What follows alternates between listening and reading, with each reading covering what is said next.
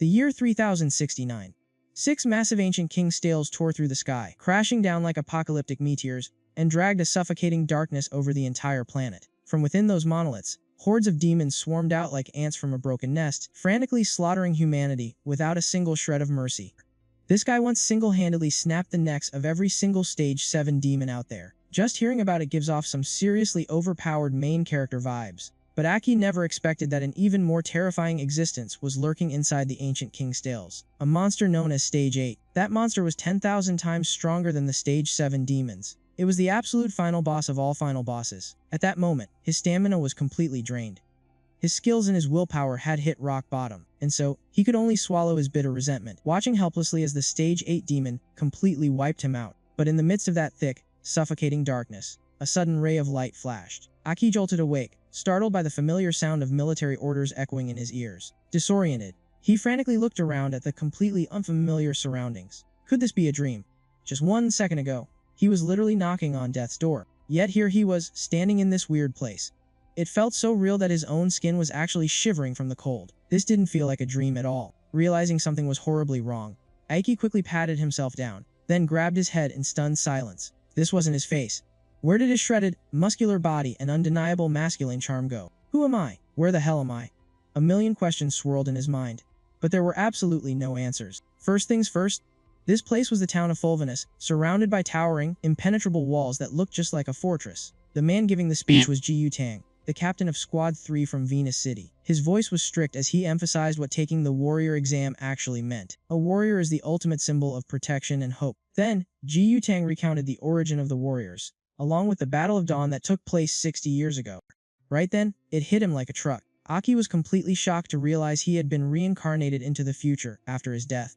Not only that, but the history he was hearing sounded completely messed up. The strongest demon wasn't Stage 7. It was definitely Stage 8. Even though he didn't know why, he had seen it with his own 2 eyes. Humanity still had no clue about the true power of the demons. The more our main character thought about it, the more chills ran down his spine. Meanwhile, Ji Yutang was still passionately declaring that without those past warriors, we wouldn't be standing here today. Without warriors, there would be no peaceful lives and no safe homes today. It is the most noble status, symbolizing hope and protection. Do you brats understand what a warrior represents? All the exam candidates roared back in unison, their spirits soaring to the sky. Right at that moment, Ji Yutang caught the sound of someone muttering in the back. That's not right. The word Stage 8 slipped out, instantly grabbing the captain's attention. He marched right up to Aki, a murderous aura clearly showing on his face. It seems you still don't understand what a warrior truly represents. What is your name?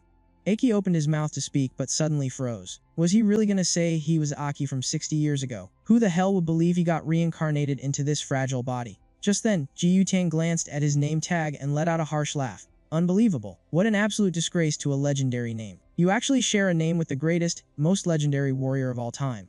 Aki, you're just a brainless idiot who doesn't even grasp the most basic qualities of a warrior. And you dare to drag that sacred name through the mud. Blinded by rage, Ji Yutang swung his hand in a brutal slap. Aki couldn't even react in time. Blood sprayed from his mouth as his entire body was sent flying away. Damn it all. This useless trash body couldn't even dodge a simple slap. Sharing a name with his past life was such a cruel irony. Thank God someone caught him, so he didn't end up severely injured. But with just one careless sentence, our guy had successfully put a massive target on his back for Ji Yutang during this exam. After dealing with the troublemaker, Ji Yutang ordered all the candidates to head straight to the testing grounds. The next phase of the exam was the physical endurance test. Following orders, the crowd quickly moved out. Only Shino stayed behind, looking out for Aki, who was still sprawled out on the dirt. Hey, are you okay? Is your name really Aki? That sounds so badass. I'm Shino, it's really great to meet you. At that moment, a girl named Sidulu chimed in with a highly sarcastic tone.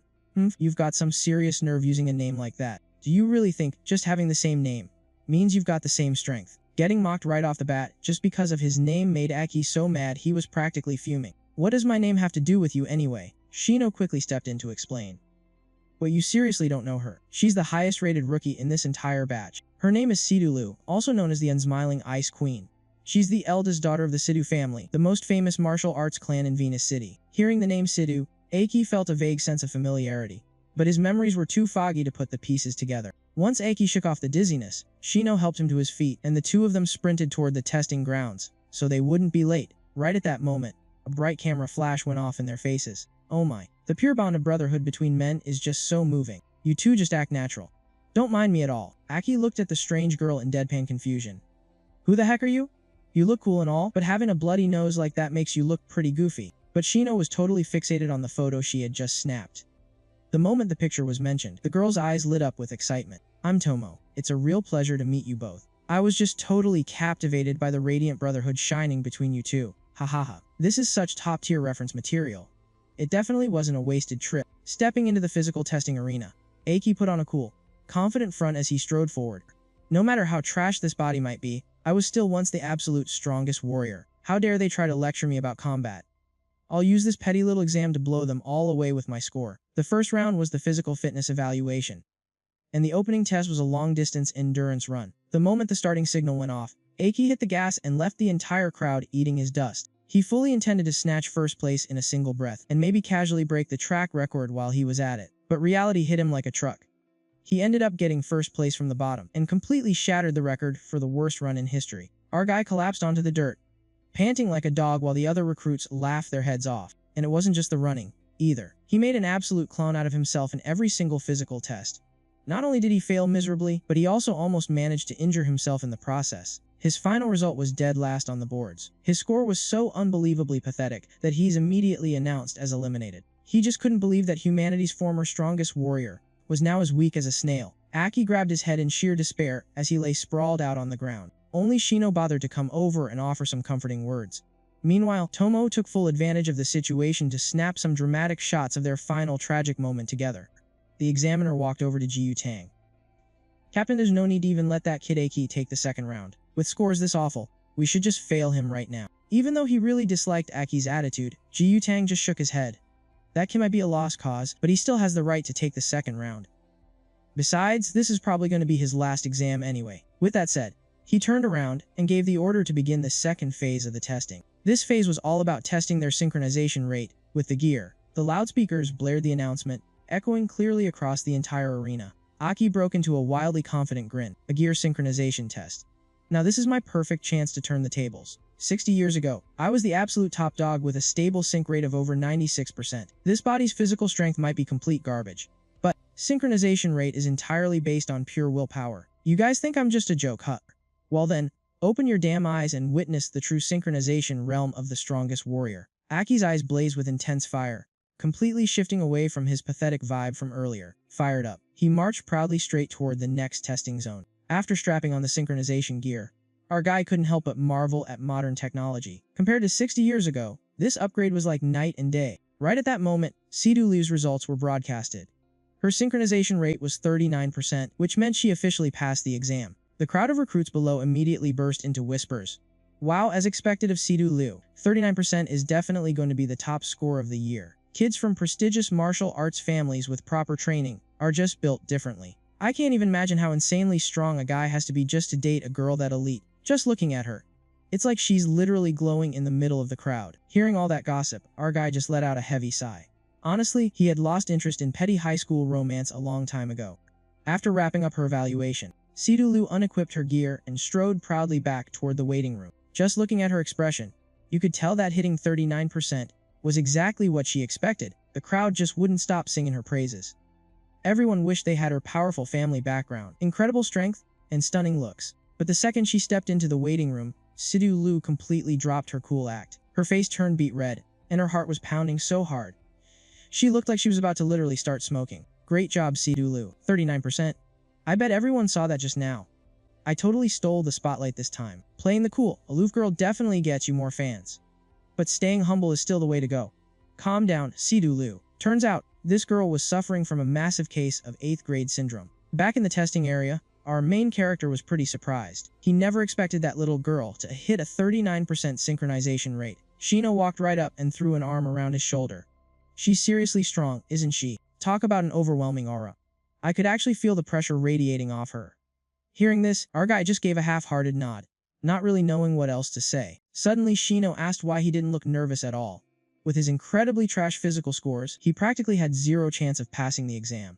He just shrugged it off, saying he was used to it. That answer only made Shino even more curious. How the heck could a kid his age be used to something like that? The exam carried on. A lot of the rookies trying the synchronization gear for the first time were clearly wincing in pain. Hooking up for the very first time put a massive strain on the body, thanks to the intense shockwave coming straight from the demonic core. A few candidates just couldn't handle the crushing pressure, and ended up tapping out early. You only needed to hit a synchronization rate of over 10% to pass. And of course, there were a few jaw-dropping results that caught everyone off guard. Shino scored 24%, and Tomo managed to hit 30%. The entire testing process was being closely monitored from the shadows. Ji Yutang cracked a highly satisfied smile. Looks like we've got a few really promising seeds in this batch. The assistant beside him chimed in with the report. That's right, sir. Including Tomo just now, we have a grand total of 6 candidates who scored over 30%. Compared to the other C-rank cities, the quality of our recruits isn't half bad. But right then, Ji Yutang suddenly cut him off mid-sentence. But there are also some with absolute garbage potential. His cold gaze locked onto the very next guy stepping up for the test, Aki. The moment he stepped up onto the platform, the crowd started throwing shade. Hey, look, it's that Aki kid. With a scrawny body like that, the pressure's gonna make him literally cough up blood. Didn't he place dead last in the first round anyway? Hearing all that trash talk, our main guy tried to keep a straight face. But inside, he was absolutely fuming. Go ahead and laugh, you clueless little brats. Just try not to let your jaws hit the floor in a minute. Standing up there on the stage, he pointed straight at the red core. The core that represented raw, unadulterated strength, demonic cores scavenged from the battlefield, were basically divided into 6 distinct types. The most common ones were red, yellow, green, and blue. Red stood for raw strength. Yellow meant heavy defense. Green was for rapid recovery, and blue represented high agility. On top of that, there was purple, which controlled illusionary energy, and black, which ruled over space and time. Those last two were insanely rare, especially the black cores. Finding one of those was practically an urban myth. Now about this whole synchronization rate thing. It all really came down to a person's sheer willpower. The stronger your will, the more intense the demonic core's power you could handle. And naturally, it dictated exactly how well you could control all that explosive power. Right before firing up his very first synchronization, the staff member asked if he was ready. Since our guy had lived through this exact moment countless times before, he immediately gave the green light to start. The second it powered up, a blinding red light exploded, swallowing the entire testing hall. It was so insanely bright that even the people back in the waiting room could see it plain as day. Aki let out a massive roar, glaring down at the crowd with pure, unshakable confidence. Deep down, he felt absolutely euphoric. You better keep your eyes wide open and watch this. This is what the synchronization rate of the Ultimate Warrior actually looks like. Every single person in the room was left completely stunned by the glowing numbers. In just a split second, the needle slammed into 40%, but he still wasn't satisfied. 40%, please. Back in my glory days, I hovered right around 96%. Crank it up higher. The dominating aura radiating off him now was completely different from the scrawny kid they saw just a minute ago. The device continued to measure the synchronization rate. The numbers on the screen just kept skyrocketing. Inside the monitoring room, Ji Yutang was so hyped he almost smashed the glass. This was the very first time he had ever seen such a terrifyingly high sync rate. When the number hit 80%, the entire hall erupted into absolute chaos. The main character spread his arms wide like a savior. I am the strongest warrior ever revered. If only this core wasn't so weak, and this body wasn't such trash. My sheer presence would be enough to bring you all to your knees. This is the true gap between me and all of you. You little brats. Aki was absolutely thrilled, especially when he saw the dumbfounded looks on the faces of everyone who had mocked him. But suddenly, the surging rush of power just vanished. A crack appeared right on the demon core. He couldn't hold on any longer and collapsed straight to the ground. Oh no, this body is overloaded. A staff member screamed in panic. What the hell is this? Could the machine be glitching out? The synchronization rate plummeted straight down to 10%. The secretary reported to Ji Yutang. The demon core shattered. It's probably an anomaly, which explains why the data went so crazy. That scared the life out of me. Hearing this, Ji Yutang could only let out a heavy sigh of regret. He actually thought humanity had just birthed another super warrior. The final result of 10% was just barely enough for Aki to pass the test. Seeing his pathetic state, the other candidates started whispering again. See, I told you. It was just a core anomaly. An 80% sync rate is something only an S-rank captain could dream of. Only Shino rushed up to the stage to check on her newly made friend. Right behind her was Tomo, taking the chance to record every single second of the drama. On the other side, Situ-Lu breathed a sigh of relief. That scared me. I really thought someone had shown up to steal my spotlight. I would never let that happen. Aki was practically drained of all his strength. His face was pale, and he coughed up blood. Man, I really have too much free time, getting competitive with these kids. Luckily, I still passed. After recovering a bit, he sat in the waiting room, deep in thought. What the heck just happened out there? It felt like something deep inside my heart was sucking away all my power. This has never happened before. My willpower can handle at least 80%. Even if it's a low-grade core, it shouldn't have shattered like that. Seriously, why? Right now, Aki's head was spinning with a dozen unanswered questions. Even a seasoned warrior like him couldn't figure out a logical explanation. Just then, the waiting room door swung open. He jolted and forced himself to stand straight at attention. Ji Yutang slowly walked in, speaking in a stern voice. Congratulations on making it to the final round. The live combat drill. This time, you will be facing real demons out in the field. I hope all of you can survive and pass this test safely. After the briefing, all candidates were ordered to line up and head toward testing area 3. Even though he was panting heavily, Aki managed to drag his exhausted body along with the crowd. He was so tired that he didn't even notice Ji Yutang's eyes watching his every move. At that moment, the man spotted something lying near where Aki had just been sitting. Picking it up, he realized it was a fragment of the demon core, slowly fading away. Clenching the shard tightly in his hand, he stared at the boys retreating back. You really make me curious, Aki. I want to see exactly how you'll perform out there, in the mist hunting round outside the walls. Once all the candidates had fully assembled, the giant gates of Venus City slowly began to open. Seeing the outside world for the very first time, the kids immediately started buzzing with excitement. Oh my god, this is my first time ever leaving the city. Is the outside really always covered in mist like this? Meanwhile, our main guy was just shocked that even after 60 years, humanity was still living boxed up inside these towns. Seeing the clueless rookies, the proctor barked loudly. Shut up. You're outside the city now, so double check your gear. One careless move, and you're dead meat. Aki carefully examined the energy core he had just been given. He didn't believe the earlier issue was with the core itself. It felt more like his own body had rejected it. He thought about it over and over, but still couldn't figure out why. Could it be some kind of side effect from getting icecade? Still lost in thought, he followed the crowd as they made their way out of the city. The exact moment he set foot on the ground outside the city walls, Aki instantly felt that something had changed. A strange signal started radiating from deep within his body. That signal continuously expanded outward in all directions, drawing in the demons that were lurking nearby. It even reached a deep cave hidden within the dense fog. A bone-chilling voice echoed from inside the cave the moment it sensed the signal. Impossible. That thing is on a much higher level than me. It's a demon that completely surpasses my existence. Flashes of images suddenly crossed Aki's vision, leaving him completely stunned. What in the world is this? Were those things I just saw demons? Deep inside his mind, there seemed to be a bizarre resonance. Right at that moment, Sidulu spoke up, snapping him out of it. Are you coming or what? The main character awkwardly apologized, having no idea how to explain himself. Shino and Tomo also walked over when they noticed the commotion. The examiner turned around and shouted, You four in the back? Form a squad. The other squads are already prepped and ready to go. Hurry it up. Tomo misunderstood, thinking this was all part of Aki's master plan to build a team. Before he could even clear things up, Sidulu chimed in. Just don't be dead weight. She seemed totally cold on the outside, but she was secretly sighing in relief on the inside. Just a moment ago, she was actually terrified that nobody would want to team up with her. Shino patted Aki on the shoulder. Let's go guys. We'll do our best together. Tomo quickly snapped a photo to capture their first moment as a squad, completely unaware that a massive disaster was about to go down. This exam phase was only possible thanks to the mist-dispelling stale. It was a chunk of black stone containing a special material that could clear out the fog. Once everyone had gathered, the examiner announced the rules. For round 3, it's 4 people per squad. Your objective is to hunt down demons in the fog outside the wall. Every squad was issued a set of combat gear. This included standard-issue weapons and a portable mist-dispelling device. The mission was crystal clear. Head into the fog toward the designated glowing waypoint. Plant the device and then wipe out any demons in the surrounding area. Your final score will be based on your individual skills and your overall teamwork, which will determine if you pass or fail.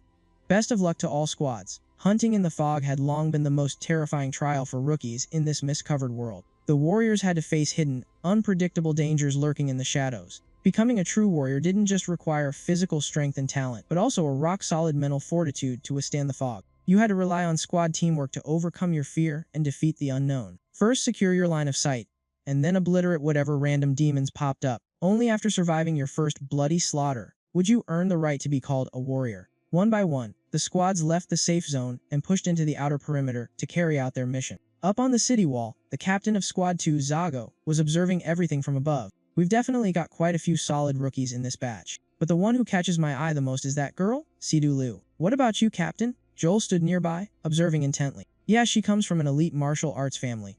With the right training, who knows, she could become an outstanding warrior. Ji Yutang crossed his arms, pointing out that there was another rookie in the crowd worth paying attention to. His eyes were locked straight onto Aki down below. I thoroughly checked his core. There were definitely no issues with it. So what in the world happened back then? Ji Yutang was deep in thought when Zago lightly tapped him on the head. What are you spacing out for, Tang Tang? Ji Yutang blushed and snapped, "Don't call me that."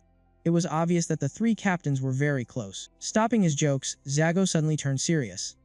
"Have you confirmed the rank of the demons within the exam area? Only scaleless demons are allowed in there." Ji Yutang firmly stated that he had checked everything thoroughly, guaranteeing there were no mistakes. Zago flashed a confident smile.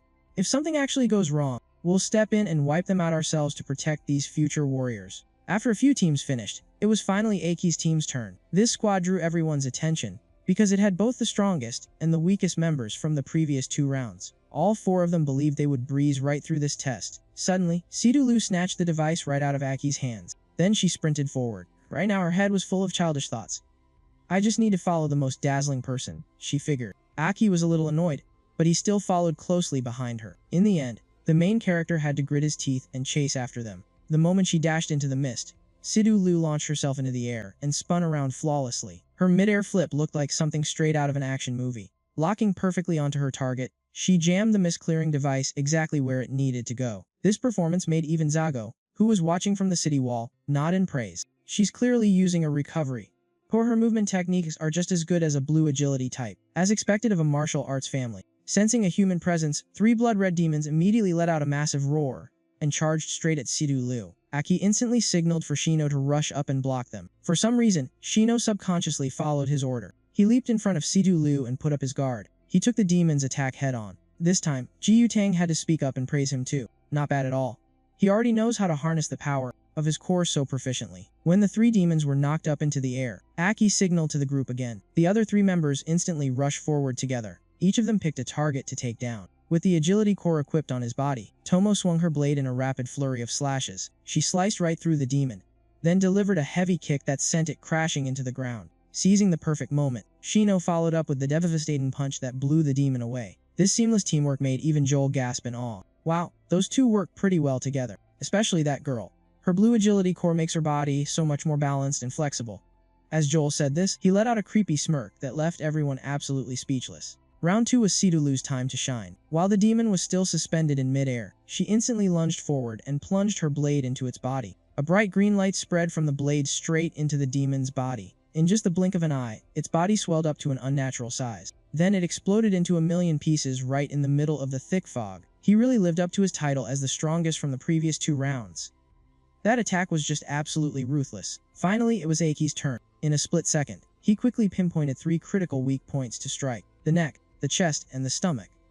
But ironically, the demon wasn't the only one who got knocked down. Our main character also ended up tumbling across the ground. Good thing Aki managed to stab his blade into the dirt in time. That was the only thing that stopped him from sliding any further. The explosive power of this frail body definitely had its limits. Taking advantage of this real combat situation, he decided to push his own limits to see what he could do. His eyes lit up, and he charged straight at the demon. Relying on his past battle experience, Aki dodged the attack and instantly countered. The tip of his blade pierced the demon's ribs, but his physical strength was just too weak to drive it deep. The demon only took minor damage, so it immediately lashed out with a kick to counter.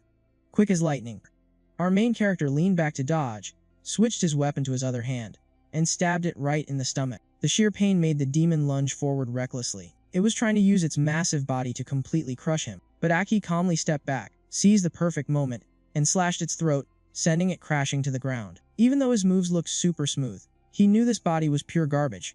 His reflexes were slow, his body temperature was unstable, and his explosive power was just pitifully weak. Thankfully, with the experience he gathered from countless battles, this demon was nothing he couldn't handle. If it were anyone else, they would have definitely been killed. That cat-and-mouse takedown left Shino wide-eyed in total admiration. Tomo recorded the whole thing. The only one who wasn't happy was Sidulu, completely furious that his spotlight got stolen. Seeing a scrawny kid pull off such flawless moves was honestly mind-blowing. Ji Yutang kept watching in silence. From the very beginning, he felt there were just too many strange things about Aki. Back to the test, the examiner officially announced it was over.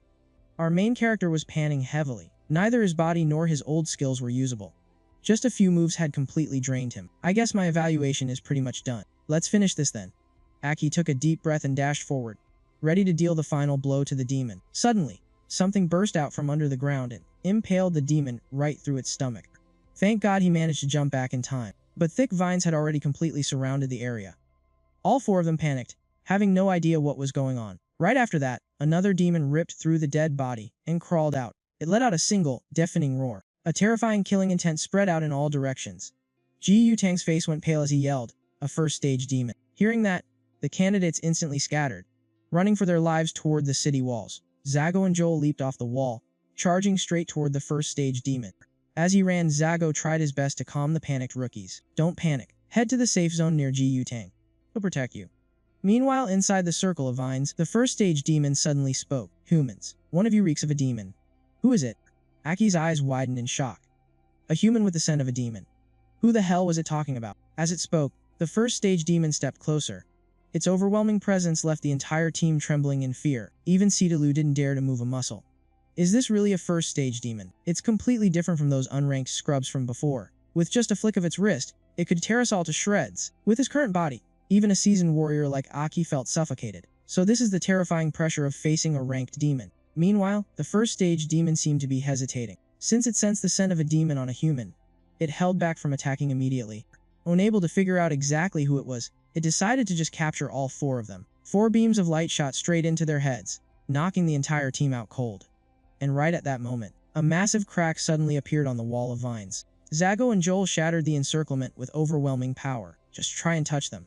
Facing Joel's threat, the Tier 1 demon only sneered in contempt. "Come along with me." Countless vines erupted from the ground, tightly wrapping around everyone. They were dragged deep underground along with the Tier 1 demon and Aki's group.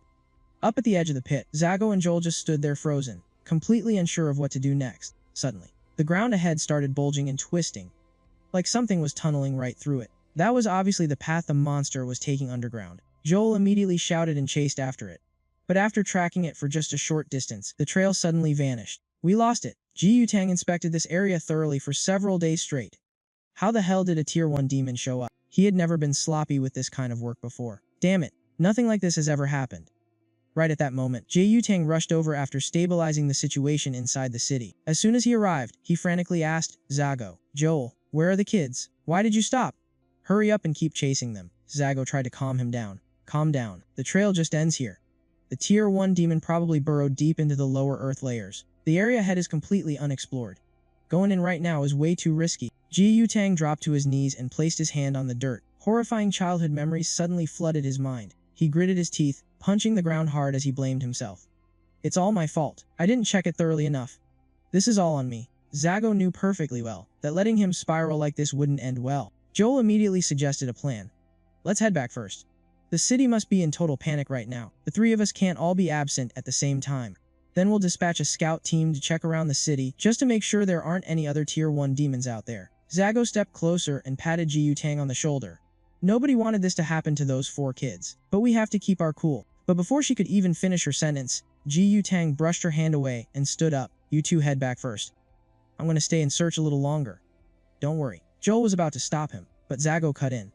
"Then you absolutely have to be back before sunset."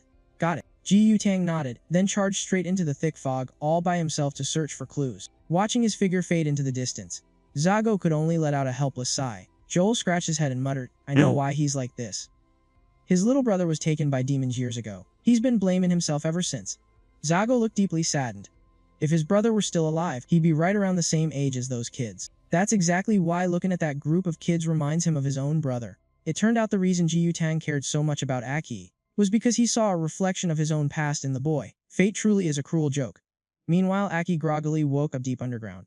"Where am I? Thank goodness everyone is still alive." Right at that moment, the eerie voice of the Tier 1 demon echoed from behind. "Oh, you're awake already. You woke up a lot faster than I expected. You're definitely not ordinary. Now I'm even more curious." The Tier 1 demon stepped out from the shadows. It walked forward and suddenly grabbed him by the throat. Lifting Aki into the air, it demanded, "Why do you have our aura?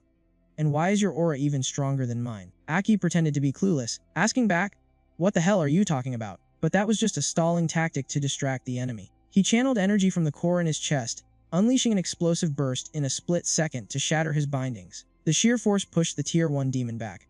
Once free, our MC grabbed a nearby bone to launch a counterattack. However, at this speed, the Tier 1 demon easily leaned to the side, dodging the blow before immediately striking back. Pretty strong. Knowing he was at a disadvantage, Aki chose to dodge instead of blocking the hit. He lit backward, gritting his teeth. "If this were my past life, I would have snapped its neck by now. I have to save those 3 first." It's a red core type, specializing in speed and agility. Its joints allow for lightning-fast strikes, but they're also its weakest point in defense. Using his vast combat experience, Aki instantly analyzed its weak spots. Facing the main character's attack, the rank 1 demon didn't even bother to dodge. Instead, it thrust its hand straight toward his head, unable to react in time. Aki had no choice but to use his shoulder to block the brutal blow. But that was also part of his calculation. The exact moment he got stabbed, he grabbed the enemy's arm tightly to create an opening to attack its joints. Fighting through the excruciating pain, Aki used a piece of bone to viciously stab into its joints over and over again. Then, with a brutal yank, he completely tore off the rank 1 demon's arm. Don't you dare underestimate me. You're nothing but a rank 1 demon. I've slaughtered countless of your kind before. But just as he started feeling smug, a harsh dose of reality slapped him right back awake. Even with a missing arm, the monster's combat power didn't drop at all.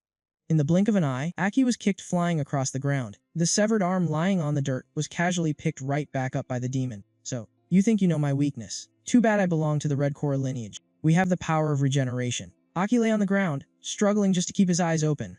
Regeneration. I thought only rank 6 cores had that kind of ability. Could it be that demons have actually evolved over the past half-century? The realization hit him like a truck. Having just reattached its arm, the rank 1 demon looked completely unharmed. With nothing but the lift of a single finger, countless thick vines erupted from the earth, brutally piercing right through Aiki's body. Then, the vines forcefully dragged him right back toward the monster. It grabbed the main character by the head, letting out a mocking laugh. I really don't understand you weaklings. Suffocating in sheer despair, Aki's consciousness slowly began to fade away. His internal organs were completely ruptured. The pain was so agonizing he couldn't even catch a breath. Am I really gonna die right after getting reincarnated? Are those 3 going to die just like my comrades from my past life? I'm so sorry guys, I can't accept this. I really can't accept going out like this. He was losing way too much blood, causing his mind to slip further and further into the dark. Sensing his life force rapidly draining away, the rank 1 demon opened its massive jaws, getting ready to swallow him whole. Evolving through consumption, huh? You humans are so pitifully weak, if eating means evolution. Right at that exact moment, Aki's aura suddenly erupted with explosive force. I dare you to try and eat me. The rank 1 demon instinctively stumbled backward in fear. The mysterious core on his chest began to violently crack. And the voice that echoed out was no longer his own. You are not allowed to die yet.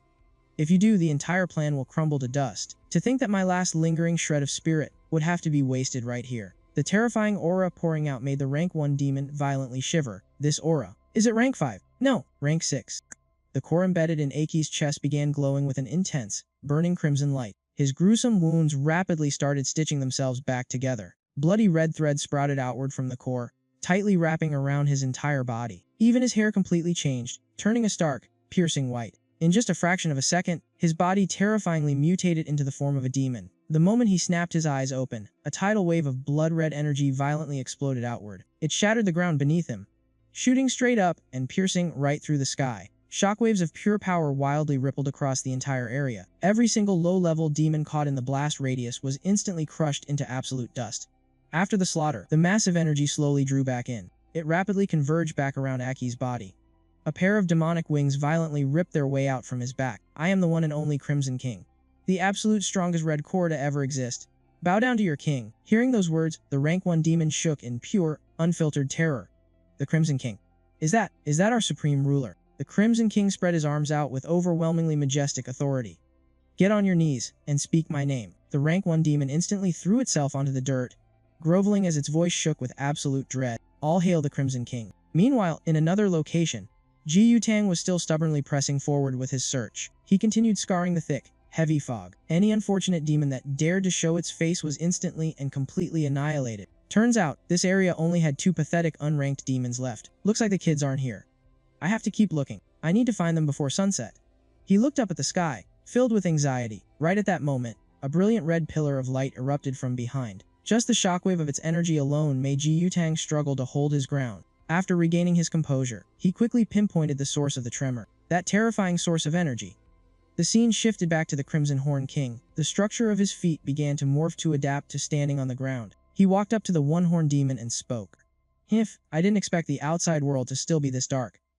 Hurry up and answer my question. Ever since I disappeared, are there still 5 Horn Kings in existence?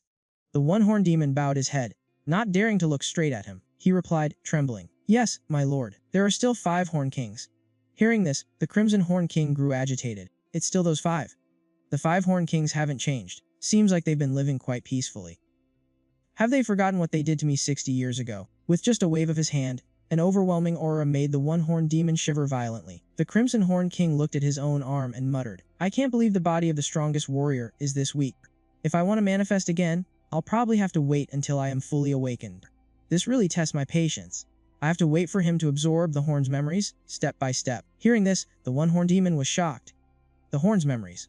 The Crimson Horned King explained, "Horns are what grow on our bodies, and their number determines our rank. The Dark Clan needs the horn's memories to evolve. This is a unique ability that makes us superior to all other races.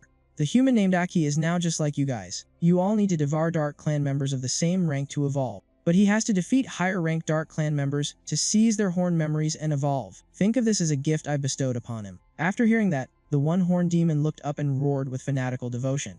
"My king, your subordinate swears to serve you. I am willing to become your right hand." But before he could even finish, the Crimson Horned King obliterated him with a wave of his hand. "You are not worthy. Your only value is becoming the memory this warrior needs to awaken his first horn. I've already laid down the first stepping stone for him. Don't disappoint me on the evolutionary path ahead. I need you to awaken all the way to the 8th horn. When that time comes, I will return from my slumber." Aki's body slowly returned to normal, but the core on his chest glowed with a brilliant red light. Something resembling a genetic code was gradually invading his body. The demonic power slowly fused with him. It felt like he was reliving the final moments of his past life. Lying in a pool of blood, Aki was dying. Humanity's strongest warrior looked toward his enemy and whispered, "I don't want to die yet. She's still waiting for me to come home. I won't die. I'm gonna get everyone out of here." Suddenly, his teammate's hand grabbed his. With a face twisted like a demon's, he asked, "Why is everyone dead? Yet you are still alive." Aki bolted awake on his hospital bed, drenched in sweat. He realized it was all just a nightmare. He clutched his head and forced a painful smile. Right at that moment, his 3 teammates pulled back the curtain and walked in. Before Aki could even react, Tomo leaned in close. "But why did your hair change color? Did a special demon kidnap you just to bleach and dye it?" Aki was startled by her wild imagination. "Wait a minute, are you 3 okay? I remember we were dragged into a cave by the one-horned demon." Just then, Ji Yutang stepped up and interrupted. "Looks like you still remember a little bit. Tell us what happened inside that cave." It turned out the 3 captains had been waiting behind the curtain the whole time. Aki recognized Zago and Joel, but he still played dumb, acting surprised and asking why they were here. Zago laughed out loud. "Ha! It was actually our little Tang Tang who carried the 4 of you back here." Ji Yutang blushed and snapped back. "Don't call me that." But Zago just kept teasing him, making Shino and the others try so hard to hold back their laughter. Joel chimed in. "We found you guys lying unconscious right outside the cave. You're lucky that Phase 1 demon vanished. There is no way we could have brought you all back in one piece." Zago handed Aki a mirror. The other 3 woke up without remembering a single thing. "You're the only one who went through some kind of physical change. Try to jog your memory." Aki looked into the mirror and was totally stunned by his new hair. Ever since he reincarnated into this world, everything had just been way too unbelievable. He decided to keep the truth a secret. He just told them that he blacked out after getting attacked, and didn't remember anything else. After thinking it over, Aki finally answered, "All I remember is being dragged into that cave, and then I passed out. Next thing I knew, I woke up here." Hearing that, Ji Yutang fell into deep thought. Maybe I've just been overthinking things. But there were blood splatters all over the cave walls.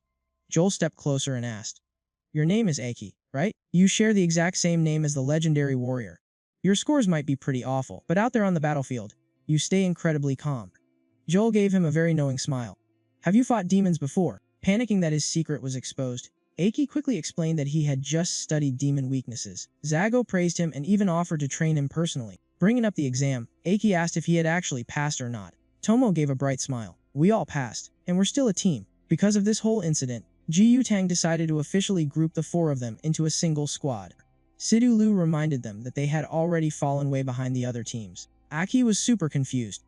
How could they be falling behind when the test literally just ended? Ji Yutang explained. "You were in a coma for 3 whole days.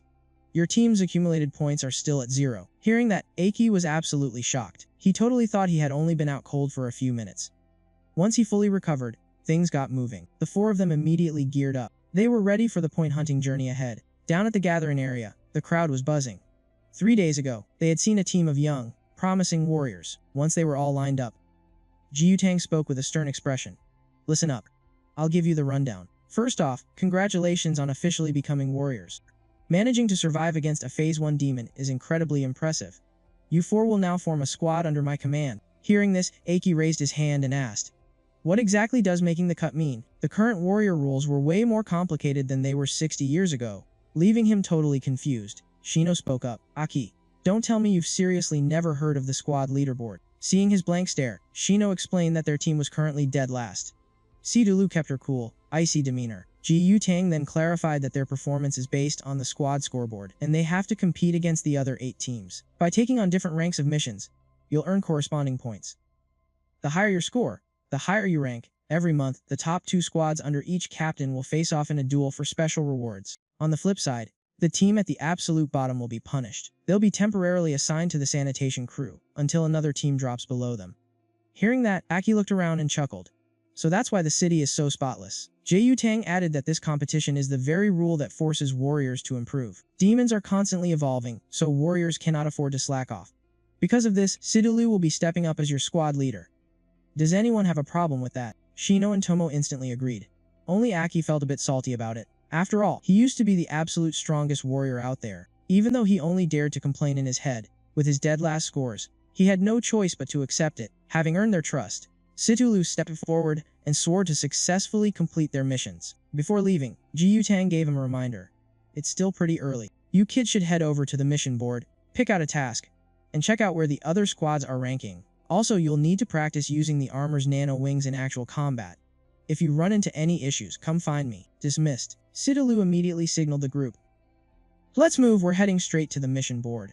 We've already wasted 3 days, so we need to make up for lost time right now. Suddenly, Tomo yelled out. Hold on a second. There's something way more important. Sidulu turned her head and asked what it was. She was totally panicking inside, thinking she had forgotten something crucial, and started doubting herself. But Tomo simply suggested that they should take an official squad photo together. Those words left Sidulu frozen like a statue. Aki, on the other hand, thought it was a pretty fun idea. He really wanted to make some good memories with his new teammates. Meanwhile, the 3 captains were watching the whole thing unfold from a distance. Zago stretched his back out of exhaustion, pointing out how all the demons around the cave had just exploded. Joel guessed it probably had something to do with the 4 rookies. Ji Yutang looked deep in thought, mentioning that he had a sneaky suspicion about Aki. He could sense this bizarrely familiar aura coming from the kid, though he could not quite put his finger on it. Just as the tension started building up, Zago playfully threw his arms around the older man, teasing him until Ji Yutang's face turned bright red from embarrassment. Joel just stood there, keeping totally cool and quiet as he watched them. He suggested they just keep an eye on things for now. If anything weird happened, they could deal with it later. Over on the other side, Aki was totally glued to the city's central quest board. When he saw there were still 3 rank A quests left, with each one worth 10 points, he practically cheered out loud. Shino and Tomo quickly explained that rank A quests were the absolute highest level they were allowed to take. Those last 3 quests on the board were definitely going to be the hardest ones out there, compared to the rank B quests worth 6 points and rank C worth 3 points. Rank A was incredibly tempting, but highly dangerous. Hearing that, Aki immediately suggested they just grab all 3. In a crazy coincidence, Sidulu marched right up and ripped all 3 quest papers off the board at the exact same time. Talk about great minds thinking alike.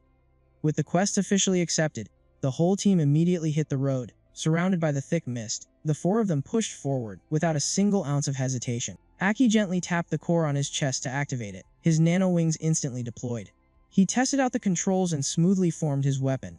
With just a single quick motion, a super sharp blade instantly materialized in his hands. After 60 long years, humanity's technology had seriously made some mind-blowing leaps forward. The rest of the team quickly summoned their weapons too. Their targets were the 2 unranked demons lurking straight ahead. On Sidulu's command, the squad smoothly split up, just like they had planned. As the captain, she ordered a fast and hard strike, wanting to wrap up the fight before it could drag on. Shino pulled aggro to distract them, while Aki and Tomo moved in to neutralize the targets.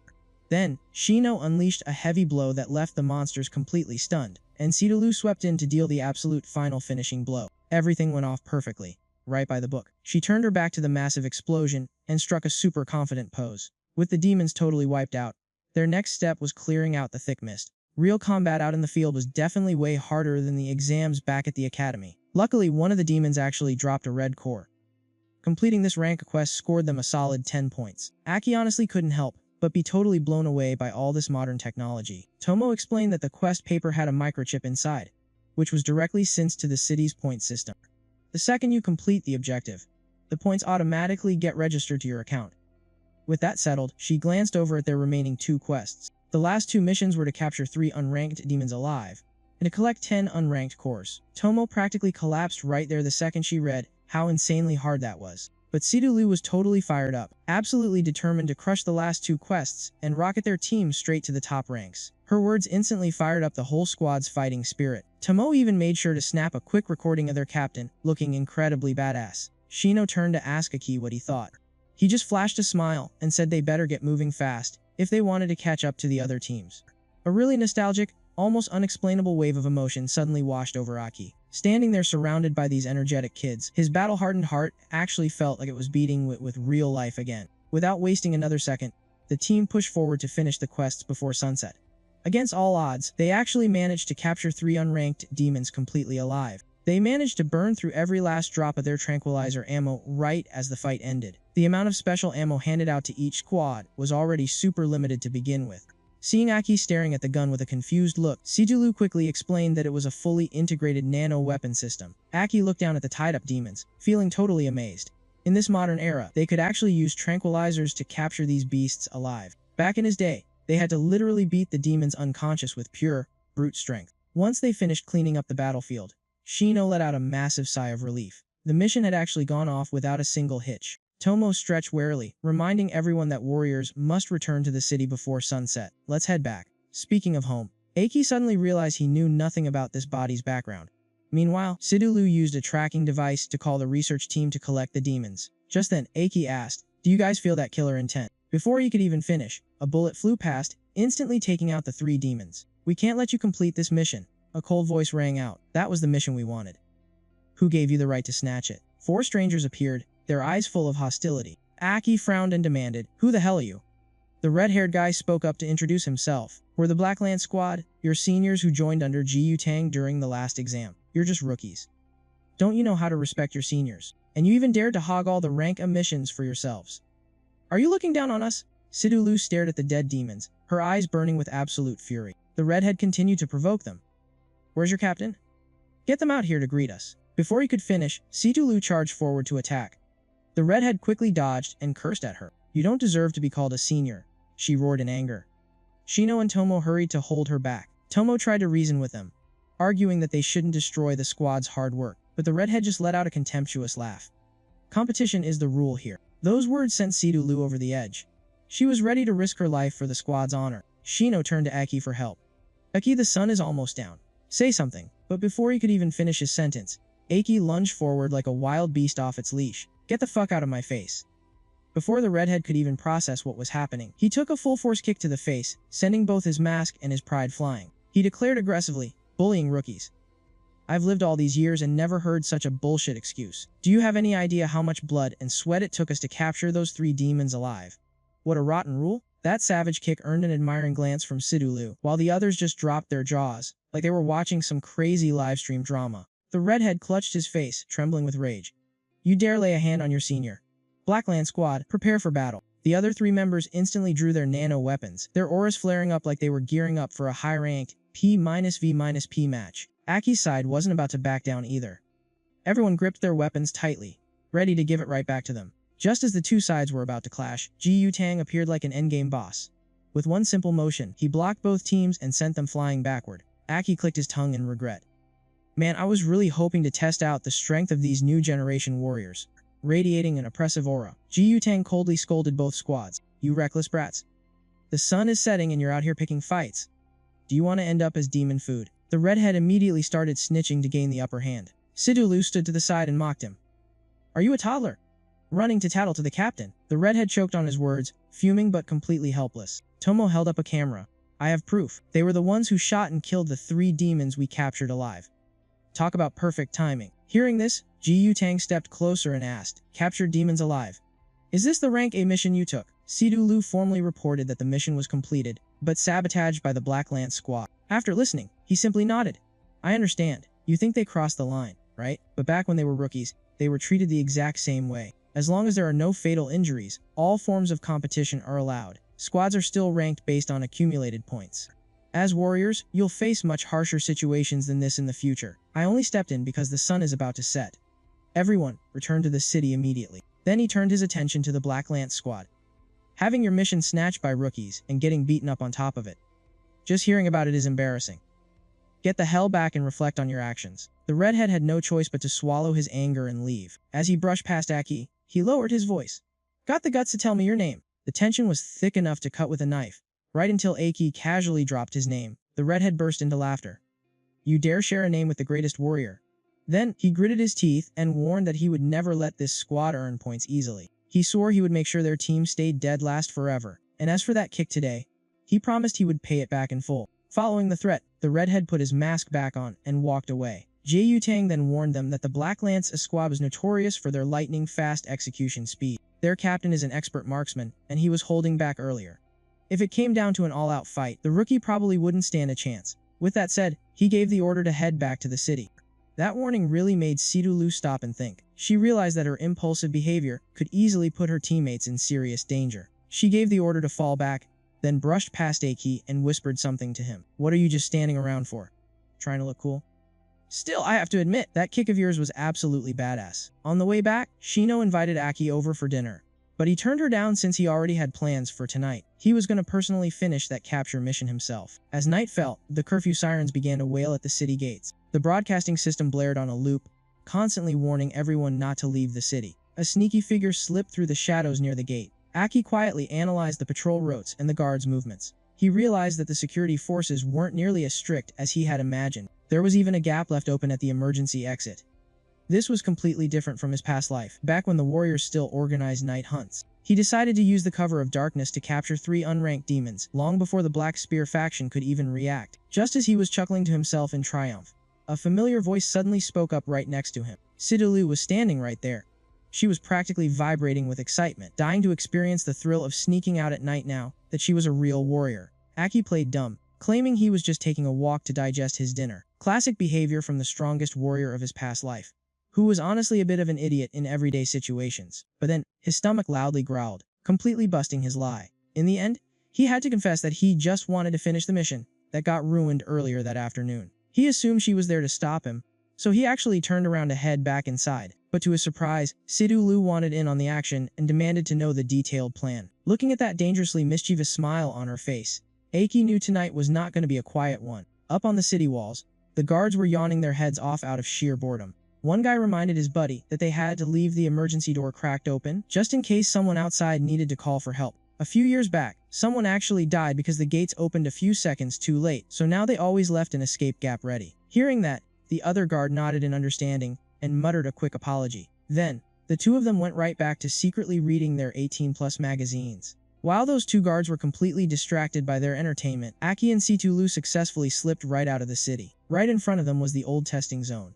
At night, the mysterious fog rolling through it was much thicker than usual. Following Aki's directions, the 2 of them moved forward into a perfect tactical position. Sidulu scoped out the area to find some good cover, and then she listened closely as Aki explained his plan to lure out the monsters. With a quick nod, he vanished into the thick fog to draw out their targets. Even though she was a little freaked out, she quickly took a deep breath, steadied her nerves, and got ready to provide backup. Aki's insane ability to aggro and isolate the unranked demons one by one left her completely speechless. This brutal tactic of forcing them down with a direct strike to the head was completely new to her, and honestly, a little thrilling. The 2 of them fought together flawlessly, pulling off their combos like they were just running a practice drill. They relentlessly targeted the demons' heads, draining their stamina until they completely passed out. It was an old-school hunting method straight from over half a century ago, and now, it was being flawlessly recreated under the moonlight. Things were going smoothly, but this fighting style burned through a massive amount of stamina. Aki was already drenched in sweat. He cursed under his breath, telling himself he really needed to train this body up. It was just way too weak compared to his past life. Sidulu dragged the 3rd monster over. Their mission was practically in the bag. When Aki told her to just leave the 3 demons out here overnight, she was pretty surprised, but he quickly explained that unranked demons were way too mindless to bother saving their own kind. All they had to do was come back tomorrow morning, hand them in, and cash out the quest. She couldn't help but wonder how a totally green rookie knew so much about all of this. But before Aki could even come up with a decent lie, a chilling voice suddenly echoed through the darkness. Found you. It's so interesting that the scent is exactly the same. The appearance of 2 first-stage demons left Aki completely stunned. Right now, he was absolutely no match for them. Up on the city wall, the piercing sound of the alarm sirens echoed loudly. The 3 captains gathered immediately. First-stage demon signal detected. Turn on the searchlights. Zago suspected this had something to do with the exam incident, but Ji Yutang insisted it was a different monster. The sweeping lights quickly locked onto the location of the 2 demons. 2 of them showing up at the exact same time was highly unusual. But Joel didn't hesitate to give the order. Close the gates. Prep the defense cannons. All the artillery guns immediately began charging up. Ji Yutang yelled out, "Hold on. There's someone down there." As the spotlight swept over the area, he gritted his teeth. What the hell are those two idiots doing down there? Zago couldn't wrap his head around why these two rookies would sneak out of the city in the middle of the night. Ji Yutang sighed, pointing out that those three tied-up unranked demons were definitely their doing. They were using the cover of darkness to finish the live capture mission that got messed up earlier that day. Joel gritted his teeth in anger.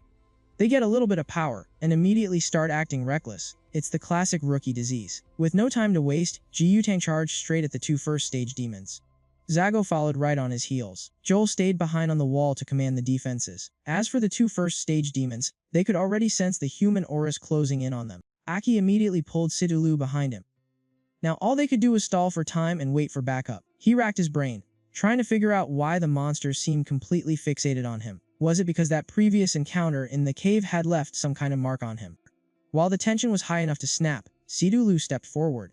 She had no intention of hiding behind him. She wanted to fight side by side. In the eyes of the two first-stage demons, her brave little act was nothing but a joke. Both of them leaped in the air at the exact same time, ready to strike, but only the blue one landed. The gray demon completely vanished into thin air. In a split second, the gray demon materialized right behind her, swinging its massive claws straight at Situ Liu. Go for the weak link first. Thank God Aki lunged forward just in time, shoving her out of the way and saving her life by a hair. The sheer force of its strike was so heavy that the ground instantly cracked wide open. Sidulu tried to counterattack with a swift kick, but a thick layer of rock and dirt blocked her hit entirely. At that exact moment, she realized her body was tightly bound by glowing blue threads of water.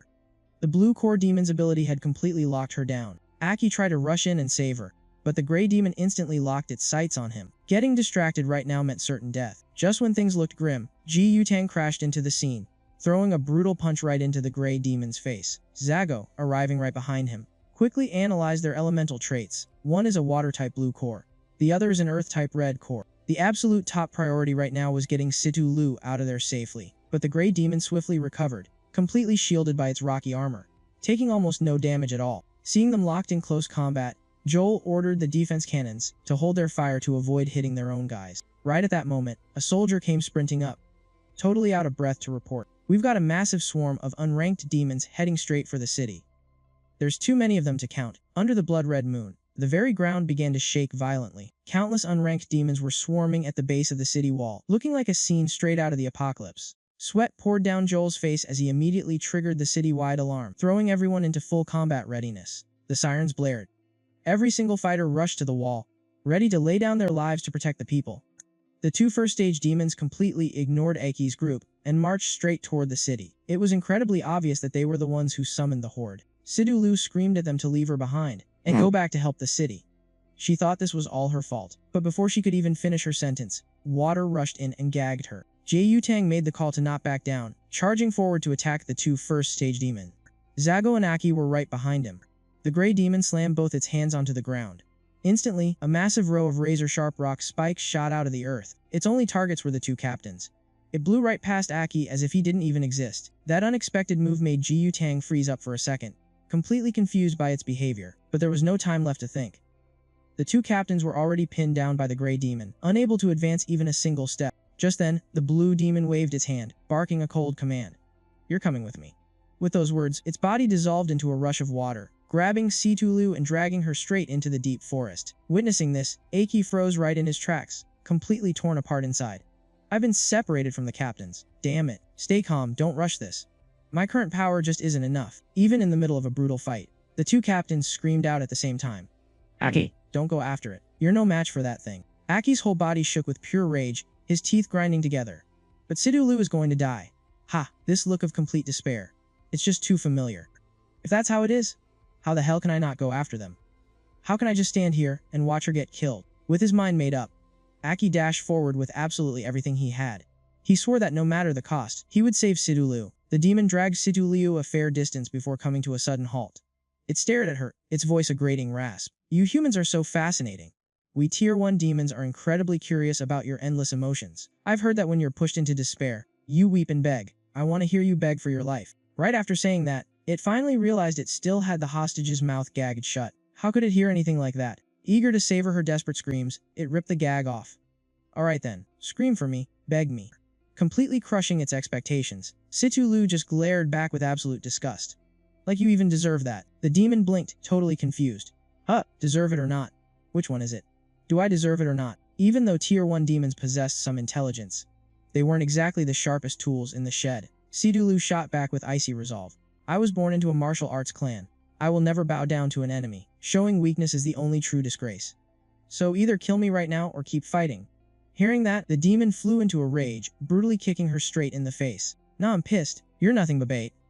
You're gonna die. Situ-Lu hit the ground hard, her eyes still blazing with fierce defiance, hating that she couldn't fight this monster to her very last breath. Just then, Aki finally caught up to them. Hey, let her go. I'm the one you're really after, aren't I? Spotting him, the demon practically jumped for joy. Haha, the bait actually worked.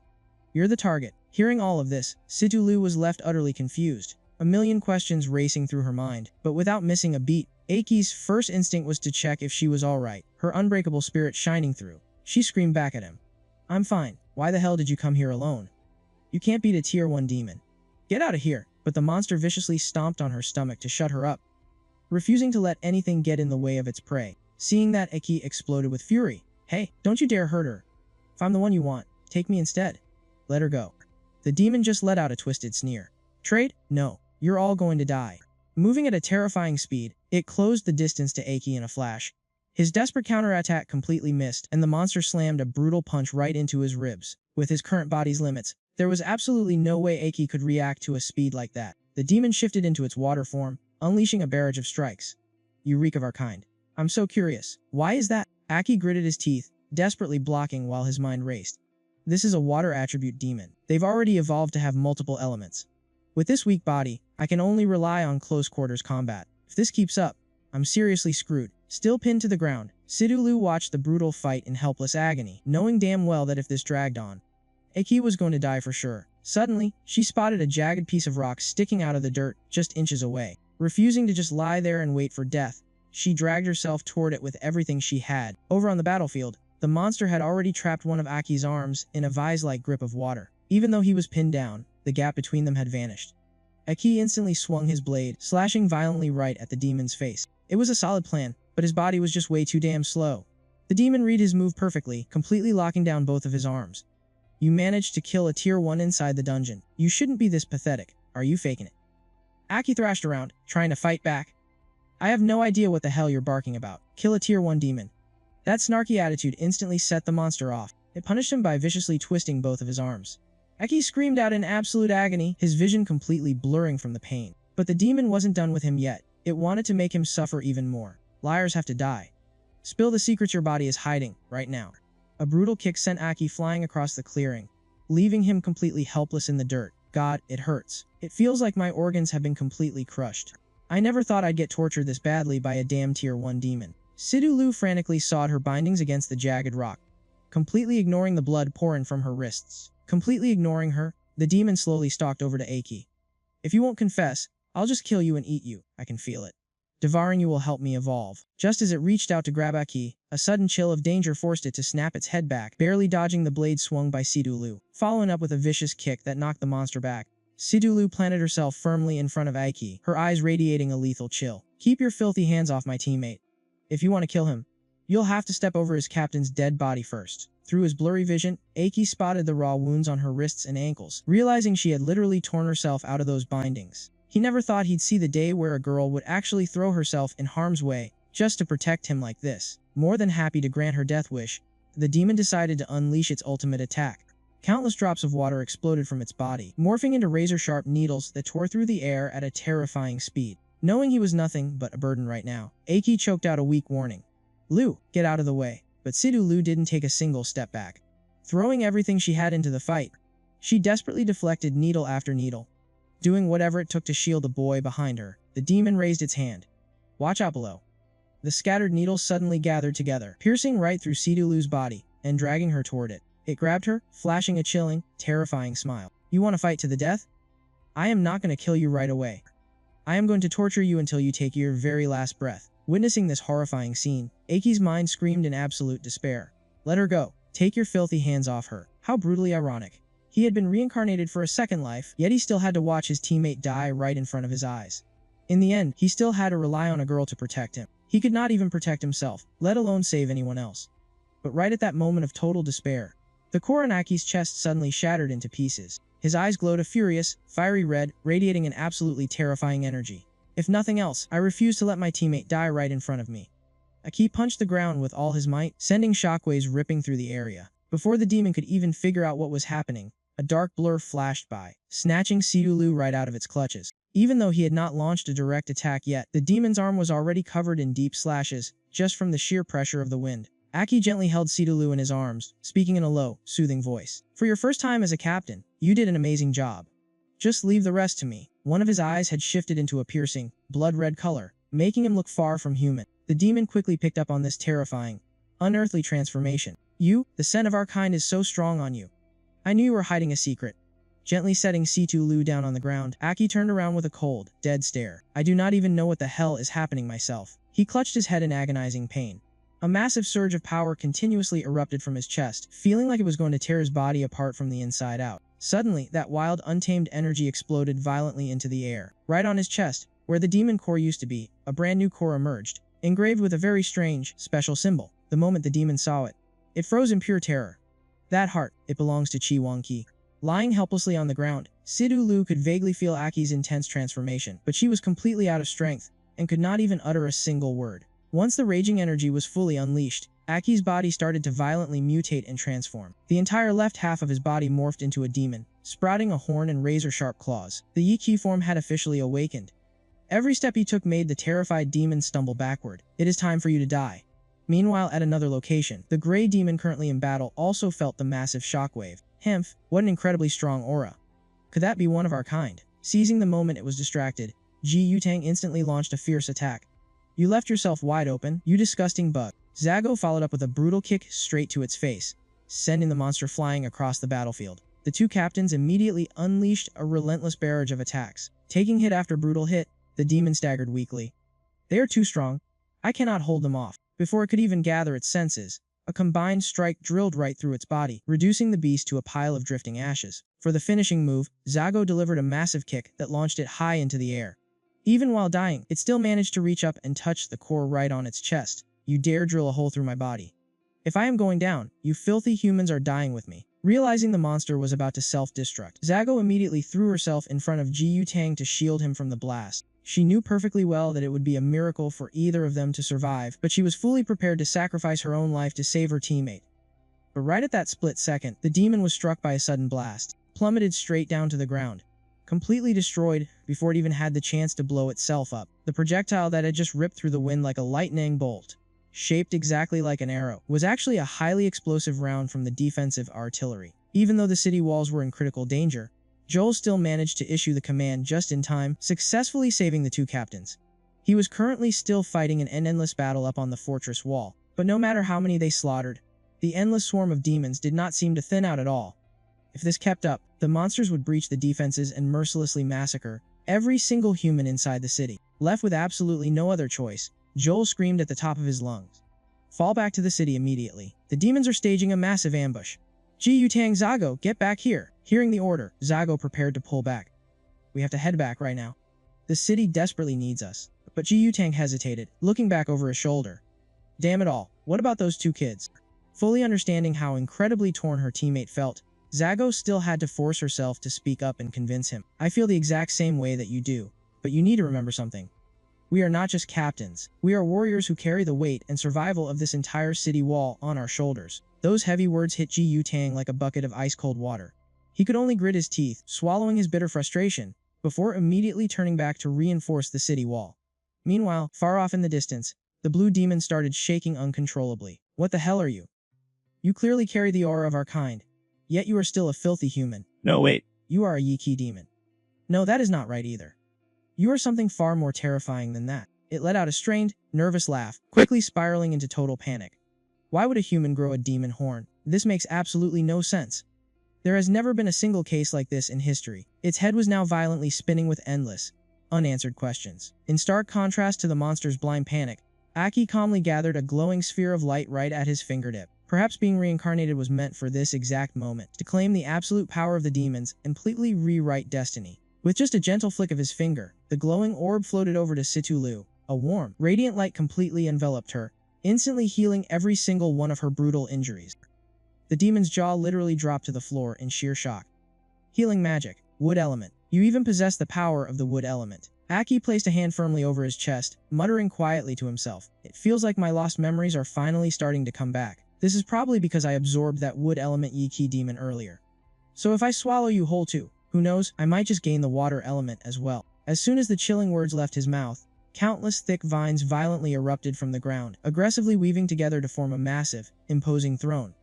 Standing tall right on top of it, he spread his arms wide open, his dark, overbearing presence looking more and more like a true, terrifying demon king. Ha! I am actually starting to look forward to using this demonic power. Hearing that, the demon trembled so hard it almost lost its physical form. Absorb the wood element core. Is he becoming one of us? It thought. Seeing its terror, Aki let out a genuinely amused laugh.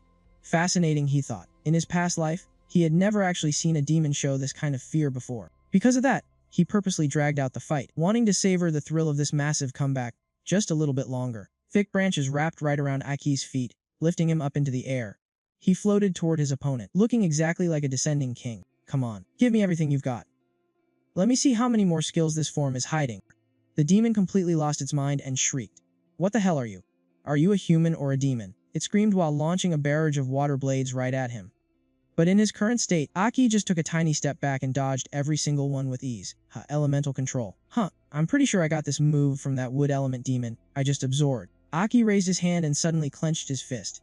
Countless thick vines exploded from the ground, tightly binding the demon in the blink of an eye. He crossed his arms, and the vines tightened their deadly grip, looking like they were going to absolutely crush their prey. Controlling the surrounding wood element was now as effortless for him as moving a single finger. Choked by the vines, the demon screamed in pure agony. If this went on any longer, it would definitely be torn to shreds. With nowhere left to run, it unleashed its trump card. It completely liquefied into water, slipping right out of the vines, and lunged straight at Aki. Even though our main character dodged, the monster instantly regenerated its upper body and launched a frantic counterattack. That's not enough. You can't kill me. How could your fake wood element ever match a true demon's body? It viciously grabbed and ripped off one of Aki's arms, bursting into maniacal laughter. You pathetic humans will never understand demonic power. I am leagues above you. Completely overwhelmed, Aki was kicked hard and sent flying back before he could even put up a defense. But incredibly, a strangely confident smile crept across his face. A massive wooden hand burst out of nowhere to catch him mid-air. Aki stood up calmly and dusted himself off. You're right. I haven't fully grasped the power of a demon yet, but I am the ultimate warrior. When it comes to learning and adapting, I've never lost to anyone. To put an end to you, I just need a little more time to get used to this power. In a flash, his severed arm completely grew back, looking exactly like the regeneration of a Tier 1 demon from the dungeon. The green demon's eyes bulged out of its head. Wood element auto-recovery. Before it could even process what was happening, Aki's arm was fully formed again. Without missing a beat, he charged right back in, launching a fierce counterattack using his newly acquired demonic abilities. Under his feet, thick vines continuously propelled him forward, boosting his speed as if he just got buffed up a whole rank. By the time the demon realized what was going on, Aki was already right in its face. It tried to scramble back, but thick vines had already clamped down on its legs. Our guy grabbed its head with both hands, his eyes flashing with a cold, ruthless intensity. Stop running. This fight is starting to bore me. Suddenly, the demon's body swelled up and detonated, just like that self-destruct move Sidulu used before. The whole scene was an absolute cinematic masterpiece. You'd think that was the end of it. But deep down from its core, droplets of water began rushing back together, rapidly reconstructing the demon's body. You fool, I can split my body apart. But before it could even finish its evil laugh, countless vines violently pierced through it, locking it down with absolutely no way out. Obviously, I know that. But your core is the one thing you can't split apart. You got way too cocky with your little abilities, didn't you? The vines violently ripped the core straight out of its body, instantly shutting down the separation process. Watching its core fall further and further away, the demon reached out in total despair. It desperately clung to its last shred of hope, but it was already too late. Aki snatched the core right out of the air with a chilling smirk. Once the core shatters, even a Tier 1 demon is completely finished. I think I'll be taking this water element power for myself. Stripped of its core, the monster's body instantly dissolved into a pathetic puddle of water. Aki brutally crushed the core in his hand, absorbing every last drop of the water element energy. Ha ha ha. Yes, give me more power. Honestly, looking at him right now, he didn't look anything like humanity's strongest warrior anymore. The dark, twisted thoughts of the demon were already starting to creep deep into Aki's mind. The second the absorption was complete, his chilling gaze locked right onto Situ Liu. Even though he had just claimed the core, he was already effortlessly liquefying into water. Standing right in front of her, Aki was looking more and more like a bloodthirsty monster. Demons devour, kill the humans. Demons devour, kill the humans. Bathed in the glow of a blood-red moon, he just kept chanting those exact words, almost like he was being completely controlled by the system. Without a single second of hesitation, his razor-sharp claws slashed down, completely shattering the wood element healing barrier. Blood splattered everywhere. But shockingly, it was Aki's own blood. At the very last possible second, his remaining humanity managed to violently rip back control, forcing his own hand to block the lethal strike meant for Situ Liu. Stop it. Damn it all. There's no way in hell I'm going to kill my own teammate. I have to get her back. Get out of my head. Aki screamed, clutching his head as his core began to glow once more. The will of the Crimson King slowly faded into silence. You can actually resist me. How fascinating. Over by the city wall, all the fighters were still putting their lives on the line in a desperate battle. The demons had scaled the wall and were swarming inside. In the heat of the clash, Shino yelled out to Tomo, I don't see Aki and Situ Liu anywhere. Being down 2 people is a massive blow to our squad. Tomo shouted back while slashing through a demon. I heard 2 fighters sneaked out of the city and got targeted by a stage 1 demon. It might be Aki and Situ Liu. Shano's eyes went wide. They sneaked out? Who would be that insane? Tomo clutched her head and sighed. Being hunted by 2 stage 1 demons. I can't even imagine how that ends. But now is not the time to overthink this.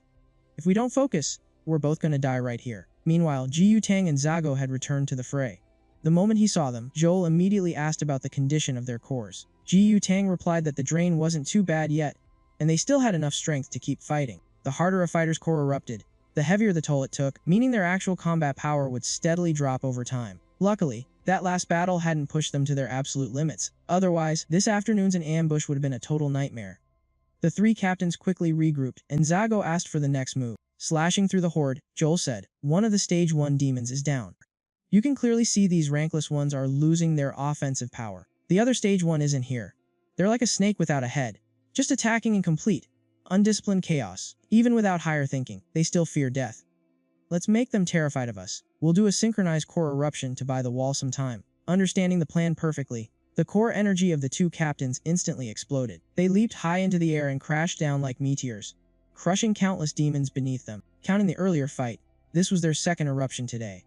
If it weren't for his physical limits, Jiyu Tang would have kept this state active forever. Jiyu Tang and Zago transformed into 2 streaks of red light, sweeping clean across the battlefield. The red cores erupted with unparalleled power, but Joel's blue core wasn't lacking in the slightest. He dashed forward at terrifying speeds, slicing through every single demon in his path. Tomo took the chance to record the whole thing. Oh my god, this move is completely badass! Shino watched intently. This was the exact power of a stage 1 core fighter that he had always craved, and he swore he would reach that realm someday. After a brutal sweep, the 3 captains stopped right in front of the city gates, their conditions still holding steady. The demons were terrified into backing off by the absolute slaughter. Taking advantage of the lull, Joel looked up at the wall and gave the next order. The fighters scrambled to catch their breath, swallowed their recovery pills, and charged back in. The afternoon wave of demons was forced back step by step. Fired up by the momentum, the army's morale skyrocketed. Everyone gripped their weapons tightly, ready to throw down again. Joel finally let out a sigh of relief, but in that very second, his pupils shrank, and he screamed, "Watch out! Something is coming." The 3 captains immediately dropped into defensive stances, ready to clash with the remaining stage 1 demon. Off in the distance, the rankless demons suddenly dropped to their knees, instinctively parting to create a wide, empty path. What emerged left all 3 of them dead silent. Right in the middle of a sea of demons, Aki was carrying Situ Liu, casually strolling forward like he was just taking a walk. Zago stared at the scene, her brain completely short-circuiting. She clearly remembered him chasing after a stage 1 demon. The fact that he actually saved Situ Liu was unbelievable. Joel panicked and screamed, Hey, even if we scared those rankless demons, walking straight through them like that is suicide. You 2 are going to get swarmed." Sure enough, the demons lunged in to tear them apart. The 3 captains immediately bolted forward to save them, knowing they couldn't just let their subordinates die right in front of them, even if they had to risk their own lives. And yet, standing right in the center of the encirclement, Aki didn't even flinch. His current mood clearly screamed that he did not want to be bothered. With just a single, bone-chilling glare, all the demons recoiled.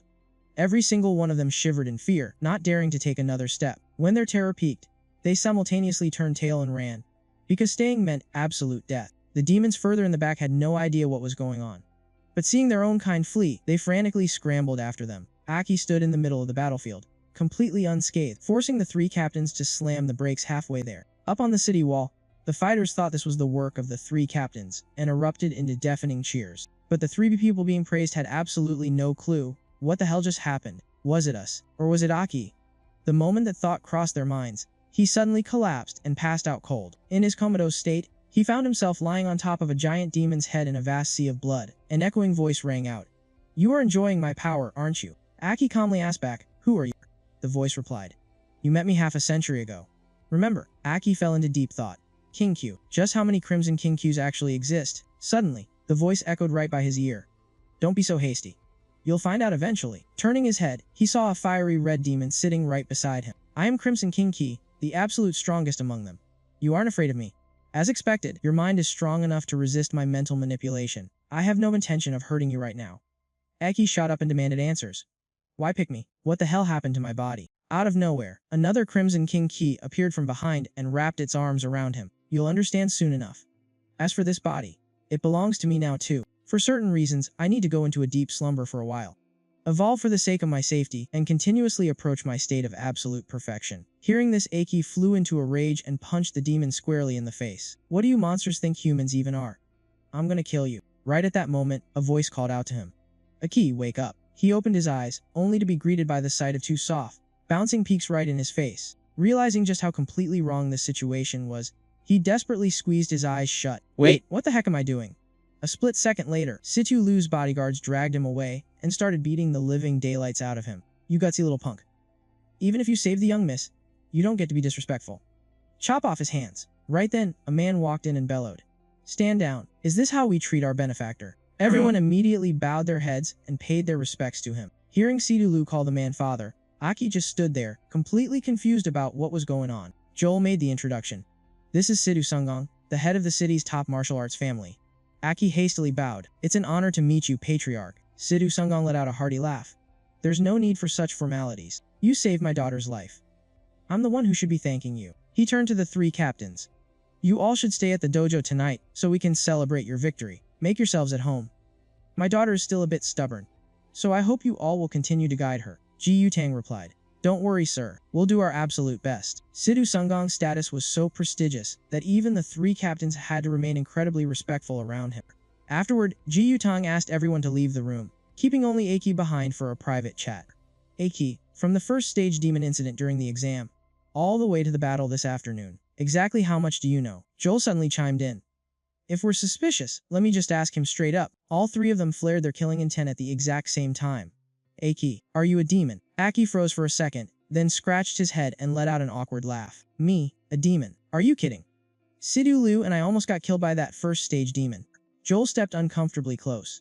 "The other first stage demon was taken down by Jay Yutang and Zago. Are you telling me you defeated that one all by yourself?" Backed into a corner by their questions, Aki started to panic, frantically trying to come up with a logical excuse. Joel shot him a piercing glare. "Or maybe you're in league with the demons, and that's why you managed to survive every single time." Aki gritted his teeth. "Should I just tell them the truth? If they find out my secret, are they gonna kill me?" In their eyes, even the slightest hint of suspicion was enough to brand him as a demon. Besides, the strongest being in existence is literally living inside my body right now. Seeing him stay totally silent, Joel reached for his weapon. "If you aren't gonna talk, I'm making my move." Aki clenched his fists, bracing himself for the absolute worst. The tension in the room was so thick you could cut it with a knife. Just then, Zago stepped forward and intervened. "Hey, calm down. Only 4-stage demons and above can take on a human form. Aki clearly isn't one. Plus, if he actually was a 4th-stage demon, a low-level class C city like this wouldn't even be worth his time." Jay Yutang chimed in. "Demons don't rescue their comrades. But Aki put his own life on the line to save Situ Lu. I trust him." Joel completely dropped his killing intent and burst into laughter. "I was just testing the kid. You two are way too serious." Aki felt like he had just taken a terrifying stroll past the gates of hell. That was exhausting. They were seconds away from a full-blown bloodbath. Even though he wasn't suspicious anymore, Ji Yutang still had to ask. Lu mentioned that she passed out right after the fight. "How exactly did you end up saving her?" Zago nodded in agreement. "Did you seriously manage to beat a 1st-stage demon all on your own?" That question gave Aki a brilliant idea. Since he couldn't tell the actual truth, he would just have to spin a highly believable lie. He replied with absolute confidence. "To be completely honest, I'm kind of a genius." Seeing all three of them staring at him in dead silence, he frantically explained. "I have this ability to drain a huge chunk of my core energy, which gives me a temporary, supercharged burst of power." Zago raised an eyebrow. You mean something similar to when we trigger our own cores. Aki gave a firm, confident nod. The three captains looked at each other. So both the last time and this time were all thanks to that ability. Aki kept up his lie. The first time was when I discovered it. I drained all my energy and unleashed a blast that blew its body to pieces, and then I passed out. It was the exact same this time. As soon as I got Sidu Lu back, I was completely wiped out. Ji Yutang pondered.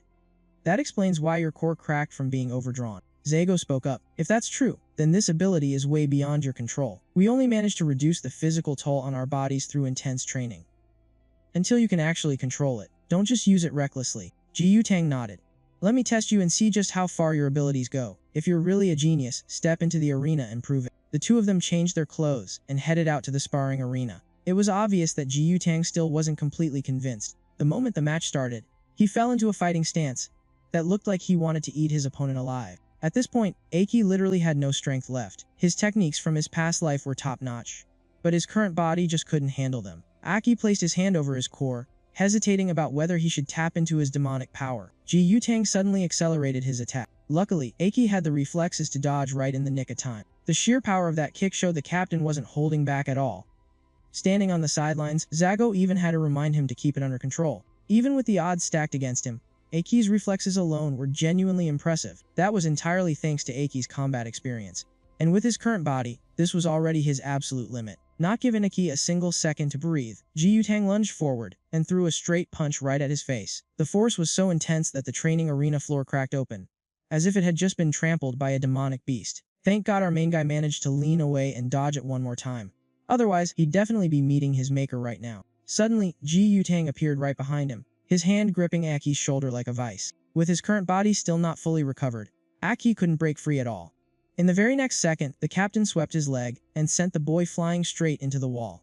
Seeing that the situation was starting to get out of hand, Joel was about to speak up and stop the fight, but Zago grabbed his arm to hold him back. Ji Yutang slammed his fists together in a provocative gesture. Is that really all you've got? And you actually dare to call yourself a genius? Hearing that, Aki got seriously pissed off. Being looked down on completely stomped all over his pride. In his past life, he had been hailed as a king among warriors, while in his eyes, Ji Yutang was nothing more than a junior. Calling yourself a genius means absolutely nothing. If you don't have the strength to back it up, nobody would believe it anyway.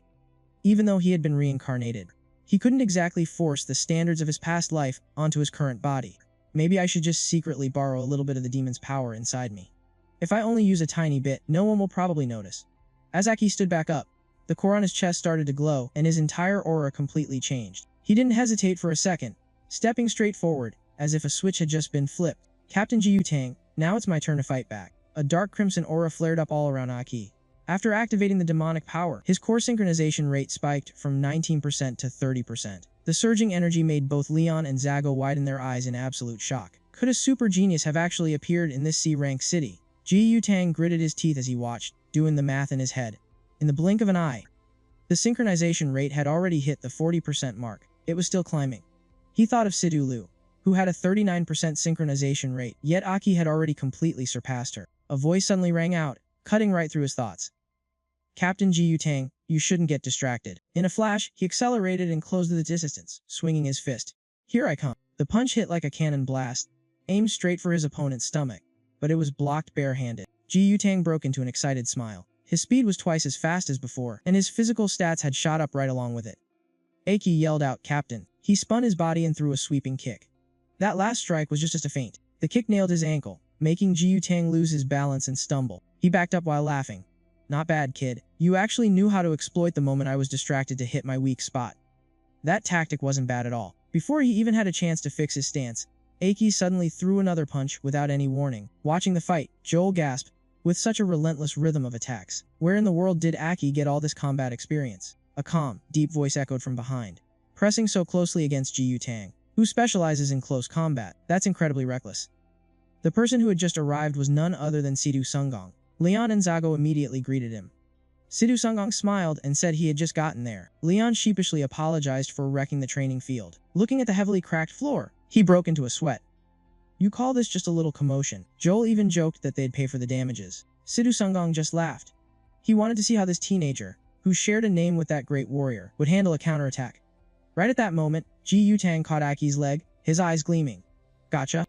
He firmly believed that if Ji Yutang was given even the slightest chance to counterattack, he would absolutely seize it. Years of fighting Tier 1 demons had honed his instincts to a razor's edge. With his leg locked up like that, there was no way that kid was dodging the beating of a lifetime. But Aki just smirked, a terrifying glint flashing in his eyes. "No, I'm the one who caught you, Captain." With that said, he leaped into the air, leaning his body backward. His knee and forehead slammed right into Ji Yutang's brow. The three onlookers watched in absolute shock as Ji Yutang was knocked flat on his back. He clutched his forehead, wincing in agonizing pain. Lowering his hands, he stumbled back a few steps and gritted his teeth. "You little brat." Aki took the chance to create some distance, his eyes glowing a blood red. Human skulls are seriously tough, but the spot right between the eyes is a weak point. "Let's keep going." Ji Yutang clenched his fists as a blazing red aura erupted around him. "Alright, bring it on." Liang called out a warning. It looks like Tang Tang isn't going to hold back anymore. Massive boulders rose from the ground to surround Ji Yutang. Aki immediately recognized this familiar ultimate offense and defense combo technique, but instead of getting worried, the kid just got more excited. This was the perfect chance to see just how far this demonic power could really go. He reached out a glowing crimson hand, and his demonic power violently crushed the boulders. In a split second, the entire technique was shattered to pieces. Ji Yutang was stunned.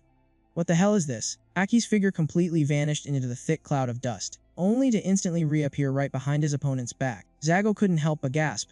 He used his blind spot, and now he's throwing Ji Yutang's own move right back at him. Sidhu Sungong chimed in, noting that the boy's ability to learn on the fly was absolutely terrifying. Ji Yutang spun around, reaching out to grab him. "Don't forget, this is my own technique. Nobody knows it better than me." But unfortunately for him, the match was already decided. He just didn't have enough time to turn things around. Sidhu Sungong muttered softly, "Little Tang has lost."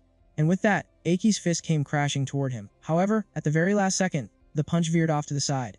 Still, the sheer force of it left Ji Yutang completely shocked. Aki pulled his hand back and explained that if Ji Yutang had gone all out to grapple him from the very beginning, he probably wouldn't have gained the upper hand. Getting hit right between the eyes messes up your vision and your judgment. I just took advantage of that. So, do you finally believe I'm a genius now? Ji Yutang just closed his eyes, remaining completely silent. But inside his head, only one word was echoing on repeat. Genius. Sidhu Sungong smiled, clearly amused. This young man might just be capable of pulling off some massive surprises. Right at that moment, Tomo and Shino showed up. Asking why everyone wasn't inside eating yet, Sidhu Lu had already whipped up a massive feast for them. As soon as she saw the completely wrecked training ground, she stopped dead in her tracks, totally stunned. Aki scratched the back of his head and gave an awkward laugh, blaming most of the mess on Ji Yutang. Joel smirked and teased, "So, are you ready to admit defeat yet?" Aki even tried to cover for him, saying that since Ji Yutang was so used to fighting demons, sparring with a kid like him probably threw off his rhythm. Sidhu Sungong burst out into a loud, hearty laugh. He waved his hand dismissively. "Alright, that is enough for today. Let the celebration feast begin." Aki quickly thanked him and dashed off, his stomach practically roaring with hunger. Sidhu Sungong quietly watched the boy run off. His gaze lingered on that stubborn, unyielding silhouette. The boy had raw power, self-control, sharp combat instincts, and absolutely limitless potential. He then turned his head and called out to Sidhu Lu. "That kid is not bad at all. Are you interested in him?" he asked, making her blush bright red, and let out an embarrassed shriek. Outside, the soft, gentle light of the moon blanketed the area. Inside the dining room, everyone gathered around intimately as Sidhu Sungong raised his glass for a toast. "On behalf of all the citizens of this city, I want to thank you all for protecting our home." He then looked right at Aki.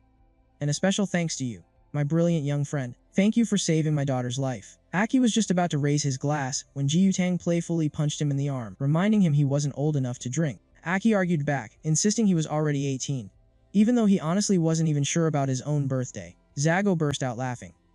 "Looks like Tang Tang is just taking the chance to get some petty revenge." Sidhu Sungong chuckled warmly, then shot his daughter a very meaningful glance. Sidhu Lu's face flushed red, and she quickly ducked her head down. She couldn't help but think back to the conversation they had just a little while ago. Her father had told her that the boy's natural talent was just as good as hers, and that he might just be the one to sweep her off her feet. Sidhu Lu played it cool on the outside, but inside, her mind was a completely tangled mess. Thinking back to how Aki tugged at her shirt this morning made her even more flustered.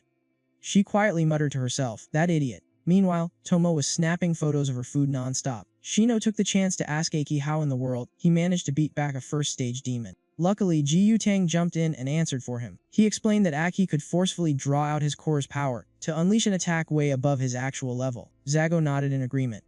"It's just like how a captain triggers their core," he said. Facing life-threatening danger probably pushed Aki to explode with that kind of power. At this point, she couldn't hide her worry. That ability was way too dangerous. Forcefully triggering a core without proper training puts a massive strain on the body. Doing it too often could easily cause severe, lasting damage. Joel chimed in, adding that having Aki spar with Ji Yutang earlier was exactly to test this theory. He raised his glass of wine with a faint smile. That explosive power is definitely terrifying.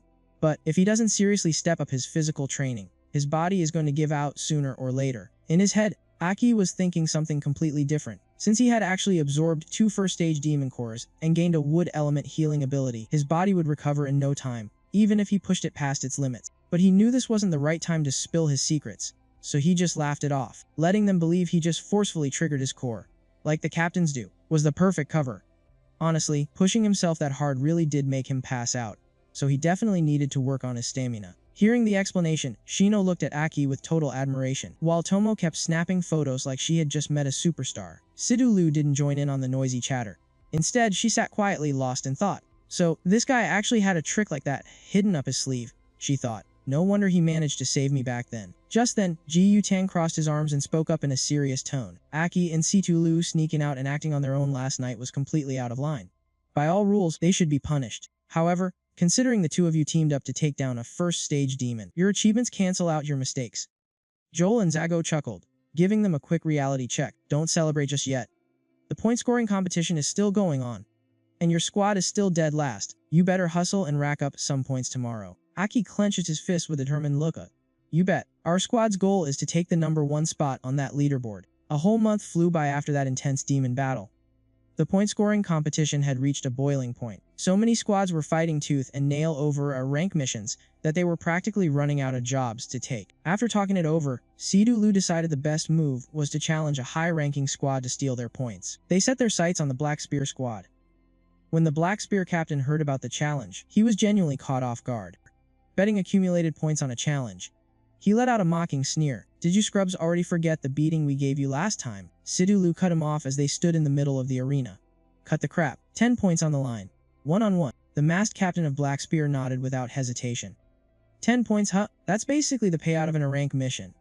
Ji Yutang isn't here to save your skin this time. We're settling all our debts, old and new, right here. News of the challenge spread like wildfire through the small town's arena, drawing a massive, shoulder-to-shoulder crowd. A rookie team actually has the guts to bet 10 points. People whispered. They probably haven't even killed a handful of demons. Yet they're acting this arrogant. A red-haired guy standing by the ring looked at the two girls on the stage and tried to give them a warning, but Aki couldn't care less. The crowd is only getting bigger. The redhead scoffed. It's not too late to back out and save yourselves the embarrassment. Aki shot him a sideways glance. Why isn't your captain stepping up? He asked. The red-haired guy smirked. We like to keep things fair. Since you guys sent a girl up, we're sending out our female vice-captain to match. She is more than enough to wipe the floor with you rookies. Hearing that, Aki just chuckled. I wouldn't underestimate our captain if I were you. His eyes flashed with a hint of gold as he turned and whispered, she is definitely not your average girl. Right on cue, Tomo cheered loudly. Lu is making her move. Sidulu immediately stepped forward, aggressively taking the offensive. Her entire body radiated the vibrant green glow of her core. She was absolutely determined to end this fight fast and secure those 10 points. The Black Spear vice-captain twirled her spiked weapon and let out a cold laugh. I've heard rumors about the unsmiling Rakshasa for a while now. Let's see what you've actually got. Not wanting to waste a single second, Sidulu unleashed a burst of speed and launched herself straight at her opponent. She threw a punch that hit like a literal sledgehammer, forcing the vice-captain to desperately throw up her arms to block. The vice-captain's eyes widened in pure shock.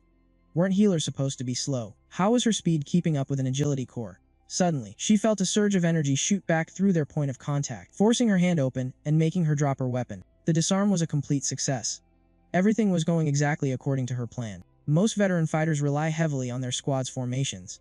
When you force them into a one-on-one fight, their attack and defense rhythms fall completely out of sync. The vice-captain desperately tried to channel energy to beef up her muscles, but Sidulu had already slipped past her guard and struck right at her vital pressure points. She moved like a blinding arrow, launching a rapid-fire series of strikes to her nerve clusters before her opponent could even twitch. The red-haired guy's eyes practically bugged out of his head. Every single one of those strikes landed flawlessly on her joints and muscle fibers. In the blink of an eye, the Black Spear vice-captain collapsed onto the arena floor, completely knocked out. Sidulu glared down at her with cold eyes. And that makes 10. She flipped her hair and confidently turned her back, walking away with an absolute boss aura. The crowd completely lost their minds. She really is the top seed of the rookie class. Someone shouted. That hand-to-hand combat is absolutely terrifying. Tomo grinned from ear to ear. Don't forget to wire those 10 points to our squad. she called out. The red-haired guy ground his teeth in pure, seething fury. He aggressively stepped forward, glaring daggers at Aki's group.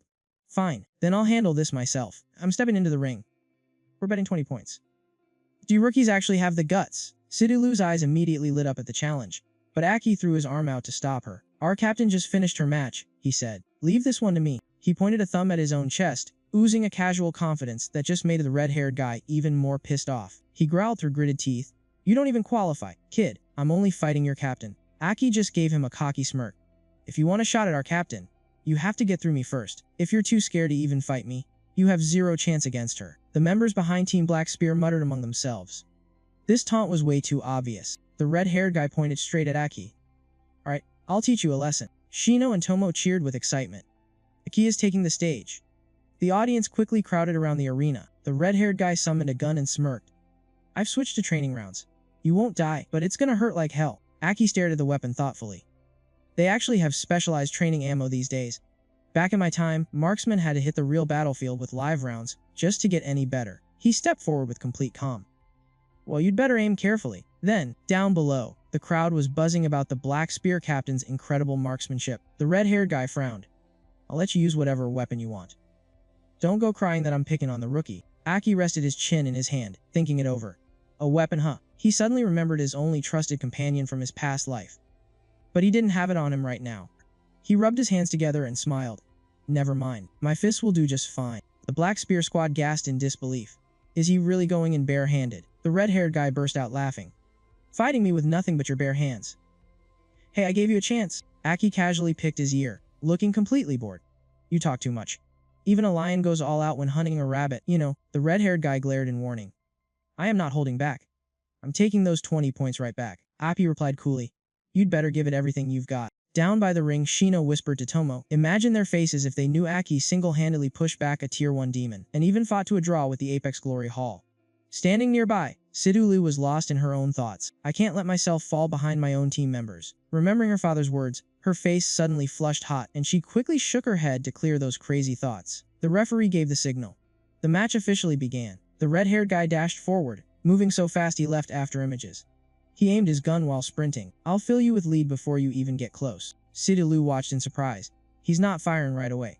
He's securing a tactical advantage first. Aki thought to himself, since I've already shown them a glimpse of my power, there's no point in hiding it anymore. My only goal here is taking first place. To deal with the Crimson King phase inside his body, he had to recover his strength fast and eventually surpass his peak from his past life. The red-haired guy raised his gun, aiming dead center. You're asking for it. I told you I wouldn't hold back. He squeezed the trigger. The training round blasted out of the barrel with serious stopping power. Aki merely tilted his body to dodge it. He decided to save his demonic powers for another time. His eyes flashed as he charged forward, while the red-haired guy quickly chambered another round. The gun was instantly reloaded and ready to fire. 3 high-velocity tracking bullets burst out in rapid succession. The captain smirked, absolutely sure that just one hit would end it all. Perfect timing, Aki thought. I've been wanting to test out my water magic. Aki's body moved fluidly, slipping past every single bullet like a rushing stream of water. The crowd's jaws dropped. He dodged the captain's bullets. What the hell is that speed? Aki's forward, closing the distance so fast that the naked eye couldn't even track his movements. An observer in the crowd quickly analyzed the situation. The captain's gun can store energy. He's charging up a high-powered blast. The red-haired guy channeled all his energy into the barrel, preparing for a point-blank execution. Let's see you dodge this. But Aki was one step ahead. Thick vines suddenly sprouted beneath the captain's feet, violently jerking him to a halt. The charged energy blast misfired straight up into the sky, leaving the audience in absolute shock. Aki lunged in, grabbing the barrel of the gun. He drove a brutal punch right into the guy's arm, throwing him completely off balance. Following up instantly, Aki delivered a devastating kick right to his gut. The Black Spear team panicked, screaming their captain's name in terror. The red-haired guy was launched dozens of meters through the air, his weapon clattering uselessly to the ground. Aki dusted off his hands with a bright smile. Thanks, we'll gladly take those 20 points. The red-haired guy turned pale as a sheet.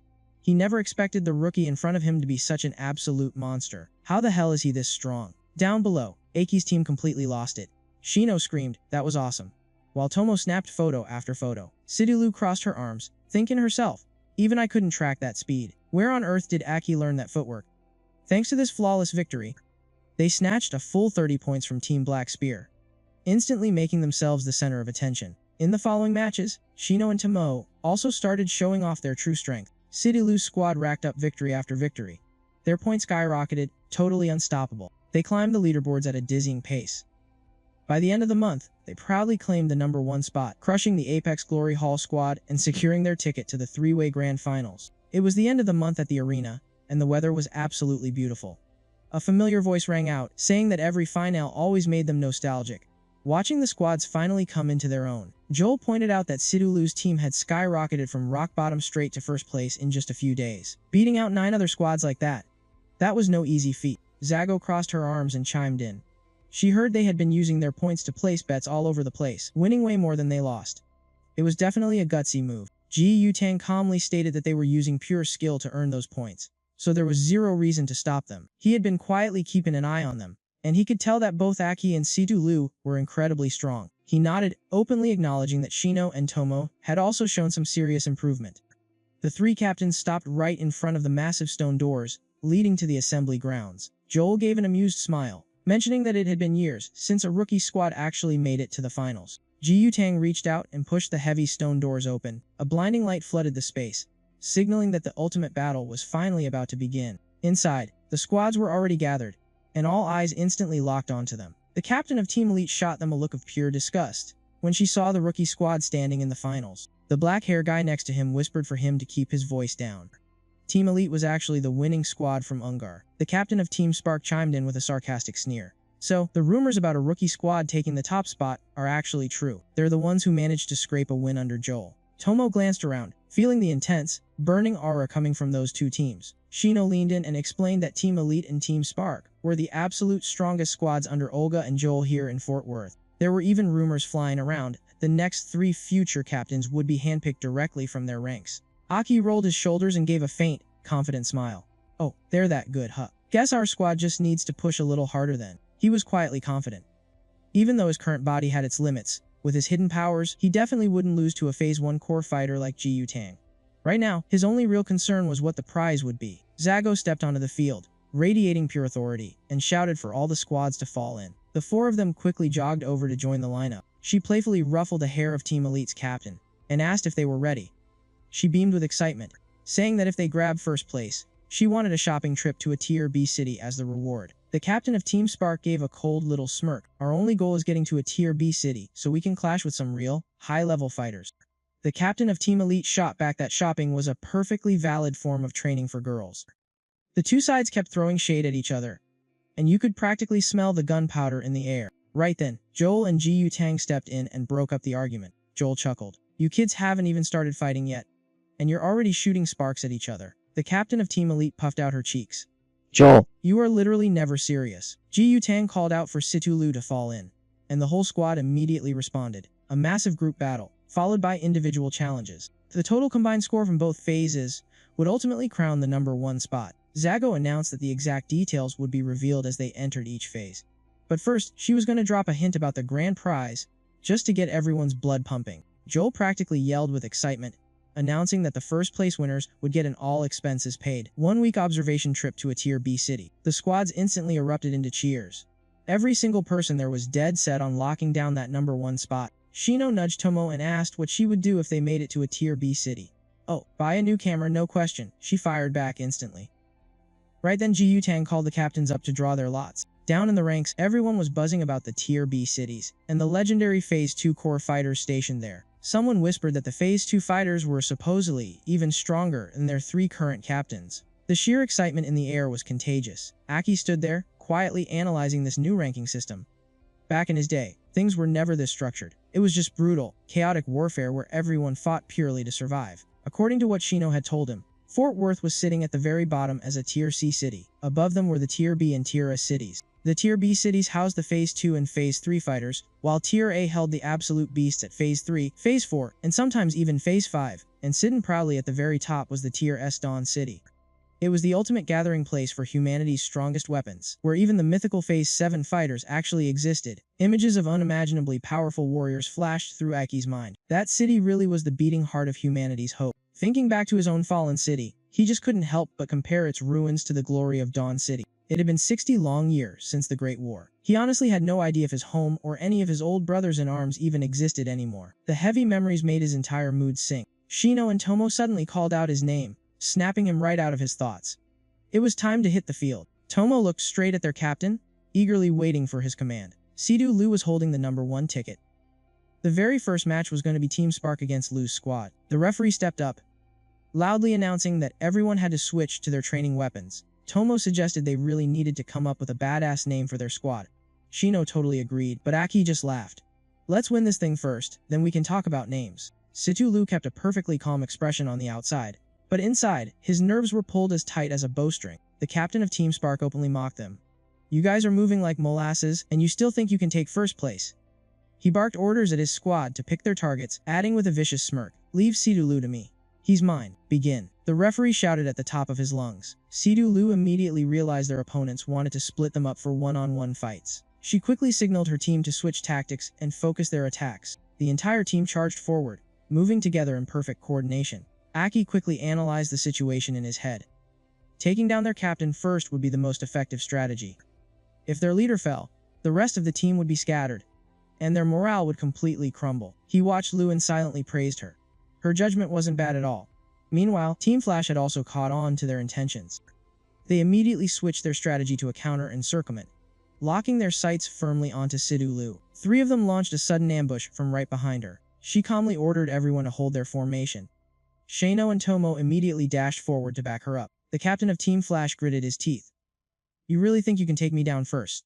In your dreams. He stomped the ground hard, ready to break their formation. Sidu Lu swung her staff and charged right at him, but he swiftly spun around to counter her attack. He leaped into the air and unleashed a blinding radiant Zen strike. Sidu Lu yelled for everyone to close their eyes and defend.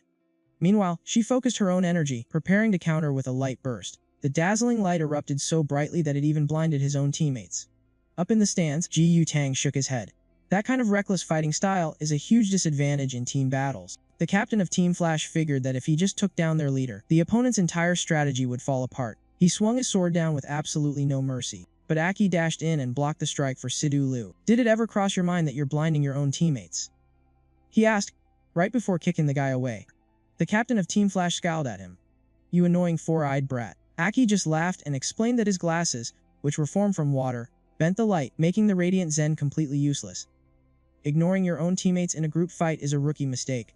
Sidu Lu was totally shocked. Since when had he prepared a trick like that? Aki dashed right past her and said, I'll leave the rest to you. She looked at her staggering opponent and silently praised Aki for his perfect timing. Sidu Lu spun around and launched herself forward to finish him off. Her opponent tried to fight back, but his arm was already dislocated from Aki's kick. Completely unable to defend himself, he was forced to take the hit head-on. She looked down at him coldly. You were right about one thing earlier. We need to end this fast. Things were pretty relaxed over on Aki's side. He was mainly just hanging back and supporting Shino and Tomo, who were steadily taking control of the match. Just a few moments later, Sidu Lu stood tall and proudly declared, Your captain has been defeated. The rest of Team Flash was completely exhausted, no longer able to keep fighting. Up on the fortress wall, Ji Yutang noted that the results were exactly as expected. Zago chimed in, pointing out that Aki still hadn't used his full strength. The captain of Team Elite was shocked when she heard the news. They actually lost? She asked in disbelief. Is Sidu Lu really that strong? The defeated captain of Team Flash hung his head and admitted it. We were way too overconfident in that match. That's why we paid such a heavy price. He looked up at Team Elite and continued. Now it's your turn. As your rival for many years, let me give you a piece of advice. Do not underestimate Aki's team. Hearing that, the captain of Team Elite felt a sudden wave of anxiety. Her mind was genuinely rattled by the warning. Damn it all. Zago stood up on the wall and made a loud announcement. Team Lu versus Team Elite. Weapons have been swapped out for trial gear.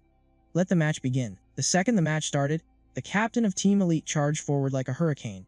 As she sprinted, she yelled at her teammates to hold their formation exactly as they had trained. Do not break the line, she roared, before channeling all her power into a massive punch. Her fist slammed into the ground, sending violent shockwaves through the arena as the earth cracked open beneath them. Aki just stood there, waiting for the exact moment the dust clouded their vision. He let out a confident smile. Perfect. This gives me exactly what I need. Activate. The surprise attack caught Team Elite completely off guard. Before they even understood what was happening, Aki thought to himself, this move is incredible. The elemental power I absorbed from the Tier 1 demon is just too useful. If combining the water and wood elements was already this powerful, he could only imagine how much hidden potential the other elements held. He muttered under his breath, activating his skill. In the blink of an eye, he shot forward like a bolt of lightning. The captain of Team Elite barely had time to scream, "Scatter! Change the rally point. Damn it, our formation is broken." Tomo and Situ Lu instantly teamed up, closing in on the captain of Team Elite to launch a devastating combo attack. Even so, she still managed to block both of their attacks just in the nick of time. She immediately called for backup, but the moment her teammates tried to rush in, Aki cut him off entirely. In that exact moment, she suddenly remembered the warning from the captain of Team Flash. "You guys are up next, so be careful out there. We definitely have to watch out for Aki. From what I can see, he is the real spearhead. He connects the entire battlefield together." While she was lost in thought, Tomo spoke up and pulled her back to reality. "If you don't focus on us, you're gonna lose." The captain of Team Elite gritted her teeth and replied, "So what? I am an agility-type fighter." Tomo unleashed an attack with a provocative smirk. "Agility, huh? Me too." In just the blink of an eye, she completely locked down her opponent, leaving her unable to move. The stands erupted in wild cheers. Up on the wall, Zago commented that it looked like this match was already settled. The group battle ended with an absolute victory for Lu's team. Next up was the individual tournament phase. The captain of Team Elite and the captain of Team Spark both stepped forward with sharp, cold eyes, getting ready for their solo matches. Almost at the exact same time, the two of them pointed straight at Aki and declared they wanted to challenge him. The official from Extreme Prestige Hall reminded them of the rules, stating that the individual tournament strictly required one-on-one matches. Aki didn't refuse at all. Instead, he calmly said that either of them could go first, or, to save time, they could both come at him together. He stood right in the middle of the arena, casually throwing out his challenge under the shocked gazes of everyone present. In the challenge match, Aki faced off against both captains all by himself. He adjusted his gloves and thought to himself, "Since this is the final match, I might as well get serious and play with you guys for a bit." "Oh, come on." The captain of the light squad frowned in annoyance. Looks like he's looking down on both of us."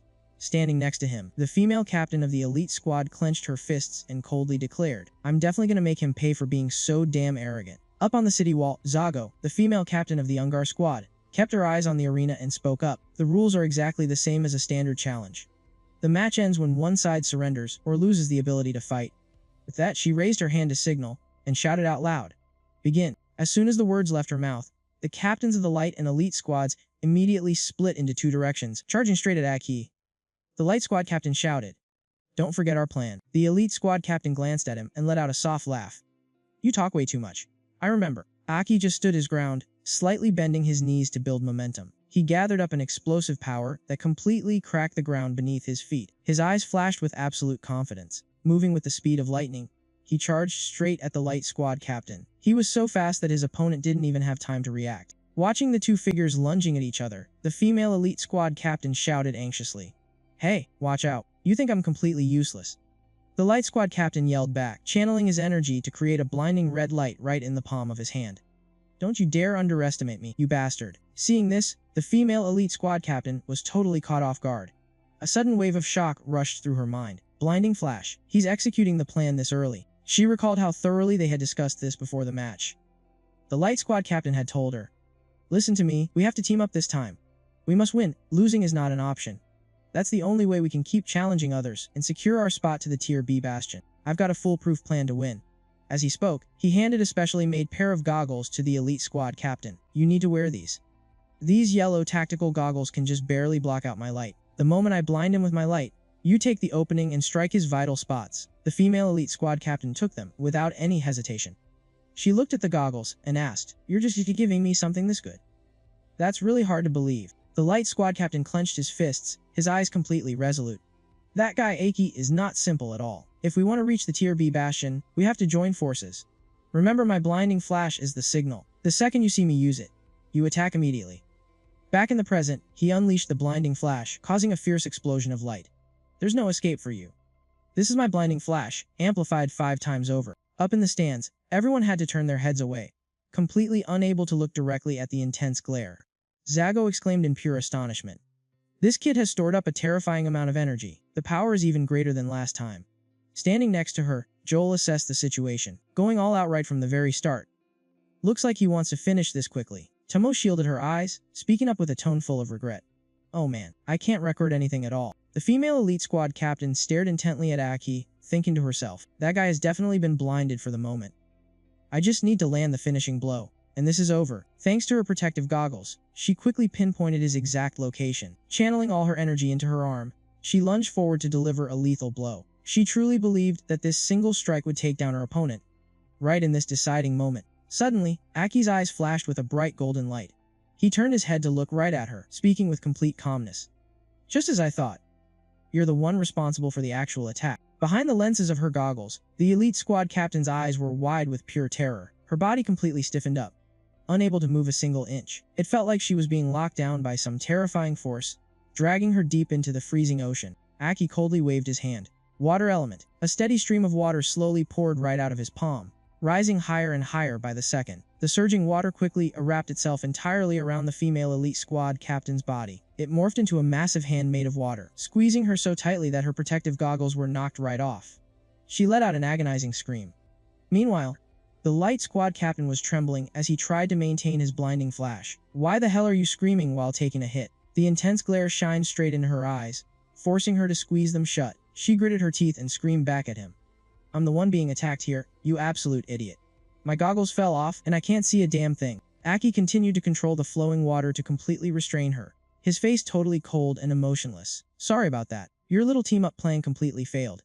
The moment those words left his mouth, he summoned countless vines straight from the ground, lashing out directly at the light squad captain. The blinding flash was instantly shattered. The man was sent flying through the air, while the elite squad captain was violently tossed aside as well. Aki took them both down at the exact same time, kicking up a massive cloud of thick dust. Up in the stands, Ji Yutang grew worried, and thought to himself, first that blinding light, and now all this dust. I really hope there aren't any casualties. With that thought in his mind, he immediately leaped down from the stands, straight into the arena. It seemed someone was so deeply worried that they completely lost their cool. Ji Yutang landed safely on his feet. He lifted his head to look directly at the center of the arena, his eyes widening in pure astonishment. Aki was still radiating a terrifying aura, looking just like a vicious demon, ready to devour absolutely everything in its path. Aki's cold voice suddenly spoke up, completely cutting off his train of thought. It is all over. The thick dust in the arena slowly began to clear away. The members of the two squads quickly rushed over. Someone loudly yelled out, "The smoke is clearing. Did our captain win?" Up in the stands, a clear, crisp voice rang out. "That is not right." Sidu Lu just crossed her arms over her chest and spoke in a perfectly calm tone. "I am guessing that Aki is the winner." Sure enough, standing right in the middle of the arena, Aki was pushing those protective goggles up the bridge of his nose, with a confident smile on his face. The rest of the squad members rushed down onto the field. Shino cheered out in pure excitement. "That was so freaking awesome. How the heck did you manage to counterattack while blinded by that intense light? We barely got our vision back, and you had already ended the entire match." Aki held up the protective goggles he had snagged, and gave Shino a playful wink. "Well, I just so happened to snatch these off her." Deep down, he was actually thinking to himself, "Thank God I managed to grab these in time." Shino pulled Aki into a tight hug, vigorously rubbing his head with pure excitement. "That is my boy." Standing right next to them, Tomo was rapidly snapping pictures, trying to capture every single second of this moment. Sidulu watched the scene unfold before her, deep in thought. "Aki, just why do you always make me feel like you are so utterly unpredictable?" Lu squad. Ji Yutang's loud shout completely broke her train of thought. Jia Yutang walked right up to them, shouting out a strict command. "Stand at attention." Everyone immediately put their hands behind their backs, and shouted back in unison. "Yes, sir." He then made his announcement. "Your squad has officially claimed first place. Congratulations to all of you." Ji Yutang looked directly at Aki, his eyes full of admiration. "You did an excellent job out there. You never failed to surprise me, getting tag teamed by two captains, and you still pulled off a successful counterattack." Aki just gave him a modest smile, but deep down, his heart was completely overflowing with confidence. He continued speaking. "So basically, by taking first place time, you have all earned yourselves a reward. Tomorrow morning, you will take the underground passage to the nearest Tier B bastion, where you will stay and study for an entire week." In complete contrast to the calm demeanor of Aki and Sidu, Tomo jumped up in the air with absolute joy. "That is so awesome." Shino also tightly clenched his fists. "Now that is some seriously good news. Make sure you are fully prepared. We assemble right back here tomorrow morning." Dismissed. The moment Ji Yutang finished his sentence, the whole team shouted in unison. "Yes, sir." Shino spoke up, practically buzzing with excitement. "I heard that the Tier B bastion actually has Stage 3 core warriors. I am seriously looking forward to this." Tomo let out a cheerful laugh. "I am definitely going to take a ton of pictures." Aki turned to Situ Lu and asked, "What about you?" She just calmly replied, "I'm still thinking about it." Joel watched them from behind as they walked away, a faint smile on his lips. That guy Aki is truly terrifying. If he had actually used his full power, I'm not so sure we could have beaten him. Jie Yutang looked over at Joel and spoke in a very quiet voice. He does not belong in a place like this. He kept his eyes on Aki's confident, towering figure as he walked away. He is just going to keep on moving forward. Joel gave a nod of agreement. Taking the underground passage is definitely going to be a lot safer than staying up on the surface. Zago crossed his arms looking worried. We still need to stay alert. Occasionally, a Phase 1 demon wanders in there. Jie Yutang replied with confidence. Don't worry about it. However many Phase 1 demons show up, I'll wipe them all out. The underground passage is a complex subterranean transit network. It's abandoned now and only used for traveling between the settlements. Down in the tunnel, a panicked warrior was running for his life. Right behind him, a streak of red light was hot on his heels. In the blink of an eye, the red light morphed into a massive hand, crushing him to death. The giant red hand, tipped with pitch-black claws, hoisted another warrior into the air. These pathetic humans are so weak and utterly boring. The fiery red, hulking demon scratched its head, dropped the corpse to the ground, and started wandering around looking for an exit. It was completely lost. This was a Phase 2 demon, with unknown abilities and unknown attributes. Its slaughter log included 21 rookie warriors, 9 Phase 1 warriors, and 2 Phase 2 warriors. At the same time, Aki's group entered the tunnel. Tomo held up her camera, her eyes sparkling with excitement. Wow, is this the underground passage? This is my first time seeing it. She snapped photos of everything from front to back. But this looks like super ancient architecture. When exactly was it built? Jie Yutang closed his eyes and smiled.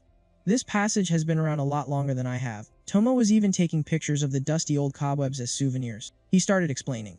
After the Battle of Dawn, countless great warriors sacrificed their lives, causing our elite forces to suffer heavy losses. We couldn't expand our territory or take on any major missions. The shortage of energy crystals led to this massive underground network being abandoned. It was actually built back in the era of the Great King, Aki. Everyone turned their heads in unison to look at Aki, who was walking in the back. Tomo laughed. Oh hey, he has the exact same name as you. He replied nonchalantly.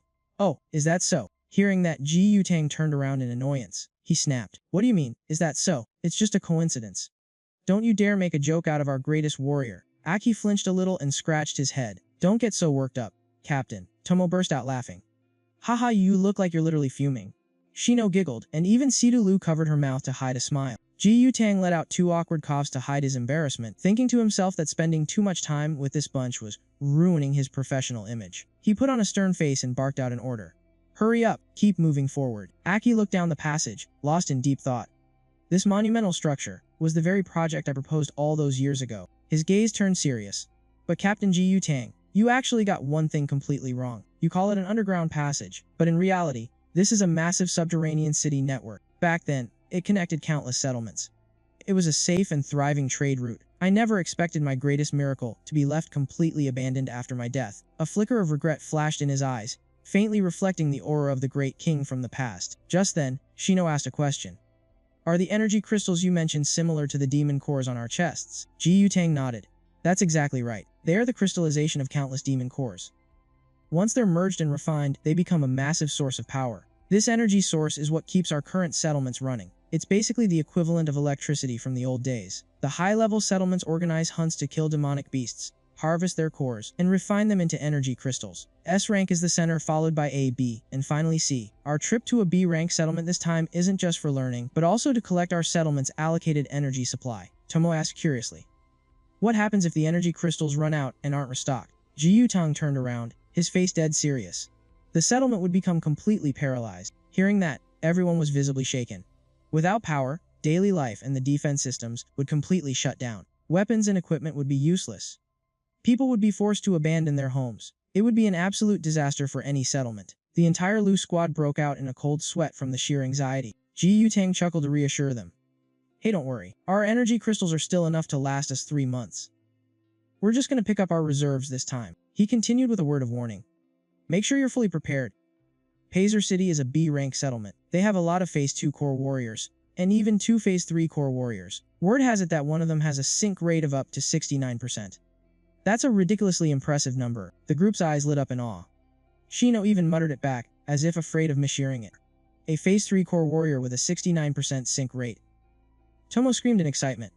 Are you serious? Just hearing that makes me feel like passing out from how strong they must be. Standing in the back with his hands on his hips and a backpack slung over his shoulder, Aki thought to himself, You know, there's literally a Phase 7 core warrior standing right behind you guys who once reached a 96% stability rate. Tomo rolled her eyes around the room and spotted a brighter red button on the wall. She tilted her head.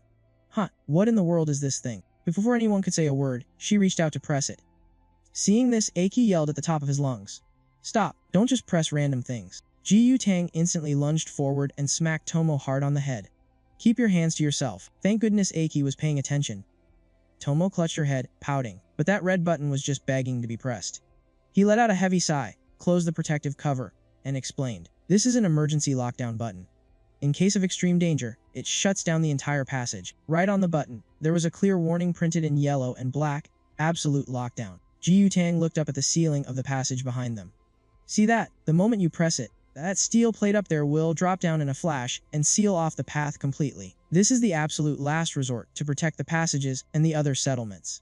Aki stood nearby with his hands casually in his pockets, thinking to himself, looks like the security system is still working perfectly fine. Suddenly, a massive tremor rippled through his entire body. His eyebrows instantly locked together in a tight frown. His gaze turned razor sharp, and his body naturally shifted into a combat stance. A suffocating, heavy killing intent was rushing at them from straight ahead. What's more, something was closing in on them fast. Seeing Aki take the initiative to step forward, Ji Yutang tried to pull him back, but right at that moment, he froze as the heavy, metallic stench of blood hit his nose. Did he really sense it a step before I did? Ji Yutang stared at Aki's back, deep in thought. Is his sense of smell actually sharper than mine, or was it just pure intuition? But now isn't the time to overthink things. He shouted at the top of his lungs. Everyone, prepare for battle. Drop your bags and hold formation. The team replied in unison. Understood. Just a moment later, a massive trail of red appeared, sprawling all across the tunnel ahead. It's blood. Ji Yutang turned pale, looking toward the Class B garrison. Just what in the world happened over there? In the darkness ahead, a flickering red light suddenly appeared. He gritted his teeth. What the hell is that thing? A soldier rushed toward them, looking completely battered. Ji Yutang and Aki spoke up at the exact same time. Are you from Pazer City? The man panted heavily and asked back. Are you guys from Fufo? Before he could even finish his sentence, his eyes rolled to the back of his head, and he collapsed to the ground right in front of everyone. Aki knelt down, clearly worried. Hey, are you okay? Ji Yutang did a quick check. His injuries are way too severe. What happened at Pazer City? The soldier barely managed to whisper. A stage 2 demon attacked us. Pazer City has already issued the order to abandon the city. Ji Yutang's eyes went wide in pure disbelief. Sidu Lu turned to him, asking frantically. Captain, what does the abandoned city warning mean? Are we going in for backup? Ji Yutang stayed silent for a few seconds before speaking with a heavy heart. The order to abandon the city is only issued when every single soldier inside has fallen in battle. A cold shiver ran down everyone's spine as they heard those words. Aki gripped his dagger tightly, his hand trembling slightly. Abandoning the city. How many more lives are going to be lost this time? Before they could even process the shock, a streak of yellow light shot out from the shadows, aiming straight for the soldier lying on the ground. Aki jolted in surprise. Damn it, I got distracted. Before anyone could react, the yellow light dragged the soldier's body deep into the darkness, right in front of their very eyes. From the pitch black, the demon dragged the soldier out by his head. Found you. It stepped into the light, holding its prey tight. Why are there still so many humans around? It bared its razor-sharp teeth. If I don't wipe you all out, it's going to be hard to explain. The soldier used his very last breath to warn them. Run away now. But before he could even finish his sentence, his neck was violently snapped. The dead don't get the chance to keep talking. The demon slammed its hand against the wall, blood still dripping from its claws.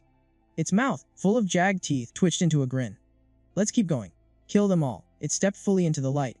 A stage 2 demon, with a glowing red core, fire attribute. Its kill count just went up by 21 new soldiers, stage 1s and 2 stage 2s.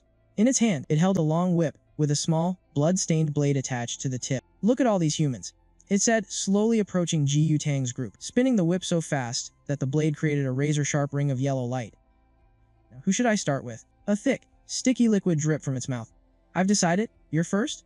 The blade on the whip instantly zipped through the air, heading straight for Shino. Shino froze completely, his eyes wide open as he watched the blade closing in. Totally unable to react, a red blur flashed by like a bolt of lightning. Moving at an insane speed, Ji Yutang threw himself in front of Shino, blocking the blade with both hands and fighting to hold it back. A massive explosion echoed loudly throughout the entire tunnel. The blade deflected violently, crashing right into the ceiling. The demon scratched its face. Oh, you're pretty good, way stronger than that last guy.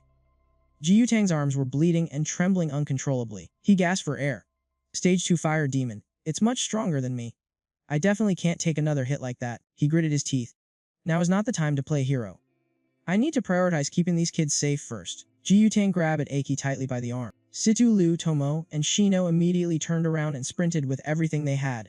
Run. The demon sped up, chasing right after them.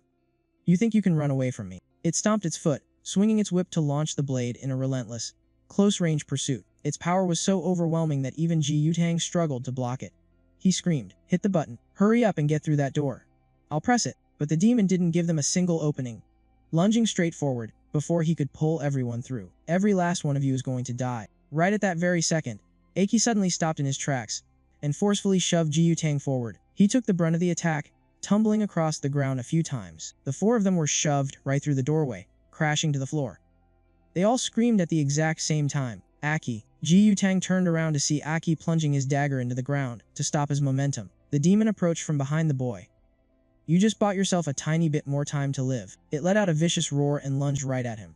"You are all gonna die today." Aki stood up, his eyes turning ice cold as he glared at the demon, spinning around to face it head-on. With one hand gripping his knife, he used his other hand to smash the protective casing, and slammed the red button hard. The massive door behind him instantly slammed shut. "Aki!" Sidulu screamed at the top of her lungs, rushing toward the door. "Be careful. Hurry up and get over here." He turned his head to look at her, with a strange sense of total calm on his face, right as the demon closed in on him. The door completely sealed shut. Sidulu collapsed heavily to the ground. She stood up and banged heavily on the door. "Aki, can you hear me?" But there was no answer. Ji-Yutang lowered his head, remembering Aki's words right before pushing him to safety. "Protect them." He looked at the other three. "Calm down. He traded his life to give us a fighting chance. We cannot let that go to waste. This place isn't safe. We have to fall back, right now." Shino cried out. "That's a stage 2 demon. Even if it's Aki, Tomo cut in. We can't just leave him behind." Sidulu slammed his fist against the door. "Break it down. We have to save Aki." Ji-Yutang shook his head. "This door is made of a specialized alloy. It can withstand direct hits from a stage 3 demon. It won't be easy to break through. The soundproofing is incredible, too. We can't even hear what's happening on the other side." "Damn it, there's nothing we can do right now." Shino was frantic. "Captain, please reconsider." Tomo nodded in agreement. "Isn't there any other way?" Sidulu spoke up. "Let's head back and ask Joel and Olga for backup." Ji-Yutang closed his eyes tightly. No, even with Joel and Olga, it's not a guaranteed win. Suddenly, his eyes shot wide open. "Wait, there is one more way. Follow me." He led the team sprinting toward a branching path. "There's a tunnel that leads straight to the A-rank fortress city of Bran. We can call for reinforcements there." Ji-Yutang skidded to a halt in front of a dark intersection. "This is it. Let's move." The entire group charged down the passageway. Taking this route meant putting all their faith in Aki surviving against all odds. Meanwhile, on the other side of the heavy door, green demon blood splattered violently across the floor.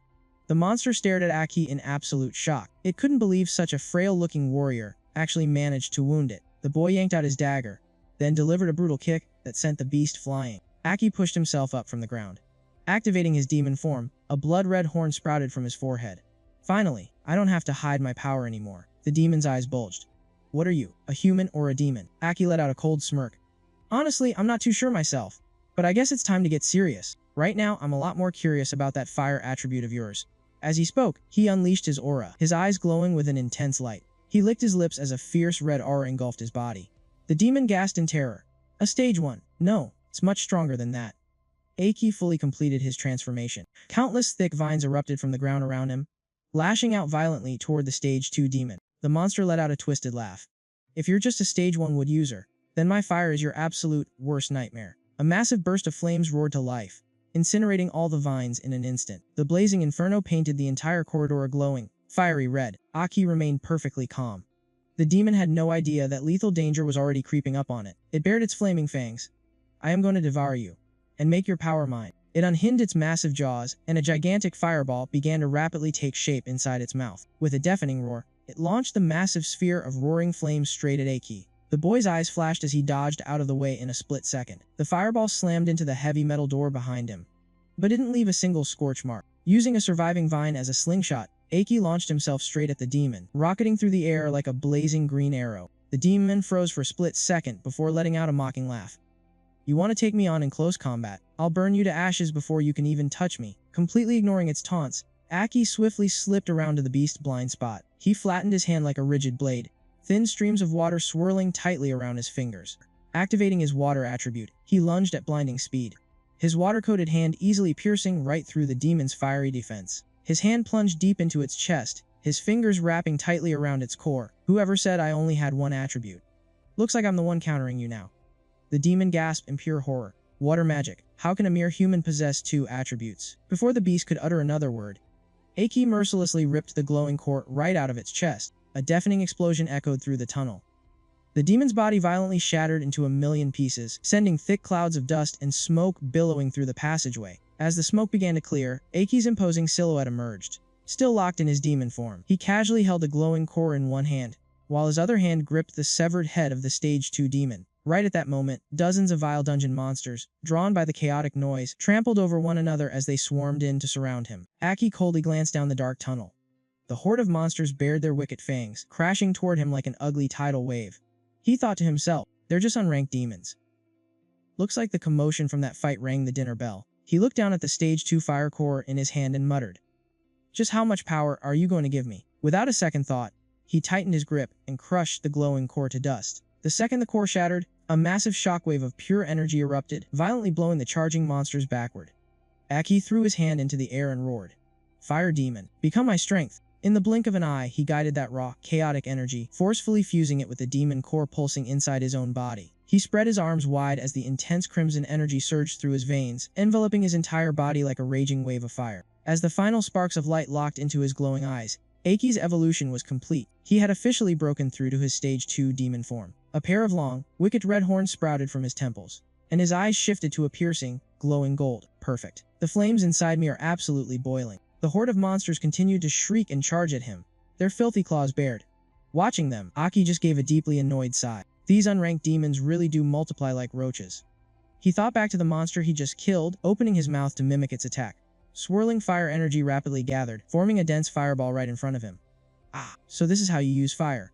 He exhaled fiercely, unleashing a blistering tornado of flames. The screeching monsters were instantly incinerated into ash. The fiery vortex swept so far down the tunnel that not a single creature was left alive. Surrounded by a roaring sea of raging flames, Aki calmly strolled right through the inferno, as if he were just out for a casual walk. Let your screams be the send-off for the fallen warriors. With that said, he kept moving forward, leaving behind the roaring flames that were reducing the enemy remnants to ashes. Reaching the tunnel exit, Aki was surrounded by nothing but wrecked electrical equipment and completely shattered walls. Suddenly, a pillar of fire erupted from the ground, blasting away the door that blocked his path.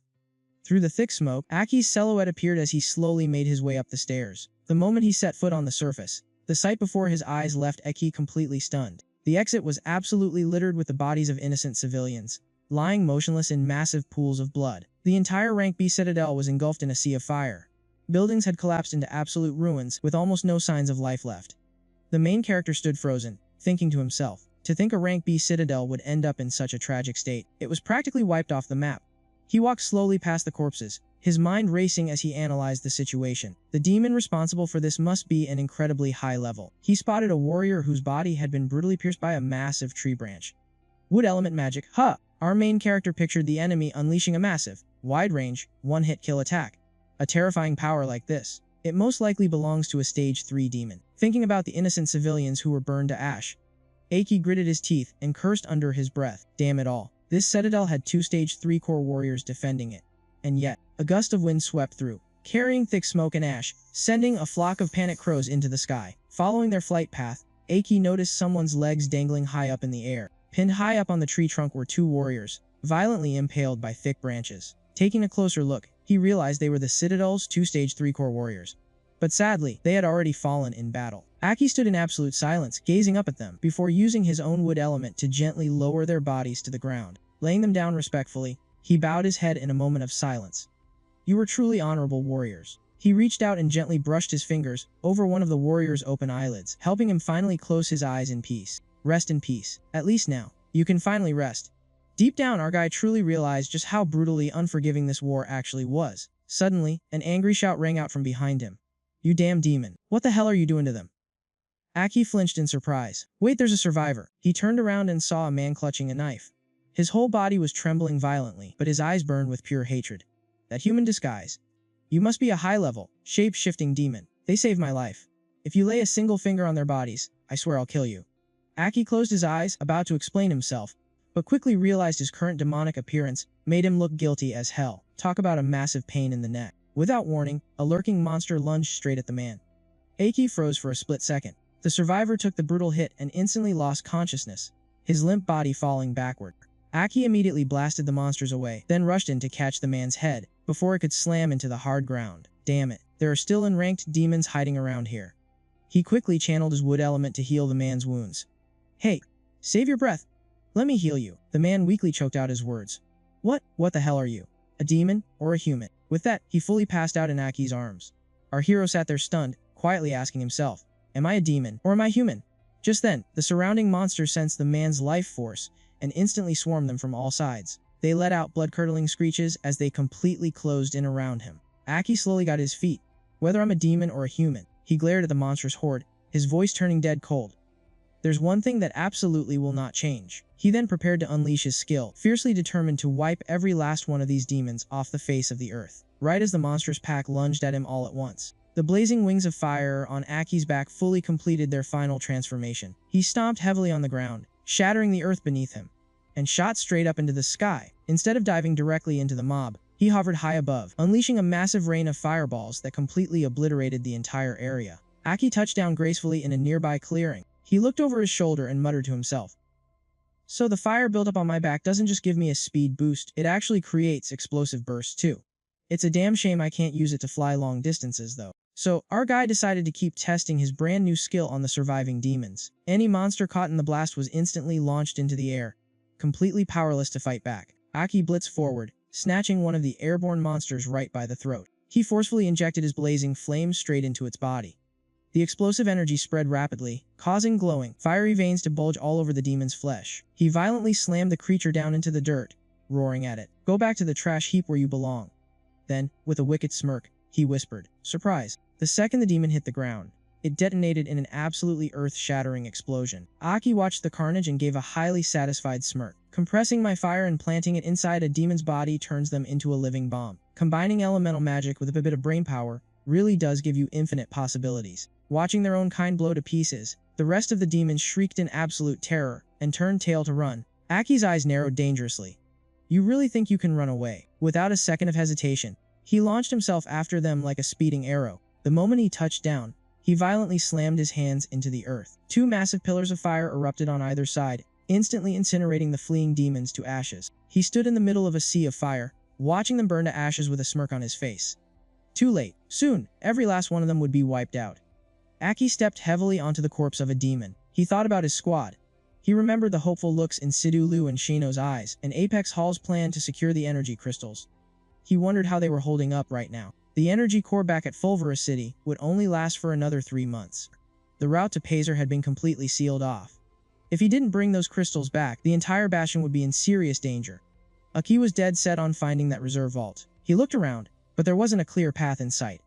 He frowned, trying to figure out his next move. Stumbling around blindly wouldn't get him anywhere. He had to use what he had. Suddenly, his eyes lit up with an idea. Channeling his wood magic, he summoned thick tree roots right out of the ground. The roots spread out, probing every inch of the area. Since the energy crystals were fused with the core, they would definitely give off a very specific energy signature. The roots dug deep into the earth to search. Aki could feel the fluctuations getting stronger and clearer, so he pushed even more power into his magic. Finally, the roots brushed up against the energy crystals.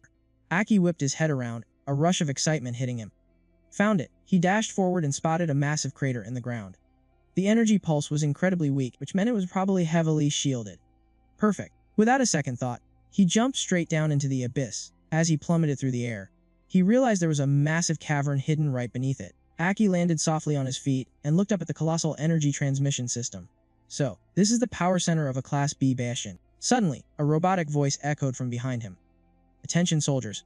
Defend the energy crystals to the death. He spun around to see where the voice was coming from. He found it. The crystal storage vault. Aki immediately sprinted toward it, having no idea what kind of horrors were waiting for him inside. Aki's eyes went wide when he looked inside. Beyond the doors was nothing but absolute devastation. Human corpses were scattered everywhere, looking like the aftermath of a brutal massacre. These were the soldiers who had laid down their lives to protect the energy crystals. Seeing this, he clenched his fist tight, cursing under his breath. Those damn demons. He walked slowly into the room, his eyes scanning both sides. Even in death, these soldiers had held their ground to protect the power source. Aki reached out and touched a shattered red crystal. It was obviously a targeted strike. The demons had breached this place just to destroy the crystals. This time, they were way more organized and intelligent than before. He let out a heavy sigh. There probably aren't any intact crystals left. I need to head down to the underground bunker and scavenge for gear and supplies first. He gritted his teeth, his resolve hardening. He absolutely had to bring those energy crystals back. If Apex Hall and the others went down, Fulverus Bastion would be doomed. Aki quickly ran the numbers in his head. Within 3 months, he had to find a new bastion and haul those crystals back to Fulverus, no matter what it took. An alarm blared from the equipment room doors. Suddenly, a bright light flared up from behind him as the systems booted up. Shining straight out into the open, Aki slammed his foot on the gas pedal. The tires screeched against the ground, kicking up a trail of sparks. Like a gust of wind, he gunned the vehicle straight out of the bunker, tearing off into the distance. He kept accelerating, with only one single thought racing through his mind. He had to find a new bastion. Gripping the steering wheel, Aki weighed his options. The area outside the bastion hadn't been fully scouted yet, and once night fell, the fog was only going to get thicker. Before long, he reached a wasteland of sand that used to be a massive city in the past, now completely swallowed by the dunes. Those crumbling skyscrapers were probably just breeding grounds for demons now. Glancing at the map while he drove, Aki muttered to himself. The next bastion should be marked in this direction. But right at that moment, someone was silently watching him from the shadows. The mysterious figure pulled out a knife and slashed the rope, holding a trap in place. A massive bundle of heavy tree trunks suddenly crashed down onto the road, making Aki flinch in surprise. He instantly jerked the steering wheel to the side. With expert precision, he drifted the vehicle right through a narrow gap in the falling timber. In just a fraction of a second, he had completely dodged the trap. Aki put the car in park and slowly stepped out. He took off his goggles and stared at the logs blocking the road, muttering to himself. This wasn't demons. They use ropes. It's humans. Suddenly, a figure leaped out from the cover and aimed a gun straight at him, screaming, "Don't you move a muscle." The barrel of the gun was deadlocked onto Aki's chest. "Who the hell are you? Which hunter squad do you belong to? Sound off, right now." It was a member of a hunter squad. These were hardcore fighters who didn't live inside the bastions, surviving out in the wastelands instead, which meant they had terrifyingly high combat skills. Aki let out a heavy sigh. Just my luck. A hunter squad. The hunter stood fiercely on top of the pile of logs and barked. "Sound off. I'm not gonna ask you twice." Aki rubbed his temples, feeling a headache coming on. Man, talk about bad luck. He slowly raised both hands in the air to explain. "Hey, don't shoot. I'm not with any hunter squad. I'm literally just a soldier passing through." Hunter squads usually operated as free agents, scavenging for resources with heavy gear and incredibly tight coordination. The girl let out a mocking scoff. "A soldier, please. Bastion soldiers never wander out into this zone alone. You're a scout for the Silver Wolf squad, aren't you?" Aki blinked in surprise. "Silver Wolf." He kept his voice steady and replied, "I'm telling you the truth. I don't belong to any hunter squad." But she didn't buy a single word of it. Immediately cocking her weapon, a deafening gunshot rang out. The bullet grazed the dirt right next to Aki's foot. The girl screamed at the top of her lungs. "Shut your mouth. You sick freaks are worse than the demons out there." "Are my teammates from the Falling Spear squad still alive? Answer me." Hearing that, Aki narrowed his eyes. Falling Spear squad? It sounded like this Silver Wolf squad had done something seriously messed up. He kept his cool and spoke softly. "Listen to me. I can't exactly prove my identity right this second. But if you keep pointing that gun at my chest, we're not going to be able to talk this out." The girl hesitated and lowered her gun. Right at that moment, Aki glanced to the side, sensing another wave of killing intent. She immediately raised her weapon again. "Do not move." Suddenly, several bullets from a distance struck the girl's hand, leaving her completely stunned. Two figures on a vehicle rushed over. One of them let out a loud, mocking laugh, crippled the one holding the weapon first. "Look, Lu Shang still has a survivor. Let's claim our reward from the boss." They were the scouting team from Yinlang. With her hand shot, the girl's gun slipped and fell to the dirt. She gritted her teeth in pain. "Yinlang, I cannot even lift my arm anymore." One of the thugs jumped down, grabbed her by the hair, and sneered. "Oh, it is a chick too. Perfect. Let's see what you look like." Because of her injuries, she could only glare at him with absolute hatred. The thug turned his buddy. "Man, she is a total catch. Before we hand her over to the boss, let's have some fun first." Aki couldn't stand by and watch any longer, so he dashed forward and delivered a brutal kick to the thug. The guy was sent flying, while our main character landed gracefully. Aki stood protectively in front of the girl. "I didn't want to get involved in your hunting team's drama, but you Yinlang guys are total trash. I am in a really bad mood today. Scram before I change my mind." He glared coldly at the remaining thug and snapped just one word. "Scram." The guy panicked and raised his gun, thinking Aki was some kind of demon. But Aki just reached out, blocked the barrel of the gun, and crushed it in his grip. He growled menacingly. "Having a gun pointed at me twice in one day. That is incredibly annoying." The thug trembled in fear. "Walk away. Yinlang will let you live." But Aki activated his wood element, summoning massive tree roots that formed a giant fist and launched the guy into the sky. The girl behind him stared with wide, shocked eyes. He crashed into the ground several meters away, groaning in agonizing pain. Clutching his stomach, he screamed, "You have a core device.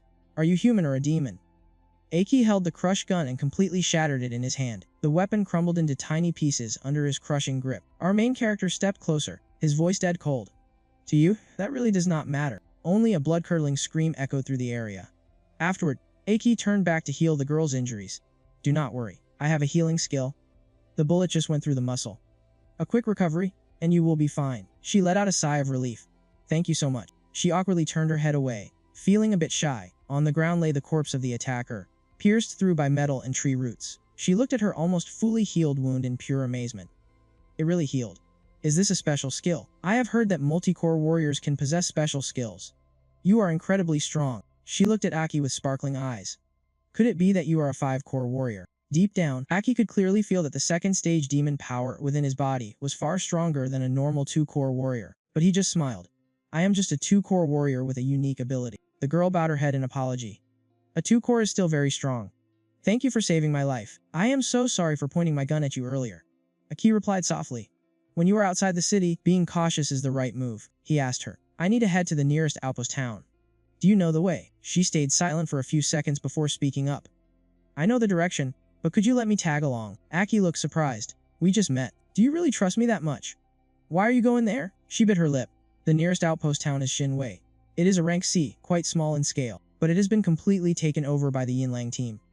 My Luoshang squad tried to launch a rescue mission. We almost won, but the Yinlang captain had just broken through to the 3rd core stage, so his power skyrocketed. My captain was only a 2-core warrior, so he could not hold his ground against him. In the end, I was the only one who managed to escape. If helping with the rescue does not mess up your plans, please help me. I am willing to risk my life for this." Hearing this, Aki remembered how in his past life, hunting teams would never dare to occupy an outpost town. Now they are openly stealing them. What on earth is the current manager doing? The girl added on, "They also want to steal the energy crystal." Aki instantly realized that Yinlang's true target was the power source. They actually dare to mess with the outpost foundation. He stood up with determination. "Lead the way. This alone is enough to piss me off." The scene shifted to a mountainous area surrounded by thick forests. Aki and the girl drove forward. She pointed ahead. "Xinwei is just up there." Our main character replied.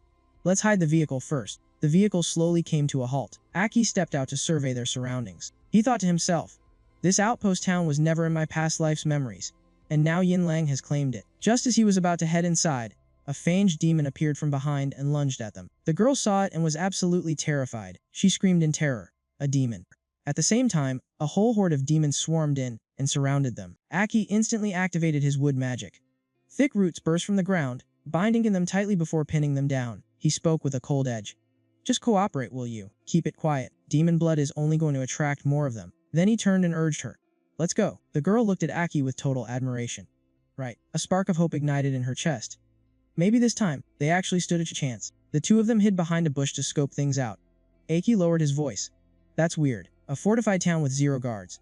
Even the main gates are wide open." Suddenly, a figure bolted out from the inside, clutching someone tightly as they sprinted through the city gates. Aki spotted them and immediately called out, "Got company."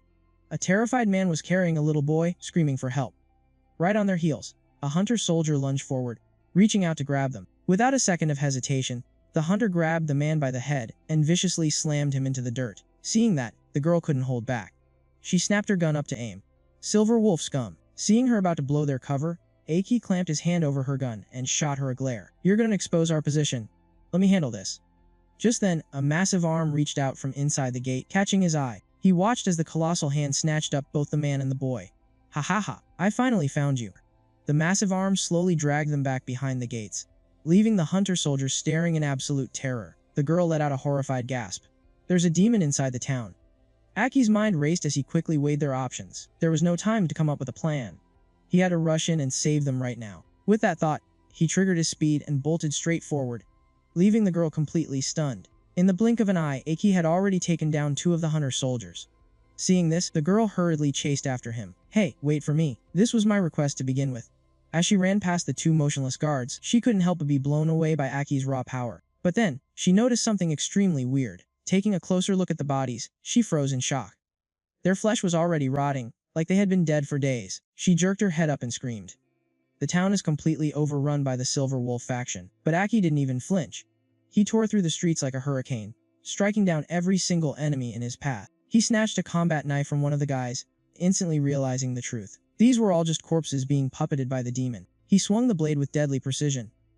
Well, if that's the case, there's no need to hold back anymore. With his overwhelming speed and strength, Aki sliced through the horde like a seasoned assassin. He landed smoothly on his feet, his eyes locked on the bizarre aura radiating from the dead bodies. He figured it had to be under the control of some kind of special ability. His eyes caught a trail of purple smoke drifting off into the distance. I should probably follow this trail. He decided to track the aura of the corpses to hunt down the mastermind. Turning to the girl, he ordered, "I'm going after that father and son. You look for any survivors." The two of them instantly split up to cover more ground. Aki vaulted over the rooftops, eventually dropping down right in front of an ancient shrine. He sprinted straight for the entrance, absolutely certain that the culprit was hiding inside. Without missing a beat, he unleashed a fierce kick that blew the doors wide open, but the sight waiting for him inside made him freeze. The man and the little boy were already gone, reduced to nothing but two cold, lifeless corpses. Seeing them like that, Aki gritted his teeth in frustration. Damn it, I was one step too late. Right at that moment, a demon stepped out from the shadows, glaring at him with ice-cold eyes. Everything in this town belongs to me, whether they are dead or alive. The fact that those two dared to try and escape my town. They crossed the line. It let out a twisted, eerie laugh. Come a little closer. Let me see exactly who this uninvited guest is. This was a rank 3 demon. A deathcore variant with the phantom ability to control the dead. Hovering right behind it were 3 massive energy crystals. Aki instantly put the pieces together. The Silver Wolf faction had occupied this town specifically for this. The rank 3 demon burst into maniacal laughter. Tell me, stranger, are you a human, or are you a demon? Aki just kept his eyes locked on it, thinking to himself. Just as I thought, that's a super rare deathcore. Death demons always possess terrifying phantom abilities. He took a step forward and asked, "You're the one who slaughtered the entire Silver Wolf crew, aren't you?" The demon looked genuinely surprised. A rank 3 warrior. Who the hell are you? It pulled out one of the energy crystals. Oh, are you talking about this? Out of nowhere, a corpse lunged forward in a vicious attack, forcing Aki to swiftly dodge out of the way. He jumped back, analyzing his new opponent very carefully. It was the captain of the Silver Wolf hunting squad, a rank 3 core warrior, now fully under the demon's control. Dozens of rotting corpses began stepping out from the shadows. The demon threw its head back and laughed. "Come on out, my pets. We have a guest." Aki furrowed his brows. It wasn't just the Silver Wolf crew.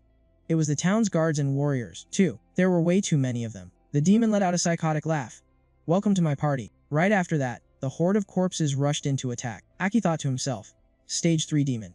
Look, it doesn't specialize in combat. It only relies on its illusion abilities to manipulate the battlefield. Without hesitation, he slammed a fire-infused punch into the ground, incinerating and blowing away the entire horde of corpses. With just one strike, he wiped them all out. The demon was shocked. "You are no ordinary human," it commanded. "Get up, fight." But Aki replied coldly, "It's useless, I've already burned them to ashes." The demon trembled with rage. "My precious treasures that I worked so hard to collect." Aki replied, "This is the best release for them." With no more corpses for it to control, he stomped the ground and charged forward. In the blink of an eye, Aki closed the distance, his knife right in the Stage 3 demon's face. He unleashed a flurry of strikes, leaving it no time to defend. The demon cried out in panic. Suddenly, the image of a young boy appeared right in front of him, forcing him to halt his attack. Aki was stunned. It's the kid from earlier. Seeing him hesitate, the demon threw a powerful punch, sending him flying to the ground. Aki quickly used his water element to block. "Damn it, I have to avoid a fatal blow." The demon laughed coldly. "I don't just know how to control things. I also possess the metal element." The main character was shocked, but he quickly used his wood element to heal his wounds and strategize. The demon ordered, "Bring it here." The corpse of a man stepped forward, holding a vial of green liquid. It let out a wicked laugh and chugged the liquid. "You father and son are still of value to me." Aki sensed danger. Even though he didn't know what that was, his instincts were screaming at him. He gritted his teeth and dashed forward to stop it. He channeled fire into his knife and slashed straight at it. But the demon had already swallowed the potion. It raised a metal shield to block the strike, knocking Aki far away. He was astonished. Where did it get such an explosive surge of energy? Absorbing energy directly from a crystal should cause your body to explode. He had already proven this theory in his past life. But the energy in its body was completely stable thanks to that liquid. There's no way a demon created that thing. The demon roared. Evolution. A burst of purple light erupted. It was using the energy crystal to evolve. In a flash, the Stage 3 demon transformed into a Stage 4 demon, wielding the death element, illusion abilities, and the metal attribute. Aki gritted his teeth. A stage 4 demon. I'm in real trouble this time. The demon laughed maniacally. This is the true power of stage 4. It summoned metal spheres that orbited around its hands. Those spheres shot straight toward Aki. The demon smirked wickedly. Wind-piercing sharp metal. Surrounded by the spheres, Aki panicked. He immediately summoned tree roots for defense. As the metal bullets rained down, he managed to curl up inside his wood element shield, but the demon had already closed in. It delivered a terrifying kick straight into Aki's body. The kick sent him crashing into the ground, kicking up a massive cloud of dust. Aki lay sprawled out, temporarily unable to fight back. The demon stomped heavily on his chest, pinning him down without mercy. It laughed triumphantly. Every evolution creates an insurmountable gap in power. Your journey ends right here. It roared. Become mine. And raised its hand, ready to turn Aki into one of its controlled corpses. But just as the blade on the stage 4 demon's hand was about to pierce Aki's neck, it suddenly froze in midair. The space around the two of them suddenly warped, as if someone was crushing it. The main character, lying motionless, clearly felt the bizarre distortion. The spatial rifts grew denser, swirling directly around the stage 4 demon. From the rift, a hand reached out and grabbed the stage 4 demon by the head. Accompanied by a voice cold enough to freeze one's soul, a grotesque monster crawled out of the distorted space, tightly gripping the stage 4 demon's head, and whispered, "The plan cannot be ruined by a small fry like you." The stage 4 demon shook uncontrollably. "Are you the Black Sovereign?" The demon didn't answer, coldly uttering a single word. "Compress." Instantly, she snapped her opponent's neck, and the head was sucked right into a spatial rift. The stage 4 demon vanished right before Aki's eyes, leaving behind nothing but a thick cloud of dust floating in the air. The creature slowly touched down on the ground. She was none other than the Black Sovereign, her amused gaze locking right onto Aki. "I knew I couldn't trust useless trash like humans." The Black Sovereign revealed her terrifyingly beautiful form, making Aki frown as a thought crossed his mind. A stage 8 demon. This oppressive aura felt exactly like the red-haired guy inside his own body. The main character suddenly realized something was terribly wrong. He remembered the Black Stage 8 demon from back then. And now the Black Sovereign stood right in front of him, mocking. "I wonder when the Red Sovereign will finally wake up. You can't even take down a measly stage 4. What an inferior race." Aki furiously yelled out. "What did you just say?" She just sneered at him. "So much for being the strongest human. Your absorption rate is way too slow." The moment she said that, she lifted his battered body right off the ground, carrying him like a literal toy. The Black Sovereign pulled out an energy sphere and lunged right at him. "Be a good boy and evolve to stage 4. The sphere phased straight into Aki's body, making him groan in pure agony. After that, he collapsed heavily to his knees. Looking down at his chest, it all made sense. She had shoved a stage 4 core right into him, completely skipping stage 3. A blinding wave of pain hit him, and Aki screamed out, "I'm gonna burst. My chest can't take this. This stage 4 energy is way too overwhelming." The Black Sovereign stood nearby, biting her nails as she muttered, "Are you really that weak? You can't even absorb a stage 4's power." Aki roared out, "No, my body is gonna tear itself apart. Do something, you stupid demon."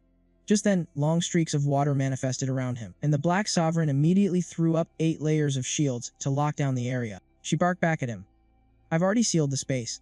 Just hold on." His body began to swell up wildly as he cursed and screamed in absolute torment. Deep within Aki, a low, menacing voice echoed, "Who dares to disturb my slumber?" The entity slowly opened his eyes, and the Black Sovereign gasped in sheer delight. That voice. In just a fraction of a second, Aki's body fully healed itself. Looking like he hadn't taken a single hit, he opened his eyes, radiating an intense aura. "Black Sovereign, have you forgotten what I told you?" He threw a single punch that completely shattered the shields, totally catching the Black Sovereign off guard. At this point, Aki had completely transformed, revealing his true identity, the Red Sovereign. The Black Sovereign trembled slightly. "Red Sovereign." She rushed over and threw her arms around him. "You finally showed up." The Red Sovereign replied with a soft tone. "It's been a while." The Black Sovereign spoke up. "I've been keeping an eye on him. He's way too weak. He couldn't even beat that stage 4, and if he bites the dust, you go down with him." The Red Sovereign gently lifted her face. "This body needs to be forged. Humans may be frail, but their potential is absolutely limitless. He was only at stage 2, and you forced him right into stage 4. How could his body possibly handle that? Still, I guess it's thanks to you that I temporarily woke up. Don't ever interfere with his evolution again. He needs to evolve step by step to become the perfect vessel. Do you understand?" The Black Sovereign nodded softly. "Whatever you say." Then something came to her mind. "While you were playing dead, the other 4 sovereigns didn't dare to make a move. The balance held up. Just like you predicted." The Red Sovereign let out a faint chuckle. "They teamed up to take me out because they were terrified. Now, even without me around, their paranoid nature hasn't changed one bit. They've completely forgotten our original mission. What about you? Have you fallen under suspicion lately?" The Black Sovereign scoffed coldly. "You're lucky you even remembered me. They don't have what it takes to look into my affairs. She gently reached out and touched him, laying her feelings bare. I just wanted to be here to welcome the absolute strongest back. The Red Sovereign gave a warm smile. It's only a matter of time. But right now, he needs to stabilize his power. Don't get too involved with this human. We can't afford to draw unwanted attention and ruin the entire plan. She replied with a shy tone. I just missed you, so I came to visit. Even if it's just your vessel. Right at that moment, the girl traveling with Aki walked in, trembling in pure horror. A stage 8? How could a stage 8 possibly be here? The Black Sovereign covered her mouth, giggling. Oops, I completely forgot to clear out this area. The Red Sovereign just stared at the girl in total silence. His intense gaze locked right onto her. Deep within his subconscious, Aki heard a voice echoing. So you were a demon this whole time. Hearing his name called out, Aki suddenly snapped back to reality. As he came to, he realized he had pierced the girl, the huntress from the squad. She was completely unconscious. Our guy stared at his trembling hands. This is all my fault. He gritted his teeth so hard they bled. His power erupted in an agonizing roar. A pillar of energy shot straight into the sky. He had finally broken through to a brand new state. His stage 4 form had completely finished its evolution. Aki remembered what the girl had told him. I want to go to Dawn City. If possible, I'd love to be a florist's apprentice there. I just really love flowers. Back in the present, she was engulfed in a sea of flames. She lay there lifeless, her sweet voice still echoing in his mind. In such a cruel apocalypse, we need beautiful flowers more than ever. Aki thought to himself, this mistake is unforgivable. All because I couldn't control this demonic power. The stage 4 power inside his body made him feel incredibly heavy. Just what connection did that stage 8 demoness have with the Crimson King stage inside him? That fluid that helped the demons break through made him really uneasy. That wasn't something demons could just create on their own. Only a high-class bastion would have the tech to produce that. Could it have come from Dawn City? At the very least, he had to warn Joel and the rest of the team. Our guy hopped onto his bike, threw on his goggles, and prayed that Sidu Lu and the others were safe. If he kept heading in this direction, he'd reach the class of Bastion, Pisidia. From there, he could send a message back to First City. The wheels rolled through the dead of night.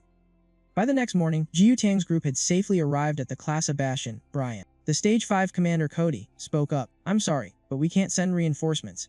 Peta City is currently dealing with high-level demons. Your teammate Aki's chances of making it out alive are slim to none. Sending our soldiers on a rescue mission right now is way too risky. Jiu Tang's voice turned stern.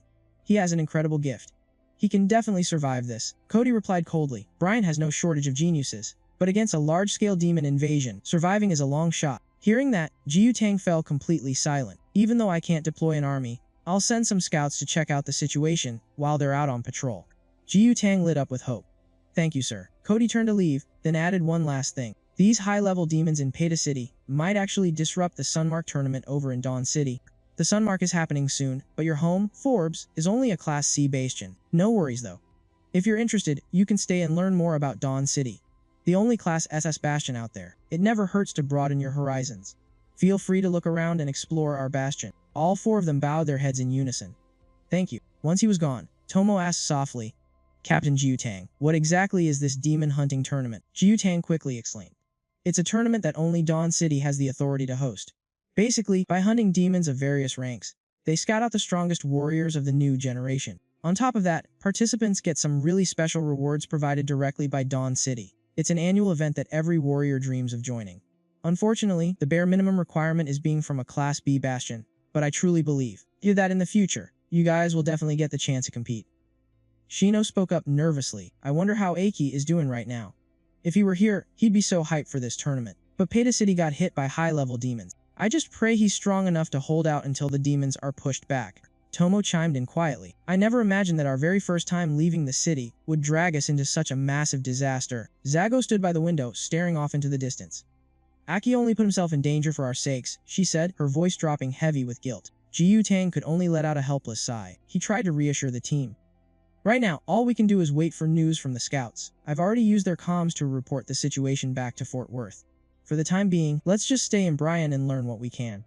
This place is packed with elite warriors. Outside, the blue sky stretched endlessly high, and white clouds drifted lazily by, completely oblivious to the apocalypse raging on below. Meanwhile, at the Class A bastion, Pisidia. Inside an office in Pisidia, 2 people sat facing each other. One of them spoke. We verified the intel you brought us. Just like you said, the Class B Peta City has been completely wiped out by demons. The person tapped their cigarette ash and continued. We've also forwarded the message to your squad in Fort Worth. But as for your request for an energy crystal supply, I'm sorry, but we can't approve that. This woman was the 5th Corps warrior, Parisi. Parisi explained that the distribution of crystals wasn't up to Pisidia. It was a fixed quota handed down by their superior bastion, and your superior bastion was Peta City, which is now nothing but rubble. You can file an appeal with Dawn City to request a new allocation. Hearing this, Aki thought to himself, so the crystal distribution system is actually this complicated. Maybe I really should head to Dawn City and investigate where that breakthrough gear for the demons came from while I'm at it. After thinking it over, he said, thanks for the heads up. I want to represent Forbes and head to Dawn City. Is that possible? Parisi gave a short, blunt answer. No. Unless you are Captain Fort Worth, or you have an official authorization letter, you are not qualified to act as a representative for negotiations. The main character thought to himself that having to go back just to get authorization would be a huge pain. But Parisi continued, there is still another way to get there. That is, if you have a high-ranking city official to vouch for you. Someone like me, for example. Aki asked in surprise, what do you mean? You can vouch for me? Parisi nodded. I can, but it comes with a condition. Aki smiled, his interest piqued, and said, let's hear it. She replied, for the demon hunting tournament in Dawn City, if you join our team as a foreign mercenary and act as our vanguard to gather intel during the matches, I will cover for you. But I have to warn you right now. I cannot guarantee that you will make it out alive. The vanguard in the demon hunting tournament is the person sent out ahead of time to scout out the demon's rank and gather the initial intel. It is exactly like being a frontline scout in a war. Due to the terrifying difficulty of the demon hunting competition and the extremely high level of the demons, the vanguard position is incredibly dangerous. Casualties are an everyday occurrence, and vanguards are basically treated as cannon fodder. Because of this, the fighters actively avoid the role. But Aki just calmly replied, it seems like no one in your squad wants to take on this mission. That's alright. In the end, he decided to take it on. I accept. Then he thought to himself, after all, this demon hunting competition is a massive event that I created myself anyway. At the armory, Nami, Parisi, and Aki chatted as they walked. Parisi spoke up first. Asking you to be the vanguard was really a last resort. Basically, none of the cities nowadays choose their core members for this position. That's because over the past few years, vanguards have either ended up dead or critically injured. She gritted her teeth and continued, that is why I warned you beforehand. I cannot guarantee your safety at all. I can only try my best to meet your equipment requests. Then, the two of them stepped into the armory. Aki cheerfully replied as he stepped forward, I get it. Well then, let me take a look. Watching his back, Parisi silently evaluated him. This guy, is his core symbol damaged so I can't see it clearly, or is he actually just an unranked core from the rank C city of Fort Worth? His power is equal to a 2-core fighter at best, yet he's so incredibly confident. A fighter from a rank C city. Could he actually have some kind of hidden trump card? After browsing for a while, he decided to go with this one. Looking at the equipment in front of him, Aki felt completely satisfied. These Nami wings could transform into a greatsword, which got him thinking. My previous combat dagger was definitely flexible, but the damage output just really wasn't strong enough. Seeing him touch it, Parisi hurriedly yelled out, wait, the specs for these Nami wings require at least a 3-core fighter to use. With your current strength, forcing yourself to use it will be extremely dangerous, and it could easily backfire on you. But our main character didn't care at all. He pulled out his own energy core, and immediately, a blinding flash of light erupted, forcing Parisi to throw her hands up to shield her eyes. When the light faded, she stared intently at him, as if she had just realized something. Could it be? At that moment, the dagger was spinning rapidly in mid-air. Finally, it stabbed straight into the ground. He grabbed the hilt and praised it. A perfect fit. This weight gives it a really solid feel. Seeing this, Parisi couldn't hide her shock. He actually managed to use it successfully, and with such ease. Does he have some kind of special understanding of the Nami wings? She had heard rumors of certain fighters possessing ridiculously high natural talent, but witnessing it with her own eyes today was truly mind-blowing. Next, Aki turned to her and asked, oh, right? You guys definitely have a live combat arena here, right? As the two of them stepped out the door, she replied, I will do my best to accommodate your requests, but what do you need the live combat arena for? He turned to look at her. I just want to test out my new Nami wings on some demons. Think of it as a little warm-up. Parisi anxiously confirmed, are you absolutely sure you want to go alone? Even though the live combat arena has been flagged, rank 1 demons still show up from time to time. If you need me to, I can go with you. Flagging meant using special devices to clear the fog outside the city, temporarily claiming the area for scouting, combat training, or experiments. He replied calmly, no worries. Even if a rank 1 demon shows up, I can handle it. Watching Aki walk away, Parisi smiled with amusement. Confident and brave. Those are rare traits for a fighter. Well then, please stay safe. I still have a few 4-core fighters waiting for their training. If they had even half of your confidence, things would be a whole lot easier. Then the two of them turned and walked off in opposite directions, but they both simultaneously glanced back at each other. After that, a sinister grin spread across Aki's face. He thought to himself, of course I couldn't let you tag along. because I don't just want to test out this new weapon. More importantly, I need to explore my abilities in my rank 4 form. Out at the flag zone, Aki wandered through the ruins and muttered to himself, "This area has been flagged, and the fog is totally cleared. Looks like this is the place." Suddenly, the vicious roar of a demon echoed through the air. Very quickly, he noticed that a demon had already locked onto him from behind. Just as expected, the monster immediately lunged forward to attack, but Aki dodged it with ease. Then, he summoned his dagger, and in the blink of an eye, he ruthlessly sliced the demon cleanly in half. Seeing this, our main character looked at his blade with deep satisfaction. Just as I thought, a greatsword really does give off a much better feel. Standing over the demon's corpse, Aki slowly retracted his blade. Then he glanced down below. By now, the other demons had finally started to show up. Aki flashed a wildly excited grin. "Oh, this is perfect. I actually thought you freaks wouldn't come out during the day. Now I can finally get used to my new weapon and slaughter to my heart's content while I'm at it. I've been feeling way too stressed out lately anyway." Without another word, he stomped hard on the ground to build up momentum, launching himself high into the air, aiming perfectly at the charging horde of demons. Aki swung his greatsword wildly. Every single slash sent demon blood and severed limbs flying everywhere. In that blood-soaked frenzy, Aki's figure moved as gracefully as a dancer. It was as if he was born solely to slaughter demons. Instead of using the 4 elements he had already mastered, wood, water, fire, and metal, he just kept swinging his sword over and over to build his muscle memory. In those ruins, Aki and the unranked demons engaged in a frantic bloodbath. Or more accurately, it was a completely one-sided massacre. In the shadows, nothing was left but the desperate, agonizing shrieks of the demons. Who knows how long he had been hacking away. When the head of the final demon dropped to the ground, Aki ruthlessly plunged his blade straight through its skull. Afterwards, he let out a tired sigh. Is this body evolving based on the demonic power inside me? Even though I'm way stronger than when I first arrived in this world, my other stats are still lagging behind. I'm already panting after just a little bit of exercise. Suddenly, countless tree roots shot out from behind Aki, hurtling straight toward his back. Sensing the danger, he instantly swung his blade and slashed them all away. Then, he snapped his head back to look behind him. A new demon appeared right before his eyes and spoke. "Ah, so that is how it is. I had a feeling that something was not quite right." It was a wood-type rank 1 demon. It muttered, "A human. A fighter has appeared. Food has appeared." Seeing it, Aki grinned with pure thrill. "You guys finally showed up. Rank 1 demons." Seeing his totally casual attitude, they gasped in absolute shock. "Ha, you are not afraid of us.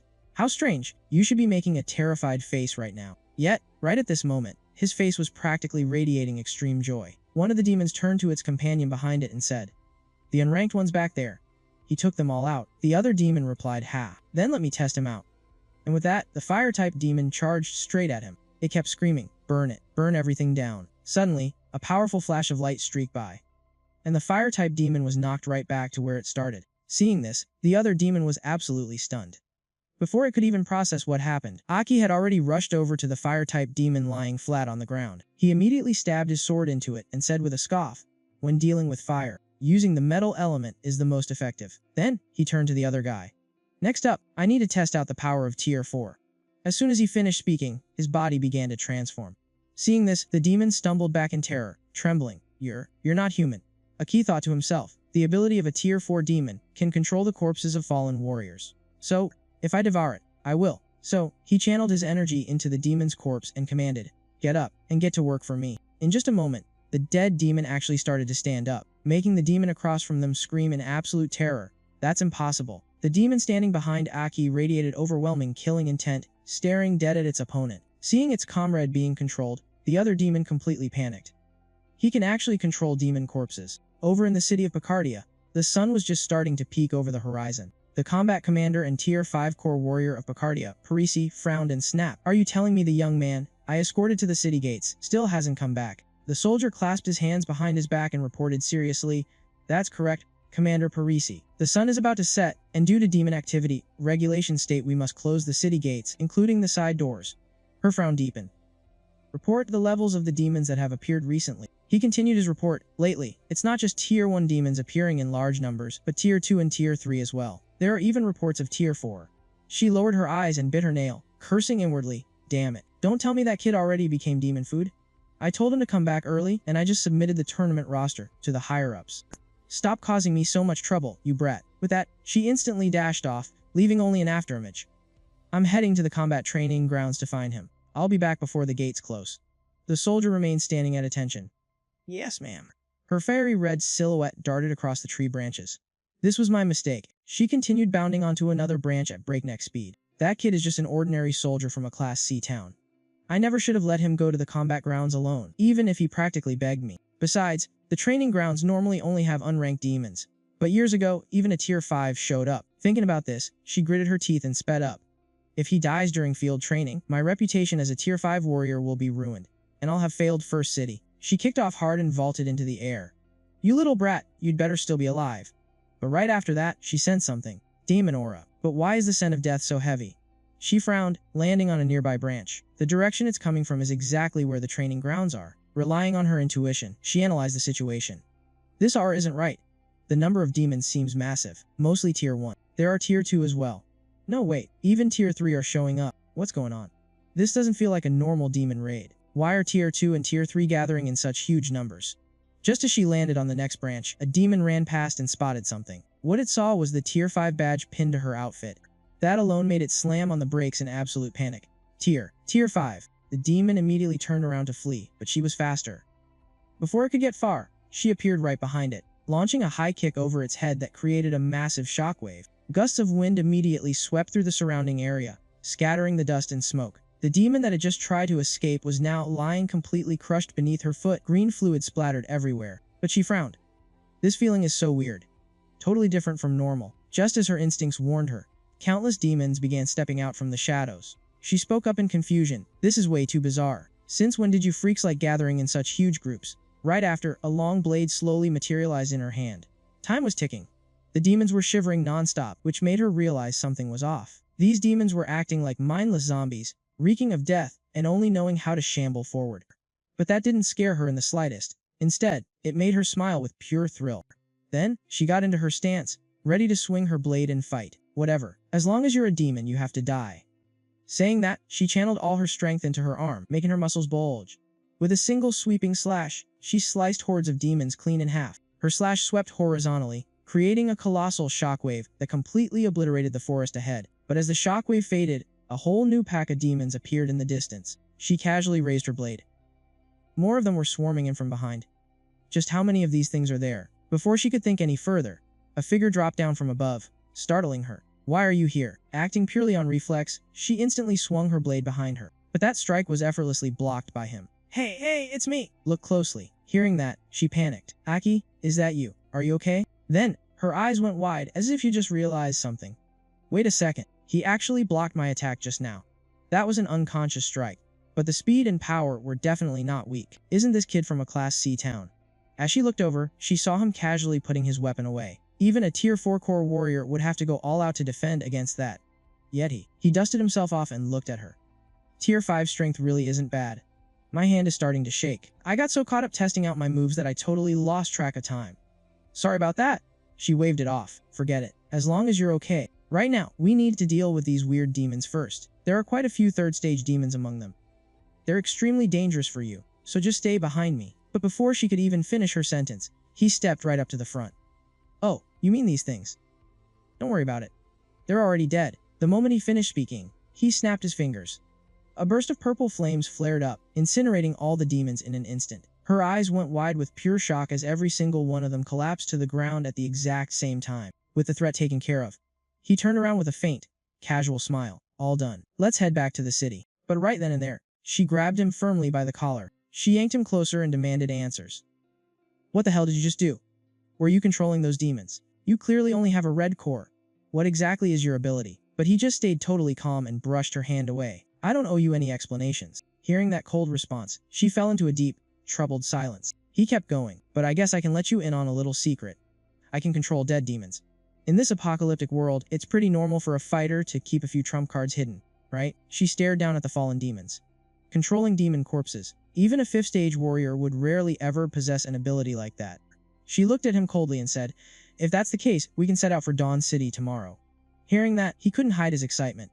Awesome. The sooner the better. We really need to fix the energy crystal shortage for Fukuoka City as fast as possible. With that said, he started walking ahead. We head out tomorrow. She followed close behind, seemingly placing a lot more hope in him for the upcoming demon hunting tournament. Meanwhile, Parisi hurried back toward the city, completely unaware of what was really happening out in the zones, far beyond the combat training grounds. By the time the backup forces rushed to the area where he had just fought, The only things left were total ruins, pools of blood, and demon corpses scattered everywhere. Later reports confirmed that the combat training grounds had been completely wiped out by a mysterious power. Aki and she left with the evacuating crowd, leaving behind a desolate wasteland of shattered trees and mountains of dead monsters. The heavy armored transport slowly rolled up to its final destination. Parisi glared at him, clearly annoyed. "We're here. Hurry up and get off, and try not to dirty up our town." Aki tilted his head back, staring up at the city for a long time, judging from the terrain they had passed along the way. He muttered to himself, "I had a feeling, but I didn't expect it to actually be true." He gazed up at the towering, massive walls. Dawn City. It really was the exact same stronghold he used to rule over. Dawn City? The one and only level 9 city in existence. It looks like after I died in my previous life, they actually went ahead and renamed this place to Dawn. Was it because of that campaign? The Battle of Dawn. Even so, the place had changed drastically from how he remembered it. He frowned, deep in thought. I figured it would be a long time before I ever came back to my old turf in this life. Then he paused, a sudden wave of joy washing over his face. Wait, does this mean I get to see those 6 again? Back in his past life, he had built the absolute strongest team out there. They were known all over as the 6 great heroes, his 6 most powerful and loyal subordinates. The memories of his old comrades fighting right by his side on the battlefield made him wonder, what exactly happened to them after the Battle of Dawn? If I told them the truth right now, would they even believe me? Suddenly, Parisi cut into his thoughts. What's wrong? Feeling a bit overwhelmed on your first trip to Dawn City? Well, don't get too shocked just yet! You haven't even stepped foot inside. Dawn City is humanity's one and only S-class fortress. It's the ultimate symbol of absolute power. She took a step forward, looking proud. Not just anyone gets lucky enough to set foot in a place like this. He suddenly realized something. Since Parisi was a 5th Corps warrior, she had to know some useful inside information. So he just went ahead and asked, hey, after the Battle of Dawn, what happened to the 6 great heroes? How are they doing now? Parisi stopped dead in her tracks and shot him a deeply suspicious look. After the Battle of Dawn, that is a very weird question for you to be asking. Are you asking about the new 6 great heroes or the old ones? Aki played dumb, tilting his head. New and old? What do you mean by that? Aren't the 6 great heroes just those specific 6 people? You know, the former subordinates. I mean, the strongest warriors who used to serve the guy who had the exact same name as me. That legendary group of 6. But before he could even finish his sentence, Parisi practically lunged forward and slapped her hand over his mouth. Are you actually an idiot? Or are you just pretending to be one?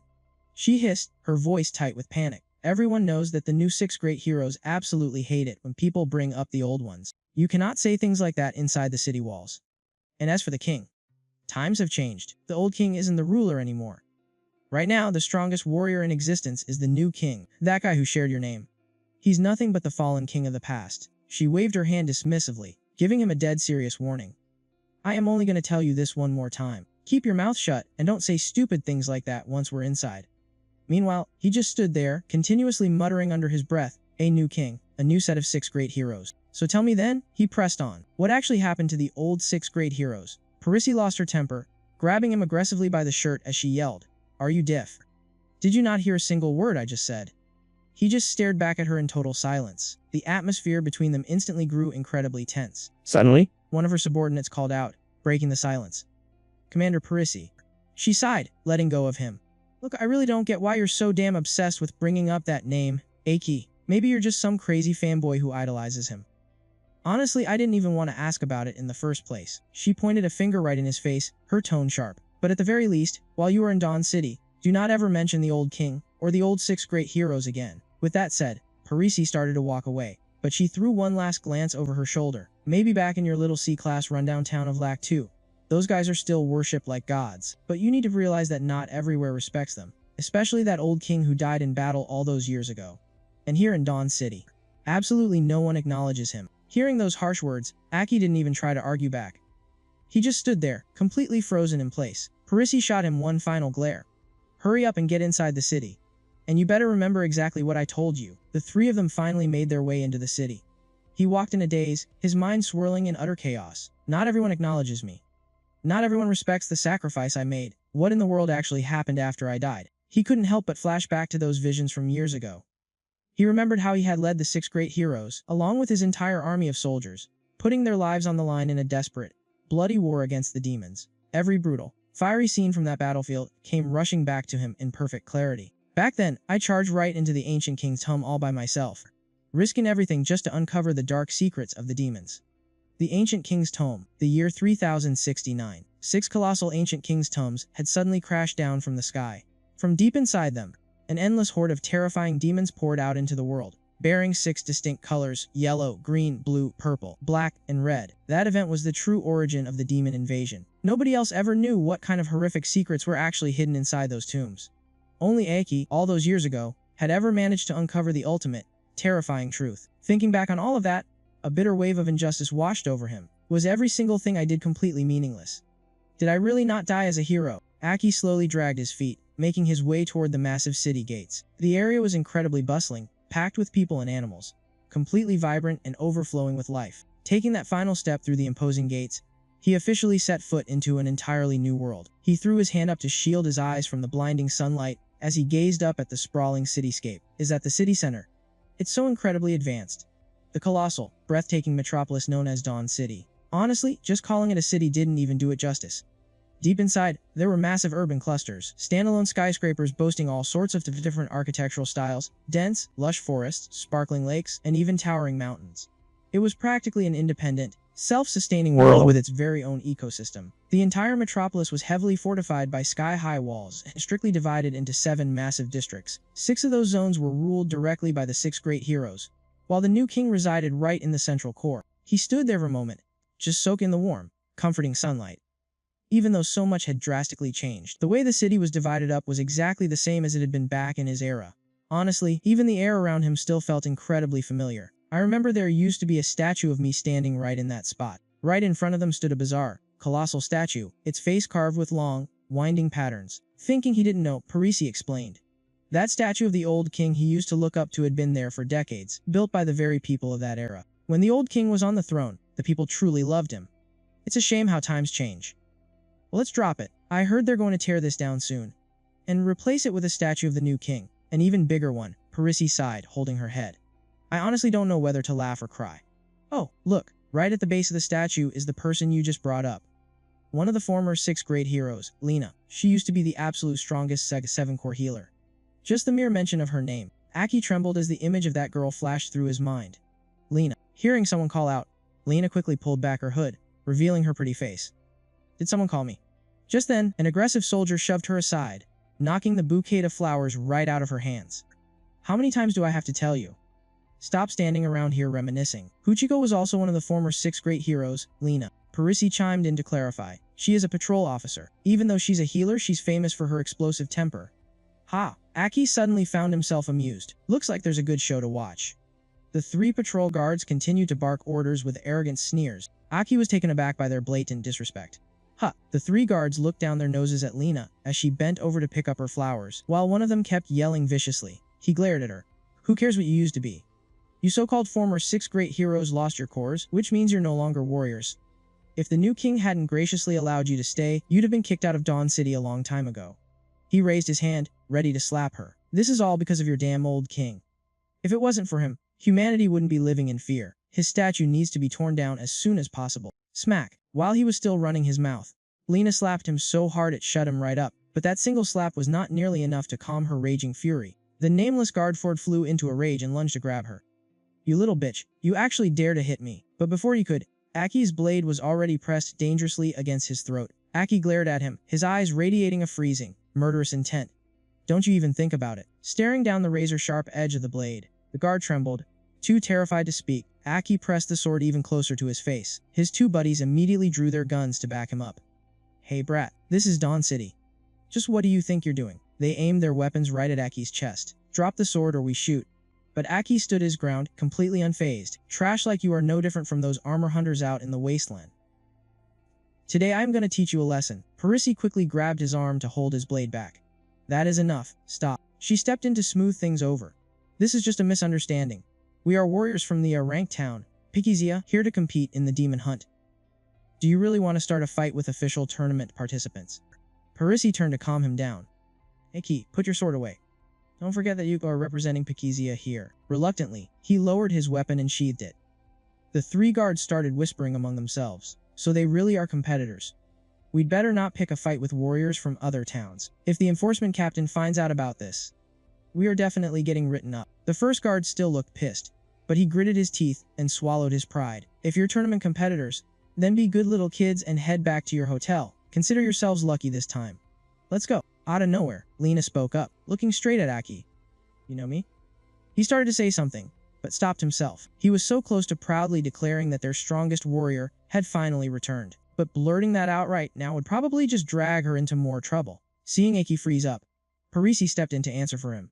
This troublemaker right here is named Aki. Lena visibly stiffened at that answer. Caught completely off guard, she stared deeply into his eyes. Aki. Meanwhile, he just closed his eyes and let out a soft sigh. Awkwardly scratching the back of his head, Aki gave a flimsy excuse. Yeah, it's just a total coincidence that we share the same name. A flash of disappointment crossed Lena's face. But she didn't say another word. She just quietly pulled her hood back up to hide her features. I see. With that, she turned her back and walked away. Well, that is just completely baffling. Finding her behavior incredibly weird, Parisi complained. I mean, sure, she's a senior veteran, but you just helped her out. She couldn't even give you a basic thank you. Aki gently stopped her. Forget it, let's just leave her be. He watched Lena walk away with a lingering sense of regret. He swore he would find a chance to explain everything to her properly later. After all, Lena probably had a million things she wanted to say to him too. Vibrant red banners fluttered high above the city, as the hype and electric energy of the demon hunt completely took over the streets. The chairman of Pakizia made a grand appearance at the opening ceremony. Everywhere Parisi's team went, they were showered with cheers. Wow, he's so handsome. Look, it's a new face. Parisi leaned over and whispered to Aki.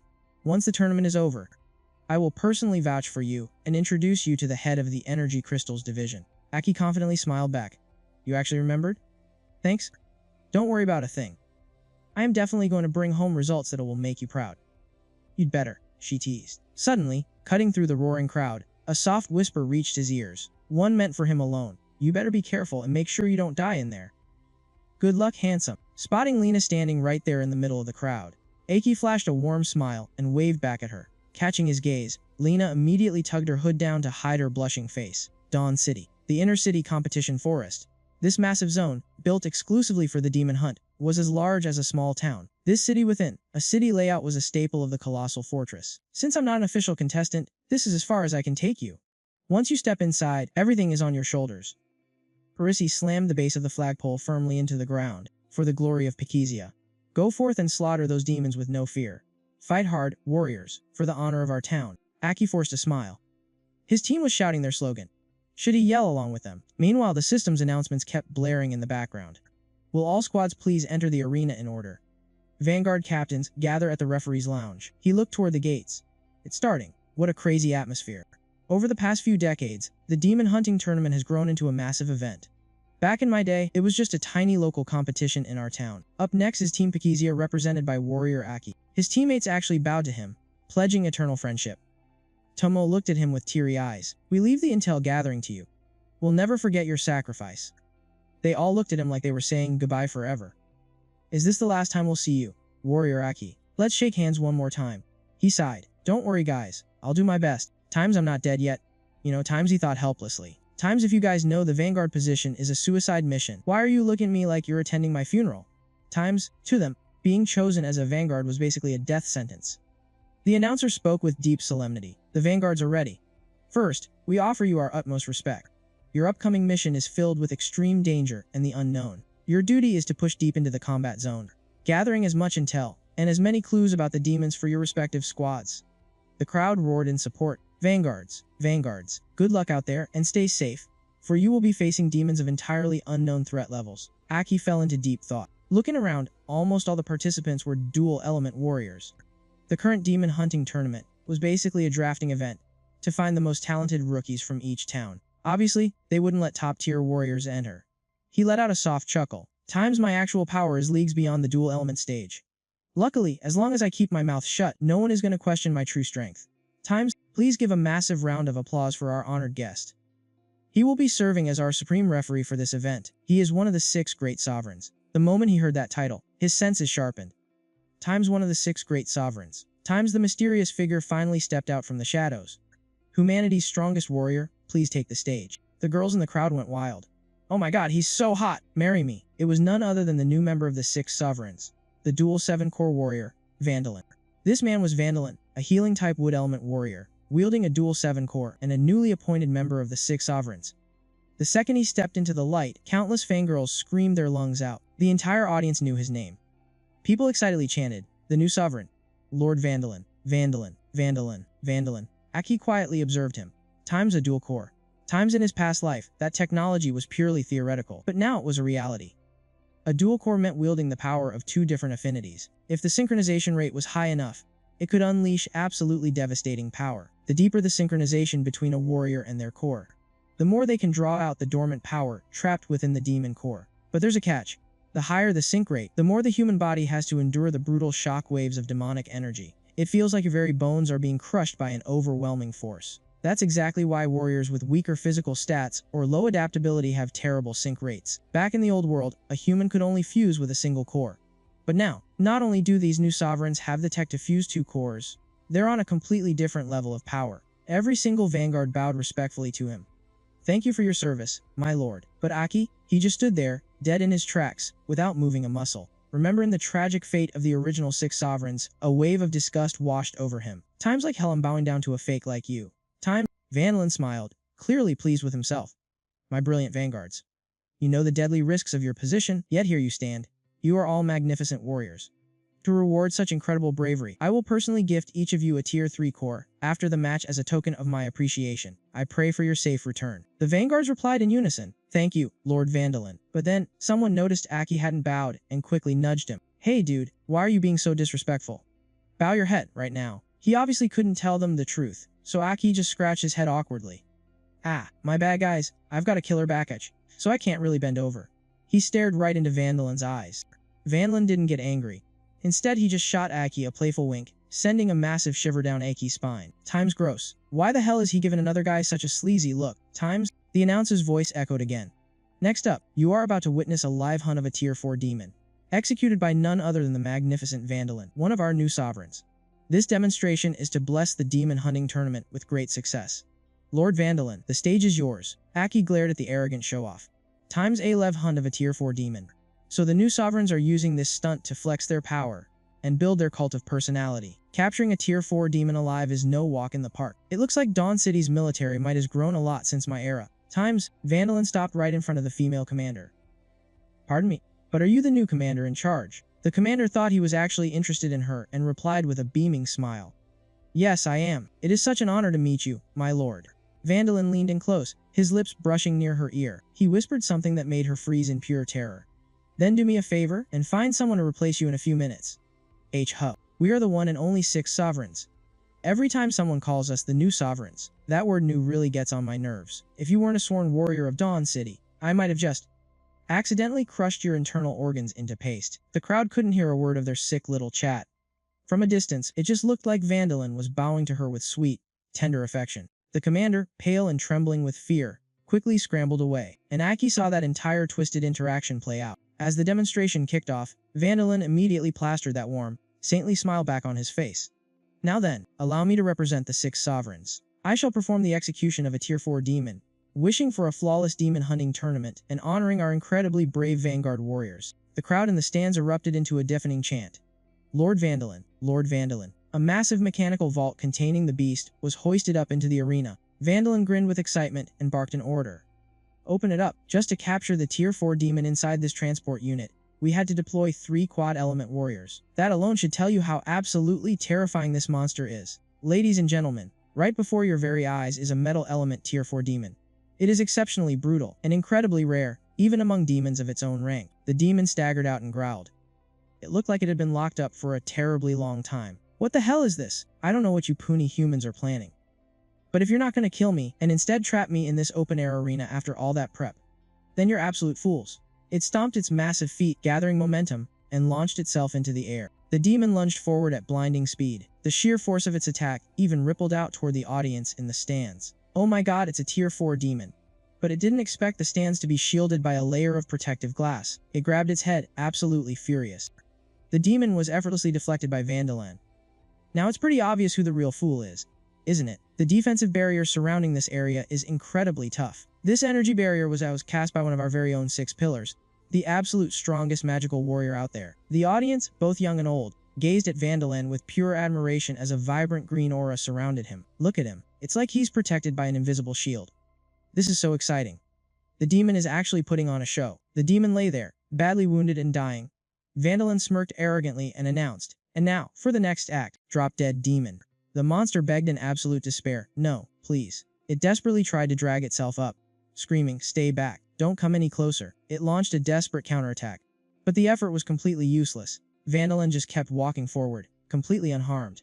What a pathetic, brainless demon. You don't even have basic manners. The desperate demon kept throwing out attacks, its heart completely consumed by dread. Even when it tried to crush its opponent with its massive hands, it couldn't even leave a scratch on him. Vandalin just stood inside his barrier, arms crossed, casually watching its pathetic attacks like it was some kind of clown.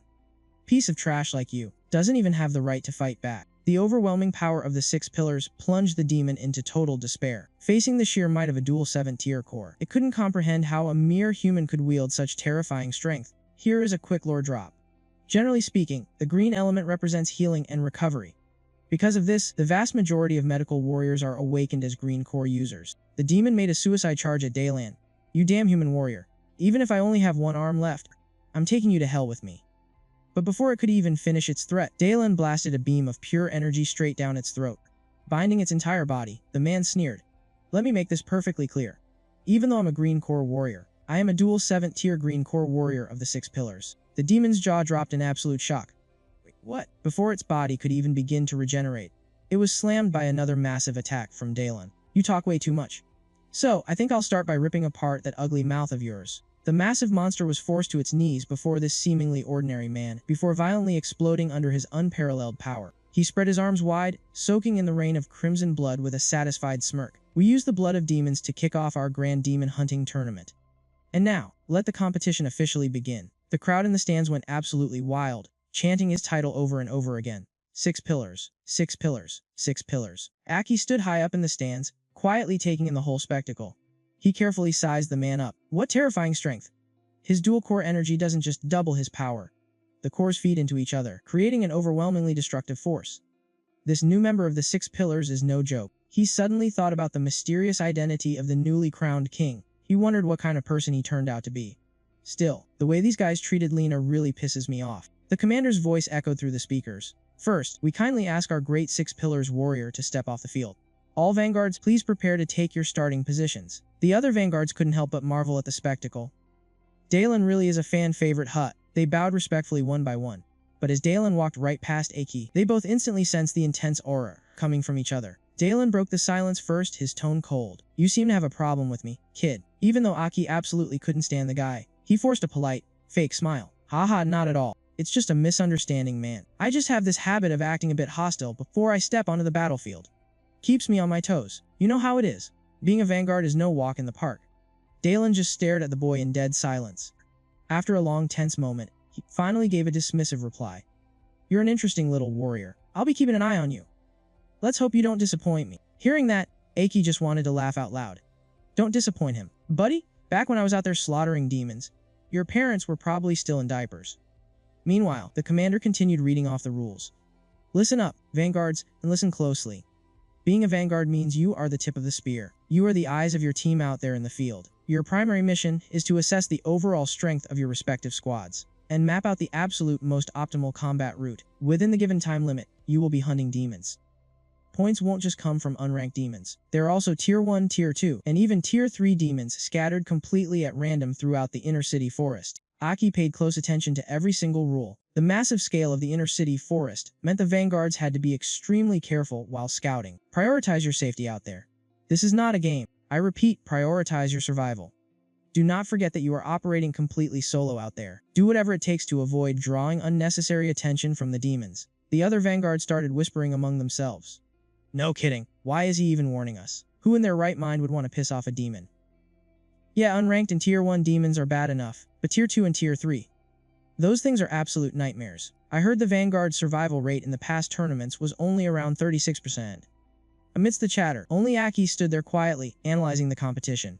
These Tier 2 core warriors are way too weak. They don't even possess the true strength of a Tier 2. The real key to power lies in a warrior's synchronization rate and absolute willpower. Maybe it's because they're still so young.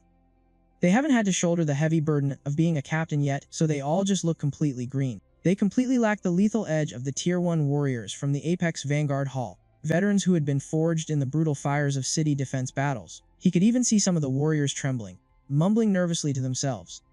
Aki noticed every single detail. A few of them were already paralyzed by fear, just hearing about the Tier 2 and Tier 3 demons. And now, for the final instruction. The commander's voice boomed again. Every single tournament features a special bonus challenge. The hunt for a Tier 4 demon. That is correct.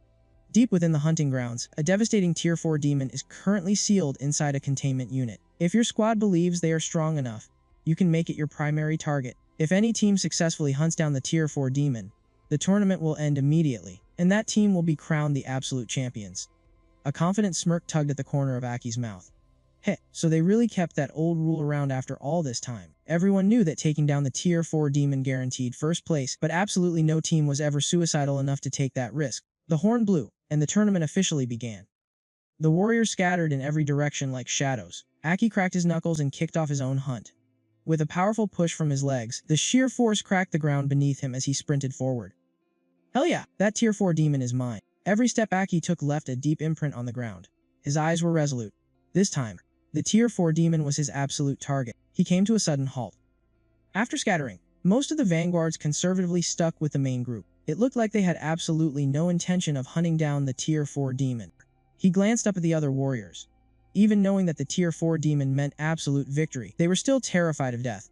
Over on the other side, Dai Lan pulled up the system monitor to observe Aki, calmly giving an order to his assistant. Get me that warrior's file. The assistant immediately replied.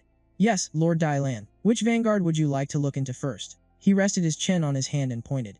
That guy, the one with white hair, just strolling around like he owns the place. The assistant quickly ran a search. Found him. That is a warrior registered from Pakizia City. His registered rank is a 3-core warrior. He narrowed his eyes and thought. 3-core. I do recall that the vanguard position allows 3-core warriors to participate, but it's extremely rare for anyone at that rank to actually join. It is exhausting work with 0 benefits, and he is a whole tier higher than the other warriors. So that is why he is acting so arrogant, huh? Haha. He turned to his assistant. What is his name? She hesitated for a moment before answering. His name is Aki. The moment he heard that name, his killing intent spiked. What did you just say? Catching his shift in tone, the assistant hurriedly explained. I'm only reporting what is in the file. Please, take a look for yourself. The system displayed the information. Aki, from Pakizia City. Aki, ha, what a truly damn name. Meanwhile, the audience erupted into cheers again. Vanguard, Vanguard. It looked like the vanguards had finally spotted the demons. The warriors carefully climbed up the trees to scout the area. The live broadcast showed that the vanguards had spotted the demons. They were doing whatever it took to record the coordinates. Coordinating with extreme caution. This is a gathering spot for unranked demons. After that, the vanguards kept moving. Aki stretched lazily, recording coordinates, mapping out safe routes, and planning the ultimate way to score points. That was exactly what a vanguard was supposed to do. He smiled as he looked at the familiar scenery. Pushing his way through the dense forest, it really brought back memories. Back in Pakizia City's prep room, everyone was getting annoyed by his laid-back attitude. He looked like he was just out for a stroll. Is this guy seriously reliable? Commander Parisi stared at the screen. Just look at that Aki guy. She took a slow drag from her cigarette and kicked her feet up on the sofa.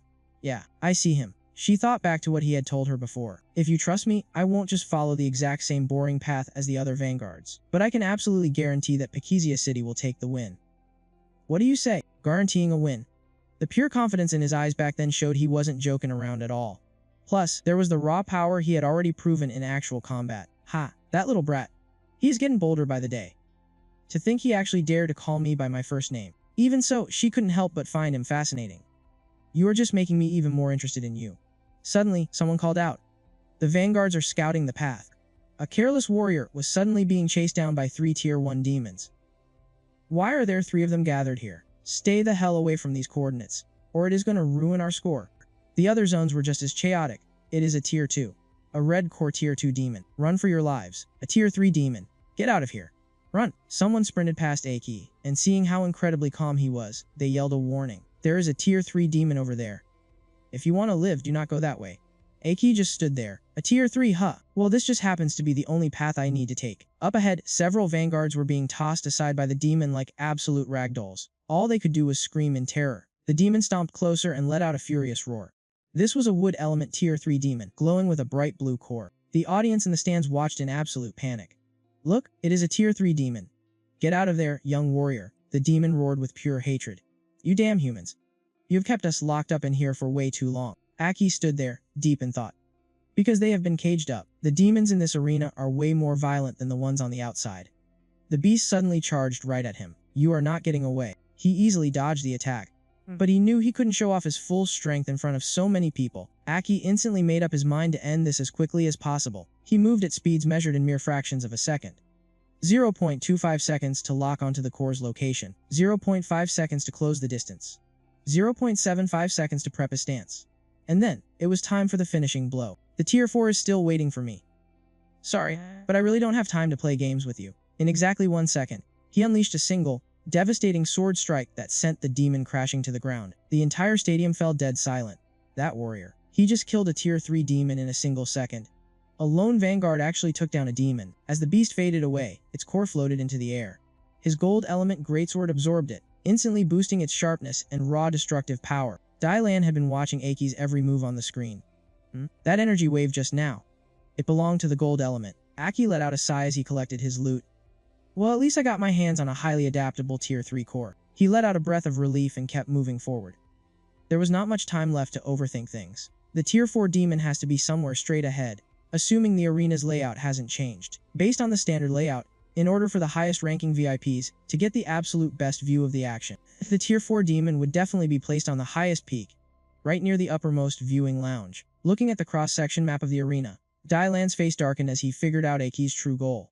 So, it looks like your target is actually the tier 4 demon. The bloody battle raged on, with every single one of his strikes looking like it could rip the sky apart. His heavy blade violently pierced right through another demonic beast. That makes 5. He thought to himself as he casually finished off the monster, ignoring its agonizing death screams. The deeper he ventured into the central zone, the more unnaturally aggressive the demons became. He originally planned to keep him alive for research, but he had no choice but to kill them as they relentlessly hunted him down. No wonder so few people dare to take the vanguard position. For low-level warriors, this is basically suicide. But for me, it is a different story. I have already taken down 5 rank 2 demons. Our team's points must have shot up by a lot. I just hope it does not freak them out too much. In stark contrast to his calm demeanor, back in the prep room, Aki's teammates were standing there, with their jaws dropped at the skyrocketing score. Back to Aki, he looked up at the highest peak. The rank 4 demon was definitely up there, up in the highest viewing room. Van Dylan of the new 6 heroes was keeping a close eye on everything. Van Dylan had also noticed him. He let out a slight smirk. Such massive ambition. So, your squad's target is the rank 4 demon. Was that a team decision, or is it just yours? Aki. Their cold gazes met from afar. Both of them knew perfectly well that the other was watching. Inside the observation room, everyone was buzzing about Aki's movements. The vanguard from Pakizia City is heading straight for the rank 4 demon. This is so weird. How does he know exactly where it is? Is he planning to pave the way for his squad to take it down? But our team isn't strong enough to fight a rank 4. Was this your call, Commander Parisi? She didn't answer, just silently dragged on her cigarette while staring intensely at the screen. No, I have no idea what that kid is trying to do. She thought to herself, Aki, do not make a mess for me. Our squad is nowhere near strong enough to defeat a rank 4. Just then, the commentators roared. He found the rank 4 demon. Right in front of Aki stood its glowing seal. It looks like the vanguard from Pakizia City is scouting the area and quietly calculating his next move. He's looking around like he's formulating a plan. I am absolutely certain he's about to retreat. As long as he makes it back safely, their squad will secure the first starting position. But suddenly, everyone froze in absolute shock at what he did next. He swung his sword and shattered the seal of the rank 4 demon. The entire stadium and the commentary booth went dead silent in that very moment. Aki's gaze turned razor sharp, and he called out with a freezing tone. Get your ass out here, rank 4 demon. Up in the stands, Van Dylan couldn't hold back his excitement and burst into laughter. So that's how it is.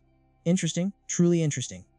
You never plan on letting your squad take down the rank 4. You want to take it on all by yourself, using your vanguard status to clinch an instant victory. The commentary booth erupted over this insane move. Pakizia's vanguard has broken past the limits. This is a situation we have never seen in the history of this tournament. A lone vanguard is going head-to-head with a rank 4 demon. Commander Parisi was so horrified that the cigarette slipped right out of her fingers. Commander Parisi stared in sheer panic. Has that kid lost his damn mind? The commentators screaming from the broadcast grew more and more chaotic by the second. The atmosphere in the stadium hit an absolute fever pitch. Aki's reckless move whipped the entire crowd into a frenzy. But that's a rank 4 demon. He is definitely going to die. Parisi didn't say a word, just staring blankly at the screen. Even if you have that special control ability of yours, a rank 4 demon is not as easy to deal with as you think. Even I have to go all out when facing a rank 4. Fighting it all by yourself. Aki, are you really that confident you can win? The seal binding the rank 4 demon shattered into pieces. It emerged. The blue core water-type rank 4 demon had finally broken free from its prison. Looking down at Aki, it sneered with pure disgust. Just a single human warrior. Then I guess I will just start with you. An explosive drill lunged right at him. Instead of scrambling to dodge, Aki swung his sword, raising a massive earthen wall to block the strike. Over in the booth, the commentators went wild. The warrior has swung his greatsword, summoning an earth wall for defense, but the demon has transformed into a high-speed piercing drill. To a rank 4 demon, that wall is nothing but wet paper. Our warrior is in serious trouble. The rank 4 demon roared, "You arrogant human. You dare to challenge me all by yourself. I will crush you just like this pathetic wall." Deep cracks began to spiderweb across Aki's earthen defense. But suddenly, a massive demon burst from the ground below and violently pinned the monster's arms down. Aki just calmly replied, "Who said I was alone?" Up in the stands, Van Dylen was completely stunned. That is the rank 2 demon he just slaughtered. Seconds later, even more dead demons clawed their way out, all swarming the rank 4 demon at the exact same time. The rank 4 demon took a brutal hit and was sent flying. The heavy stench of death filled the air. What the hell is going on? You can control corpses. Aki flashed a mocking smile. What's the matter? I thought this was supposed to be a signature trick for you demons. Not that I am in the mood to explain it to a dead thing anyway. Commander Parisi let out a soft chuckle. So the kid's special ability is finally out in the open. Corpse control. Up in the stands, the commentators were losing their minds. Are we seeing this right? What on earth did the Pakizia Vanguard just do? 3 demons are actively fighting on his side. Are those the exact same demons he just killed? This is completely unbelievable. A human warrior actually possesses the power to manipulate dead demons. With a single command, the 3 undead demons hurled themselves at the rank 4 monster in total unison. The rank 4 demon didn't flinch at all, instantly launching a vicious counterattack. You think a few dead rank 2 trashes can actually beat me? Eat my rapid water cannon. But suddenly, a dark silhouette appeared right above the rank 4 demon. The figure crashed down with a devastating strike, burying the monster deep into the earth. Aki raised his arm to block the splattering blood, his mind racing. A single impact was enough to completely overpower a rank 4 demon. It turned out to be none other than Van Dylen. He landed gracefully, a sinister smile creeping across his face. My apologies. I am just so terribly curious about your true strength and abilities. I want to have a little spar with you. Van Dylen lowered his voice. Controlling dead demons. That is the very first time I have ever heard of such an ability. I honestly believe you had what it takes to defeat that rank 4 demon. He began channeling his immense power. So, let me test your true strength. A terrifying phantom of a skull, with glowing blue eyes manifested right behind him. Suffocating killing intent flooded the area as he took slow, menacing steps toward Aki. The scene shifted back down to the stadium. The atmosphere was absolutely electric under the bright sunlight and clear blue sky. The crowd was screaming their lungs out. Wow, the great warrior Dylan wants to personally test this prodigy. The audience was going completely insane, thrilled to witness such an incredibly rare event. But a smaller group watched in deep worry. What the hell is going on? Dylan of the new 6 heroes is personally testing Iki. Parisi clutched her head in utter frustration. Damn it, this has completely spiraled out of control. Aki shielded his face, his mind racing. Has this guy completely lost his mind? Testing my strength. That raw hostility cannot be covered up with just a few polite words. Dylan maintained his flawlessly calm composure. Not bad at all. You do not seem the least bit panicked. Such seasoned composure does not belong to a young warrior like you. Aki flashed a calm, steady smile in return. I have just gone through a lot of intense training. His gaze narrowed sharply, because I was born with this special ability. My captain pushed me through brutal training ever since I was a kid. He proudly gripped his sword, standing tall. I guess that is why my strength completely outclasses everyone else my age. You know how it is. They call it being a genius. Aki snickered internally. Even if I make this entire story up on the spot, there is no way you can verify it anyway. Dylan burst out laughing. You really are fascinating. I am getting more and more interested in you by the second. Well then, if that is the case. Before he even finished his sentence, Dylan blitzed forward. His eyes flared with blinding light, and with his hand cloaked in surging blue magic, he lunged straight for Aki's throat. Aki quickly leaped out of the way. The green magic morphed into a giant fist and smashed into the ground, creating a deep, shattered crater. Aki calmly observed and analyzed the situation. Debris shot out like bullets, so he used his sword to shield his face. The attack was insanely fast and packed a massive punch, pushing his body backward. If he hadn't been on high alert, he definitely wouldn't have been able to dodge that. He frowned at Dylan. This isn't good. It looks like he's completely serious. That damn bastard. Dylan let out a sinister smirk. You're always on your guard against me, aren't you? Otherwise, you wouldn't have been able to dodge that last strike. His eyes glowed, and the aura around his body grew thicker and thicker. Can I expect a little more from you? Aki struggled to his feet and asked. You really don't seem too friendly toward me. Why is that? In the blink of an eye, Dylan completely vanished from sight, leaving only an afterimage behind. A deep, raspy voice echoed out. There are 3 reasons. He suddenly appeared right behind Aki. First, I really don't like your attitude. Dylan threw a punch right at where Aki was standing. His movement seemed so light, almost like he wasn't using any force at all. Aki had to plant his sword into the ground just to stay on his feet, but he was still pushed back. He continuously appeared behind him. Second, you reek of the foul stench of a demon. He kept unleashing a barrage of attacks. Aki had to constantly dodge, and his body was gradually being pushed past its limit. He crashed into a tree branch, shattering it to pieces. With sweat pouring down his face, he thought to himself, I knew it. He's already suspicious. As long as this demonic power exists inside my body. Plus, the strength he's using right now hasn't even surpassed 50%. The pressure is absolutely overwhelming. He silently evaluated his opponent. This kind of oppressive feeling only appears when facing absolute power. Aside from that time I fought the 8-headed serpent in the past, it's been a long time since I've felt this way. Dylan continued to pile on the pressure and whispered right in his ear. Third, I absolutely despise your name. Aki was completely stunned by those words. He was truly furious, and his expression completely changed. You hate my name. Ha! What you really hate is my past identity as a king. Memories came rushing back. I used to put my life on the line for you guys. I lost so many comrades just for your sake. Dylan took advantage of the momentum and pressed forward. He raised his hand, pointing all 5 fingers straight at him. The game ends here. Aki's mind sank into an endless sea of thoughts. Ha! You're done playing with me already. His entire body suddenly snapped awake, and his eyes glowed brightly. A terrifying burst of killing intent and power erupted from him. He lunged forward to counterattack. Who the hell do you think you are? The two of them clashed head-on. The impact of their collision created 2 opposing waves of energy that ripped the ground wide open. Thick smoke and dust filled the air as a massive explosion shook the entire area. The crowd screamed in panic. Thank goodness for the guild master's protective barrier. Suddenly, Dylan dashed right out from the center of the blast. His expression remained completely unchanged. There was only a tiny scratch on him, with a single drop of blood trickling from the corner of his mouth. He stabilized his stance, facing the colossal source of magic power right in front of him. Aki's overwhelming strength left all the spectators watching through the screens in absolute awe. Oh my god. I can't believe it. This vanguard actually managed to block Lord Dylan's attack. A powerful aura radiated from his body, leaving everyone completely stunned. We can't even begin to comprehend this vanguard's true strength. Dylan used his hexacore recovery magic to heal his wound, quietly observing the situation with a heavy gaze. The audience on the other side of the screen commented, Lord Dylan got injured in just the blink of an eye. He crouched down and channeled all of his power. His aura erupted so fiercely it looked like he was losing control. I am going to kill you. Afterward, I'll just have to make up some excuse about that demonic aura lingering on your corpse. The audience down in the stands erupted into cheers. The great Dylan just unleashed his skill. That looks absolutely incredible.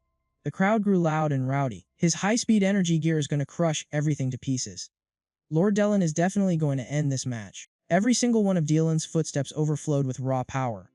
He stomped the ground and charged straight ahead, his speed increasing with every passing second. On the other side, Aki was locked in an internal struggle. It looks like he really wants to back me into a corner and kill me. If I keep hiding my strength, I'm gonna die right here. His thoughts were a chaotic mess. You forced my hand, Vandalin of the new 6 sovereigns. If you really want me dead, even if I can't defeat you right now, I'm gonna take you down with me. Aki snapped back to reality and threw his eyes wide open. His gaze completely changed. He was no longer arrogant and calm, but instead wild and ready for a bloodbath. His killing intent flooded the entire sky. The 2 opposing sources of energy clashed, creating an absolutely breathtaking spectacle. Suddenly, a figure dashed in from the distance. She stepped right in between the 2 of them. A protective barrier instantly appeared out of nowhere, completely blocking Dylan's skill. He leaped backward. His gaze was cold and heavy, clearly unable to predict her sudden interference. That really wasn't a smart move. Why the hell did you step in? Number 1 of the former 6 sovereigns, the 7th-stage recovery-type warrior, Lena, calmly made her declaration. You said you despise this kid. Her eyes turned dangerously sharp. But I actually happen to like him a lot. She cast her protective skill and shot him a look of pure determination, leaving Aki completely shocked. Lena stood against the light.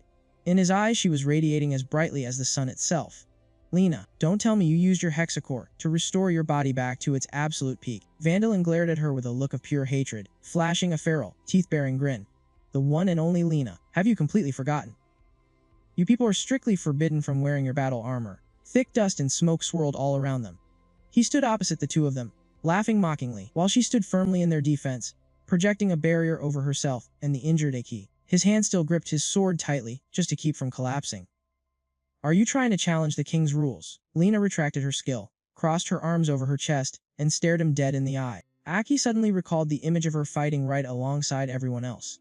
The cheerful, energetic Lena who always gave her all for her comrades. Haha, Lena is still the exact same Lena. Just as quick-witted and sharp-tongued as ever. The most lively person in the Six Sovereigns. He stood behind her, staring at her back with a deep sense of nostalgia, while Vandalin just stood there with his hands shoved in his pockets, glaring at both of them. In my past life, I was always the one standing in front to protect her. I never expected our roles to be completely reversed right now. The person who had just appeared was none other than the sole former Sixth Sovereign, Lena. Vandalin let out a sarcastic burst of laughter, his face gradually darkening with gloom. However, Lena and Aki stood their ground without shifting an inch. Good lord, what kind of mysterious relationship is going on here? This demon hunting tournament is just full of surprises, Vandalin sneered. I respect you because you used to be a warrior. But that doesn't mean I'm going to cut you any slack, you shameless bitch. Lena gritted her teeth, shooting him an ice-cold glare. Oh, and what about you? In broad daylight, a dignified member of the Six Sovereigns is out here starting a brawl like this. Do you really think that's appropriate? She then gestured toward Aki, causing him to turn and look at her in surprise. This kid behind me happens to be the son of an old friend of mine. I think you've tested him more than enough already. Don't you think? Her gaze darted toward him, flashing with a dangerously sharp. Your true goal here wasn't just to test him. He stared back at her intently with a teasing smirk. A look of pure mockery plastered clearly all over his face. Haha, I knew it. He suddenly unleashed a skill without any warning. A barrage of glowing green arrows materialized and shot straight toward the two of them, catching Lena completely off guard. It is so disgusting. She focused all her strength into defense. Light flared in front of her chest, and her cold eyes were filled with absolute fury. Lord D-Lun used his meter strike command skill. The dense wave of energy completely locked down the area ahead, making it impossible for the enemy to use any skills to dodge. How boring. Lena was just about to step in and block the attack, when a shadow suddenly dashed past her. It was Aki, rushing forward to block the strike with his sword. Her eyes widened in pure shock as she looked up. Right in front of her stood a familiar silhouette, looking exactly like the person from her past. Another relentless wave of attacks came crashing down.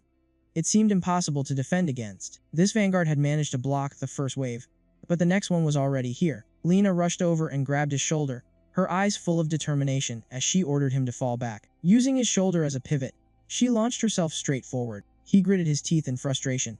Damn it, I only showed off to stop Lena from joining the fight. She landed and pushed off the ground with her hands to build momentum. She channeled all her strength into her legs, letting her spiritual energy explode. She dashed forward like a bolt of lightning, one of her eyes glowing a bright emerald green. She shot toward him like a rocket. This battle was bound to have casualties. The commentator watched the screen in absolute awe. Is this a battle between the Six Sovereigns? That is even rarer than the 7 Demon Knights. Wendalen watched her with a piercing gaze and a cold, sinister smile. Dealing with her would definitely require his full strength. The two of them clashed like twin beams of light, fully prepared for a battle to the death. On this side, he tilted his head back and exhaled a puff of gray smoke. Lord D-Lun has activated his secret skill, the Demon Piercing Spear. He is actually being serious this time. When Dylan prepared to launch his sword right at Lena. Seeing this, the audience gasped in awe and cheered. Thank you, great warrior D-Lun. Lena turned around in total surprise. Huh, used a skill. Aki's eyes were now completely white. He turned toward the two of them and shouted at the top of his lungs. Thank you, great warrior D-Lun. A deadly smirk crept onto his face. Sure enough, it worked. Then, he yelled out even louder. Even with thousands of duties to attend to, the great warrior Dylan still takes the time to pass down his experience to us younger generations. His shout echoed throughout the entire arena. The two of them were so stunned that they completely forgot they were in the middle of a fight. This junior is truly, deeply grateful. Parisi watched the match, completely clueless about what was going on. The entire audience stared at him in utter shock. Huh, he did not stop there, and just kept on shouting. May I ask if you are satisfied with my performance, sir? After his shouting fit, he turned to look at the two of them, with a mischievous grin. The crowd immediately started buzzing. The Vanguard of Pakizia is passionately expressing his gratitude to Lord D-Lun. Man, I thought we were going to see a clash between the Six Sovereigns. Is it really just going to end like this? Stop complaining. The Six Sovereigns only fight when it is absolutely necessary. Getting to see D-Lun strike twice is already a blessing. Yeah, exactly. The audience stood up in unison, chanting loudly. Great warrior. Great warrior. Lord D-Lun. Even with his busy schedule, he still mentors the younger generation. When Dalen looked up at the fireworks raining down on the arena, listening to the deafening cheers, he truly is our magnificent Sixth Sovereign. Everyone, let's hear it for him. He closed his eyes and scoffed. You have got some tricks up your sleeve. Lena and Aki just stood still in the middle of the firework-covered arena. So, I guess I cannot really make another move now, can I? No. Thank you so much for your guidance, sir. Aki rested his hands on his hips, giving him a highly provocative look. This junior definitely will not let you down in the future. I will keep up the good work. He let out a breath. Phew, thank God this flattery trick actually worked. With so many people watching, he cannot possibly force an attack now. The two of them stared at him with dark, annoyed expressions. The battle had been completely interrupted. There was no way to continue. Wen Dylan gritted his teeth in pure anger, but still forced the words out. Not a bad performance at all. You have passed the test. You are quite an outstanding young warrior.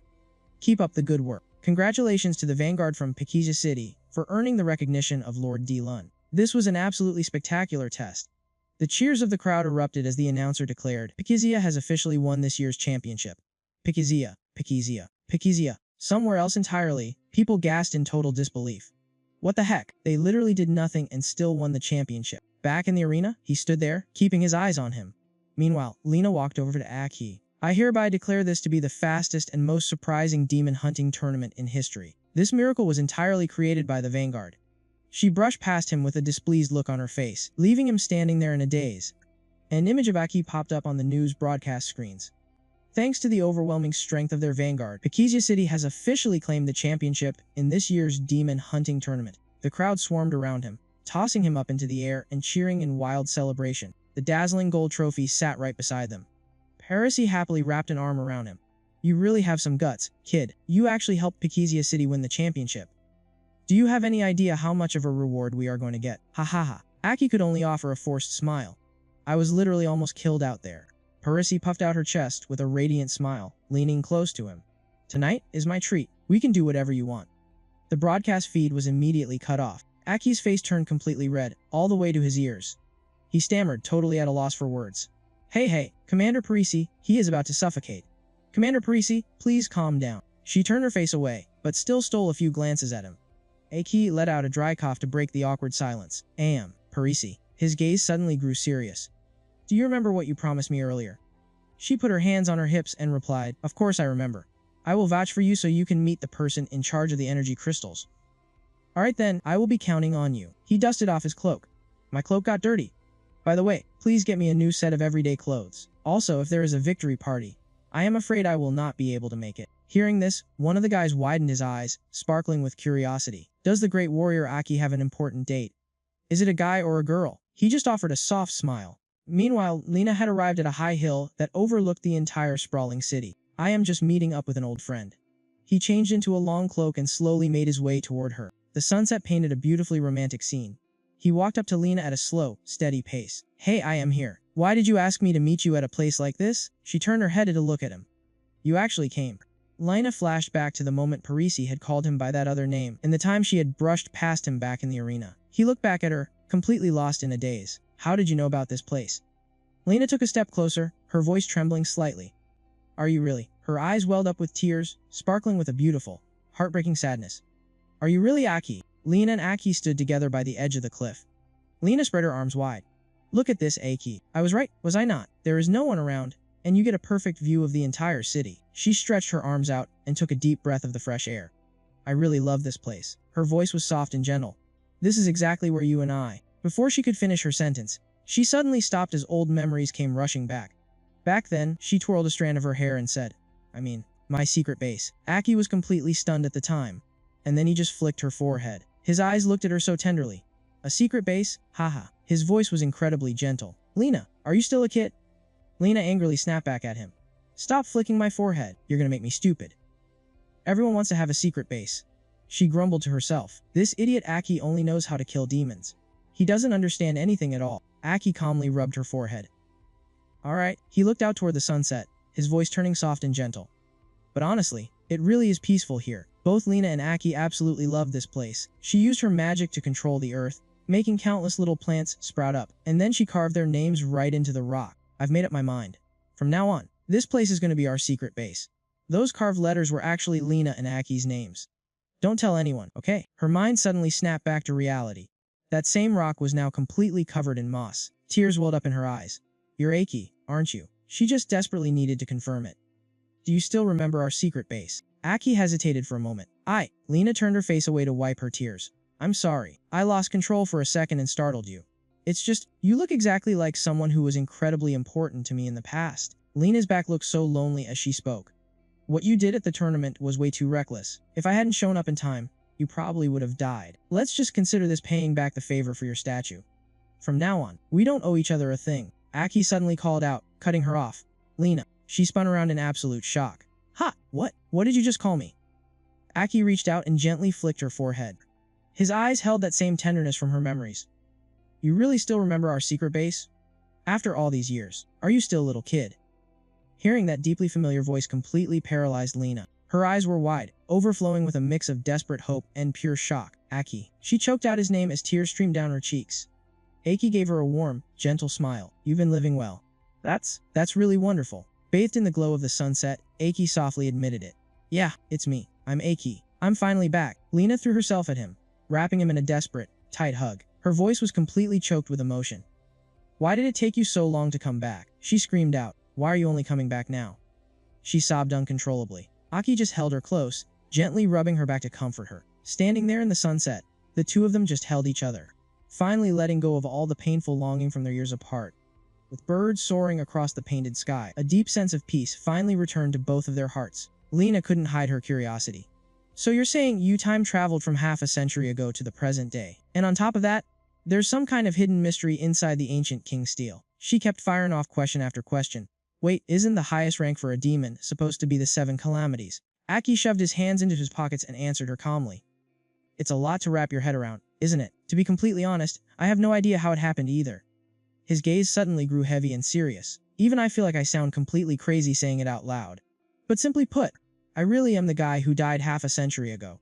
I somehow jumped straight to the present day. And what's worse, there's something totally bizarre living inside my body." He recalled the dark silhouette of the demon lurking within him. Lena just looked at him in silence, her eyes overflowing with emotion. "It's just like you said, as long as you're still alive, nothing else matters." "That's the best thing I could ask for." Aki looked over at Lena, looking a bit confused. "Oh, by the way, Lena, there's one thing I really don't get. Why is everyone in this city so incredibly hostile toward us nowadays?" His eyes were deep and distant. "Back then, we put our very lives on the line. So why does everyone resent us so much?" Lena let out a soft sigh. "If I have to be completely honest, the root of that hatred starts with you." "Me?" he asked, his voice thick with confusion. Lena slowly began to explain. "During the Dawn War all those years ago, you led a squad of warriors straight into the ancient king's monument. You still remember that, right? Almost everyone tried their hardest to stop you, begging you not to recklessly charge into the monument. Even the support units and frontline fighters risked everything just to talk you out of it, because the situation back then was already heavily against us. They all just wanted to maintain the current balance." Images of smoke, fire, and thousands of fallen warriors flashed through his mind. "But you refused to listen to anyone," she continued. "You just told us to wait for your return. Then your entire squad marched into the ancient monument amidst all the chaos, and not long after, the devastating news broke. In that memory, Aki was impaled on a stone pillar, crucified like a martyr." Lena kept her voice steady as she went on. "When the news of your death spread across the battlefield, the morale and faith of every single warrior completely shattered. With our strongest warrior fallen, our king had abandoned us. 2. Absolute despair swallowed the entirety of humanity." Lena's mind drifted back to the horrific tragedy. "After you sacrificed yourself, the demon army launched a brutal counterattack. The lands we had just blood to reclaim were trampled over once again. Warrior corpses littered the ground as far as the eye could see. It was a complete bloodbath, with both sides tearing each other to pieces. The death toll back then showed that 9 out of every 10 people were slaughtered. For so many, that was a nightmare that never should have happened." A wave of deep regret washed over her as she thought of their fallen comrades. "If only you had listened that day. If you hadn't marched into the ancient king's monument, the number of survivors from the Dawn War might have been completely different. We could have saved so many more." Lena pressed on. As the years passed, the new 6 paragons and the new king eventually rose to power. Ironically enough, they completely condemned your decision from back then, too. Because of that narrative, a massive amount of people still hold a deep, bitter grudge against you to this very day. Those of us who actually survived from the original 6 paragons were branded as your loyalists, so we were treated like absolute garbage. In the end, the new king even stripped us of our titles as warriors entirely." Hearing all of this, Aki's face completely froze. His hands began to shake uncontrollably. "My decision back then," his voice choked up, thick with guilt. "Did I really lead that many people to their deaths?" Lena let out a soft, comforting breath, looking at him with gentle eyes. "So many years have passed, Aki. I'm used to it by now. Who was right and who was wrong in the past? None of that really matters anymore." She thought back to the old statue erected in his honor.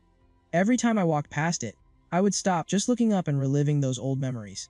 She turned her gaze back to Aki. But then, you miraculously came back to life.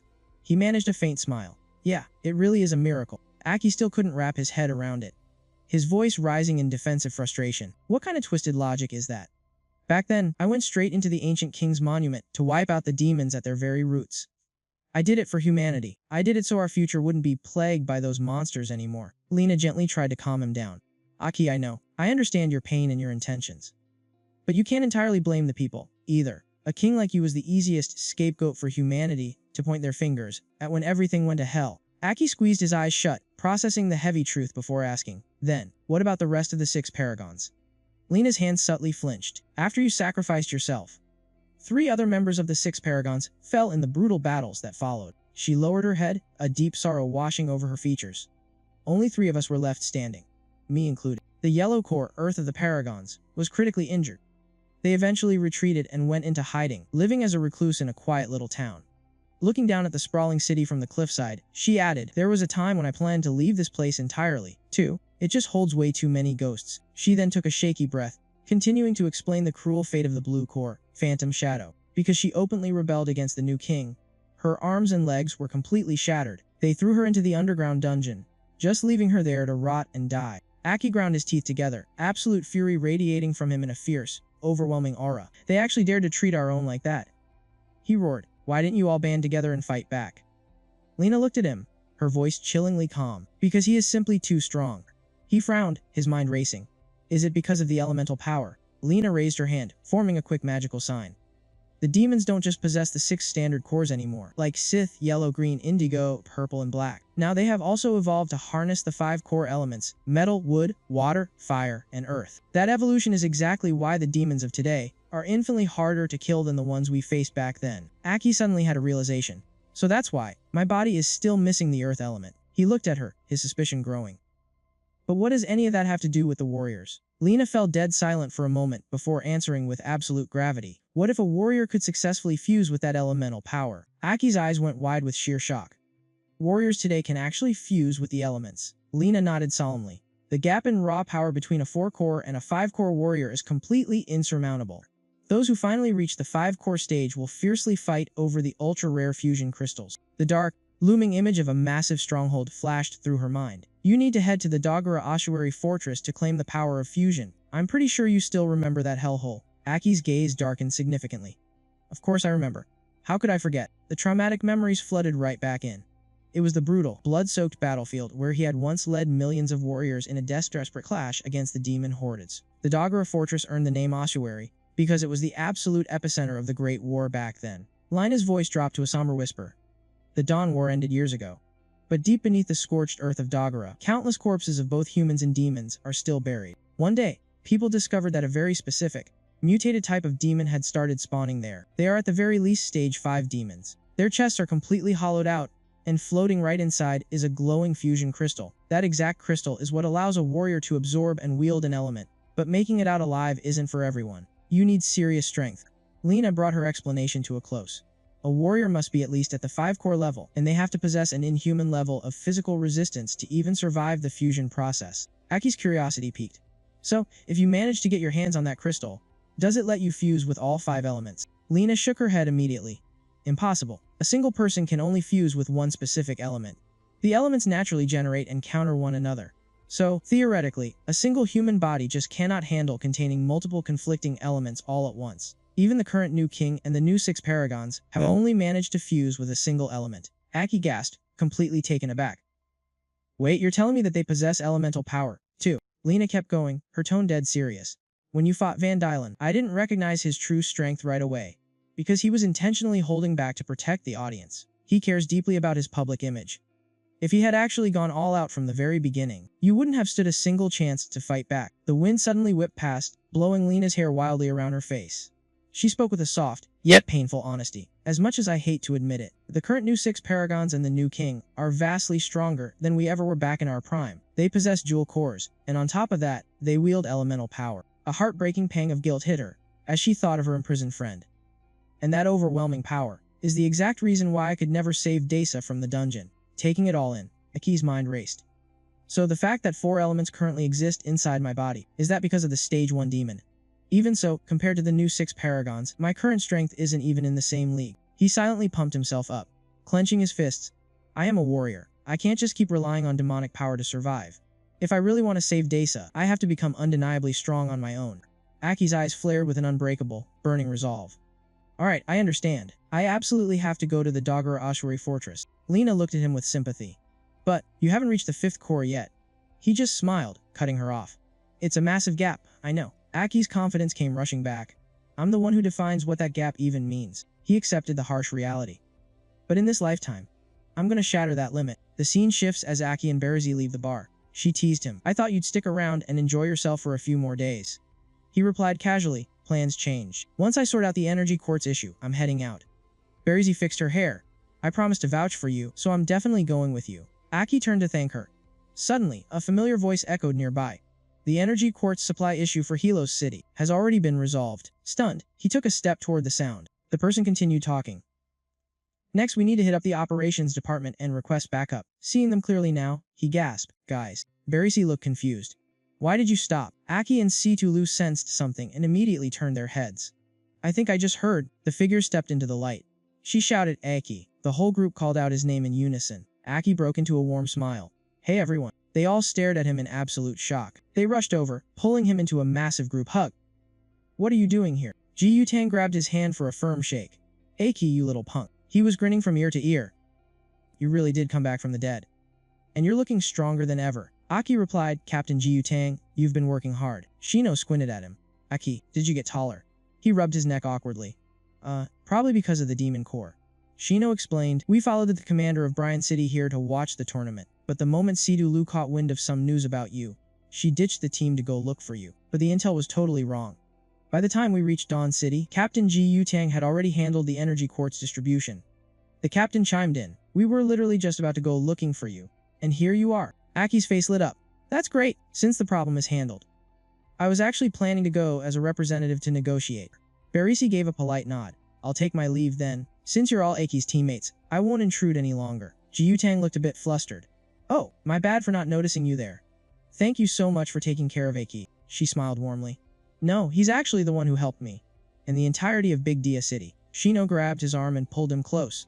You need to talk to Sidulu, right now. Ever since you left, she's barely eaten a thing. Tomo nodded in agreement. She's been so miserable. Sidulu was standing with her head bowed, looking incredibly lonely. Aki stepped forward, gently making his way over to her. He spoke with a soft, comforting tone. Captain, reporting for duty. I'm really sorry for making you worry. Sidulu pressed her lips together, trying her best to look angry. She raised her hand and gave him a playful, weak little punch. With her cheeks burning bright red, she scolded him. Don't you ever leave the team on your own again. He just smiled. Yeah. The whole squad erupted into cheerful laughter and chatter. Hidden away in the shadows, Lena watched them quietly, a deep sense of regret in her eyes. She managed a faint smile. They look just like we did back then. He's still as warm and caring as ever. Meanwhile, over at the Dogura Bone Burial Castle, heavy, ragged breathing filled the air. Sidulu was supporting Aki as they dragged themselves through a sea of demon corpses, desperately encouraging him to keep going. Aki's hand was tightly gripping the fusion crystal. They had just fought so hard to snatch. Seeing his eyes slowly start to close, absolute panic set in. She couldn't let him fall. Sidulu hauled Aki onto her back, her own legs trembling violently under the weight. She kept crying out to him, don't go to sleep. Wake up, please. We fought so hard to make it this far. But before she could even finish her sentence, his grip completely vanished and his arm went limp. The elemental quartz slipped from his fingers and rolled far away across the ground. It was the ultimate treasure, the one thing that could let a warrior fuse with a demon's elemental power. Right at that moment, a massive demon stepped out of the shadows with a wicked sneer. A pathetic, low-level warrior running around with elemental quartz. What a joke. Your story ends right here. It instantly lunged at them, growling a single, bone-chilling word. Die. Sidulu quickly blocked the strike, but she was already completely drained. She collapsed heavily to the dirt, yet still desperately clawed at the ground. Trying to force herself back up, the demon found her struggle incredibly amusing. Oh, you can actually still move. She turned her head, her eyes landing on Aki, who was lying completely motionless next to her. I'm so utterly useless. I'm too weak to even protect him. I'm so sorry. She reached out with a violently shaking hand, gently touching his rapidly cooling body. Suddenly, Sidulu's eyes snapped wide open. She found herself sitting bolt upright in bed, absolutely drenched in a cold sweat. It was all just a horrible nightmare. She sat up. That dream felt way too real. Even the pain was crystal clear. Sighing. She decided to just push it out of her mind. Looking down at her sweat-soaked clothes, she decided she needed a shower right this second. Suddenly, the door burst open. Aki rushed in, looking worried. "What's wrong, Liu? I heard you screaming from the next room." Seeing him standing there, Sidu Liu scrambled to pull the blanket over herself, her face burning bright red. She grabbed a pillow and hurled it right at him. "Don't look at me. Didn't anyone ever teach you to knock before barging into a girl's room?" He quickly tried to explain that he only rushed in because he heard her scream, but she cut him off before he could finish. "Get out." The door slammed shut right in his face, leaving him standing out in the hallway, looking completely clueless. Out in front of the Class C town hotel, Sidulu walked out and urged him along. "Let's go." When he called out her name, she shot him a cold glare. "Call me Captain." He just smiled and nodded. "All right, Captain. Feeling any better after resting up?" "We've got a pretty long journey ahead of us today." She gave a dismissive reply, telling him not to worry about it. Deep down, she grumbled about that stupid nightmare. Yet here this guy was, acting totally unfazed like nothing even happened. Aki held up the map. "We're currently in the Class C town, the main gateway to the Dagara bone-burying fortress. If we push ahead at full speed, we should get there by sunset. But we'll have to pass the guard's inspection to actually get inside. The fortress is surrounded by massive, reinforced walls, and heavily guarded by an army of high-level warriors. They're stationed there to keep intruders out, and to make sure no demons can escape." He looked over at her and asked if she was scared to head into Dagara with him, a place where only 5th stage warriors ever dared to set foot. Sidulu gave him a deadpan look.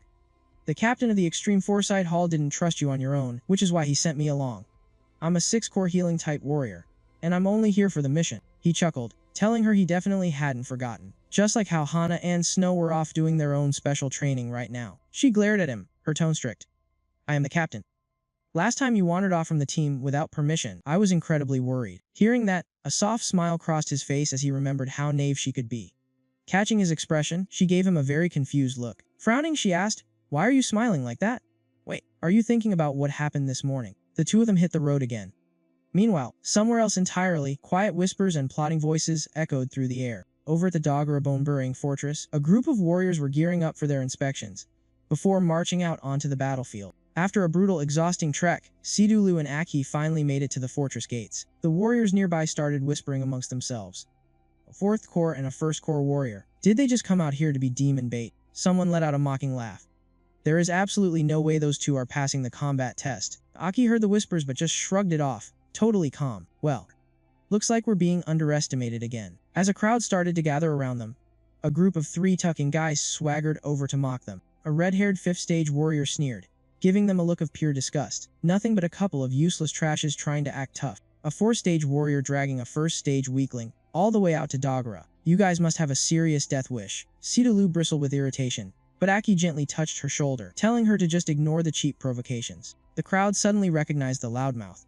It was the young master of the Min family from Ura City, infamous for constantly having 6th-stage bodyguards trailing behind him. People started muttering about how he had successfully fused with the elemental quartz, granting him some seriously terrifying elemental powers. Hearing the crowd praise him, Howded puffed out his chest, completely full of himself.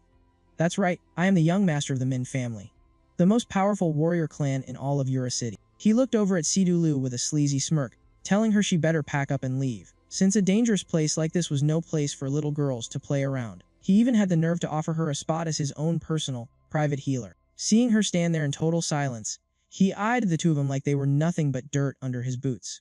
But while he was busy bragging, Aki and Sidulu just kept casually chatting with each other. Feeling completely ignored, he roared in fury. Sidulu snapped, her voice like ice. "Who gave you permission to speak to me?" Howdode and the blonde girl beside him flinched, all the color instantly draining from their faces. She crossed her arms, sneering at him with absolute contempt. "Hiding behind your family's coattails all day. You really are nothing but a worthless piece of trash." Fired up, she slammed her bags down onto the dirt. "I might not be the absolute strongest yet, but I sure as hell have never been scared of anyone." Disgust burned in her chest as she glared at him. "A filthy creep like you thinks he has the right to act all high and mighty." Howded flashed a wicked, psychotic grin and lunged right at them. "I'm gonna teach you little brats a lesson you'll never forget." Suddenly, a blinding flash of red light exploded in the air. Moving like lightning, Aki stepped right in front of Sidulu, taking the full force of the brutal strike head-on. With just one bare hand, he effortlessly stopped the young master's devastating attack dead in its tracks. Howded roared like a wild beast, his eyes glowing a furious, blood red. "Let go of me right now, or I'll kill you where you stand." Aki didn't even flinch, his voice dead calm as he delivered a chilling warning. "You are the young master of the Min family. If you decide to cause a scene out here, It's your clan's reputation that's going straight into the gutter, he continued. Besides, if you cause a scene at the city gates, the guards won't let you in. You should really think this through. Hadid furiously gathered his power. Think about what Just then, a voice rang out from behind him. Young Master Hadid, the 6th stage warrior, stepped up, advising him not to cause any trouble before entering the city. He smiled sinisterly, pointing out that the inside of the city was the perfect place to handle their business. Catching his drift, Hadid let out a cold laugh and pulled his hand back. This young master won't stoop to the level of a bunch of trash. He walked away with his subordinates, shooting Aki a dark, calculating glare. With a subtle shift of his footing, he quietly triggered his earth element power. Dirt and rocks erupted from the ground, glowing with a fierce red light as they hurled straight toward Aki. He didn't even blink, just threw a casual punch that completely shattered the attack. When Sidulu turned around to ask what happened, he simply smiled. It's nothing, I just swatted an annoying mosquito. Let's go, we need to take the assessment. I'm sure we'll pass it without breaking a sweat. The shattered pieces of earth crumbled to the ground, revealing that he had used his metal element to effortlessly neutralize the sneak attack. Seeing this, the 6th stage warrior was absolutely terrified. He never expected his earth element ambush to be stopped dead in its tracks. He leaned in and warned Hauda that they needed to add that kid to their list of highly dangerous targets. His true power is definitely way above the 4th stage. He suggested finding a chance to kill the two of them to eliminate any future threats. Meanwhile, somewhere else, an examiner stared at a monitor in utter shock. The synchronization rate is all the way up to 54%, and the other one is over 42%. The testing staff were completely blown away. Since there are no strict rules about level requirements, I guess that means we passed, right? Aki asked calmly. The examiner nodded to confirm. So, a red core 4th-stage warrior and a green core 1st stage want to enter Dagara to fight for the elemental quartz. She gave them a very serious warning. The demons inside are at the 3rd stage at the absolute minimum. Are you guys really sure about this? Aki nodded confidently. We're more than capable of protecting ourselves. She's a healer, but she's also a highly agile fighter. Hearing him say that, Sidulu blushed with embarrassment and a bit of anger. The examiner then pointed out that they were officially the lowest level due to ever step foot into the fortress. She reminded them that the elemental quartz only drops from specific, elite demons within the fortress, and it takes quite a while for them to respawn. Because of that, they wouldn't just be fighting off demons, but also clashing with powerful, greedy warriors. Even just surviving in there would be an uphill battle. Aki's eyes were unwavering. Of course we're going in.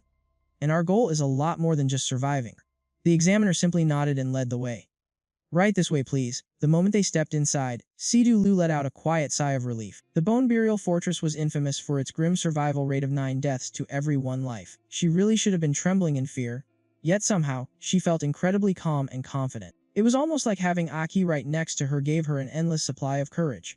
Meanwhile, the gruesome demons prowled all around them, searching for their next meal. Let's wait for it to wander off before we make a move, Sidulu whispered softly. This entire place has been completely overrun by demons. Aki noted as he carefully observed their surroundings. The Dagara fortress might sound like just a castle, but it was actually a massive, ancient city. Because it sat right in the center of the continent, its scale and prosperity used to rival even Dawn City. In fact, it used to be the most densely populated city on the entire continent. But ever since the demons invaded, the area slowly fell into ruins and was transformed into a brutal, bloody battlefield. With the central district completely occupied by monsters, absolutely no one dared to live there. People eventually started calling it a fortress, trying to wipe its glorious, tragic past from their memories. Just thinking about it brought a fleeting look of sadness to Aki's eyes. Sidulu smiled gently and praised how knowledgeable he was. He just shrugged it off, saying he had heard plenty of random old tales when he was a kid. Sidulu couldn't help but secretly think he was being an annoying show-off. Aki suddenly stood up. Let's keep moving. We need to hunt down those elite demons carrying the elemental quartz. Make sure to conserve your stamina and avoid any pointless fights. Hearing a loud explosion in the distance, she anxiously asked if they should go help. Aki shut it down with a cold, firm tone. It's best if we don't get involved. Inside the Bone Burial Fortress, you absolutely cannot trust anyone. He let out a heavy sigh in his mind. She had grown up sheltered in the city of Hesperus with such a pure, kind heart.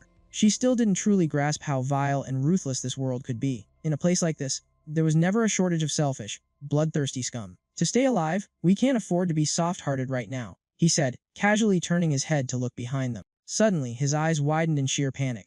Looming right behind Sidulu was a massive demon. A terrifying roar shattered the silence, and the sheer force of its strike violently shook the ground beneath them. Thank God Aki reacted fast enough, grabbing her and diving out of the way. The 5th stage water element demon let out a smug, echoing laugh. I didn't expect you little brats to react that fast. My water element strikes are usually completely silent. Sidulu was absolutely paralyzed with fear. When the hell did a 5th stage demon sneak up behind her? It must have used the fluid, stealthy nature of the water element to mask its approach. If he hadn't noticed in time, she would have died. He cut her thoughts short, telling her they needed to finish this battle as fast as possible. They needed to take it down quietly to avoid attracting other demons and fighters. She was determined not to be a burden to him. The rank 5 demon casually strolled over and sneered, "Two pathetic humans actually dare to look down on me." The moment those words left its mouth, the demon vanished, instantly reappearing in midair to launch its attack. How incredibly adorable. Just die already. Aki dodged just in the nick of time. As the massive strike shattered the ground into pieces, the demon let out a mocking laugh. "I won't even bother looking at your mangled corpses." With that said, it immediately followed up with a brutal, head-on assault. Aki stepped forward to block the hit, unleashing both his wood and metal elements. The demon was caught completely off guard. "How do you have 2 elements? I thought you humans had to reach rank 5 to pull that off." He dashed forward and delivered a heavy blow, forcing the demon to stagger back. The demon desperately threw up its water element to defend itself. "I know how to use the water element too, you know." He suddenly accelerated, leaving the demon completely stunned. His speed, it's way too fast. Still clinging to its arrogance, demon smirked.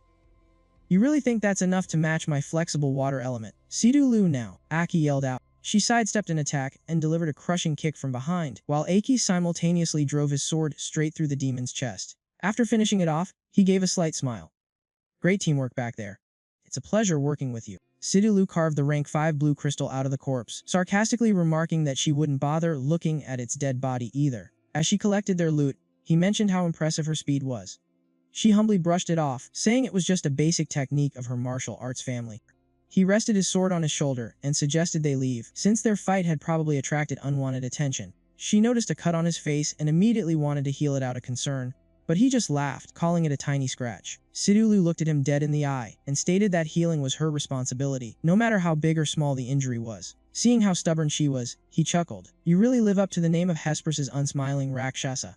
Fine, have it your way." Suddenly, a massive shadow loomed over them. Sidulu looked up in a complete panic.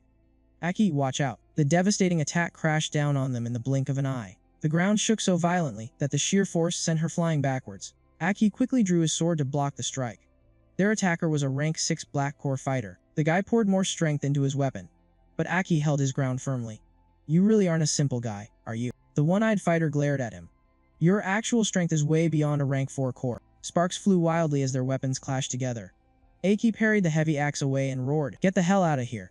His fiery eyes locked directly onto the Earth Element rank 6 Red Core fighter. Sidulu tried to jump in and help, but an invisible force instantly held her back. A rank 3 Green Core fighter stepped out of the shadows, using a paralyzing skill to trap her right where she stood. Her entire body went completely stiff, leaving her unable to move a single muscle. It was a special skill unique to the healing class. As the female fighter walked toward Aki and her allies, he quickly realized that they were the ones who had ambushed them. He glared at them coldly. "So instead of protecting that red-haired idiot, you decided to sneak attack us. You do realize life and death are entirely unpredictable in a place like this, right?" The red-haired guy suddenly revealed himself with a mocking laugh. "What? You just don't want to lose face in front of your little girlfriend here." Hearing those words, Sidulu froze up, feeling like she had just been struck by lightning. Her face burned bright red with pure anger, but she couldn't move an inch, completely helpless as the guy shamelessly flirted with his female subordinate. He reached out and lifted Sidulu's chin, teasing her, but her worried eyes remained firmly fixed on Aki. The red-haired guy let out an arrogant laugh, saying he wanted to make her watch Aki die with her own 2 eyes. Meanwhile, the rank 6 Red Core fighter sat back on a large rock, confidently bragging that he would be the one to finish Aki off. Hadid burst into a booming laugh, completely convinced that no one would dare to launch an ambush while he was around. He scoffed arrogantly, bragging that he was a tier 5 warrior himself. Aki unleashed a terrifying aura of bloodlust. His eyes burned with such intense fury that the very air around them seemed to tremble. He coldly demanded to know exactly how many girls the red-haired bastard had ruined, but the guy just let out a highly arrogant laugh in response. He openly mocked Aki for being nothing more than a 4-core warrior, while the tier 6 warrior standing nearby also looked down on him with absolute disgust. That guy was just a pathetic loser riding on his family's coattails. He had never even killed a single demon with his own 2 hands, making his tier 5 title a complete and utter joke. With an icy glare, Aki bluntly declared that he wouldn't hesitate for a single second to strike him down. He dashed forward as fast as a bolt of lightning, leaving his opponent paralyzed with pure terror. The tier 6 warrior frantically chased after him, screaming out a warning. He was completely shocked to feel the raw power of the fire element radiating off of Aki. Aki crashed toward him like a falling meteor, while the red-haired punk desperately braced himself to counterattack. His clenched fist was entirely engulfed in a blazing, roaring fire. The red-haired guy trembled violently like a cornered animal, stumbling backward in absolute dread. He panicked, suddenly realizing that even though his opponent was only at the 4-core rank, his murderous aura felt like a literal demon from hell. Aki leveled his sword straight at him. The explosive burst of his killing intent was so heavy that no one could even keep their balance. The red-haired punk frantically screamed for help. The Tier 6 warrior immediately charged in and swung his massive battle axe, but Aki easily dodged out of the way. He smoothly spun around, planting his feet to launch his next devastating counterattack. With one clean, ruthless slash, the older warrior was violently blasted away. The old warrior gritted his teeth in fierce anger. His combat style is way too unpredictable, he thought, even though he had used his axe to block the strike. The overwhelming physical force had still pushed him back. I can't believe this damn brat can actually control the fire element, but my earth element won't be suppressed so easily. The moment Aki stepped back, he instantly activated another skill. Thick, razor-sharp vines shot out of the ground and lunged forward, leaving the older man completely stunned. Wait, that is the wood element. He frantically threw himself out of the way to dodge the vicious attack. The Tier 6 Red Core warrior had to slam his hand against the dirt just to keep his balance. He can actually control the wood element too. Now this is getting incredibly interesting. I severely underestimated you, kid. You are hiding quite a lot of dangerous secrets. He forcefully smashed his weapon down into the ground. To think you have mastered 2 different elements. He triggered his martial technique, causing jagged rocks to tightly encase the blade of his axe. I am extremely curious to find out exactly how you are pulling this off.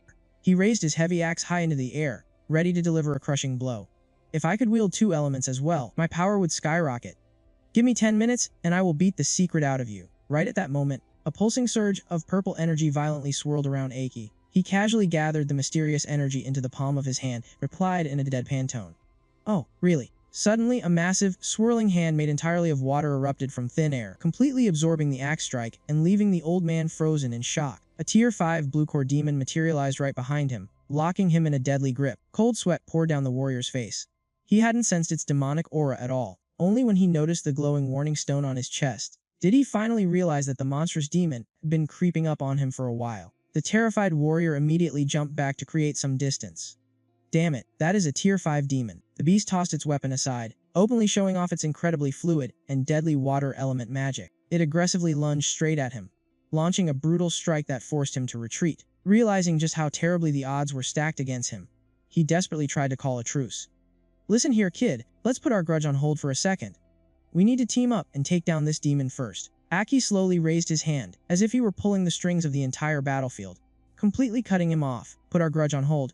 Are you blind? Can't you see it is only targeting you? Thousands of razor-sharp water crystals suddenly materialized in the air around them. The old man's blood ran cold as he realized he had walked right into a deadly trap. His eyes were wide open in absolute panic. Don't tell me, is this brat actually controlling the demon? With zero time left to think, he frantically summoned a massive earthen shield to block the brutal rain of deadly crystals. Aki calmly watched the struggle, silently impressed. He really does live up to the reputation of an elite mercenary hired by the noble families. While desperately holding up his shield, the warrior aggressively threw his hand out to summon his weapon. The heavy battle axe rapidly spun through the air, rocketing straight back toward its master. The massive blade sliced dangerously close to the demon's back. It delivered a brutal, tearing slash before snapping perfectly back into his waiting grip. He tightly gripped his bloodied axe, painfully aware that this young kid was effortlessly dictating the entire pace of the battle. In his eyes, Aki was no longer just a kid. He was an absolute monster. Could this kid actually be a hidden Tier 7 warrior, running out of time and options? He roared out loud and charged forward to clash head-on with the furious demon. But right at that second, thick thorny vines violently coiled around his legs, completely locking him in place and leaving him absolutely stunned. The demon seized the chance to strike, but the older man managed to block it with his axe. Even so, his wounds were piling up. If it were just a stage 5 demon, it wouldn't be a problem. But that brat was the real threat. The red-haired guy panicked, frantically screaming at the healer. Hurry up and kill that demon. At that moment, Sidulu's hand trembled slightly. Her fingers slowly began to move. The red-haired guy kept barking orders, but Sidulu suddenly launched a sneak attack from behind, making the 6-core female warrior cry out in agony. She spoke with an icy tone. A warrior is meant to fight.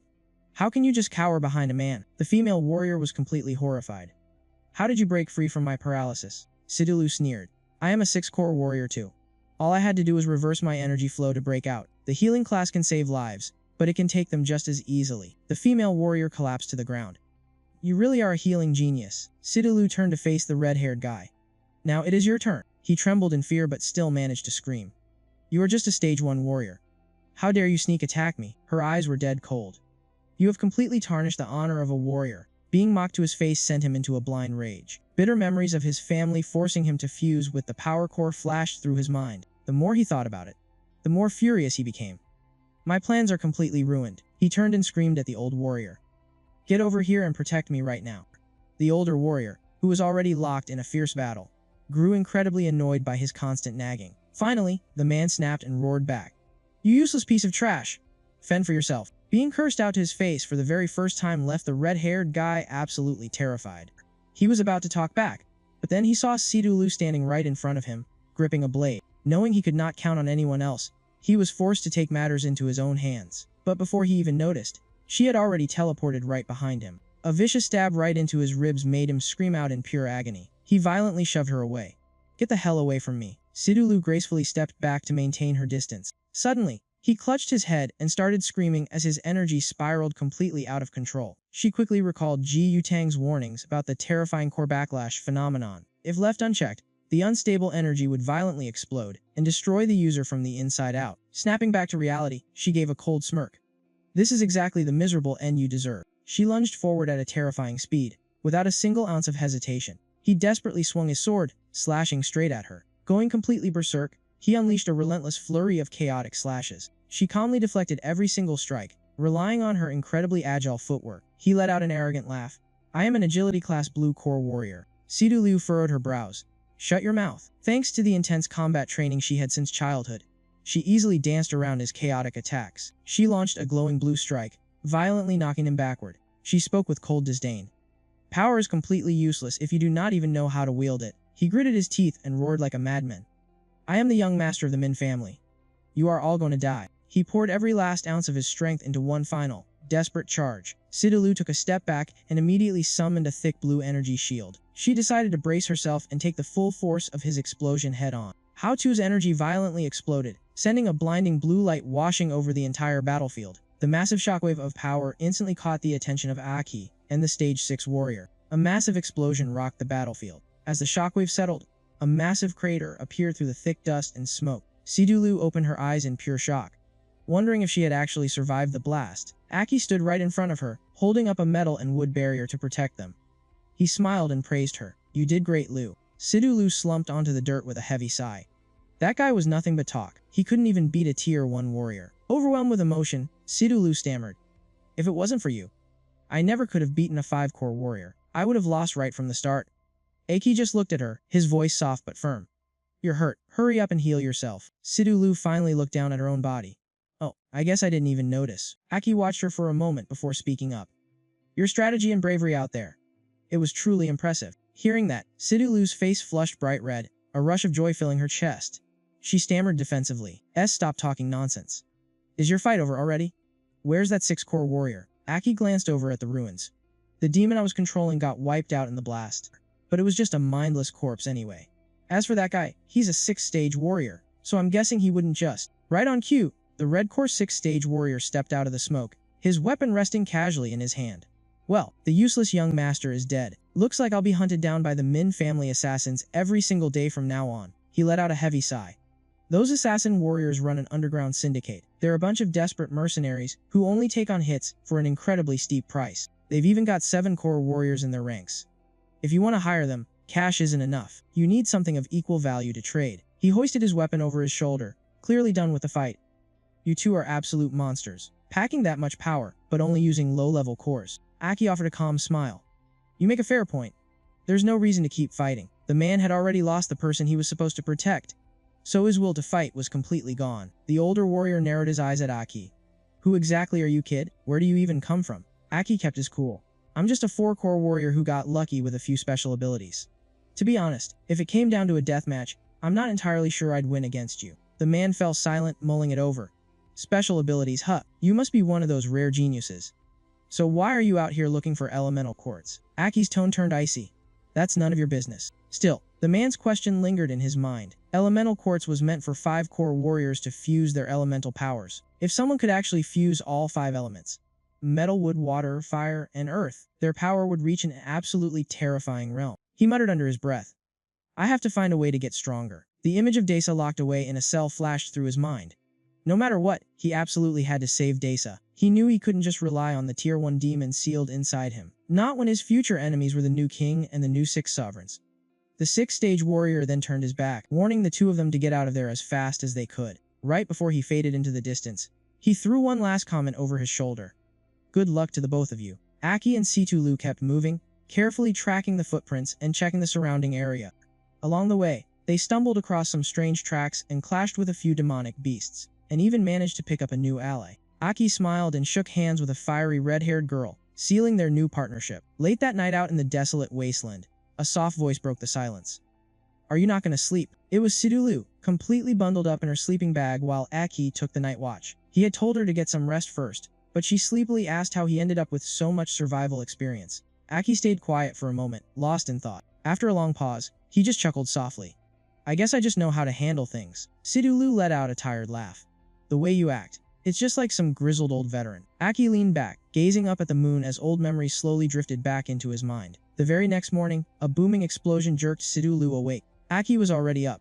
He stood staring at a massive hole in the wall, intensely tracking a demonic aura in the air. He was absolutely certain. An elemental demon had just spawned, and they needed to hunt it down immediately. 2 streaks of light shot across the landscape at blinding speed. Aki took the lead, a fierce grin lighting up his face. Situlu sprinted right behind him, yelling over the wind. Why are you so hyped up? His heart was pounding with pure anticipation. This elemental demon. This was exactly the kind of brutal challenge he had been looking for. I have to take it down before anyone else gets their hands on it. The 2 figures vaulted over the ruined city walls, moving as fast as a flash of lightning. Aki suddenly realized the target was slowing down. He locked onto its exact hiding spot. A complete map of the ruined city flashed in his mind. It was an instinctual connection, almost like he was sensing one of his own kind. It's hiding underground. Situlu pointed frantically toward the outer wall. Aki, look over there. Another squad of warriors was already hot on the trail, but it was clear they still needed time to pinpoint the target's exact location. He decided to take a shortcut, grabbed Situlu's hand, and said, Lu, let's go. She was totally confused, not understanding what was happening yet. Right after that, she was dragged along at blazing speed, and the two of them leaped down into a deep pit. Aki realized that the demon was hiding right beneath the city. This was the absolute fastest way to reach it. He used the wood element to create a massive web of vines, catching them as they fell. The wooden nets safely slowed their descent. Situlu screamed at the top of her lungs, while he just laughed with pure excitement. She called out loudly, Aki, where are you? A voice echoed from below, answering, I'm right down here. He scratched his head with a sheepish smile, apologizing for scaring her. Situlu's face turned bright red, and she immediately threw a punch at him. The two of them discovered a massive, secret underground cave. He suddenly stopped in his tracks. The target was right in front of them. He signaled for her to stay quiet. A 5th-tier demon was resting nearby. Found it, he whispered. The elemental quartz demon. He looked at her seriously and said, we only have 5 minutes to take it down and grab the elemental quartz. Situlu thought to herself in disbelief. Only 5 minutes to deal with a 5th-tier demon. She looked at him and asked, what do you need me to do? The two of them quickly hashed out a battle plan in the dark, with him firmly assuring her that he trusted her completely. Aki lunged forward to launch the first strike. The 5th-tier demon let out a terrifying roar. He unleashed his true power. His eyes glowed intensely, and glowing red marks began appearing across his face. The demon was absolutely stunned, never expecting its enemies to uncover its hiding spot so quickly. The monster conjured 2 flames, one blue and one yellow. Realizing that he too could manipulate multiple elements, Aki leaped high into the air. The demon suspected that his aura felt suspiciously like one of its own kind and immediately launched a massive fire vortex at him. He quickly figured out the core principle. As long as he balanced the energy, he could easily control multiple elements at once. My turn, he shouted, fully concentrating his power. He conjured 2 identical flames of his own and charged straight at the enemy. The 2 overwhelming forces violently collided, creating a massive explosion that filled the cavern with blinding smoke and dust. Situlu recalled the exact words he had told her earlier. Don't be too surprised by my power. The intense shockwave sent both of them flying backward. The demon was totally bewildered. You just looked at it once, and you've already mastered my technique. Aki relentlessly dashed forward, unleashing a barrage of attacks before the beast could even react. The demon scrambled backward, desperately using the wood element to heal its wounds. But it was completely horrified when it saw him wielding the metal element. Aki smirked with absolute confidence. I've totally figured out your abilities. Time to end this. He channeled the wood element, summoning thick vines to bind the demon tight. Then he instantly summoned a metal element weapon, just like the one he used during the hunting tournament. The demon roared furiously. Then let's see whose element is actually stronger. Let my metal element explode. The 5th-tier demon channeled all its energy, unleashing its ultimate technique, the three-headed blade shield. With terrifying destructive power, Aki let out a low, confident chuckle. I finally forced you to go all out. He shouted at the top of his lungs, Liu. Now's your chance. From a distance, Siduli locked into her battle stance, drawing back a glowing green arrow, ready to deliver the final, decisive blow. She remembered Aki's exact words. He had explained that this was a high-level energy manipulation technique. Focus the energy in your core, and truly feel its existence. Feel the flow of energy. Turn invisible power into something tangible, and condense it into a weapon. She thought to herself, let me try. In her memory, when she first heard that bold plan, Sidulu anxiously looked up and asked, you want me to deliver the finishing blow? She looked down in hesitation.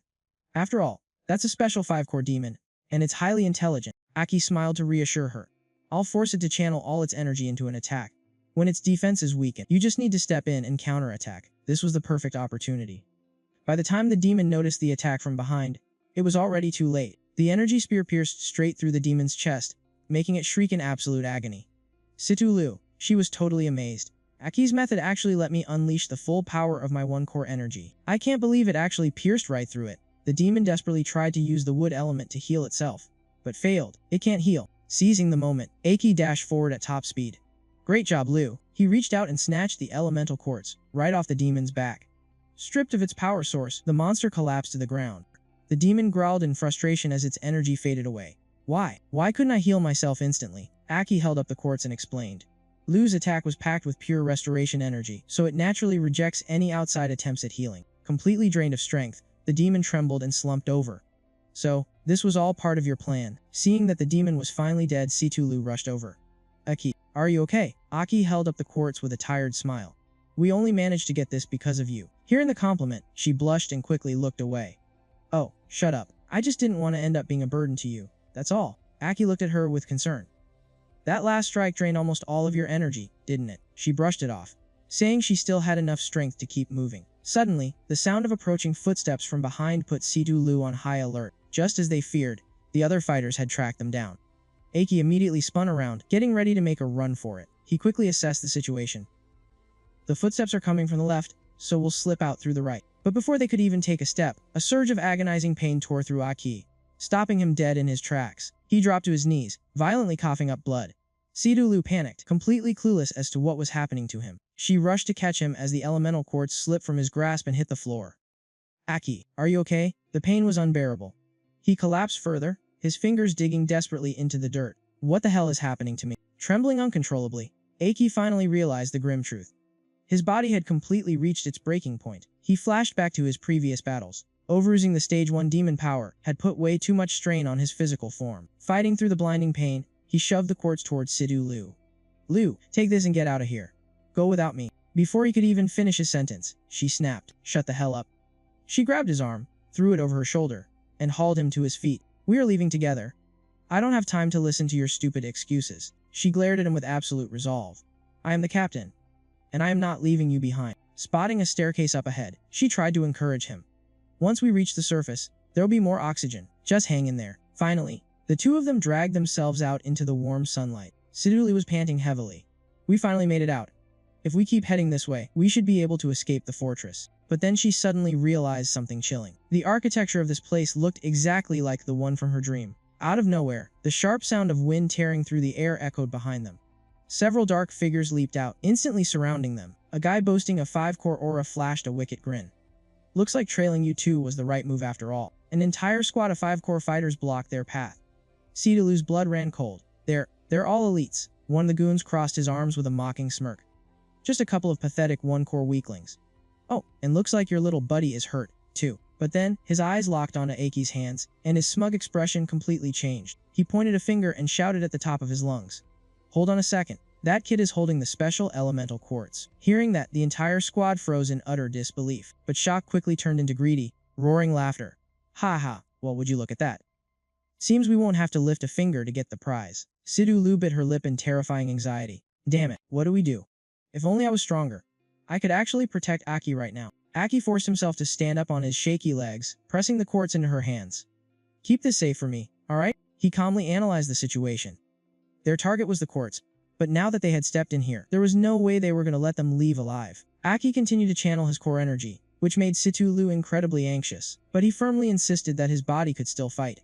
He dragged his sword forward, leaving behind the valiant silhouette of a warrior, ready to fight until his very last breath. Seeing his heavily battered body still carrying a sword toward them, the crowd couldn't help but be shocked. A mere 4-core warrior dared to face 2 squads with 6 5-core warriors. They scoffed at him, demanding he hand over the quartz if he wanted a quick and painless death. Aki panted heavily as he walked, silently feeling the demonic power inside his body. It was a power he could barely awaken any further, because this physical shell had already reached its absolute breaking point, signaling an incredibly brutal battle ahead.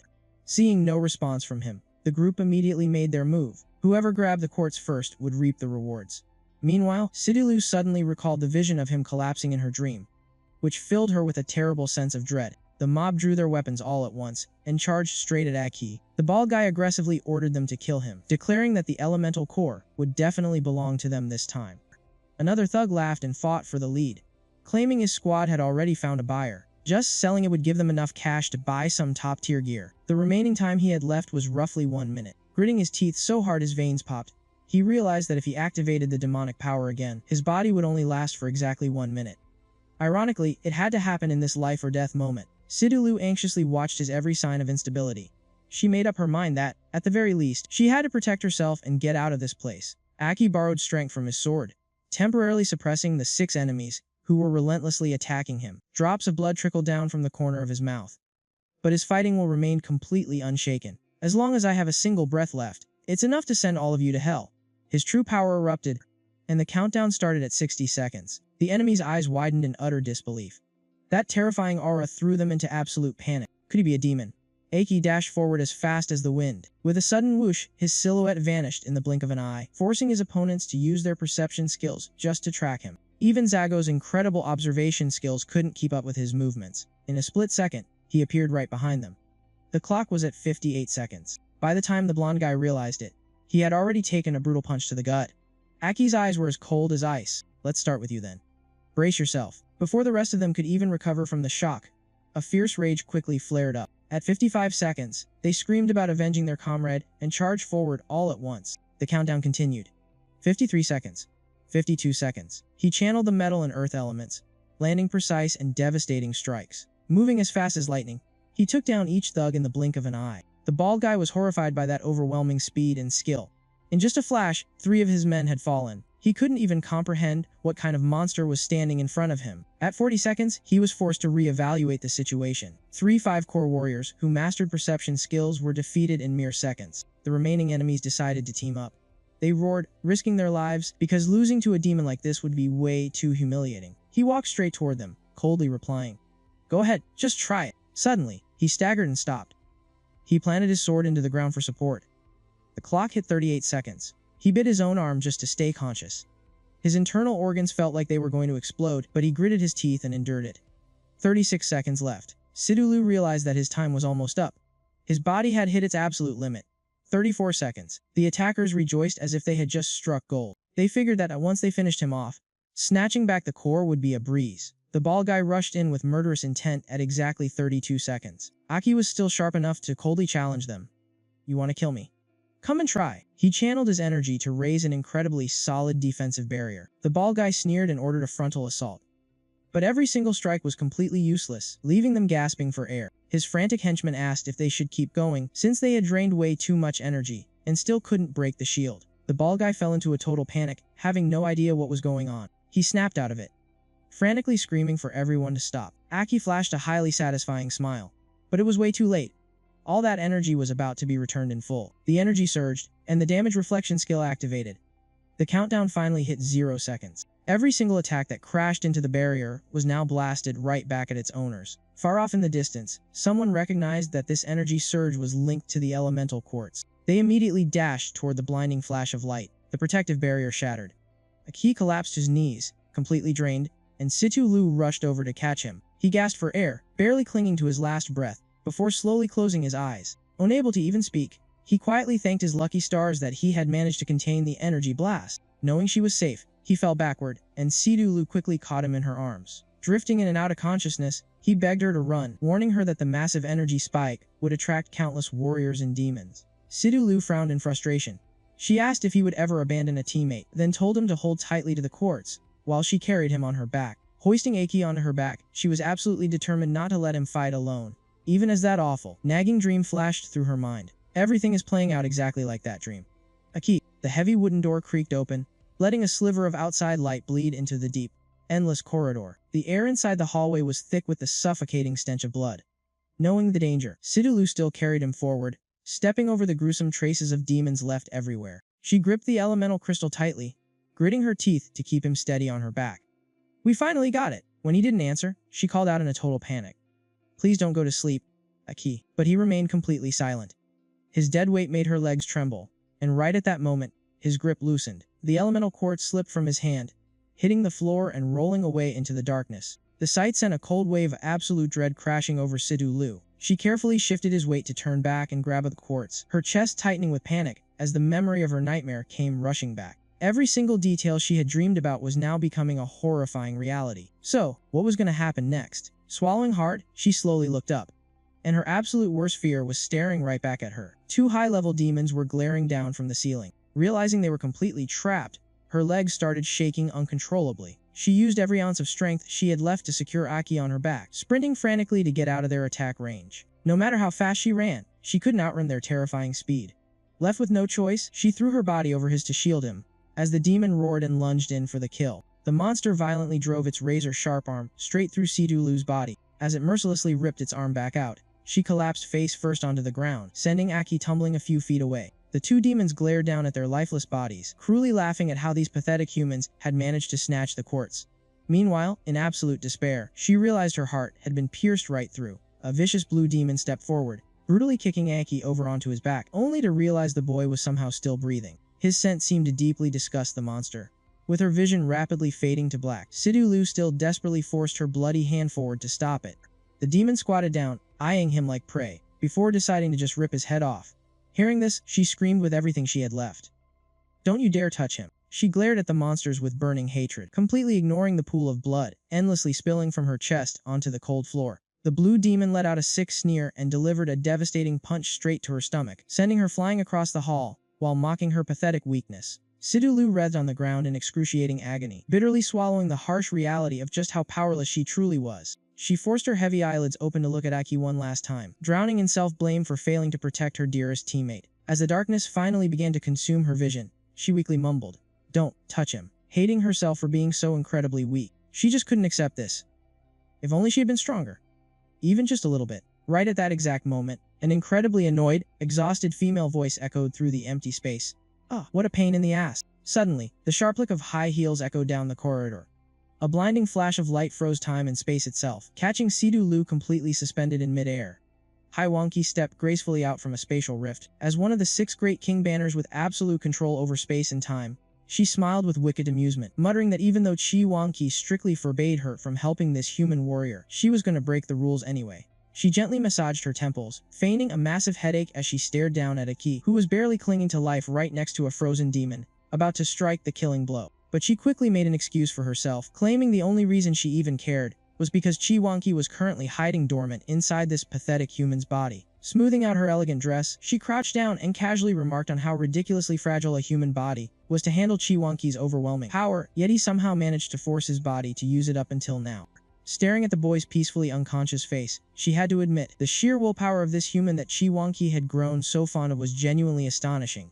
And just like that, a wicked little idea popped into her head. Haiwanki leaned in intimately close to his ear, whispering with the seductive tone of a lover. "Are you in there?" Check. The space remained completely dead and silent. She stood back up with a dramatic sigh of disappointment, pouting over the fact that it was incredibly rare for them to cross paths. Yet he was completely ignoring her. Her piercing gaze finally drifted over to Sidulu, suddenly remembering that the poor girl was still frozen right there in midair. In the absolute blink of an eye, she teleported, instantly materializing face to face with the dying girl. She studied her intensely for a moment, then let out a soft, knowing smile. She recognized a very familiar, incredibly rare surge of energy deep inside Sidulu, though it was a total pity that she was just a mere human, who hadn't even figured out how to awaken her hidden powers yet. Thinking about this, a wildly bold idea suddenly crossed her mind. A mischievous smile crept across her face. She figured that if she couldn't help directly, stepping in indirectly would work just as well. What a brilliant little plan. Gently lifting Sidulu's body, she bared her sharp fangs, deciding to gift her an entirely new evolution using the power of time. Without a second thought, she pressed her lips against the girl's, directly transferring her own immense power. Instantly, the glowing green core on Situlu's chest was stained pitch black. Every single cell in her body began to mutate. The Stage 1 insignia spun wildly before finally locking onto Stage 4, forging an overwhelming, jet black core. As the absolute powers of time and space awakened within the girl, Hawanki finally broke the kiss with a satisfied smile. She stared down at the dark core on Situlu's chest with deep satisfaction, noting just how fiercely the girl hungered for strength. Before stepping backward through a spatial portal, she gave a playful wink, completely entrusting the future into Situlu's hands. In that exact fraction of a second, the frozen spacetime shattered, and the flow of the world violently snapped back to normal. Caught entirely off guard by the shifting momentum, Situlu slammed hard against the ground, coughing up a mouthful of dark blood. Meanwhile, the demon's razor-sharp arm was just inches from slashing down, but it was abruptly caught midair by a single hand. The demon's eyes widened in sheer disbelief when it realized that the hand blocking its strike didn't belong to Aiki. Panicking, it snapped its head to the side, staring in absolute terror at the source of this suffocating new aura. As the thick smoke cleared, Situlu stepped forward in a completely terrifying new form. "Don't you dare touch him," she warned, her voice dripping with ice. With her striking black and white hair and piercing eyes, just like Ha Wangqi's, she had fully ascended to a Stage 4 demon, commanding the absolute laws of time and space. Without a second of hesitation, she launched herself straight at the monstrous demon. Activating her spatial manipulation skill, she ripped a vicious claw strike through the air, sending the monster shrieking in absolute agony. The demon scrambled backward, completely bewildered, mistaking her for one of its own kind. "Your own kind?" Situlu echoed, her tone mocking and colder than ice. Staring at it with pure disgust, she declared that she would never stand alongside filthy monsters.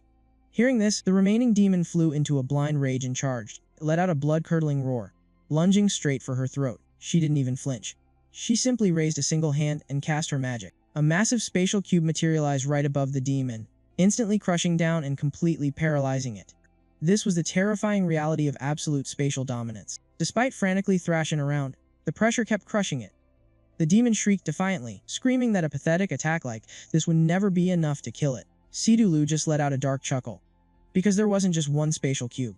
Dozens of them had already formed, completely surrounding the beast. All at once, they mercilessly crashed down on their target. The sickening sound of bones shattering echoed through the air, perfectly blending with the demon's agonizing death screams. When the dust finally settled, its entire body had been erased from existence, leaving only a massive, spatially crushed crater. The sight left the last remaining demon trembling in sheer terror. "You're next," she declared with a deadly calm. The terrified demon stumbled backward, unable to comprehend how a frail little human was radiating such a suffocating, monstrous pressure. Stuttering in fear, it demanded to know what the hell the two of them actually were. It was convinced that her powers reeked of their own demonic kind. And what was worse, she wielded the incredibly rare element of space. On top of that, the bizarre, looming aura coming off of Aki was enough to make its demonic blood run cold. Unfazed, Situlu simply brushed the question off. "We're just human warriors," she replied evenly. The demon let out a strained, hysterical laugh, completely refusing to buy that nonsense. It began mocking her, pointing out how absurd it was for her to suddenly spike from Stage 1 to Stage 4. It bragged that not even a Stage 5 could stand a chance against it. Before it could finish its arrogant speech, she blurred forward and brutally ripped the monster's body in half. "You talk too much," she muttered coldly. With the bloody battle finally over, she stood in silence, her eyes softening as she looked down at Aki. Kneeling beside him, she gently stroked his dirt-streaked face. "You were always the one saving me before," she whispered softly, "but this time, I'm gonna be the one protecting you." After grabbing the dropped magic stones, she carefully wrapped his arm over her shoulder and helped him to his feet. The two battered fighters finally reached the massive exit doors of the Bone Graveyard Castle, just as a loud knocking echoed from the other side. The vanguard troops stationed outside picked up their human life signatures and quickly hauled the heavy iron gates open. They stood in stunned silence as they watched Situlu limping out, heavily supporting a bloodied and bruised Aki. She let out a long, exhausted breath. "We finally made it out." As soon as those words left her mouth, she collapsed to the ground. Two warriors rushed over and quickly carried them into the healing ward. But as they glanced back through the gateway, pure terror washed over their faces. Before their eyes lay the mangled corpses of demons, utterly crushed by spatial forces. It was a bone-chilling and gruesome sight. Dozens of demons had been skewered or squashed flat. Just looking at the carnage was enough to send shivers down anyone's spine. Deep within a dream, a mysterious voice echoed out. It praised Situlu for being perfectly attuned to her power, while hinting at an unawakened gift of prophecy. She slowly opened her eyes, only to find another version of herself staring right back. Jolting awake, she stared blankly at the ceiling in a daze. As she sat up, she realized she was lying in an outpost medical room. A wave of relief hit her. They had actually been saved. Still, she couldn't help but wonder about that bizarre dream. She looked down at her completely healed hands in disbelief. It was as if those brutal injuries had never even existed. Her memories of the brutal fight inside the buried bone castle were already fading, obscured by a thick, dark haze. Suddenly, someone gently draped a coat over her shoulders and softly thanked her. She turned around and saw Aki standing right behind her. He explained that she was the one who had dragged them both all the way to the city gate. This triggered Sidulu's memories of the battle, and she frantically began asking how he was holding up. "Are you badly hurt?" she asked, her voice filled with panic. Aki smiled to calm her down. "Just a few scratches," he replied, yet there was an unmistakable heaviness lingering in his voice. He apologized for taking such a reckless gamble with the elemental core, a move that nearly got them both killed. Hearing this, she suddenly remembered that crucial item. He pulled out the core and told her not to worry. He said he found it safely tucked inside his clothes when he woke up, and he thanked her for keeping it so secure. Sidulu blinked in confusion. Had she really been the one who put it there? She couldn't remember. Aki declared that their mission at the buried bone castle was officially complete. He suggested they find a secure spot so he could begin refining the core. She agreed with a nod, pulled the coat tighter around herself, and headed out to handle their discharge paperwork. Seeing that she was finally back on her feet, a warm smile spread across his face as he replied. But then his expression shifted. He sensed something off and asked what exactly happened back in the castle. Why did she suddenly share the exact same aura as him? The two of them hopped into a car and left the medical outpost, hitting the road for the next leg of their journey. Sidulu turned to Aki. She asked if he needed a totally quiet place to go into closed-door training. Keeping his eyes on the road, Aki spoke with a serious tone. He definitely needed peace and quiet to focus his mind and study the elemental quartz fragment. This would make the fusion process much smoother. Since he possessed demonic power, he could command all the elements, and this specific fragment held the final missing piece. The earth element. What would happen if he managed to gather all 5 elements and merge them using the quartz? Sidulu thought about it for a moment, then mentioned that her father used to talk about this very thing. She explained that a few rank B towns and above offered special training rooms for rent, specifically designed for warriors. A place like that would absolutely give him the environment he needed. Aki nodded in agreement. They decided to head over to Salamanca, a nearby rank B city. From the outside, it looked like an ancient fortress, but inside, it was a booming modern commercial hub. Stepping out of the car, they merged into the bustling streets. The area was completely packed with warriors from all over the place, proving that this town's reputation was the real deal. Sidulu spotted 2 warriors walking by with heavy guns strapped to their backs. She gasped in surprise. She couldn't believe even elite hunting squad members showed up here. Aki just chuckled at her reaction. She went on and explained that hunting squads were groups of nomadic warriors who roamed the wild outside the city walls. They were highly disciplined experts who specialized in exploring dangerous ruins and scavenging for rare resources. Even though Salamanca was only a rank B city, its reputation as a major trading hub meant that warriors from all walks of life gathered there. Hopefully, they would be able to track down a suitable training room without much hassle. 300 battle points. The shop owner's voice echoed across the room, completely shocked by their request to rent a room for that price. He glared at Aki, eyeing him up and down. "Are you even a real warrior, kid?" he asked suspiciously. Battle points were the universal currency used exclusively by warriors. They were accepted in absolutely every city across the land. Noticing Aki's blank stare, Sidulu stepped in. She showed him how to check his balance using a standard identity scanner. The shop owner watched her, visibly impressed by her deep knowledge of the system. Aki held out his ID to scan it. In his past life, all resources had been distributed equally, so this whole concept of earning battle points felt totally alien to him. He let out a sigh, marveling at how insanely fast the times had changed. The scanner gave a sharp beep. His balance was 0. The crowd around them instantly burst into laughter, mercilessly mocking him for trying to rent a room, without a single battle point to his name. The shop owner slammed his hands on the desk, furiously accusing Aki of being a time-wasting troublemaker. Aki could only offer a helpless, awkward smile. Meanwhile, the owner loudly declared that their absolute best room cost a whopping 600 battle points per day. Right at that moment, Sidulu calmly swiped her own ID. The screen lit up, displaying a staggering 1,200,000 battle points. The entire room went dead silent. Everyone's jaws dropped to the floor. Their eyes bulged out of their heads, completely unable to believe the insane wealth right in front of them. Turns out, she was the wealthiest young lady in Hilo City. The owner immediately gave them a warm welcome and showed them the room, while Aki admitted he owed her a huge favor this time. The owner stopped in front of a massive room, introducing it as the training chamber. The space inside was nearly 200 square meters wide, built with reinforced materials to guarantee absolute safety. It also had a balcony, a lounge area, and even an underground shelter. Aki was thrilled, while Sidulu just smiled and said she was glad he liked it. She decided to rent the room and paid up front, saying they could figure out the exact rental period later. Sidulu said her goodbyes, leaving him to focus on his cultivation, while she went out for a walk around the city. She planned to rent a room nearby, Aki promised to keep in touch and even offered to lend her his jacket, which made her blush and politely decline. After parting ways, they both got to work.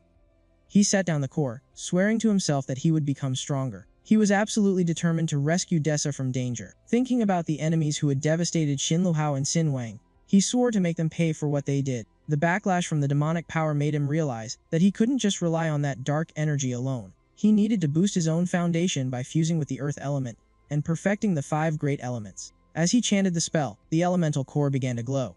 Meanwhile, Situ Lu was walking down a crowded street, recalling some hazy memories.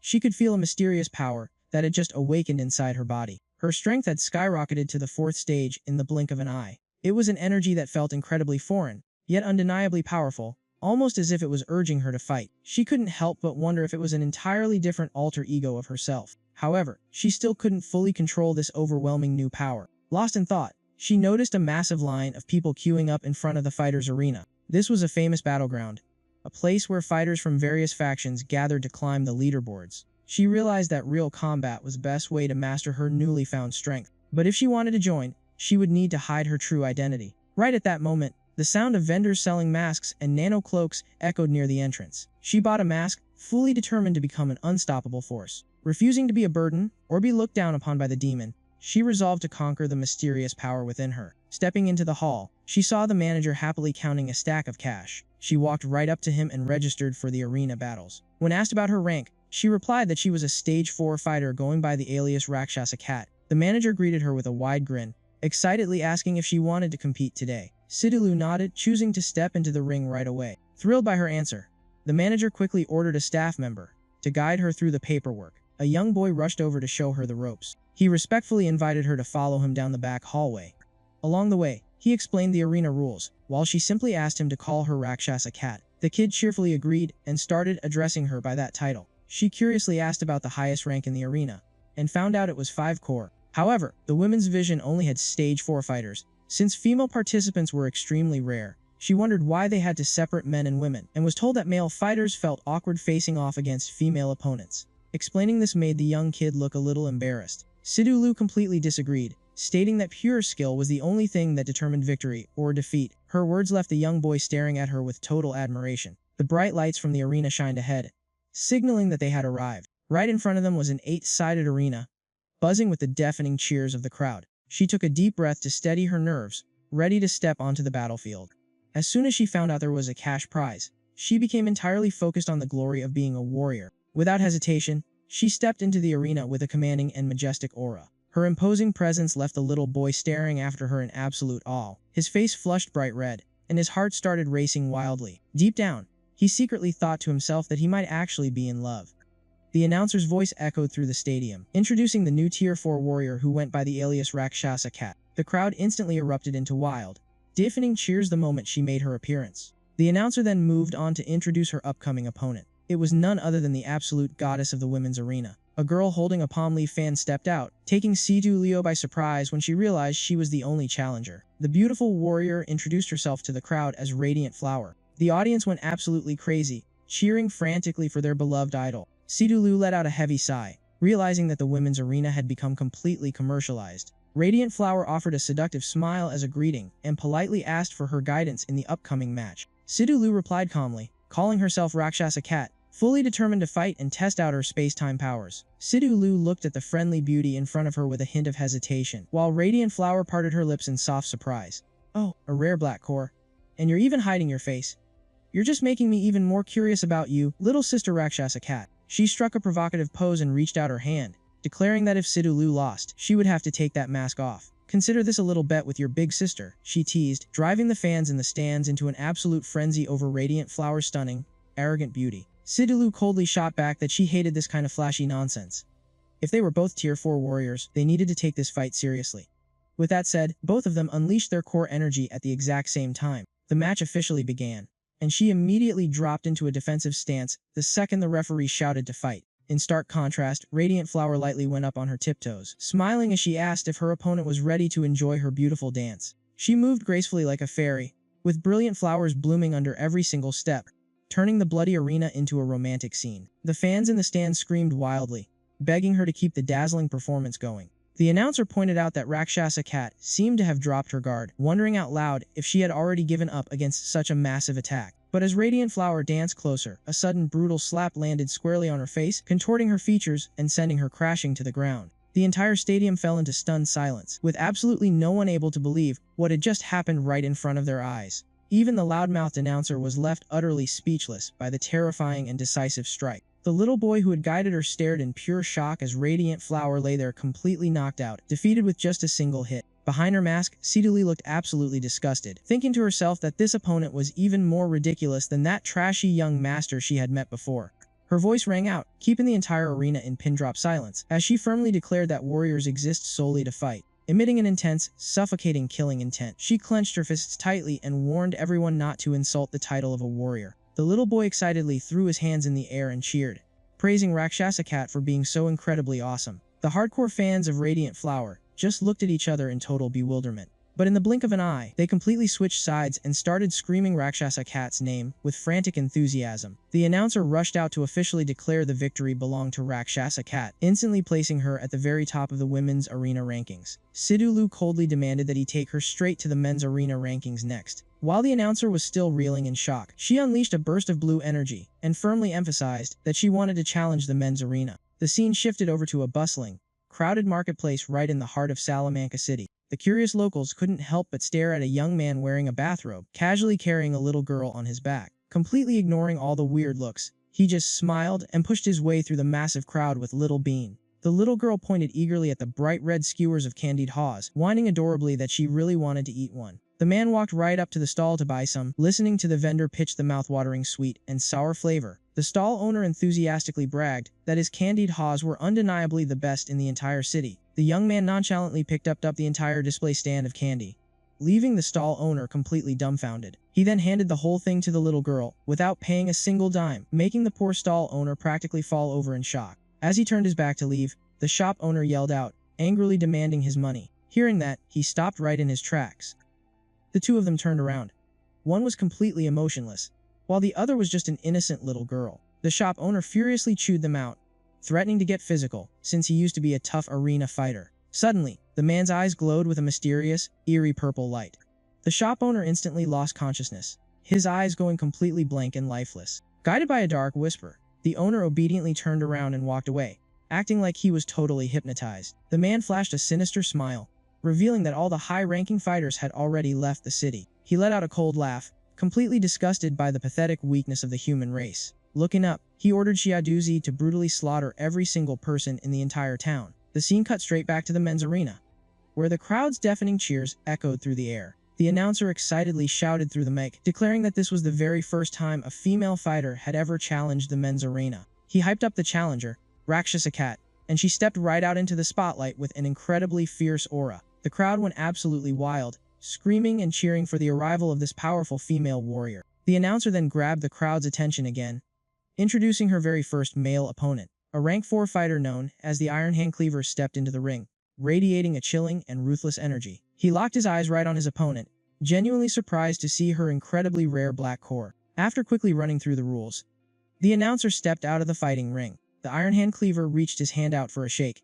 He put on a friendly fake smile, but deep down, he totally looked down on her. He quietly suggested they rig the fight and split the prize money, just so she wouldn't embarrass herself out there. Sidulu stayed completely silent, just staring coldly right through him. Instead of answering, she turned her back in absolute disgust, completely ignoring his little handshake. Feeling incredibly insulted, the Iron Hand Cleaver furiously stomped his foot into the ground. Completely ignoring the rules of the match, he charged right at her to deliver a lethal blow. She easily dodged his first punch, but suddenly, razor-sharp blades popped right out of his left arm. He kept up his relentless assault, brutally trying to slice his opponent cleanly in half. The crowd gasped in panic, seeing that Rakshasa Cat wouldn't be able to dodge the strike in time. A massive explosion echoed out as the arena floor cracked wide open. Everyone thought she had been completely crushed. The announcer was absolutely stunned when he saw her vanish completely into the thick smoke. Suddenly, a dark silhouette surrounded by a glowing blue light materialized right behind the Iron Hand Cleaver. He frantically dodged out of the way the second he realized it was a hand crackling with pure energy. His eyes shot wide open, desperately looking around to figure out what just happened. The announcer was totally blown away, screaming that Rakshasa Cat was actually using a spatial trump card. Sidulu reconstructed her entire body right out of the spatial rift, flashing a confident smirk from behind her mask. The crowd went absolutely crazy, completely hyped up by her mysterious black core abilities. The Iron Hand Cleaver was visibly annoyed, but his eyes were filled with pure, unfiltered greed for that kind of power. He lunged forward using his swift snake dash skill, moving in a rapid zigzag pattern for the attack. He threw a massive left hook, striking forward with absolutely terrifying speed. Sidulu's blue eyes flashed brightly. She had already read his attack perfectly before it even landed. Using her spatial powers, she caught his wrist in an unbreakable grip, leaving him completely shocked. Without missing a beat, she teleported right above him and locked down his other arm too. She delivered a brutal stomp that smashed his chest straight into the arena floor, making him cough up a mouthful of blood. She looked pretty satisfied with the outcome, while he was just left trembling in shock at her flawless technique. Refusing to give up, the Iron Hand Cleaver quickly materialized his nano gauntlets to launch a desperate counterattack. The announcer screamed through the mic, hyping up the guy's incredible equipment synchronization skills. He threw a full-force punch, but Rakshasa Cat opened a spatial rift to block it. A hand from another dimension swatted his fist right out of the air. Iron Hand Saber was knocked back, completely losing his balance against this bizarre ability. Behind her mask, Sidulu realized her true power was manipulating space and seeing the future. The announcer's power scouter blared an alarm, showing that Rakshasa Cat's synchronization rate had skyrocketed to over 42% and was still climbing. 50%, then 60%, and it just kept rising. What the hell is going on? Is my scouter broken? Right at that moment, memories of Bone Burial Castle came rushing back into Sidulu's mind, the one who gave her that power. As the truth was revealed, intense emotions fiercely surged within her heart. It was the demon. Opposite her, Iron Hand Saber gritted his teeth and braced himself, but before he could even finish his sentence, she spawned a transparent pillar that crushed down exactly where he stood. The massive pillar slammed down, making his eyes bulge as he coughed up blood, without a single chance to fight back. The crowd gasped in pure horror. What kind of insane power was this? Was Rakshasa Cat really this strong? Pinned to the arena floor, he still screamed in absolute defiance. How could he, the proud 10th-ranked fighter of the South Arena, lose to a female warrior? He would rather die than submit. The moment those words left his mouth, she summoned a massive array of floating pillars in the sky, turning his face pale with raw terror. Sidulu's icy gaze stared coldly right through him. Finally, he trembled and begged for mercy, prompting the announcer to immediately declare Rakshasa Cat as the winner. The stands completely erupted. The audience cheered wildly for her very first victory at the South Arena. Taking the chance, the MC asked if she would continue to accept challengers. Under the blinding spotlights, Sidulu turned her head and coldly replied, "Next." Her words sent the entire stadium into an absolute frenzy. Bright fireworks signaled a sleepless night, as the hyped-up crowd eagerly watched her fight all the way until dawn. Meanwhile, in the training room, Aki was grinding his cultivation just as hard. Our main guy panted in sheer frustration after failing to sense the quartz element for half the day, but he quickly regained his composure and zeroed his focus back in. Closing his eyes to feel his body, he realized that he was still missing the earth element to perfect his 5 elements power. A sudden idea sparked in his mind, making his eyes snap open as he finally grasped the true nature of the demonic element. He deduced that elemental power was just a byproduct of demonic power, which meant that human cultivation methods simply weren't going to work. Even though he hated relying on it, he had no choice but to draw out his demon power. A crimson aura violently erupted from the core on his chest. Before long, the 5 banners symbol materialized, and the quartz element was successfully activated. Massive stone hands jutted out all around him, surging with so much energy that the entire room began to violently shake. As the dust settled, Aki's piercing gaze emerged from behind the colossal stone arms. He flashed a deeply satisfied smile. He had finally tapped into the power of Earth. The leaking demonic aura rippled outward, instantly catching the attention of Jiniao from far away. He stood in silent thought, not rushing to give an answer. Then, he shook his head, reassuring himself that it was just a fleeting sense of anxiety. Standing high above and looking down at the city lights, he asked Xiao Duzi if she was ready. He smiled, promising her a chance to advance to the 5 banners realm if she pulled off this mission. Hearing that, Xiao Duzi closed her eyes as a pair of horns began sprouting from her head. When her eyes snapped open, she had fully transformed into a demon cloaked in crackling purple energy, declaring that the operation had officially begun. Tonight, the entire city of Salamanca was buzzing with excitement as crowds flocked to the arena. Everyone was gossiping about the fierce female warrior named Rakshasa Cat, who was relentlessly challenging the South Arena. The news spread like wildfire, drawing in such massive waves of people that the stadium was completely overloaded. The boss cheered in pure excitement, realizing he was about to strike it rich. The ticket clerks were so overwhelmed by the crushing mob that they completely lost control of the situation. Despite their constant, desperate pleas for order, the flood of people kept pouring toward the fighting ring. Right in the center of the arena, Rakshasa Cat stood proudly, locking eyes with her next opponent. Her opponent trembled, completely baffled as to when Salamanca had birthed such an incredibly overpowered female warrior. He frantically analyzed the situation, realizing she possessed a black core, a ridiculously rare spatial ability, and could even read his every move. He realized right then and there that her power was absolutely terrifying. To verify his suspicions, he summoned his weapon and prepared for battle. Seeing this, she summoned her own daggers, fully prepared to throw down. She spoke with calm confidence. "Let's see what you've got." In an instant, she dashed forward at blinding speed. Using her spatial powers, she closed the gap in a flash, catching her opponent completely off guard. The two clashed in a blur of lightning-fast strikes. She forced him on the defensive, making him second-guess his own strength. He launched a fierce counterattack, knocking her daggers aside with a smug grin. Then, he poured all his strength into a devastating forward charge, aiming for the kill. She had no time to meet the attack head-on. Thinking fast, she used her spatial abilities to blind him, violently slamming him to the ground. The impact sent him flying heavily across the arena. Stumbling to his feet in a daze, he cursed loudly, his vision completely gone. The announcer declared Rakshasa Cat the winner, revealing she would now face the top-ranked fighter of the men's division. Just as he started to protest, a deafening crash echoed through the arena, shocking him into silence. The reigning champion made his entrance, oozing absolute confidence. The announcer hyped up the crowd, formally introducing the undisputed champion, who had defended his throne for 6 straight months. He was the absolute strongest 5-core warrior among all the free fighters in Salamanca. It was none other than the Lulan warrior, Kailio, stepping proudly into the center of the ring. The crowd went wild, buzzing with excitement for the ultimate showdown between Rakshasa Cat and the champion. A nervous staff member suggested calling off the match, but the boss flat out refused. He didn't care about their safety. He only cared about the massive profits this fight would pull in. Meanwhile, Rakshasa Cat kept her eyes locked on Kailio, studying his every move. She was burning with curiosity, eager to test the gap in power between herself and a true 5-core warrior. Kailio smirked, praising her as a rather interesting female warrior. He openly admitted that her spatial powers, and her ability to predict attacks, were seriously intimidating, but the sheer killing intent rolling off him put her on high alert, ready for anything. He launched a crushing aerial suppression skill, forcing her to counter with a spatial teleport. However, he predicted her move, landing a surprise blow that sent her crashing to the ground. He sneered at her, mocking her desperate attempts to predict his actions. As far as he was concerned, that trick was completely useless against him. The brutal hit made her second-guess her own abilities. She quickly realized his attack pattern was completely different from what she had foreseen. Kailio glared at her with murderous intent, warning her not to be a disappointment. His arrogant taunts fueled her anger, but she forced herself to stay perfectly calm. Taking a deep breath to steady her nerves, she locked her focus onto his footwork. Kailio tightened his grip on his weapon, a thrilled, twisted smile creeping across his face. He lunged forward, just as her precognition flared to life once again. She readied her daggers, absolutely certain she had seen through his attack. But at the last split second, Kailio attacked from the right, leaving Sidhu completely stunned. As she scrambled to block his ferocious assault, he swung his weapon, blasting her back, and growled, "I'm gonna shatter that mask and crush your skull." The crowd grabbed their heads in sheer terror. Oh my god, another brutal smash right to the face. This Kailio guy is an absolute monster. He truly lives up to his name as a battlefield veteran. Is Rakshasa Cat's mask gonna fall off? I'm dying to see what she actually looks like. But Kailio quickly realized something was off. Wait, no. She actually managed to block that. Sidhu wasn't hurt at all, just pushed aback.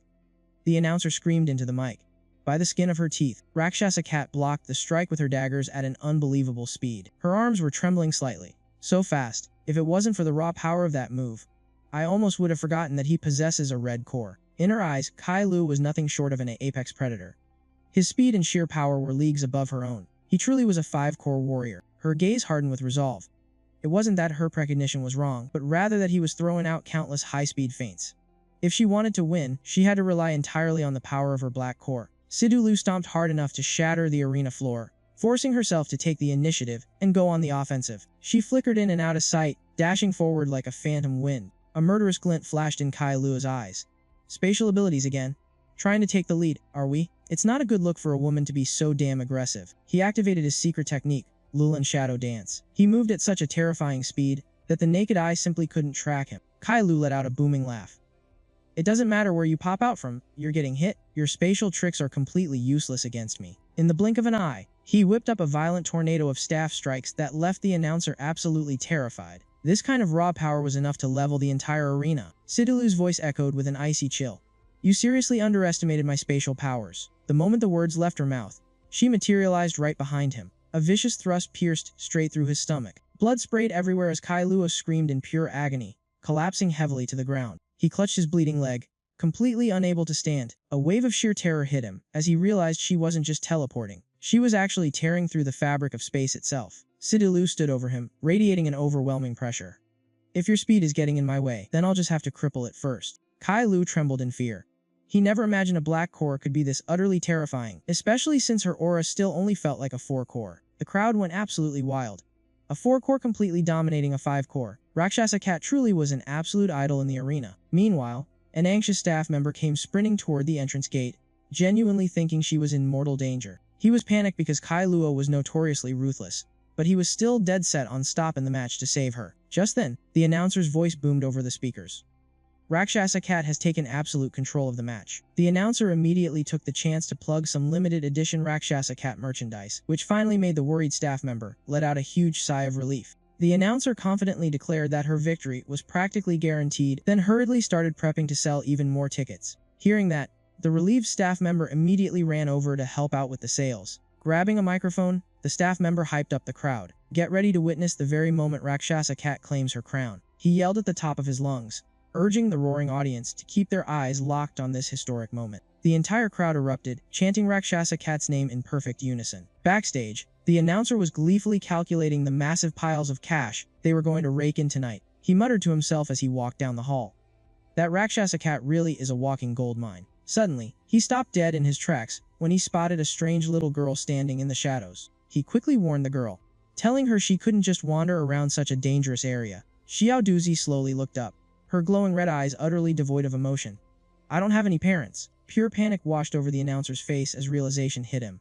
You're a demon. Before he could even react, the little girl slaughtered him right on the spot. Xiao Duzi cast a cold glance toward the roaring arena, then calmly walked forward, leaving the bloody corpse behind in the dark. Down by the arena, the announcer's voice was still booming over the speakers, hyping up the frantic crowd. He proudly declared that Rakshasa Cat had officially proven that true warriors aren't defined by their gender. Suddenly, a mysterious spatial rift ripped open right behind Kai Luo, throwing him completely off balance. Rakshasa Cat didn't hesitate for a second, immediately lunging forward to launch a brutal counterattack. Kai Lu gritted his teeth in rage, his red core violently flashing. He refused to let himself get played with like some kind of toy. He swung his weapon for a desperate strike, but a sudden vision of the future flashed right before her eyes. The horrific scene played out in her mind, causing her to freeze for a split second. She mentally shook herself, wondering what the hell that strange, chilling sensation was. A heavy, unsettling premonition washed over her, like she had just caught a glimpse of something terrible about to happen. Seizing her moment of hesitation, Kai Lu launched a deadly, last-ditch strike, but she effortlessly dodged,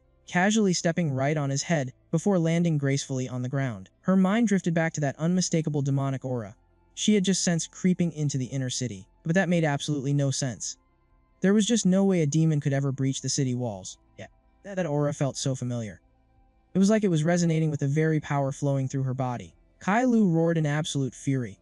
He swore he was going to kill her. Up in the stands, the crowd just laughed, mocking him as they watched him get kicked to the ground. Luo Shimayo, on the other hand, stayed completely calm, just quietly scanning her surroundings. Her strange behavior left everyone totally confused. They had no idea what she was even looking for. Kai Lu bellowed in rage.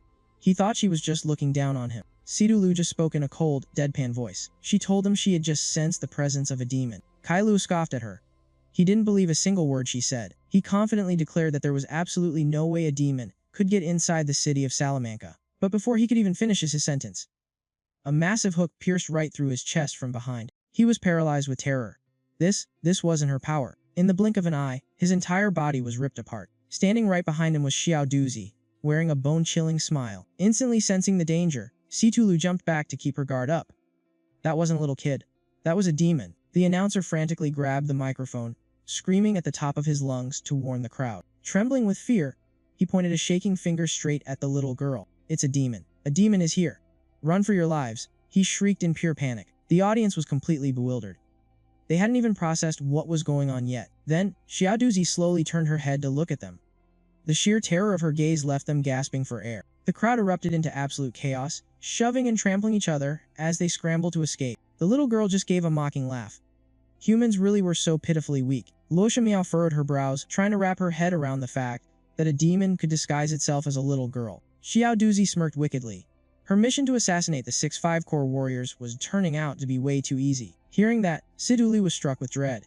She finally realized the intruder's true goal. It was only then that Xiao Duzi finally noticed her standing there. The demonic girl smiled and said that in just 1 minute, the human warriors would come swarming in. Luo Shenmao realized that this enemy could shape-shift at will. This definitely wasn't your average, run-of-the-mill demon. Xiao Duzi casually challenged her to a fight, giving her exactly 1 minute to survive. Meanwhile, somewhere else, Aki suddenly flinched. It was like he just sensed a really bad omen. I can feel this weird, heavy aura coming straight from the inner city, he muttered to himself. The inner city had been acting up since yesterday. But why were there suddenly two massively powerful demonic auras appearing at the exact same time? Aki knew something was seriously wrong. He stared out the window, deep in thought, wondering if maybe he was just being paranoid. He furrowed his brows and shook off the thought. He couldn't let anything distract him right now. A bright orange light flared up around his body, making him sweat bullets. This is not good, he grunted. The elemental quartz on his chest glowed brilliantly, pulsing with the pure energy of the 5 great elements. If he could trigger a resonance, he could finally locate the missing element. Sitting on that creepy, hand-shaped statue like a throne, he focused all his senses. He was absolutely determined to fuse metal, wood, water, fire, and earth together. His willpower had never been this unshakable. He poured his entire soul into the process, waiting to see what would happen next. Back at the arena, the terrified crowd was trampling over each other to reach the emergency exits. It was a completely chaotic, disastrous scene. The sheer terror was driving people insane. But Xiao Duzi just stood there, soaking in the sounds of panic with a delighted expression, like she was listening to a beautiful symphony, all the screaming and crying echoing around her. Oh, it was just music to her ears. Suddenly, she paused. Her glowing red eyes flashed with pure cruelty as she giggled. My master Ji Tiao always said humans are lowly creatures, so easily controlled by their own fear. She proudly bragged that demons never let emotions control them, making them a far superior existence. Meanwhile, Sidu Lu watched her in silence. She stayed on high alert, constantly reminding herself not to be fooled by that innocent, childlike face. Seeing that eerie green aura radiating from the girl, Situ Lu knew for a fact this was a high-tier demon. It was on a completely different level from any monster she had ever faced. Gripping her weapon tightly, Sidu Lu asked in a deadly cold voice, "Who the hell is Zhu Tiao? And exactly how many of you demons have infiltrated Salamanca?" Out of nowhere, Xiao Duzi vanished and reappeared right behind her. "You only have 1 minute left," the demon teased, unleashing a massive barrage of razor-sharp green light beams right at her. Sidu Lu reacted in a split second. She activated her spatial teleportation skill, barely dodging the lethal attack. Little Bean's eyes went wide when he saw Sidu Lu's power.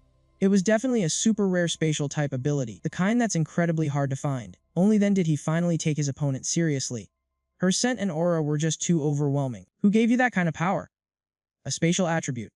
Could it really be that person? Right as he finished speaking, Sidu Lu's oppressive pressure erupted violently. The air was stained a sickly green that spread everywhere. Like a phantom, the terrifying illusion of a supreme demon appeared, standing right behind her. Even Sidu Lu froze for a second when she felt the demon kid's power. She dropped to one knee, clutching her face. Such unbelievably pure energy, she thought. It really is a high-level demon. To actually guess the source of my power. But who the hell is that person? I need to squeeze some information out of him. Making up her mind, she immediately put on an active fish for clues. Yeah, exactly. We're on the same side, remember. So, what's your real goal for infiltrating the city? Little Bean kept a completely straight face and replied, "An evolution quest." Hearing that, she took a step back, instantly on guard. An evolution quest. Don't demons just absorb others of the same level or higher to rank up? Then what the hell is that quest? She thought. Little Bean paused, looking a little surprised for a second. And then, he broke into a totally creepy smile and started walking toward her. Absorbing others is just a trick for low-level trash. Before she even realized it, he was standing right in front of her face. We have more than just one path to evolution. Hearing this brand new information, she completely froze up. Oh, right, she bluffed, while panicking internally. Oh my god, do the other warriors even know about this? I have to ask more. Who is that person? Suddenly, she realized Little Bean had grabbed her hand in a very suspicious way. He smirked. We're on the same side, but you didn't know that. Turns out, you're just playing me. A razor-sharp spike lunged right at her. Crap, she thought. Her rhythm was totally broken, so she couldn't open a spatial portal in time. Luckily, she managed to dodge, escaping death by a mere inch. Looking back at the sheer destructive power of that attack, she broke into a cold sweat. She barely had time to catch her breath before her arm was yanked forward. Her opponent blasted a blazing light beam right at her at point-blank range. This time, she was much faster. She immediately dashed around to his back. Thanks to fighting so many arena matches, her skills were a lot smoother now. Just keeping her balance, she seized the perfect opening and struck directly at the back of his neck, even with a blade pressed right against his throat. Little Bean stood perfectly still, like a statue. Sensing that something was completely wrong, she instantly backed off and stopped her slashing attack. From inside the smoke, his voice echoed out. Your moves are seriously weak. You're forcing me to change my form. Hearing that he was still alive, she was totally shocked. Wait, wasn't that a self-destruct? She thought. The smoke slowly cleared, revealing a figure completely surrounded by blue fire. I was actually planning to save my original form for this quest. Little Bean stepped out in his true original form, the Azure Flame. Sidulu was completely stunned. He actually has an original form. Just how many secrets is this demon hiding? He walked toward her and growled, I'm out of patience. I still have a mission to finish. So right now, I'm just gonna tear you to shreds. Outside the arena stands, the warriors were spreading out to check on the situation. The captain and vice captain are away, and of course, something goes down. This is way too coincidental. Another warrior replied, normally, demons act predictably. But for the past few days, it feels like they have an actual plan. There have been back-to-back massacres around the city. The supply transport teams were also hit by mysterious ambushes, and a lot of high-level warriors were among the casualties. That's exactly why the captains launched a massive sweep to secure Salamanca. But who would have guessed that on day one? We'd get a report about a demon infiltrating the city. Alright, let's just go check it out. If 3 rank 4 warriors team up, normal demons don't stand a chance. We're all candidates for vice captain, so don't underestimate us. Meanwhile, up on a rooftop, a red-haired demon was just sitting there, chuckling sarcastically. Looks like from now on, I'll need to make these things look a bit more like random accidents, he muttered. Humans are so bizarre. They completely ignore the things they should be paying attention to and then overthink the pointless stuff. Time to go see how Little Bean is doing. Back inside the arena, the two of them were still locked in a fierce, brutal battle. Situlu, now in her Rakshasa cat form, stared at her opponent's blue flames and thought to herself, I absolutely cannot touch that. Even from this far away, the heat coming off it is absolutely terrifying. Her train of thought was cut off when he shot forward like an arrow. He laughed mockingly, just dodging all the time is boring me to death, warrior sister. She instantly dashed forward to strike back. Do not call me sister. That sounds absolutely disgusting. She ripped open another dimension to drag him in. But he stayed totally calm. A cheap trick like this isn't going to hold me. It's useless. Your pathetic human abilities can't do a damn thing to me. The very next second, she grabbed him, and they both rocketed high into the air. He was caught totally off guard. She dragged me straight into the sky. What level is this spatial magic anyway? An ability that locks onto and drags a target like this is only seen at the executive level. How could a human ever reach this level? Could she actually be connected to that lord? She looked down at the burn marks on her hand. Just a light graze and it burned me this badly. Thank God I have demonic power backing me up, or I wouldn't be able to endure this. I have to exploit this while his core is in an unstable state. She tightened her grip on her opponent's arm and flashed a confident smile. It was originally just an aerial grappling technique, but by combining it with spatial magic, she could upgrade it into a devastating finishing blow. She locked her legs around his neck, pinning him down so he couldn't move a muscle. Then they plummeted to the ground like a meteor, landing with an earth-shattering crash. He didn't even have time to fight back, taking the brutal hit head-on. Her mask shattered and fell away. Just how many demons in disguise had infiltrated this place? Xiao Duzi gritted his teeth. Getting beaten down like this was absolute humiliation. He sprang back up to counterattack. Was it Black King Q who gave you that spatial power? There's no way you'd have such high-level abilities otherwise. Just who the hell are you? Hearing that name made her freeze. Black King Q. That woman. Are there actually king-tier entities among the demons? I thought the highest level was a 7 core. So what tier does Black King Q belong to? Pinned beneath her foot, he roared in fury. You lowly human. You dare act so high and mighty while using our power. Master was absolutely right. Suddenly, one of his arms snapped back, and a blazing purple flame erupted. The massive explosion sent her flying backward. Her body went completely numb. Is this a mental attack from a purple core? How did he figure out that I've already broken through the 5th stage? The demon slowly stood up and sneered. If Master saw me looking this pathetic, he'd be incredibly disappointed. He unleashed every last drop of his monstrous power. I can't believe a piece of trash like you forced me to go all out. He had transformed into a dual-core 5th stage demon. Sensing the terrifying aura, the human warriors immediately rushed into the fray. It's a 5th stage demon. Don't panic. The 3 of us teaming up is more than enough to take him down. They yelled, charging straight at the monster. Weak and battered, she desperately gasped, no. Stay back. He let out a contemptuous laugh. You pathetic, weak humans. You aren't even worthy of being my targets. The 3 warriors froze in absolute panic. It's a dual core. The demon turned, pointed a finger at them, and cast soul-bewitching sound. Right after, he chanted an annihilation incantation. The blood of the 3 warriors sprayed violently across the battlefield. He slowly turned his gaze back to her. But you're different. You actually qualify. Xiao Duzi watched her trembling as she struggled to her feet, letting out a twisted, sadistic laugh. You are my true prey. He took a slow, menacing step forward. High-level demons can evolve by passing a trial. My mission is to assassinate 6 5th stage warriors, and then butcher this entire city. He recalled his master brilliantly manipulating the entire city, luring out all the vice captains. If they teamed up against me, it would be a real headache. But there are still a few 5 cores left in the city, which is plenty for my evolution. And even though you're only a 4 core, your combat strength makes up for it. He sneered at her broken, bloody body. Yeah, you definitely qualify. She gritted her teeth, her mind spinning in pure chaos. What do I do? This monster is a dual-core 5th stage. I can't possibly beat him, Aki. Her panicked thoughts suddenly ground to a halt. She weakly reached up to brush her hair back. Warm memories of her days with Aki flooded her mind. Why am I thinking about him right now? But before she could even gather her senses, the demon condensed a terrifying mass of dark energy into a black sphere. I've wasted enough time on you. The demonic sphere rapidly expanded, violently sucking in everything around it. Thanks for giving me a little bit of entertainment. Even the blue flame was devoured by the vortex. He slammed his foot into the ground, shattering the earth beneath him as his speed exploded. He lunged at her like a bolt of dark lightning. Just die already. It was so insanely fast that her eyes could only widen in horror. She had zero time to react, but in that exact fraction of a second, she was violently pulled into an alternate dimension. A gentle voice echoed around her. I cannot interfere too much, little sister, but everything I wish to protect, I have already entrusted to you. She floated weightlessly in the endless void. Feeling like she was sinking deep underwater, her completely bare body exposed to the silent expanse. Her eyes suddenly snapped open as another voice resonated. You've finally begun to grasp the spatial skill, but how far you can push it completely depends on your own grit. Everything comes down to your level of enlightenment. The phantom image of Black King Chu manifested right behind her, but the girl just curled her lips into a disdainful smirk. You're nothing but a filthy demon anyway. A terrifying surge of energy exploded from her body. You dare lecture me about enlightenment? As the demon lunged forward, he suddenly sensed something horribly wrong. Right in front of him, her power completely erupted. An overwhelming pressure blasted him away, leaving him in absolute shock. Such a dominating aura. This was definitely granted by Black King Qi. Just who the hell are you? Aren't you just a lowly human warrior?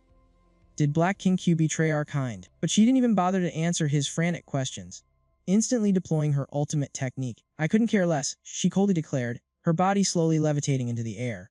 Now that I've accepted this power, I won't hesitate ever again. To protect the one I love, the only path is to keep getting stronger. Blazing green lightning swirled fiercely around her body, forcing her to evolve continuously.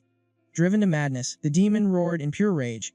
Don't you dare think that borrowing a demon's power puts you on our level. If you want to know Black King Q's true motives, you're gonna pay with your life. He viciously summoned the phantom of a grotesque, wide-mouthed beast packed with razor-sharp teeth. If you want the truth so badly, I'll carve it right out of your severed head. She stared down calmly. Then go ahead and try. Even if it costs my life, I will end yours. Both sides unleashed their attacks at the exact same time. The collision of their power created a massive shockwave that lit up the entire city. Somewhere else, the red-haired guy, wearing a loose bathrobe, looked up at the sky. This weather sucks. All this loud thunder and lightning is so annoying. While he was still busy staring up at the sky, a group of people called out to him. Led by Carmen, they ran over and interrogated him. What do you think you're doing? Are you seriously taking a casual stroll? Don't you know demons have appeared in the city? He calmly held his robe together and took a slow step forward. There are demons in the city, and you guys are planning to go bother them. His eyes suddenly turned cold. Oh, wait, my mistake. You guys are planning to go take care of them. The leader grew furious. Answer me, are you a citizen of this city? Waiter? Do you have ID? He was on high alert, having heard rumors of demons disguising themselves as humans. He burst out laughing and raised his hands. I'm just a passerby, man. Don't be so tense. Then he reached into his robe like he was searching for something. Here, let me show you. He dug around for a moment, making everyone tense up. Then, he held up his fingers in the shape of a heart and winked. Here you go. That little stunt made the whole group snap. You think this is a joke? I don't care what you are. I'm gonna tear you to pieces. He let out a cold laugh. Instantly, a purple aura and the phantom image of a monster appeared. This is my ID. He took slow, deliberate steps toward them. With a single snap of his fingers, the aura surged forward. Before the group could even react, they screamed and dropped dead. A single drop of blood splattered onto his face. He frowned and wiped it off. I hate blood. You really shouldn't have bothered me. He flicked the drop of blood away in disgust. Then, he turned his back and walked away. Rude humans. After walking for a bit, he stopped in front of a training room, noticing something. So it's coming from in here, that strange aura. He immediately released his energy and stepped inside. Let's take a look. Aki was still meditating. The energy inside his body was constantly transforming, and the water element had finally stabilized. He entered a deep trance to fuse the elements. Right now, he needed to consolidate the earth element. If he succeeded, he would have all 5 elements. Let's try merging them. The energy at his glabella made him furrow his brow. Channeling the earth element was harder than he thought. Just one wrong beat, and the energy flow would snap entirely. It wasn't simple at all. The elements were gradually fusing. He absolutely could not afford to get distracted. Outside, someone was complaining. Why does that guy get to hog the big room all by himself? The boss sighed. You just don't understand the feeling of being a sugar baby. I wonder if there's a rich lady out there for me. Right then, the TV broadcasted an emergency alert. Breaking news. Suspected demon presence inside the city. All residents are ordered to stay indoors. Suddenly, the shop door swung open, and the red-haired guy walked in. The boss was surprised as one of the guys stepped forward. Hey, what do you think you're doing? You don't look like a fighter. Didn't you hear the warning? The shop is closed, so get out. But he completely ignored them. The boss got angry. This is a training facility strictly for fighters. You can't just barge in here. The red-haired guy spoke just one word, generating a force that pushed everyone back. He thought to himself, so it's a training room. Does that mean the aura belongs to a human fighter? He kept walking. Which room is it, anyway? Someone shouted. Who the hell are you? He replied coldly, none of your business. Someone screamed, get the hell out of here, but he just kept walking. Every door he opened was instantly painted with blood. Which room could it be? Meanwhile, Aki remained deeply focused. Sweat poured down his face as he concentrated his spirit. The water element was almost completely fused. Just one final step left. At that exact moment, the red-haired guy arrived at his door. Only one room left. How interesting. He smirked and gathered power into his hand. A human fighter. Then, he unleashed a blast to obliterate the door. But out of nowhere, a hand appeared and blocked it. The energy instantly vanished. The door was completely unharmed. He was stunned. This feeling. He looked down to see a hand firmly gripping his own arm. The grip tightened, and Red King Chi materialized right before him. He froze in pure shock. You're Red King Ki. The king shushed him with a finger to his lips, then ruthlessly snapped his arm, sending a wave of agonizing pain through him. Red King Q frowned in annoyance. Keep your voice down. The kid is at a very crucial stage right now. With a flick of his wrist, he conjured a glowing crimson soundproof barrier. The man trembled violently. You're the legendary Red King Ki. He let out a soft chuckle. Am I a legend now? He paused, recognizing the man's aura. Oh, you're one of Purple King Ki's lackeys. The man instantly dropped to his knees. Yes, my lord. The kings have always been the absolute strongest, and that includes you. He let out a heavy sigh. Honestly, I'm really not in the best shape right now. He glanced down at the sprawling city below. You've got some decent skills. There's another demon running around down there. Is he with you? The man bowed his head deeply. That is my disciple, my lord. He's just taking his qualification test. He laughed softly. A mission to slaughter the whole city and hunt down tier 5 cultivators, right? That's an old rule I set up myself. But that's not gonna fly this time. I really don't want my boy over there getting interrupted. The man shivered in terror. Who exactly is that person? That terrifying aura. Red King Q. That's my little secret. Which means I can't let you run back and report it. All the color instantly drained from the man's face. He frantically begged for his life. Please no. I swear I won't say a single word. But before he could even finish his sentence, his entire upper body violently exploded into a mist of blood. The king smiled warmly. Well, that definitely puts my mind at ease. He turned his back to the gore. My little secret. Can't have anyone finding out about it just yet. Hovering right next to Aki, Red King Chu muttered to himself. His growth rate is absolutely insane. To think he can actually materialize the elements. He floated effortlessly, watching the boy closely. I really like this kid's style. You're in absolute agony right now, aren't you? You can't even sense that I'm standing right here. Cramming 5 different elements into your body is basically suicide. Yet somehow you're still breathing. Aki gritted his teeth, pushing through the torment. The king nodded in approval. Such terrifying mental fortitude is insanely rare. No wonder Aki was once hailed as the strongest warrior. He smiled to himself. Choosing this kid as his vessel was definitely the right call. He casually stretched his arms. Alright, time for me to hop back into your body. He chuckled softly. It's all gonna be worth it. Your physical body is getting a massive upgrade, which works out perfectly for me too. Suddenly, a fierce spark of electricity flashed from the earth element sector, quickly chaining its way across the other elements like a wild domino effect. Red King Q raised an eyebrow in genuine surprise. Wait, is that lightning? Meanwhile, our guy just kept his brow furrowed, completely locked in deep concentration. Dense webs of crackling lightning began to crawl furiously across the ceiling of the training room. He suddenly realized what was happening, but before he could react, a massive, apocalyptic bolt of lightning smashed directly into the building. The sheer force of the impact utterly obliterated the entire structure in an instant. It sent tons of concrete and steel crashing down, leaving absolutely nothing but a catastrophic pile of rubble. Red King Q quickly threw up a crimson barrier to shield himself, narrowing his eyes. Why the hell is it lightning? The 5 base elements inside his body. They're actually linking up and binding each other together. He scowled in disbelief. He's trying to forcefully fuse all 5 distinct attributes into a single element. Is that even physically possible? The chaotic attributes clashed violently inside him, while he just ground his teeth and braced through the devastating torture. A second later, he threw his head back and let out a raw, deafening roar. Boom! Another catastrophic bolt of lightning slammed down from the heavens. Red Kinky stared at the glowing silhouette floating in the blinding light. I severely underestimated this crazy bastard, he thought. Not only did he break straight through to Tier 5, but he actually fused the 5 elements to forge a brand new, unique lightning attribute. And this pure white lightning. It feels incredibly obnoxious. This is the exact type of energy I despise the most. With that final thought, his projection slowly faded away into nothingness. Miles away, Sidulu looked up at the raging pillar of light. Feeling the terrifying lightning energy tearing the sky apart, she gasped. What in the world is that? Right at that moment, a dark shadow lunged forward, slamming into her with such brutal force that the ground shattered beneath them. Hey there, little squirt. The demon let out a mocking sneer. To think a mere Tier 4 could pack a punch like this. It really proves you were blessed by Black King Key. She desperately blocked the assault, her mind racing. If this drags on, I'm absolutely not going to survive. This freak is a dual-core Tier 5. She grit her teeth, her brow furrowing deeply.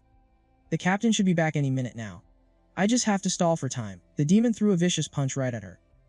Don't you dare think I don't know exactly what you're plotting. The devastating fist blasted straight toward her face. She immediately tilted her head to dodge it. A swarm of spatial cubes appeared behind her, then launched right at it, knocking the monster back a good distance. She stomped her foot on the ground. More spatial cubes materialized. She remembered her training. If you aren't absolutely sure of victory, keep your distance and observe. Snapping back to reality, she unleashed a barrage of kicks right into the cubes. Those strikes pushed the enemy back, putting it under heavy pressure. It let out a cold laugh. Spatial power. Ha! Then, it unleashed its hypnotic sound. The mental attack hit hard, making her freeze completely in her tracks. It smirked, effortlessly blocking her assault. Then, it drove a strike right through her calf. She desperately scrambled back to retreat. Her mind was an absolute mess.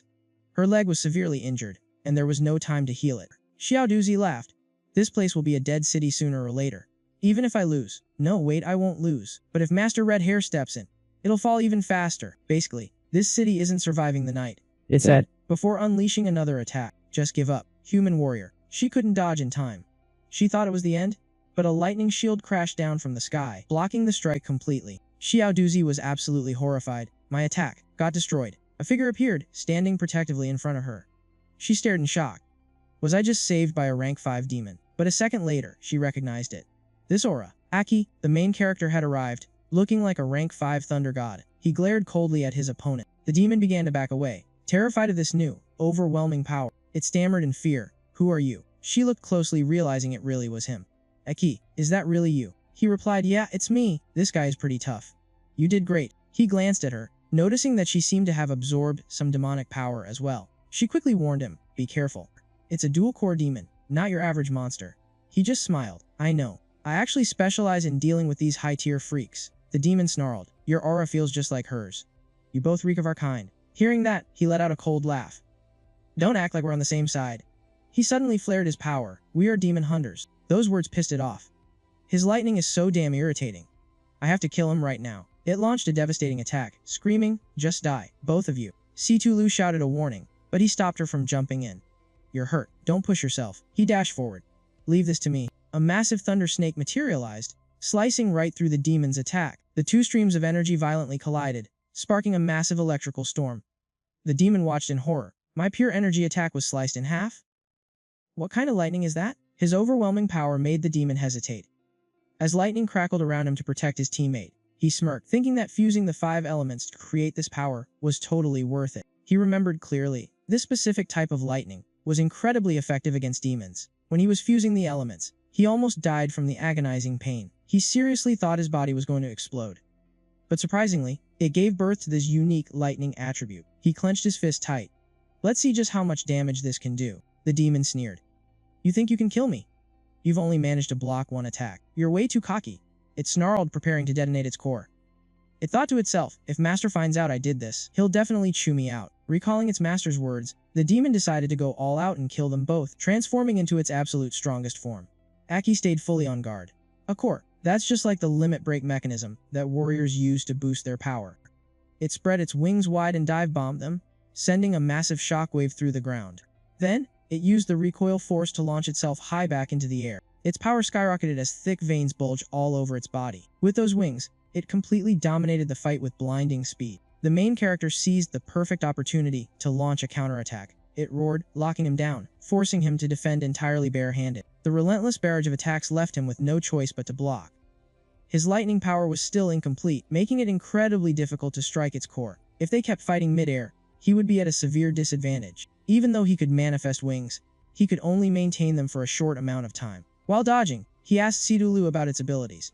The demon just laughed, admitting that demonic power really did help humans adapt surprisingly well. But it sneered, calling humans a weak and pathetic species. Even if they borrowed power, it would never change their true nature. It gathered all its strength, summoning spatial gravity like a miniature universe. It was a true city-destroying technique, forming a massive, swirling black and blue vortex. Right at that moment, Aki shouted, "Now is our chance." He grabbed her hand and made a run for it. The demon let out a maniacal laugh. "Run all you want. You can't escape." The vortex began sucking in everything in its path. It was absolutely certain that victory was already in the palm of its hand. It roared with laughter. "You are completely dead this time." But Aki had already spotted its weakness. A spatial rift suddenly appeared right behind it. In a flash, he launched an ambush from behind, proving that a true warrior never backs down. Aki and Sidulu channeled every ounce of their strength. They dove straight down, generating a massive surge of energy as they both let out a fierce battle cry. "Get down here." A terrifying bolt of lightning tore through the sky, crashing directly into Little Bean before it could even put up a defense. It gritted its teeth in agony. How could this lightning be so insanely overpowered? Its entire body was completely paralyzed. The two of them landed gracefully, standing on top of transparent, floating crystal blocks. Aki leaned forward and looked down at it. With cold, merciless eyes, he said, "The lightning will keep you paralyzed. Tonight is the night you die." Little Bean glared back, its eyes burning with pure hatred. "You dare kill me? If you do, my master will avenge me. He is an immortal being." Aki remained completely calm. "Immortal. I don't care who he is. If he dares to show his face, I'll keep killing him until he stays dead." Furious, the demon slammed its hand into the ground. "How dare you look down on my master? You have no idea how terrifying his power is." Meanwhile, Aki materialized a long lightning weapon, raw energy exploding around its sharp tip. He confidently replied, "It doesn't matter how strong you guys are. I just have to be stronger, and that is enough." The demon struggled as it glared at the two of them. Sidulu wanted to back him up. "Aki, let me help you," she said, and he gave a firm nod. She used her spatial power to accelerate his speed, allowing him to move so fast it looked like instant teleportation. Aki tightly gripped his lightning arrow. Blinding electric arcs flared violently around his body. Before he launched himself straight down, two massive lightning dragons materialized in the air. This was the twin dragon lightning style, and it roared straight toward its target. A colossal explosion shook the area the second the attack made impact. Thick smoke choked the air, and massive chunks of debris were sent flying in every direction. Little Bean lay there in a pathetic state, its body critically wounded. It coughed up blood, weakly calling out for its master as memories suddenly flooded its mind. It remembered its master lifting it up, so proud that it possessed a dual core. It remembered being taught how to evolve, how to disguise itself, and the long days spent training and slaughtering humans. The memory of a sunset over a quiet meadow flashed before its eyes. It was the day it asked its master, "What does sorrow feel like?" Its master had only smiled warmly. "Not knowing sorrow is a blessing. I hope you never have to understand what it means." As its body slowly began to disintegrate into nothingness, it whispered a faint apology. For the very first time, it finally felt true sorrow, and a single tear rolled down its face. It finally understood what it meant. Right before it completely scattered into floating fragments of energy, Aki landed softly and let out a long breath. "It is finally over." Sidulu clutched her shoulder and said, "That was a high-level demon. Even though it was incomplete, it was incredibly dangerous." He turned around and gave her a gentle smile. "You were amazing to hold out for this long." A blush crept across her cheeks. But deep down, Aki was thinking to himself, "She has demonic power too. I need to keep a close eye on her." Noticing the deep wound on her leg, he asked with genuine concern in his voice. She shifted her leg slightly. "I have already used my energy to stabilize the wound, but it is still going to take some time to fully heal." Just then, a surge of purple aura appeared out of nowhere. Aki immediately recognized it as the aura of a high-level warrior. Sidulu said the captain had finally returned. This was definitely a demon scheme, and it was the perfect time to report the situation to him. She spoke with a dead serious tone. "There's an incredibly powerful entity among them, one that might even surpass the 7th rank." Aki was completely caught off guard by her vast knowledge. Humanity only knew up to the 7th rank, but this high-level demon was on a whole different level. He asked her, "Should we really be sticking around here?" She looked down at herself, feeling completely lost. He gently explained that since she had just absorbed demonic power, it would be really tough for her to turn back to normal right away. "I'm in the same boat," he said. "We don't look like normal warriors anymore. If anyone sees us like this, they'll definitely get suspicious. Come on, let's get out of here. He hoisted her onto his back and dashed off, telling her, hang on tight, I'm taking you to get healed up. Piercing through the dark clouds, a ray of light gradually peeked out. The scene shifted back to the training room, where the red-haired guy was lying flat on the floor. His severed body parts began to twitch, as a dark, swirling energy enveloped his entire body. Every single cell and drop of blood was slowly restructuring itself back together. He slammed his fist into the ground, gasping heavily for air.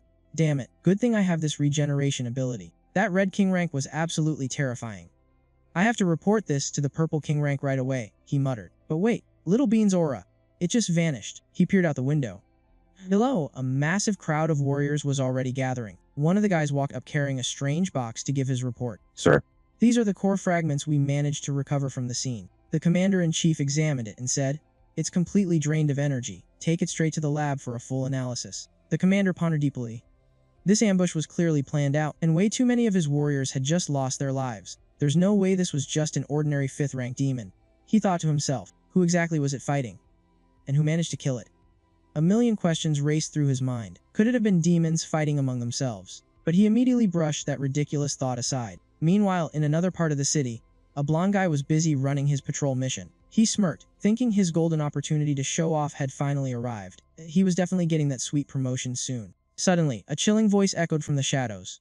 Hey, get over here. He froze right in his tracks. He slowly stepped into the dark alleyway, where the redhead was standing, waiting to interrogate him. The blonde nervously explained that the demon had already been wiped out, but he had no clue who actually did it. The redhead stood there in dead silence. Little Bean was really dead. It couldn't have been the Red King rank. He thought grimly. He then snapped his attention back and demanded to know about the box. He aggressively ordered the blonde to open it up. He glared inside, desperate to find out exactly who dared to slaughter his beloved disciple. He immediately activated his soul sight technique, reconstructing the final memories trapped inside the core. A glowing screen materialized in the air, projecting a flawless playback of the brutal battle. It showed 2 human warriors fighting for their lives. He could clearly hear Eki's voice echoing with a vicious threat, vowing to hunt them down to the bitter end. Hearing his disciple's tragic final words, veins bulged furiously on his forehead. In a flash of blind rage, he viciously sliced the blonde guy's head right off his shoulders. He gripped the core tightly in his bloody hand and blasted away into the night. I have to report this to the Purple King rank immediately. Meanwhile, in a safe hideout, Eki was busy patching up their wounds. He gently held on to Sidulu's ankle. As he carefully treated her, he softly said, You've burned through way too much energy today. Just let me handle the rest. She blushed deeply and whispered a shy thank you. She looked up at him and asked, So, where do we go from here? He smiled confidently. Our main objective is already done. Now we're just going to keep gathering more intel. Tilting her head in curiosity, she asked, Wait, what kind of intel? He figured Lena was the only one who knew his reincarnation secret. As for his plan to save Desai, that was still completely under wraps. Thinking about all the rival factions, and unsure if they'd actually take his side, he told her he was going alone. She nervously asked him if he was sure. He nodded, but agreed to travel with her for a little while, since his wounds still needed time to heal. As the sun began to set, Eki finally spoke up. Alright, let's head out. Sidulu nodded in agreement, and 3 days later, they arrived at the C-rank Hesperus city. Meanwhile, Tomo was super excited after snapping a perfect shot of a bird flying right past her window. But then she just slumped against the windowsill, groaning about how she was bored to death. Right after that, she flopped down onto the floor, rolling back and forth. Oh, when are Lu and Aki coming back? It's so depressing without them. Shino, who was standing nearby, just laughed and said they were probably out farming ranks. He glanced over at her with a smirk. We can't afford to fall behind, you know. Tomo rested her chin on her hand, staring at her camera. I know. I'm just bored. Leveling up inside Hesperus City is way too slow. I want to go out and hunt some monsters. Right at that moment, a familiar voice echoed through the room. If it's too slow for you, how about your captain takes you out for a grind? She immediately jumped up and stared at the door. Both of them screamed in unison, Lu. Sidulu just gave them a soft, affirmative hum. Shino rushed over and asked, Lu, you're back. Wait, where's Aki? She replied flatly, he went to see Jiyudang. He wants to revoke his warrior status in Hesperus. Hearing that, the two of them were completely shell-shocked. Meanwhile, over in the captain's meeting room, Jiyudang slammed his fist on the table, gritting his teeth. You want to revoke your status in this city? He was sitting there with Joel and Zago, his back turned to them. What exactly happened out there, Aiki? Joel rested his chin on his hand, scoffing sarcastically. Man, you go out for a little bit and suddenly you're too good for Hesperus. Aki just laughed and waved his hands defensively. You're totally misunderstanding. I'm not that kind of guy. He went on to explain. It's just that the things I have to do from now on. I really don't want to drag you guys or Hesperus City into my mess. Zago crossed her legs and pressed him. Drag the whole city into it. You better explain yourself, because that's not a small claim. Inside, Aki was nursing a massive headache, knowing he couldn't just casually bring up his reincarnation, or his plan to overthrow massive syndicates. Aki's expression turned dead serious. It's really hard to explain, but I need you guys to trust me. I just refuse to put all of you in danger. The three of them fell into a heavy, thoughtful silence. Suddenly, Joel burst out laughing. Ha, this kid reminds me exactly of myself back in the day. Zago immediately shot him a look. Are you seriously agreeing to this right now? She then turned her attention to Ji Yudang. Come on, say something. What if he ends up in real danger out there? He just furrowed his brows, staying completely quiet. Finally, he stood up and spoke. It's not that I don't trust you, kid, it's that I'm worried about you. Tell you what, if you can beat the three of us in a fight, I'll approve your request. Aki blinked in surprise. I'm actually pretty strong now. Can we maybe do this another way? But Ji Yudang was dead set on it, treating it as an official test of his strength. So, which one of us do you want to fight? He asked. Joel and Zago both leaned in, eagerly waiting for his answer. With his aura surging, Aki didn't hesitate. Why don't all three of you just come at me at once? It'll save time. Meanwhile, back in the training room, Shino was still struggling to process the news. Wait, you mean he wants to leave the squad completely? He looked down at the floor, his voice dropping. So, he's just cutting ties with us. Then, Tomo chimed in softly. He must have his own painful reasons for doing this, right? Sidilu cast her eyes downward, admitting that he hadn't made things clear. Her mind then drifted back to their conversation on the way home. While they were in the car, Aki had told her that he needed to do something that was strictly forbidden at this stage. He was planning to go head-to-head with a massive faction to save an old friend. To keep everyone else safe from the fallout, he had no choice but to erase his identity here. Liu had asked him why this was all so sudden, and if they could help. But he turned her down, bluntly stating that their current power levels simply weren't high enough yet. Hearing that had left her feeling incredibly conflicted. After recounting the story to Shino and Tomo, she sighed. That was everything she knew. Shino sat in silence for a moment before speaking up.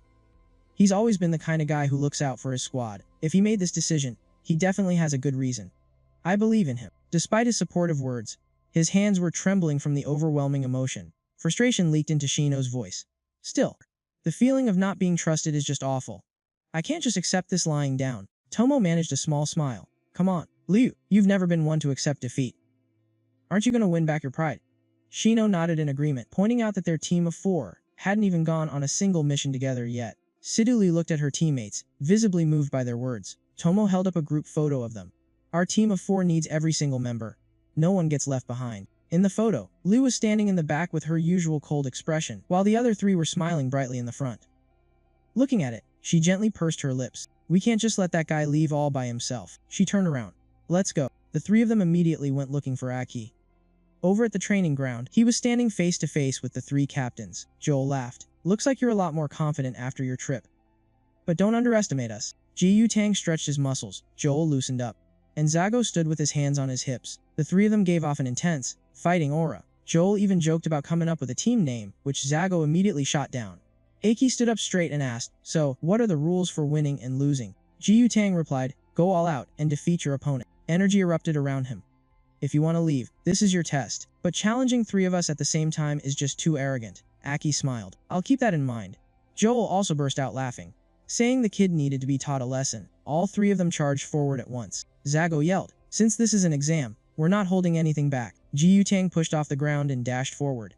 I'll take the first strike. He leaped into the air and threw a devastatingly powerful punch. A massive explosion rang out, and the sheer energy blew everything away. When the smoke, Keiki had blocked the attack with just one hand, leaving Ji Yutang completely stunned. Suspended mid-air, he couldn't comprehend what was happening.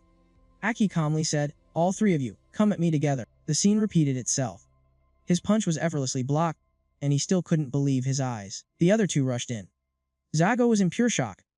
He blocked the captain's attack with one hand. The 3 of them simultaneously ignited their cores. Joel flew up to coordinate their assault. Aki pulled his hand back. I shouldn't fight them head-on. Transform. The 3 captains were sent flying. Aki revealed his red demonic form and uttered a single word. Wood. He waved his hand, and giant trees burst through the walls, completely binding them. The thick branches tightly constricted their bodies. Pinned and hanging against the wall, gritted his teeth. Are you a demon? Aki stood completely still, his demonic form on full display. He spoke calmly. I don't have any bad intentions. Just let me explain. The wooden vines retracted. The captains dropped to the ground, and listened as he recounted his journey and the elemental quartz. He had actually found that legendary quartz. he accidentally refined it and gained a brand new power. Both of them had their appearances altered by this power, and this was the most logical way to explain it. He definitely couldn't tell them he received demon power. Still amazed, Zago asked about Lu's current strength. Aki replied that she was still getting used to it, but she was currently around stage 4. The 3 captains were absolutely dumbfounded. They immediately asked about his level. Aki focused his energy and shifted back into his human form. He told him that in this state, he was at the 5 core level. The 3 of them were in utter shock. But if I use my demonic power, I'm even stronger than that, he thought to himself. Joel was hyped. Elemental quartz is insanely rare. You two are incredibly lucky. Zago nodded in agreement. They turned around, only to see Ji Yutang standing there in complete silence. Aki called out to the captain, snapping him back to reality. He said he was proud of them, but his mind drifted back to a painful memory from the past. Hesper's city was once attacked. His little brother had been taken by demons and killed. He had held his brother's lifeless body amidst a sea of flames, screaming in absolute agony. A blood-red orb of energy materialized. Ji Yutang lowered his voice. Ever since that day, I swore to become strong enough to protect the people around me. He put his hands behind his back, staring seriously at Aki. With greater power comes heavier responsibility. Hearing this story, Aki fell deep into thought. So the captain had been carrying such a heavy burden. He must have thought of his little brother when the squad was captured. The image of Ji Yutang frantically searching for his teammates flashed in Aki's mind, remembering how the captain looked like he was losing his mind. Ji Yutang closed his eyes. I don't know the exact reason why you want to leave, but seeing that you haven't been corrupted by this power, and can actually control it, it's truly admirable. He looked at the boy with genuine pride. As the captain of you and Lu, I am so proud of you both. Zago immediately cut in. Wait a minute, do you mean? Before he could even finish his sentence, Ji Yutang cut him off decisively. I agree to let you revoke your status. Hearing that, Aki was completely stunned. He stood up straight and said, I trust you know exactly what you're doing. Everyone has their own path to walk. Aki bowed his head in gratitude. The 3 of them stood outside the city walls, watching the car slowly fade into the distance. Zago brushed her hair back inside. That kid really left. Ha! Memories of the past flashed before their eyes, showing a frail Aki who used to collapse over and over again during his training. She remembered how incredibly weak he was during his assessment, wondering just how far he could possibly go this time. The 3 of them stood there, gazing off into the distant horizon. Joel let out a chuckle. Who knows? But there was no way we could keep him here. Honestly, that kid reminds me of a truly great existence. Ji Yutang kept his eyes on the departing car and murmured, perhaps his future will surpass even that great existence. Beneath the vast, open sky, Aki was driving all by himself, thinking about how he absolutely had to reach the 6-core stage if he wanted to save Desai. There had been a lot of demons around lately, so hunting for more cores would definitely make leveling up much easier. Suddenly, the trunk of the car started violently shaking. He looked back in confusion, and then, a sudden punch completely blew the trunk lid right off. Aki let out a terrified scream. Inside the trunk were Situlu, Tomo, and Shino, all panting heavily for air. Tomo groaned, complaining that she almost suffocated to death in there. The 2 of them immediately started interrogating him. Were you really planning on leaving the team all by yourself? Aki stammered, then yelled back, when the heck did you guys even get in the car? After hopping out of the car, the whole group gathered around together. Aki called out to his captain. Situlu's face turned bright red as she looked down and muttered, even a captain has to respect the opinions of her team members. He was about to argue back, but she quickly cut him off. I don't want you to go. I don't want our team to disband. You just don't get it at all, do you? Aki just stood there looking completely dumbfounded, having no idea what was going on. Tomo chimed in to scold him. We were bored out of our minds back in the city, and here you are trying to leave the team. I absolutely refuse to let that happen. Shino agreed, adding, we're a team, which means your problems are our problems too. If it's incredibly dangerous, there's absolutely no way we're letting you go in alone. Aki scratched his head in frustration. Seeing that he really had no other choice, he figured he had better explain the whole situation to them clearly. He looked at them with a serious expression. Once you hear this, you all need to make your own decision. This is going to be extremely dangerous. After hearing the whole story, the entire team was completely shocked. You want to rescue someone right out of the new king's hands. Aki calmly nodded and confirmed that it was true. He asked them again, now that you know all that, do you guys still want to get involved? Tomo looked thrilled. That sounds super exciting. Count me in. Shino immediately agreed as well. Situlu stepped right up and declared she was joining too. Aki looked completely bewildered. You guys do realize that we'll be going up against the new king himself, right? Shino quickly explained. The city of Helos has always remained deeply loyal to the old king. Situlu's expression grew serious as she revealed that her grandfather used to be a subordinate of the former 6 heroes. Memories from the past slowly began to flood back. Suddenly, a realization hit Aki like a ton of bricks. He remembered incredibly familiar surname, Situ. It turned out she was related to that exact person. The image of that great warrior from years ago flashed in his mind. Man, time really does fly by so fast. Aki finally made his decision. Alright then, fine. Your current strength isn't nearly enough for this. We're gonna have to meet someone first. The whole team got super curious and immediately asked who it was. Standing right in front of them was Lena, one of the former 6 heroes, a true master at the 6th core, 7th stage. The entire team froze in absolute shock. Aki politely asked her if she could help train them. Sidulu, Tomo, and Shino were completely mind-blown. They never expected to personally meet such a god-tier figure in their entire lives. Lena agreed to help, but she warned them that getting stronger would be entirely up to their own hard work. Then, she turned to Aki and asked, "Are you really planning on dragging these 3 kids along?" Aki just sighed and explained that he really didn't have any other choice in the matter. Lena let out a soft laugh. "You're exactly the same as you were back then. You always managed to draw people right to you." She asked him about his lightning magic, and Aki flashed an incredibly confident smile. "Hey, I'm Aki, aren't I?" Lena looked at him, her eyes practically sparkling with warmth. She gave him a gentle smile and murmured, "You really haven't changed one bit. You're still that same person who can make the impossible happen." The rest of the team stood off to the side, totally lost and having no idea what those two were talking about. Shino scratched his head, whispering, "How on earth does Lena look so incredibly young?" Sidulu whispered back, explaining that it was one of the incredible perks of reaching the 6th core stage. Aki turned back to the group and stated their plan. Their main goal was to break through to the 5 core stage before they took any action. Otherwise, it's just a suicide mission. The whole team looked completely panicked. Lena just smiled. This was going to be one hell of a challenge. She told them the training would be absolutely brutal, and asked if they could handle it. The entire team shouted their agreement in unison. The scene shifts to the gates of Dawn City. A car sped out onto the open road. Inside sat the red-haired guy, deep in thought about the elemental quartz. He leaned back comfortably and mentioned, "I actually know a thing or two about that quartz." Aki kept his eyes on the road and asked why the Crimson King had suddenly shown up. He remembered the guy was supposed to be in a deep sleep. The Crimson King chuckled. "Thanks to your fusion, I managed to recover a bit of my spirit, but it's still not enough.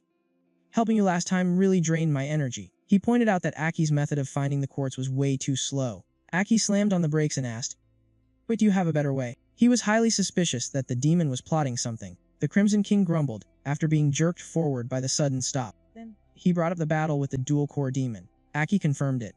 The king smirked. "If it had been a stronger demon, you would already have a demon subjugation core." An image of a glowing red stone flashed in his mind. Aki frowned, asking what a demon subjugation core actually was. The Crimson King explained that high-level demons use it to evolve, and if a human refines it, they can gain that immense power, too. But you can only get one from a 6th-stage, dual-core demon. Aki narrowed his eyes, demanding to know what his real motive was. He was worried the guy might be betraying his own kind. The Crimson King burst out laughing. "Other than the 9 kings, the rest of them are nothing but mindless, chaotic beasts." He placed his hand on the back of the seat. Then, he suddenly lunged right at Aki. Startled, Aki yelled, "Hey, what the hell are you doing?" The king pinned both of his hands down. He leaned in close and whispered that the two of them were one and the same. His tone turned dead serious. "If you get stronger, I get stronger. So just focus on evolving and don't worry about it." Aki gritted his teeth, sweat pouring down his face. So this was the aura of a king. Even with just a fraction of his power left, it was still enough to completely paralyze him. Aki panted heavily, his toned abs showing through his shirt. "Back off a little, will you? You being this close is creeping me out." The Crimson King scoffed. Aki snapped again. "I said let go." The king sighed and hopped up onto the hood of the car, acting like a total hard ass in both attitude and posture. Our main character got serious again. "So where exactly do I hunt a 6th stage, dual-core demon? Those high-level freaks come and go like ghosts without leaving a single trace." The Crimson King's eyes flashed. "Shh, you humans are always in such a rush. I can't help you directly. It might attract something you absolutely cannot handle." The wind blew through his hair as his voice dropped lower. "I'll point the way, but taking it down is entirely up to you." Aki thought about his target, the 6th-stage dual-core demon, and nodded. "Got it." Even though he hated the place and knew exactly how dangerous it was, if the info was real, it was a gamble worth taking. Under the bright blue sky, the young man's voice rang out. "Alright then, let's hit the road." The Crimson King grunted and asked where they were going as the car sped off. "Back to Dawn City," Aki replied. The king went completely silent for a second, then awkwardly asked, "How do you buckle this seatbelt?" The car finally rolled to a stop. "We're here. Let's park it right in the city's blind spot." The king crossed his arms. "I won't be showing up again until you get that demon subjugation core. Manifesting like this takes a serious toll on my spirit." Aki muttered, "Yeah, I know," and stepped out of the car. The Crimson King shot him a warning glare. "And don't be stupid enough to let your teammates force refine the core. Their brains will literally explode." Aki rolled his eyes, grumbling, Yeah, you talk too much. But then he suddenly stopped, turned around, and scratched his head awkwardly. Hey, can you do me a quick favor? The king looked surprised. Well, that's a first. You're actually asking for help. Spit it out. Aki's face flushed as he bit his thumb. Can you change my appearance? I need to sneak into a high-level subjugation mission. I can't use my normal face since I got exposed at the demon hunting tournament. Oh, and if you don't mind, throw in a new weapon while you're at it. A massive broadsword materialized in his hand, but he still felt like it lacked a real punch. The Crimson King flag looked incredibly smug as his body started glowing. Now that you and I are one, a little thing like this is a total piece of cake. His body turned into a blinding beam of light and shot straight into Aki, knocking him completely flat on his back. The main character's eyes rolled back and turned completely white, as if he had lost all control of his body. The wild energy of the Crimson King flag coiled tightly around his arm, covering it completely, and began a rapid transformation. The eyes of Chi-Wanki, hidden deep inside Aki's body, flashed brilliantly. He let out a haughty laugh as he checked out the new look, and then a sword suddenly materialized out of thin air. I'll let you borrow this sword for a little fun. That sword was named Crimson Dynasty. Aki's eyes went wide with shock as he stared at the weapon that had just appeared right in front of him. Aki pulled up his hood, drew the sword from its scabbard, and let out a smirk. Thanks a lot, you bastard demon. Gripping the hilt tightly, he walked forward with absolute confidence. He decided to join the subjugation squad just to get a taste of the action. Over at the northwest corner of Dawn City, an announcement echoed across the drill grounds. Welcome, Outlander warriors, to the support registration. This purge operation requires a rank of at least 4 core. A successful subjugation will be rewarded with a massive payout. The Outlander warriors filed into the training area one by one. Everyone was buzzing with rumors that a ridiculously strong fighter from Dawn City would be leading them this time. Hearing the instructions to line up, Aki quietly followed along. He figured that when it came to hunting demons, the more people they had, the better. The leader finally showed up, sporting a chiseled physique and bulging muscles. He was the captain in charge of this purge operation. Ran Yang, a red tier 6 core warrior. He spoke up in a deep, steady voice. Thank you all for coming to support us. I am the one leading this purge operation. The crowd broke into excited whispers, seeing the captain step up personally. Rumor had it that Ran Yang had once faced stage 5 and stage 4 demons all by himself, and even beheaded the strongest one.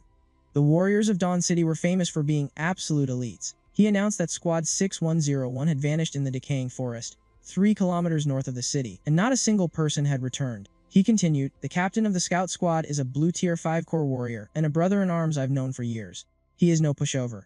The rest of his crew are all peak 4 core fighters. They've never had a single accident before this. Based on the final transmission from the scout squad, there's a very high chance they ran into an incredibly powerful demon. It's a stage 5 at the bare minimum, and we can't rule out the possibility of a dual core or high-level demon either, no matter what it is. It's a massive threat to the supply routes around Dawn City. Ran Yang added that since the city couldn't afford to spare any more of its own fighters, they desperately needed the help of the Outlander warriors for this mission. Aki thought to himself, if it really is a stage 6 dual-core demon, then it perfectly matches what Chi-Wanki told him about the demon subduing core. Ran Yang's voice turned dead serious. As warriors, we must always be ready to lay down our lives, but I need to see them alive. Bring back their bodies. I will slaughter this demon. If you're willing to fight, step forward. We move out immediately, and we'll be back before sunset, over at the northwest gate. The warriors formed up perfectly, ready to move out. Every single one of them was fully decked out in heavy combat armor, the metal gleaming brightly under the harsh sun. Standing before them were the citizens, desperately hoping for victory and peace. Wipe out the demons. Wishing the purge squad a total victory. Move out, wipe out the demons. When they finally arrived, a scorching wasteland stretched out before them. Ran Yang warned everyone that the total distance was about 3 to 4 kilometers, and there would be plenty of demons along the way. The warriors had to stick tight to the formation and stay completely quiet. If anyone broke off from the group, they'd be swarmed by demons, and the consequences would be fatal. Aki nodded in agreement. The moment they left the city, the squad had already drawn the attention of the demons. But one arrogant warrior just laughed out loud, bragging that with a force this massive, any demon showing up was just begging to die. Those words instantly pissed off Ran Yang. He hissed in a low shout, "Shut your mouth, you absolute fools." But right after that, the arrogant guy was ambushed. A sharp claw pierced straight through his heart and gut while everyone watched in pure horror. It was the demon tribe. The sand demons were a species native to the wasteland. They loved hiding under the sand to set up ambushes. With their dark yellow bodies, they would launch lightning-fast attacks and immediately vanish back into the dunes. A squadmate screamed at the top of his lungs. Sand demons. It's an ambush. The warriors were forced to band together and fight off the sand demons. But hunting them down was a total nightmare, since the sand was basically the perfect playground for these monsters. Ran Yang was getting anxious. This number was almost the size of a full stage 3 demon horde. He roared at the top of his lungs, "Do not fight them alone. Group up into formation." Everyone charged forward, unleashing everything they had in their attacks, fighting as if their very lives depended on it. Ran Yang erupted with terrifying killing intent as he charged into the fray. Even though they were just stage 3 sand demons, he still activated his system to physically buff his body. He tore through the battlefield with ease, slaughtering them one by one. These desert demons weren't even worth his time. A cocky smirk spread across his face, making the soldiers cheer wildly, but their formation had already been broken apart. Once a squad is separated, they get picked off one by one. A few warriors had already been pushed way too far out. They could only save whoever was close. As for the rest, they could only pray for them. The demons only grew more savage the longer they fought, torturing the scattered warriors with brutal ease. Right at that moment, Aki stepped in. Crimson flames erupted, forcing the horde of demons to back off. His squad mates stared in utter shock at the black-haired, golden-eyed boy like he was their savior. In his hand, he casually crushed something to dust. Aki snapped at everyone to stick to the formation and stop standing around like idiots. Panicking, they asked if he was coming with them. The gap between them and the main squad was getting wider, and more sand demons kept popping up. "Hurry up and get out of here. There's no time to worry about anyone else." He just let out a soft smirk. Ha! Then, he activated destruction mode on everything in his line of sight. Honestly, moving alone was going to be way easier anyway. Meanwhile, the other warriors were desperately fighting back, trying to push the demon horde away. Fortunately, Ranyang made it just in time to break them out of the encirclement. He barked out orders to stick to the combat formation and not fall behind. Reporting to the captain, "The squad is fully assembled." Good. Suddenly, another report came from the back. "Captain Ranyang, one of the stragglers just made it back." He marched over and asked, "You guys were the group pushed out the furthest. Is there anyone else?" They replied that an outlander warrior had stayed behind to hold the line against the remaining demons, which left Ranyang completely stunned. Staying behind alone to hold the line is just plain stupid. That is a complete rookie mistake. But they added that the ambush was massive this time. By staying behind alone, he'd be going up against more than 10 sand demons all by himself. We begged him to fall back, but he didn't even look back. He just said one sentence and walked away. Ranyang asked what he had said, and the soldier replied. It sounded like he said it's just easier to go it alone. Someone in the back scoffed. What an arrogant punk. He'd be incredibly lucky just to keep his corpse intact. However, Ranyang's intuition told him that with over 10 demons like that, even he would have a hard time making it out in one piece. If that guy hadn't stayed behind to cover their retreat, their casualties would probably have been much worse. Dead or alive, he's still one of our warriors. Let's go take a look. Stay sharp, there are still demons scattered around. Prepare for battle. They advanced into the high wind zone ahead, where visibility was severely limited. This was the exact spot where the squad had previously been cut off by the sand demon tribe in the blinding sandstorm. Before their eyes raged a fierce, almost impenetrable sandstorm. This was the true territory of the desert demons. A teammate shouted out, "Captain, incoming demons." Ranyang ordered everyone to prepare for combat, but through the hazy blowing sand a figure emerged. It was Aki holding his sword behind his back, looking completely cold and mysterious. Seeing him there, Ranyang simply couldn't believe his own eyes. The teammate pointed excitedly. That's him. The guy who stayed behind to cover our escape. It's really him. Aki saw the group and spoke up. Why are you guys still here? I figured you had already moved on, so I was planning to catch up with you. Ranyang observed him closely. The boy's body was radiating a highly dangerous aura, most likely coming from the demon blood splattered all over him. The teammates checked in on him. Are you okay? We heard you stayed back to hold the line. Where are the rest of those sand demons? Weren't there more than 10 of them? He casually thought to himself how he had already slaughtered every last one of those demons. All that remained in front of him were scattered white bones on the desert sand. That news sent shockwaves through the entire squad. Taking out over 10 sand demons all by himself. Just what rank was this guy? This kid was seriously abnormal. Aki answered briefly. I'm a 5-core. Even though he knew full well that his hidden power had already far surpassed that level, his current strength was actually enough to go toe-to-toe with a 7-core warrior. But he wasn't technically lying. His admission left everyone stunned. Even Ranyang couldn't believe a 5-core could possibly pull something like that off. He calmly explained that he was just good at mobile combat, keeping them from grouping up, and then taking them down one by one. Doubting him was useless anyway, since everything had been perfectly set up. The group suddenly understood. So it was a hit-and-run tactic, facing them one at a time to avoid being surrounded. He truly was a combat genius. Ranyang praised the young outsider warrior for a job well done. Thanks to him holding the line, the team had enough time to regroup.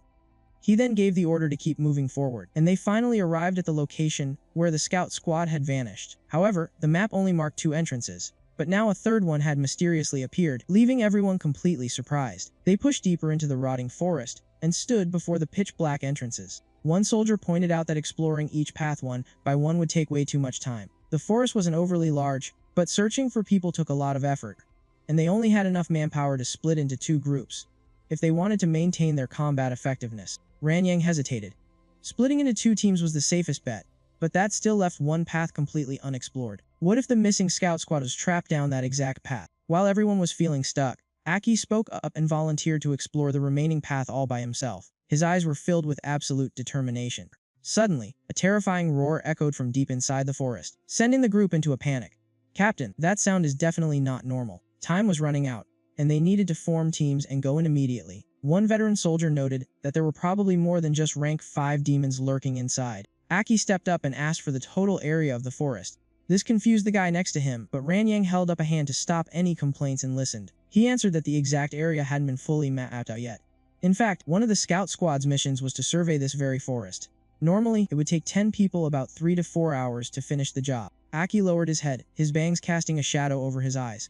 If that's the case, with the amount of people we have right now, covering 3 entrances just isn't going to cut it. He held up a single finger and made a proposal. "If you let me scout one path, I can still get it done before sunset." He looked incredibly confident, adding that even if something went wrong, it wouldn't slow down the other 2 teams. 2 more squads showed up from behind.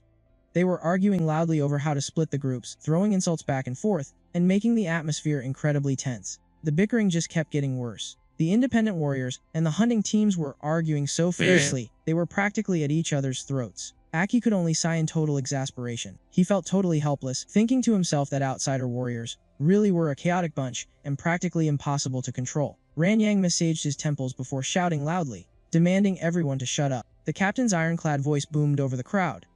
"As long as you are in this squad, you will follow my orders. If you really want to throw down, then you can fight me." The whole group immediately went dead silent. Ranyang let out a quiet sigh. As expected, outsider warriors only had so much discipline. Anyway, the most important thing right now is to quickly find the scout squad and pull out. Dragging this on will only make things worse.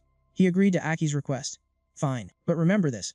If you go in alone and get into trouble, nobody is coming to save you." Aki brushed past the captain. "I understand. I might even finish scouting before you guys do." The crowd in the back instantly started whispering. What a cocky brat. Sure, his performance before wasn't bad, but actually daring to go solo in a situation like this. There are at least rank 5 demons in there. Ranyang was decisive. "Alright then, let's see who finishes first." He handed out clear assignments, adjusting their clearance operation based on the demon ranks they'd be facing. The primary objective shifted to rescuing the scout squad, and the remaining members split up into 2 teams to head inside. The dark aura oozing from deep within the forest was growing thicker by the second, and everyone dropped into a ready combat stance. Aki was the first to step into the forest.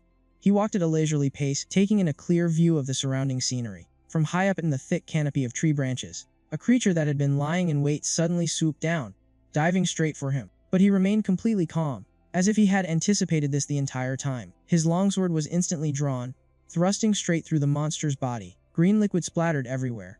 His eyes softened, giving off the relaxed vibe of an apex predator. From deep within the forest, thousands of glowing red spots watched him like countless eyes. The demon's corpse hit the ground with a heavy thud, totally motionless, as he turned to scan his surroundings. With the forest of corruption being this massive, you guys definitely run in packs. You just can't resist preying on a lone target, can you? He smirked with pure arrogance. "I came alone exactly so I could unleash my full power without holding back." Saying that, he activated his own demonic abilities. His eyes darkened like an abyss, and 2 sharp red horns sprouted from his forehead. Power exploded from his body, cracking the ground beneath his feet. "Bring it on. I'll slaughter every last one of you until your strongest boss shows up." His voice echoed with terrifying authority. Surging with energy, he charged straight into the swarm of low-level demons, pouring out from the deep woods, easily numbering around 1,000. Cutting over to the main company, the thick canopy blocked out the sun, making the forest pitch black even during the day. The guide held a flashlight, nervously warning everyone to stay alert, saying that if they stuck together, the demons wouldn't dare attack. From the back, someone scoffed, mocking that the arrogant kid from earlier had probably died a brutal death by now. Suddenly, the leader's flashlight caught a figure in the distance. "Shh, keep it down. Look over there. What is that?" A familiar silhouette came into view, and he quickly recognized it. It was the uniform of the Dawn Scout squad. He was absolutely thrilled. Talk about lucky. We found them right after walking in. The squad behind him cheered with excitement, already dreaming about the massive reward. "Hey buddy, are you from the scout squad? Where's your captain? Are you okay? Hurry up and come with us." But the figure stood completely frozen. It let out a creepy, grinding noise, like teeth scraping together. Confused by what was happening, he shined his light right at the body. "Bro, what are you doing?" The exact second he realized the truth, sheer terror flooded his eyes. Right in front of him was a demon, ruthlessly tearing into the corpse like an all-you-can-eat buffet. Panicking, he dropped his flashlight and let out a blood-curdling scream. The demon crawled off the dead body and crept closer, speaking with an eerie, twisted voice. "Perfect timing. I just finished eating this guy." The entire squad behind him trembled in terror as they realized what it was. A 6-core. No, a dual core. The monster unhinged its massive jaw, and its core started glowing intensely. 2 differently colored cores materialized above its head. It was a dual-core Stage 6 demon. The dual-core Stage 6 demon flashed a sickening, blood-soaked smile, bearing 2 razor-sharp fangs. Its left eye burned a bright, vicious red as it locked onto its prey. "You guys arrived at the perfect time." In the gloomy forest, beneath the massive trees, a voice rang out. "Stage 6. Dual core. It's a dual-core Stage 6 demon." The blue-haired guy shivered in front of the bloodshot-eyed monster, immediately barking orders. "Quick, signal Captain Ran Yang." He instantly triggered the device in his hand, firing off a flare. A blinding streak of light ripped through the dark canopy above, but down below, the demon was still sitting on top of a collapsed figure. The blue light brightly illuminated a small patch of the ground. The front was blocked out, only showing the boots of the person kneeling at the demon's feet. The intense glare irritated the demon. Squinting its eyes, it let out an angry roar. "That's way too bright. I hate the light." Now they could clearly see a red-haired guy kneeling there, his body bizarrely pitch black.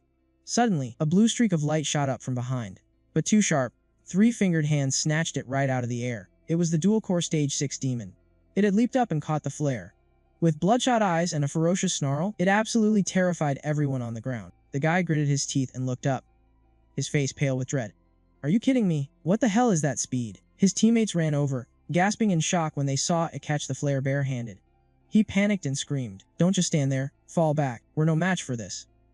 We need to group up with Captain Ran Yang. Right now." The second he finished speaking, a dark shadow blurred past the branches. He threw his head back and looked up. The demon landed smoothly on a branch, glaring down at its 2 prey with a suffocating, deadly aura. Its purple eyes flared as it let out a sinister laugh. "There is nowhere to hide." The dual-core Stage 6 demon flashed its jagged fangs, licking its lips with ravenous hunger. Meanwhile, Ran Yang was feeling deeply uneasy. The forest was dead silent, and there was something seriously wrong with this fog. The sharp sound of a sword slicing through the wind echoed out. At the girl's feet lay the corpse of a freshly killed demon. He scanned the area, feeling like something was horribly off, especially with the ground littered with monster carcasses. His teammates cautiously noticed the unnatural silence of the forest of corruption, feeling like they were totally isolated. The girl, however, kept fighting casually, thinking everything was just fine. She turned her head to keep fighting, feeling super confident. With their commander and the help of the foreign warriors, they were making great progress. She just wondered how that stubborn guy who insisted on going solo was doing. In the hazy wind, Aiki's silhouette appeared, looking like a totally solitary warrior. A sudden flash of light behind him made him jump. Countless demon corpses covered the ground, but the 2 warriors, the red-haired and blonde ones, had already collapsed. The girl behind him spoke up, slowly stepping out of the shadows. "You're the leader of that AHG group, aren't you?" He immediately spun around, going on high alert. The girl's body began shifting into a demon, half of her face grotesquely twisting as a wicked smile crept across it. Enjoying the view, the red-eyed demon let out a chilling laugh. "You're up next." He swung his sword with brutal force. Die. Just as the battle reached its breaking point, a figure in black appeared right behind the demon, lunging forward with a crimson sword like a bolt of lightning. The 2 blades clashed, setting off an earth-shattering shockwave. Half of the forest was bathed in blazing red, while the other half glowed with a bizarre, eerie blue. His eyes flew wide open in absolute shock. It was Aiki. His gaze was razor-sharp, and the red sword in his hand radiated a majestic, overwhelming aura. He was absolutely furious, screaming at the top of his lungs. "Why the hell are you protecting a demon?" The boy answered him with pure calm. "Calm down, Captain Ran Yang. That clash just blew away some of the fog." He casually blocked the blade. The girl from a second ago had returned to her normal human form, holding her sword up to defend herself. "Take a good look. Is the person you were about to slice in half actually a demon?" He looked back in absolute horror. Every single one of his teammates behind him was clutching their heads in agony. They had all fallen victim to the demon's illusion magic. He quickly snapped back to reality, realizing a purple core demon was manipulating their minds. Aki nodded thoughtfully. "Yeah, and this one is way stronger than your average purple core demon." Glancing over at the blonde guy who was clutching his aching shoulder, Aki spoke up. "If I hadn't stepped in and stopped you, you would have sliced your own teammate right in half." The guy panicked, stammering about how he just saw everyone die in his hallucination. Aki analyzed the situation with a grim tone. The illusion forces you to face your deepest fears. If you lose your grip on reality, you'll end up slaughtering each other. Ranyang immediately barked out orders to check on every single squad member. He was about to walk away, but stopped and turned back to ask, "How did you even figure it out? Weren't you heading in a completely different direction?" "Thank God you got here in time, or I really would have killed my own teammate." Aki turned his back to them, his crimson sword radiating an intense aura. "I've got an ability that completely nullifies illusion magic. These red flames and lightning shield my mind, making it impossible for anything to break in." He kept a sharp eye out for the demon hiding high above them, sweeping his crimson sword across to wipe out the monsters. But they just kept coming, no matter how many he killed. That was when he realized it was all just a sick trick created by the fog. This damn fog quietly messes with your head, trapping you in a hallucination, and making you lose your way. Before you even realize what's happening, Ranyang stared at the black outfit and the blazing crimson sword. Utterly amazed by his power, he had to ask, Are you seriously just a 5th rank warrior?" Aki's voice turned ice cold. "I'll help you out, but don't go poking around asking about my powers, Captain Ranyang. I am not one of your subordinates. Besides, this demon might just be the dual-core 6th rank target that I've been looking for." Ranyang's face grew dead serious as he nodded. "Understood." Out of nowhere, a terrified scream echoed through the dark woods. "Captain Ranyang, please help me." Everyone instantly went on high alert, frantically scanning the trees to pinpoint where the voice came from. Ranyang's eyes widened with realization as he barked out a command. "That's one of the other squads. All warriors, move out and follow me." The warriors immediately charged forward, leaving only Aki standing there, gripping his glowing crimson sword as he watched them go. Far off in the distance, the dual-core 6th rank demon had a young man pinned to the dirt. It chuckled with twisted amusement, thrilled to sense someone who was completely immune to its illusions. The dual-core 6th rank demon flashed a jagged grin, its glowing red eyes practically burning with excitement. "Well now, I think I'll go take a little look for myself." In the dead silence of the night forest, the terrified young man pinned beneath the monster couldn't even put up a fight. He trembled violently as he choked out the words. What the hell are you?" Aki was deep in thought. A 6th rank purple core demon was no joke, and blindly charging him would just lead straight into a trap.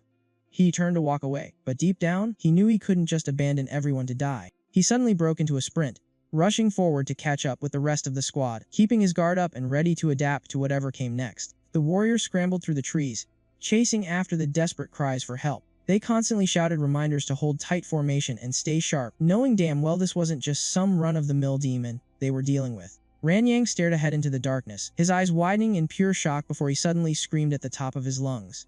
"Stop. Halt right now." Bloodshot veins bulged in his eyes. He absolutely could not believe the horrific scene unfolding right in front of him. His voice shook as he finally managed to speak. Is that?" When they all looked up, they found the missing members of the other squad.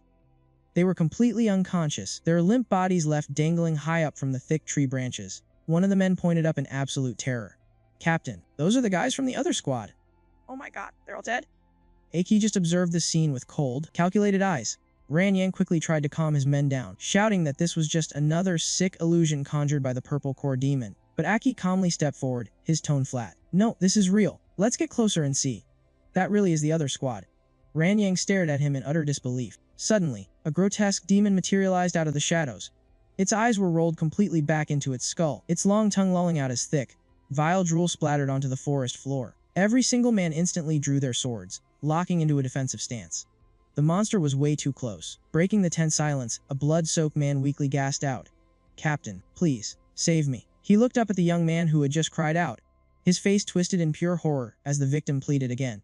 "Help! Somebody, please help me." Ranyang's heart soared with hope as he roared out an order. "Hurry up and get them down. They're still alive." The squad warriors shouted back in unison. "Yes, sir." But just as the team rushed forward, Aki drew his blade, unleashing a fierce horizontal slash right in front of them, before slamming it down into the dirt. The sudden move left everyone completely stunned. One of the warriors even stumbled backward and fell flat on his back with a startled yell. "Ah!" Ranyang was furious. "What the hell do you think you're doing?" Aki's voice was ice cold, his eyes dangerously sharp. "Take a closer look, Captain." The man who had just cried out was actually being held hostage. The dual-core 6th rank demon had him pinned tight from behind. One massive claw wrapped tightly around his throat, while the other violently yanked his head back. Hiding its vile body behind the hostage, the monster let out a wicked, mocking chuckle. "Heh heh." The demon slowly slinked out from the shadows to reveal itself. "Oh, now this is interesting. I certainly didn't expect you to see through my little trick so quickly. Since my illusion magic is utterly useless against you, I suppose this pile of meat has outlived its usefulness." A sudden burst of eerie light flared up right beneath their feet, sending everyone into high alert. Ranyang let out a furious, blood-curdling roar. You sick, twisted animal. I'll kill you. A blinding streak of crimson energy violently tore right through a massive tree trunk. Aki flourished his glowing blade, falling into a combat stance, fully prepared to slaughter the beast. Ranyang let out a deafening battle cry, leaping into the air and bringing his heavy blade crashing down with all his might. Just die already, you bastard. The earth-shattering slash exploded upon impact, sending a massive shockwave of red light tearing through the dark woods. An entire section of the forest was instantly flattened to the ground, kicking up thick, suffocating clouds of dust and debris. Massive, ancient trees had been violently cleaved right down the middle, leaving absolutely nothing behind but smoking craters and ash. In the dead, heavy silence that followed, one of the warriors broke the tension with a trembling voice. Did we actually get it? For a brief moment, there was nothing but silence. But then, an arrogant, chilling laugh echoed down from a different tree branch. Oh, my. You humans are just so brutally violent. The entire squad whipped their heads around in pure horror. The demon hadn't even been scratched. The dual core 6 rank demon lounged casually on a high branch, chuckling with absolute disdain. You're still miles away from landing a hit on me, you pitiful little warrior. Ranyang's face darkened with unbridled fury. If I can't kill you with one strike, then I'll just keep beating the living hell out of you until you break. A chaotic barrage of blazing red, blue-green, and yellow energy blasted down from the sky, completely illuminating that entire section of the forest. Wait, hold on. Hearing the chaos, Aki cursed under his breath, his anxiety spiking. Damn it, there's way too many of them in the blast zone. Their anger is completely blinding them right now. The entire squad launched a desperate, all-out assault against the demon, who was just sitting on the branch without a care in the world. Its dark purple eyes flared with a sinister light as a deeply mocking smile crept across its twisted face. Well then, how about we play a little game? A blazing crimson blade violently pierced right through the thick smoke, followed by a furious roar. How about we play a game, you dropping dead? Completely caught off guard, Ranyang's bloodshot eyes widened as he furiously swung his heavy sword straight into the swirling purple smoke. He hit the ground hard, throwing an arm up to shield his eyes from the suffocating, dense purple smog. The demon had completely vanished without leaving a single trace behind. One of the warriors started to panic. It turned straight into smoke. Hurry up and find that dual core 6 rank demon right now. But suddenly, a blinding, intense flash of white light erupted from right behind him. The young man frantically whipped his head around. Standing right in front of him was Aki, engulfed in the terrifying, ghostly visage of a pale demon, a chilling hybrid of half-man and half-monster. Son of a bitch. In everyone's eyes, his body gradually morphed into a dual core 6 stage demon, with his pitch-black face twisting into a terrifying smile. The crowd pointed all at once. There is the demon. He realized the illusion magic made everyone mistake him for a demon. He was immune to the illusions, but the others had their minds manipulated. It made them turn against him, while the real culprit hid up high, just sitting back and reaping the rewards. The demon sat on a cloud of purple smoke, casually crossing its legs as it watched. Behind it, a massive purple eye suddenly appeared, completely controlled by the illusion magic. The soldiers raised their swords and attacked him all at once. He just stood there, holding his red sword. Up above, the demon laughed maniacally, thrilled to watch them slaughter each other. Ranyang charged forward, screaming, "Die, you demon!" He coldly faced the captain. Looking down from above, the entire scene below was painted in a chaotic, bloody red. The demon laughed smugly. What a beautiful sight. It has been a long time since I got to enjoy such a spectacular bloodbath. He was furious. You think we are just your entertainment? Fine. Taste the true power of lightning. A blast of red energy shot straight toward the demon, while simultaneously intercepting Ranyang's attack. Aki activated the power of the Crimson King flag. If the true nature of lightning can suppress demons, then here we go. The Crimson King flag channeled its power into the brilliantly glowing sword. Ranyang roared, charging in to avenge his fallen soldiers. The Crimson King dashed straight ahead and calmly said, "Captain, please take a little break." The Crimson King swung his sword down, and the exploding energy blasted the soldiers far away. Ranyang was completely stunned. It is lightning again. Who the hell is this kid? His lightning power carries this massive demonic aura that puts me on edge. The Crimson King stood among the knocked out soldiers. By just adjusting the intensity of this special lightning, I can wipe out all negative status effects and illusion magic. The Crimson King looked up at the giant purple eye in the sky. The demon was still there. The demon was equally shocked. Lightning can actually break my illusion magic. What is he trying to do? Standing on the ground, the Crimson King let out a massive shout, his booming voice infused with the raw power of lightning. The demon up above lost its balance, its voice trembling. I cannot believe his voice alone carries such destructive power. Countless cracks began to shatter across the giant purple eye. Finally, the eye exploded, sending the demon crashing down. It immediately tried to launch a sneak attack on the Crimson King. Die, human warrior. The Crimson King spun around, his eyes glowing a fierce red. You are the one who is going to die. He swung his blade and slashed right at the demon. The demon was knocked flying backward, barely managing to block the strike. The Crimson King rested his sword on his shoulder and casually walked over. Just as I thought, a dual-core 6-stage demon. This trip was definitely worth it. Not only does he wield this bizarre lightning, but he does not show an ounce of fear when facing me. On the contrary, his eyes are full of pure excitement.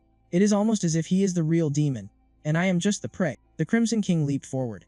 The ground beneath his feet shattered instantly, but the demon dodged the attack by a hair. The demon agilely slipped away from the strike. It started to regenerate its power. A massive horde of summoned demons surrounded the Crimson King and rushed in for the kill. This is not just simple illusion magic anymore. The Crimson King mercilessly cut them down one by one. Without a single moment of hesitation, demons kept spawning from all directions, relentlessly attacking and taunting him at the same time. This is a combination of illusion magic and the dual core's mobility. But there is only one true body. The Crimson King's sharp eyes tracked their every move. He suddenly spoke up.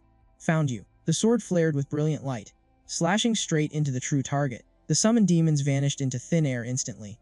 This power is my absolute counter. My illusion magic is completely useless. A bright flash of light sparked right above the demon's head. In a flash, the Crimson King dove down from the sky, his blazing sword driving straight into the demon's skull. "Hand over your demon subduing core." The scene shifts to Dawn City. Lightning violently tore through the gloomy sky. Sidulu stood high above, looking down at the massive skyscrapers. She pressed her lips together softly, not saying a single word. Suddenly, a scream rang out. It was Tomo. Sidulu pulled her hand back after delivering a palm strike. Tomo slowly got to her feet, looked up at the person beside her, and quietly asked, "What are you doing?" The only response was a cold, indifferent voice. "Nothing. I am just sensing Aki's aura." With that said, Sidulu stepped forward. Tomo was completely surprised. "Ha! Is that really Aki? You mean that lightning over there?" But before anyone could answer, they heard Shino's voice. Shino tilted her head and asked, "What are you guys looking at?" Tomo pointed toward the wildly flashing lightning. "We are watching Aki." The two of them squatted down, deep in thought. Is that Aki?" Tomo replied that she wasn't sure. She just heard Sidulu say he could feel his aura. Shino shot that down immediately. "Stop talking nonsense. That's just thunder.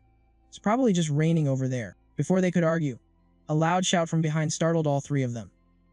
"What are you three doing standing there?" Lina marched over with a strict, unyielding expression on her face. She yelled right in their faces. "If you guys don't get stronger before Aki gets back, you're just going to be a burden to him." She recalled his instructions right before he left. "Please, help me train them." Aki's image flashed clearly in her mind, along with his earnest, pleading request. "I'm counting on you, Lina." She silently swore to fulfill that request no matter the cost, just as long as he made it back safely. When Lina yelled at them, "Keep fighting. This time you have to defend for 10 seconds. Tomo whined. 10 seconds. We were already exhausted from just 5 seconds ago. Meanwhile, somewhere else, Crimson Kinki was still hunting down the dual-core 6th stage demon. The demon roared in absolute fury. "Damn it, I'm the only one allowed to sneak attack people." Before it could even finish speaking, Crimson Kinki swung his sword like a flash of lightning. He chuckled in amusement. "Are you faster than lightning?" He gritted his teeth, his voice turning ice cold.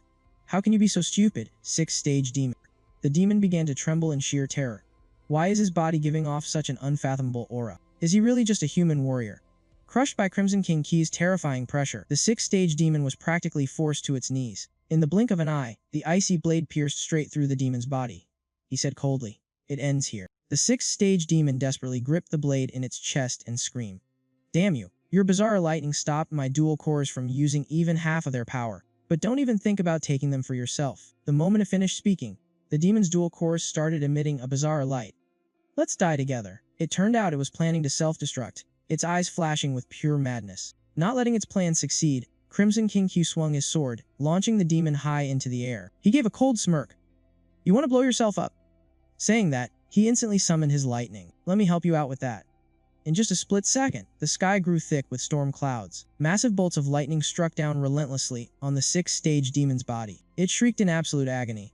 "Are you a human or a demon?" Crimson Kinki didn't even bother to answer. He just said with flat indifference, "I am a warrior." The demon's body instantly exploded, sending thick black smoke billowing into the air. Finally, the dual cores were revealed. The 2 cores slowly drifted down right into Crimson Kinki's hand. He gripped them tight, then relaxed his hand, thinking to himself, "So these are the demon subduing cores." The sky gradually darkened, leaving a full moon shining brilliantly above. In the middle of the forest, an unconscious figure was leaning against a tree. Ranyang weakly opened his eyes, clutching his head with a groan. "Was I knocked out? Since when?" He looked around and realized everyone else was also unconscious, thinking to himself, "Everyone's here. Did they all pass out?" In the middle of his chaotic thoughts, a familiar voice suddenly spoke up. Aki asked, Captain, you're awake. He gasped in absolute shock. It's you. Aki was leaning against a tree trunk, resting one hand on the ground. Ranyang instinctively reached for his sword, ready to charge, and asked, is it already night? Where's the dual-core demon? It's been killed. The other demons around here have been taken care of too, so you can relax. Ranyang froze in pure disbelief at the answer. He accepted the water bottle that Aki handed over to him. Aki said casually, drink some water, Captain. He asked again, totally stunned. Did you take out the dual-core demon all by yourself? Aki leaned back against a large tree, his sword resting right next to him. Yeah, but the other team members tried their best. Ranyang was completely astounded. That was a dual-core 6th stage demon. Just what exactly is your true power level? Aki sluggishly got to his feet. Just think of it as me having a natural counter against it. The important thing is that everyone survived, right? I'll go check and see if there are any demons left. It's already midnight, so you and the other soldiers should rest a little longer. Ranyang turned his head and looked around. Seeing everyone scatter across the ground, he muttered softly. They probably won't be waking up anytime soon. This demon's illusion magic was truly terrifying. Even I had my mind invaded without realizing it at all, Aki explained. A dual-core demon is at the absolute peak of combat power for its level. Having 2 different cores means its strength isn't just doubled. Waking up this fast proves you're already incredibly strong. Ranyang let out a deeply frustrated sigh. He furrowed his brows. As the captain and the one in charge of Dawn City's purge operation, considering the fact that you saved our lives, I won't look into your real identity. But as a fellow warrior, I just can't let this go. Ranyang clenched his fists tightly. I'm extremely curious. Between a 6-core warrior like me and an outsider like you, who's actually stronger? Let's spar. Aki turned him down flat. There's really no need for that, Captain. I know your true strength isn't weak at all. You were just at a disadvantage this time, because we lacked intel on the demon. Before he could even finish, Ranyang cut him off. Reject me. Just treat it as me being curious about your power. The tip of his sword pointed straight at Aki. Please, spar with me. Aki quietly sized him up. Aggressive and fiercely competitive. Those were the exact qualities of a strong warrior. Thinking this, he replied, I don't have a problem with that. There's an empty clearing nearby. The bright moonlight cast a glowing veil across the dark forest. The two of them made their way over to the nearby clearing. Ranyang shifted into a combat stance. Please don't hold back. If you're truly strong, I want to see it. Aki replied calmly. I used to be just as battle-hungry as you are, so I'll take this spar seriously. He reached behind his back and smoothly drew his sword. Ranyang smiled with pure excitement. Excellent. Like a sudden gust of wind, he dashed forward and unleashed his wild slash. The crimson blade unleashed a relentless barrage of back-to-back strikes. But then he froze in his tracks. Where did he go? He looked around wildly, but there was no sign of him, only the deep marks left by his own attack. Suddenly, he looked up just as a dark silhouette plummeted from above. Reacting with lightning speed, he was completely stunned. He's above and behind me again. Ranyang instantly raised his sword, desperately blocking Aki's heavy strike. But Aki stomped brutally right onto his hand, triggering a massive, earth-shaking explosion. Thick clouds of dust and smoke immediately swallowed the entire clearing. In a flash, he effortlessly stripped Ranyang of his weapon. Aki spoke with total calm. You lost. He completely pinned the man down. No matter how many times you try, I will always find an opening to take your weapon. His eyes were entirely cold and devoid of emotion. Do you still want to try? Ranyang trembled slightly. He was right. No matter how much he prepared, he'd still end up disarmed.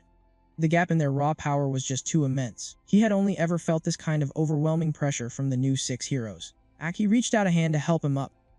Alright, let's stop here. His face softened just a little. Ranyang was still in a complete daze. The vibe was entirely different from a moment ago. He felt almost like an elegant, seasoned elder, freezing cold one second and warmly gentle the next. He smiled, quietly making up his mind. What a deeply mysterious warrior. Ranyang grabbed Aki's hand and said cheerfully, I admit defeat. He then rubbed his sore arm, unable to hold back his curiosity. With your kind of power, why did you join a temporary squad? You are definitely not an ordinary 5-core warrior. In fact, you're the strongest fighter I've ever met, second only to the new 6 heroes. Aki furrowed his brow slightly. The new 6 heroes? I'm only second to them. Ranyang continued explaining. 7-core warriors are at the absolute peak. The gap between a 6-core and a 7-core is even bigger than the gap from 1-core to 6-core. The raw power of the new 6 heroes is beyond imagination. Rumor has it that one of them actually went into the ancient king's domain completely solo, and made it out alive. Aki was genuinely shocked. They went into the ancient king's domain. Is it really the ancient king's domain? He recalled his own deeply traumatic memories from that horrific place, his expression turning incredibly serious. No, that's not right. They're definitely hiding something. Ranyang snapped him back to reality. It's almost morning, and the other fighters are about to wake up. Are you heading back to Dawn City with us? Aki answered completely nonchalant.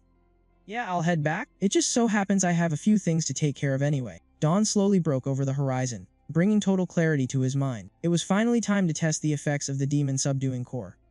The two of them headed back to Dawn City together. Meanwhile, back in the central command room, Tian Sangyo summoned Ranyang, a dual-core 6-mark purple core. That was a truly terrifying existence. I heard there was an incredibly strong Outlander warrior with your group. What was his actual strength? Ranyang respectfully bowed his head and replied.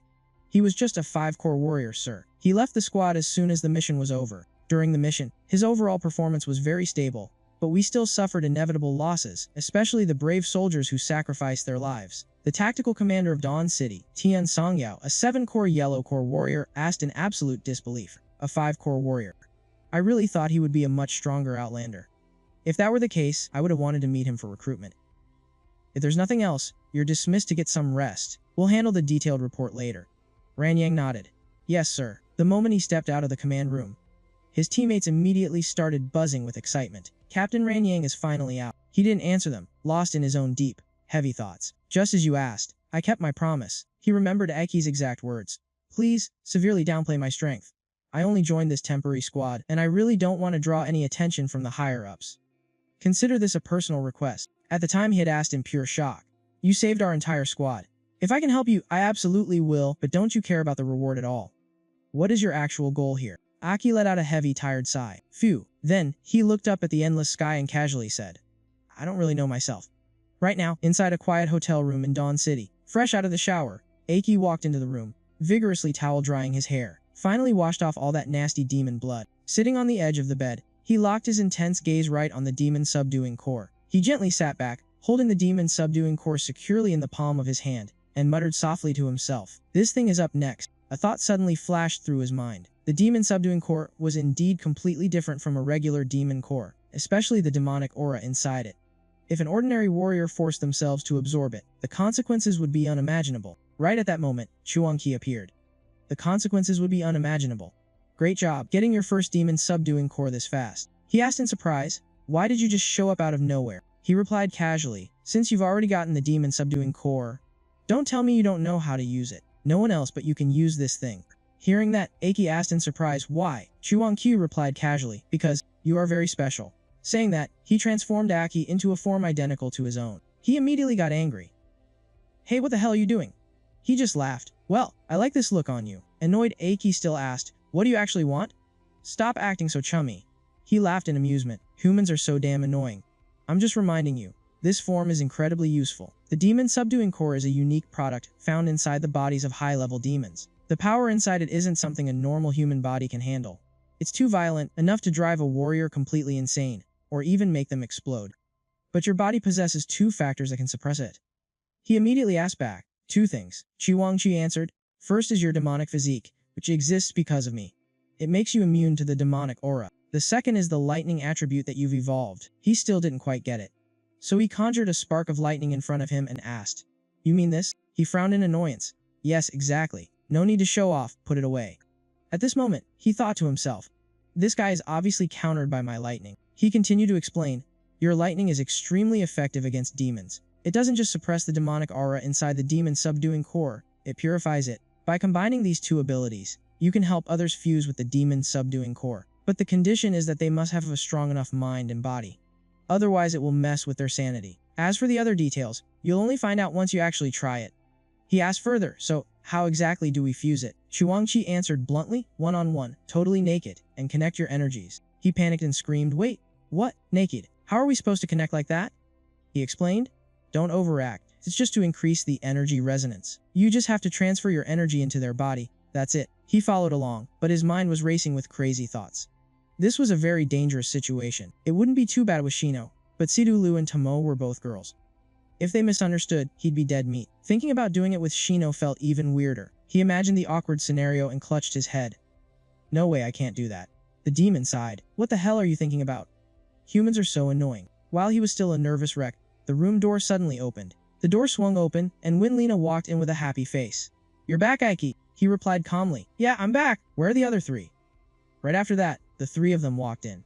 And Winlina pointed. Right here. Seeing him, all 3 ran over. Tomo asked, Why did you change again? Sidulu said softly, Your aura is much easier to recognize now. He hesitated. Regarding our cultivation, I have something important to say. His face turned serious. After hearing his explanation, Lena stomped her foot hard, making him jump. Are you seriously telling the truth? She glared at him furiously. Tomo covered her mouth in shock. Oh my god, a naked fusion really. Lena gritted her teeth. In your past life you were so cold. And in this life you're playing it this wild. She glared at him. You pervert, he quickly explained. This is absolutely necessary. If I'm not there, they'll be corrupted by the demonic power. His voice was trembling. Also, could you put your foot down? I feel really unsafe. Lena was speechless and turned away. You guys discuss it yourselves? I'm gonna sleep. The door slammed shut, startling everyone. The room fell completely silent. Tomo asked softly, what's wrong with Senior? He explained seriously. This method is dangerous, but it works. Right now, we only have one demon subduing core. Who wants to try it first? Tomo thought about it. Even though we're teammates, it's still super embarrassing. Sidulu hesitated in the corner, wanting to speak up. She blushed and said there's already demonic power inside my body, so maybe it'll be easier to fuse. Let me try it first. Shino immediately jumped in. No, let me do it. He smiled happily. Alright, thanks for trusting me. Tomo nodded. I support this. Sidulu stayed quiet. Inside the room, the two guys started getting ready. Shino's physical strength had been trained extremely well. Shino asked, do I need to take everything off? Aki jumped in surprise and turned around. You keep it. There's no need. This is more than enough. Outside, Tomo and Sidulu peeked through the door. Is it really okay for us to be watching like this? Lena suddenly appeared behind them. It's fine, we're just taking precautions. Tomo jumped in surprise. Senior, you're here too. She held a finger to her lips, signaling them to stay quiet. The three of them stood outside watching. Inside, Shino held the demon subduing core. If what you said is true, this thing contains a terrifying amount of demonic power. The core emitted a faint glow and thick black mist. Just holding it released an overwhelming pressure. He channeled his energy into it and guided him. Close your eyes. Feel the energy, and establish a connection. Shino closed his eyes, sinking deep into his subconscious. Suddenly, a vast, empty space materialized around him. A brilliant golden light gradually spread outward, perfectly mirroring his own core. The surrounding space began to heat up as he stepped toward the blinding light. He suddenly froze in his tracks. A colossal creature was hovering there, tightly embracing the orb of light. He stared in absolute shock. Is this the primordial demonic power? With a trembling hand, he reached out and touched it. Instantly, a crack spiderwebbed across the glowing orb. A massive explosion of energy erupted, completely swallowing him whole. The violent energy violently invaded his body, bringing an unbearable, tearing pain. He screamed in agony. How could any human possibly withstand this kind of power? The colossal creature slowly opened its glowing eyes. Panic set in as he realized his body was being taken over. Chiwonki observed everything from high above. I told you so. He slowly opened his hand. Now, it's your turn. His eyes snapped open, releasing a terrifying aura that completely filled the area. The enemy had finally shown up. The golden demon glared up at him. I never expected to run into Wonki here. He just looked down coldly, holding a small miniature entity in his hand. He spoke with absolute calm. This is the true source of a demon's primordial power. His eyes flared with a dangerous light. If you want to save your friend, you'd better act fast. He was brutally swatted away like a fly. He pushed himself forward, struggling. Shino, you can't just give up and die here. The golden demon suddenly noticed something off. There's a disgusting stench coming from you. A blinding golden light erupted into the air. A massive warrior clad in golden armor materialized, completely blocking the deadly strike. The small entity immediately dashed forward, launching a fierce counterattack. The golden demon stumbled back in pure shock. What? Why is there another demon here? Chiwonki looked down from his high vantage point. If you want to save your friend, you'll have to defeat that thing first. The golden demon roared and charged forward to attack. He just stood there casually, arms crossed, watching the whole thing unfold. He even sat down, treating the life or death battle like a theater show. The golden demon dove straight down with the speed of lightning. It raised its massive foot, fully intending to crush its opponent into bloody paste. A massive explosion echoed across the battlefield. He roared at the top of his lungs. Bring it on. Both sides violently crashed into each other, sparking an insanely fierce battle. Crackling lightning suddenly exploded right beneath his feet. He launched a devastatingly powerful kick straight into the golden demon's stomach, screaming, "Get the hell away from me." However, its thick armor barely took a scratch. His eyes glowed a furious red as he glared at his opponent. If I only use physical combat, this is going to take way more effort.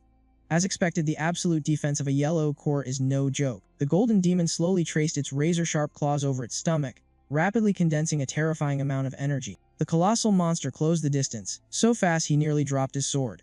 It sneered at him. You really think you can beat me in hand-to-hand combat? His eyes flashed with deadly intent. Let's find out, then. The golden demon shuddered uncontrollably. What kind of freakish power is this? To think the combination of demonic power and lightning could be this absolutely terrifying. He accelerated like a flash of lightning, kicking up rubble along his path. He channeled all his strength into his arm, gained momentum, and drove his sword straight through the golden demon's stomach. A blinding light erupted from behind the monster. On either side of him appeared the phantoms of twin snake demons, bearing sharp fangs and vicious eyes, as if they had finally found the perfect solution. Down below, a figure cloaked in black unleashed their demonic power, creating an even more devastating blast of lightning. He unleashed another heavy blow, triggering an explosion of blinding light. The golden demon's golden armor shattered to pieces, sending blood splattering everywhere. Pierced straight through the stomach by the sword, the golden man fell to its knees in agonizing pain. It stared up at him, trembling violently. He actually stole the demon's materialized demon subduing core with his sword. Even though I possess that exact same power, Chi Wonki stood in the background, watching closely. Even the primordial power of the demons would be amazed by you. He licked his lips in sheer amusement.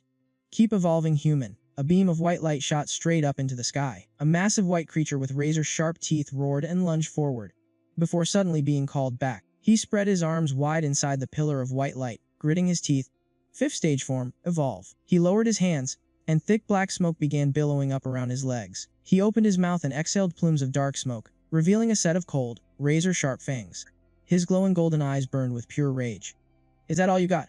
Sixth stage form, complete. The golden demon just stared at him in stunned silence. A massive sphere of light swallowed up the golden demon's sword and golden armor, before completely vanishing into thin air. Chi Wonki flew over, laughing as he praised him. Impressive. Devouring most of the demon subduing core's power really helped you evolve. The two of them watched as the golden light swept everything up. The leftovers will be more than enough to help your friend awaken his demonic power. Far away, Shino's eyes slowly fluttered open. Meanwhile, inside a spacious room, the group of friends gathered around the bed. Aki placed her hand on Shino's back, radiating a warm golden light. Siduli was nodding off to sleep. Tomo was happily snapping photos, and Lina let out a long yawn. Is it still not done yet? Tomo adjusted her camera, but suddenly jumped. Wait a second, I think Shino just noticed us. Sidulu instantly woke up with a start, her eyes shooting wide open. Everyone stared intently at the golden light surrounding Shino, completely mesmerized by the sight. Shino opened his eyes, and his pupils suddenly shifted to a glowing, brilliant gold. Lina thought to herself, those eyes, they look just like a demon's. Suddenly, a massive explosion rang out, violently shaking the entire building. The golden light flashed brightly. The three girls stumbled back in panic as Shino's body started to rapidly mutate and transform. The beam of light twisted into a swirling golden vortex, before exploding violently in mid-air. His body floated up into the air along with the light. As everyone watched in absolute shock, something was slowly starting to sprout right out of his back. The strange lumps trembled for a second, before aggressively bursting out. They transformed into an entirely new set of arms, complete with fully formed flesh and bone. The three girls were completely stunned. 4 arms. Thick black smoke quickly enveloped his entire body. Shino now possessed 4 muscular arms, along with 4 golden horns growing right out of his head. His expression darkened as he let out a heavy sigh. Shino had successfully evolved into his 4th stage demon form. Lina's eyes went wide. Wait, demonic power can actually fuse with a human even without a core. Aki, adjusting her black cloak, spoke in a dead serious tone. Now is not the time to be amazed. We need to get out of here, right now. Before anyone could fully process what was happening, Situ Lu immediately bolted for the door. I'll keep watch. But before she could even take a step outside, she was pulled back by one of Shino's massive hands. His forearms gently grabbed hold of each person. Pardon the intrusion, everyone. He smiled back and gripped Shino's hand. We'll leave it you. Then, suddenly, a massive pair of glowing golden wings burst from Shino's back. A deafening explosion instantly echoed through the room. Carrying everyone securely in his arms, he blasted right through the roof of the building. Tomo let out a bright, thrilled laugh of pure admiration. The group soared high up into the sky, leaving a massive, smoking crater right in the roof of the hotel. By the next morning, a massive crowd had gathered in front of the hotel. Everyone was buzzing with gossip about the collapsed sign. One of the warriors gave his report. Aside from the massive hole in the roof and the destroyed sign, we haven't found any other traces, sir. The captain frowned deeply, clearly sensing the lingering demonic aura. Suddenly, one of the warriors pointed up at the sky. Cap, look up there. Hurry. The two of them immediately dropped to their knees in respect. A mystical blue light illuminated the area, and a cloaked figure slowly descended from the sky. Lord Dylan. The man hovering before them was none other than the new 6 stars, Fan Dylan. Meanwhile, miles away, Shino carried the group toward a mountain near a roaring waterfall, touching down onto the ground gently. Tomo looked at him in total awe. Wow, so Shino, how does it feel? He stared at his hands in deep thought, his body surging with intense demonic power. As soon as his feet hit the ground, the dark energy faded away, and he shifted back into his human form. Lina looked skeptical. She wondered out loud, did he manage to evolve straight to the 4th stage, just because Aki helped him? Shino nodded. He explained that when his consciousness was fading, Aki constantly channeled the power of the demon's subduing core to help him out. It is just a shame that he needed more time to adapt, so he only managed to hit the 4th stage. Lena chimed in, noting that Aki was hiding quite a few secrets. Aki stayed quiet for a moment before finally speaking up. Well, it looks like we will not be able to go back to Dawn City anytime soon. Lena let out a heavy sigh. That is fine, she replied softly. That place just is not the same anymore, so it really does not matter if we never go back. Sidulu flashed a confident smile. If that is the case, let us ride this momentum and help Tomo and me rank up next. Hearing this, Tomo eagerly cheered in agreement. Lena crossed her arms and asked what their next move should be. Aki then turned to Shino, checking in to see how well he was adapting to his newly acquired power. Hearing the question, Shino just grinned. I'm doing great. Honestly, I kinda wanna see what your current power level looks like, too. Aki threw out a suggestion. In that case, let us go hunt down a 6-stage dual-core demon together. Shino reluctantly transformed, striking a cool pose so Tomo could snap some photos. The energetic girl squealed with absolute excitement as she clicked away. A little while later, Lena was sitting quietly by a waterfall. She suddenly picked up on the sound of approaching footsteps and glanced back over her shoulder. Aki casually strolled up to her. Hey, what are you looking at? He asked. He playfully teased her. You are usually so straightforward, so why so deep in thought today? With that, he took a seat right next to her on the ground. Lena kept her eyes on Shino in the distance, her voice dropping lower. Seeing humanity mixed with demonic power just feels so surreal to me. In the past, something like this would absolutely never have been accepted. She continued sharing her thoughts. You have demonic power inside your body too, Aki. Where exactly are humans and demons heading after all this? Aki took a moment to think it over before answering. You know, at first, I completely despised this power too. But the truth is, just like how we warriors have to synchronize with a demon core to get stronger, without it, we stand zero chance against more powerful enemies. Besides, I have a feeling that demons might not even be our only enemies anymore. Lena nodded in grim agreement. Aside from the demons, both the new 6 stars and the new king are insanely stronger than any of us. The new king, especially, is on a whole different level. She shuddered as she recalled the absolute terror she felt when facing the new king. That kind of devastating power was completely beyond the limits of human capability. She trembled slightly, wrapping her arms around herself. For a split second, even I wanted to just give up and stop fighting. It is pretty pathetic, isn't it? A 6-core warrior, completely paralyzed by fear. Aki reached out and gently tapped her on the head. You dummy. What is there to be afraid of when you have me right here? Lena gazed down at his reflection shimmering in the running water. Yeah, you are right, she replied softly, a small smile forming on her lips. Suddenly, a voice called out from the camp. Hey Aki, we are all done resting up over here. Let us find a nearby town to crash for the night. Aki turned his head and shouted back. Alright, sounds good. He pushed himself to his feet and looked down at Lena. Come on, let us get moving. We still need to hunt down some more dual-core demons, so we can grab those last 2 demon subduing cores. With their spirits lifted, the entire group finally set off, heading down the trail, just as the sun slowly dipped behind the distant mountains. Oh my gosh, there's a demon munching on something, and its mouth is completely covered in blood. It looks absolutely terrifying. Shino walked right up and asked if it was gnawing on a rotting corpse. He mentioned that these stage 1 demons are everywhere, and you just have to follow their tracks to find them. It looked like a massive nest. Just then, Aki threw his sword, piercing it straight through the demon's mouth.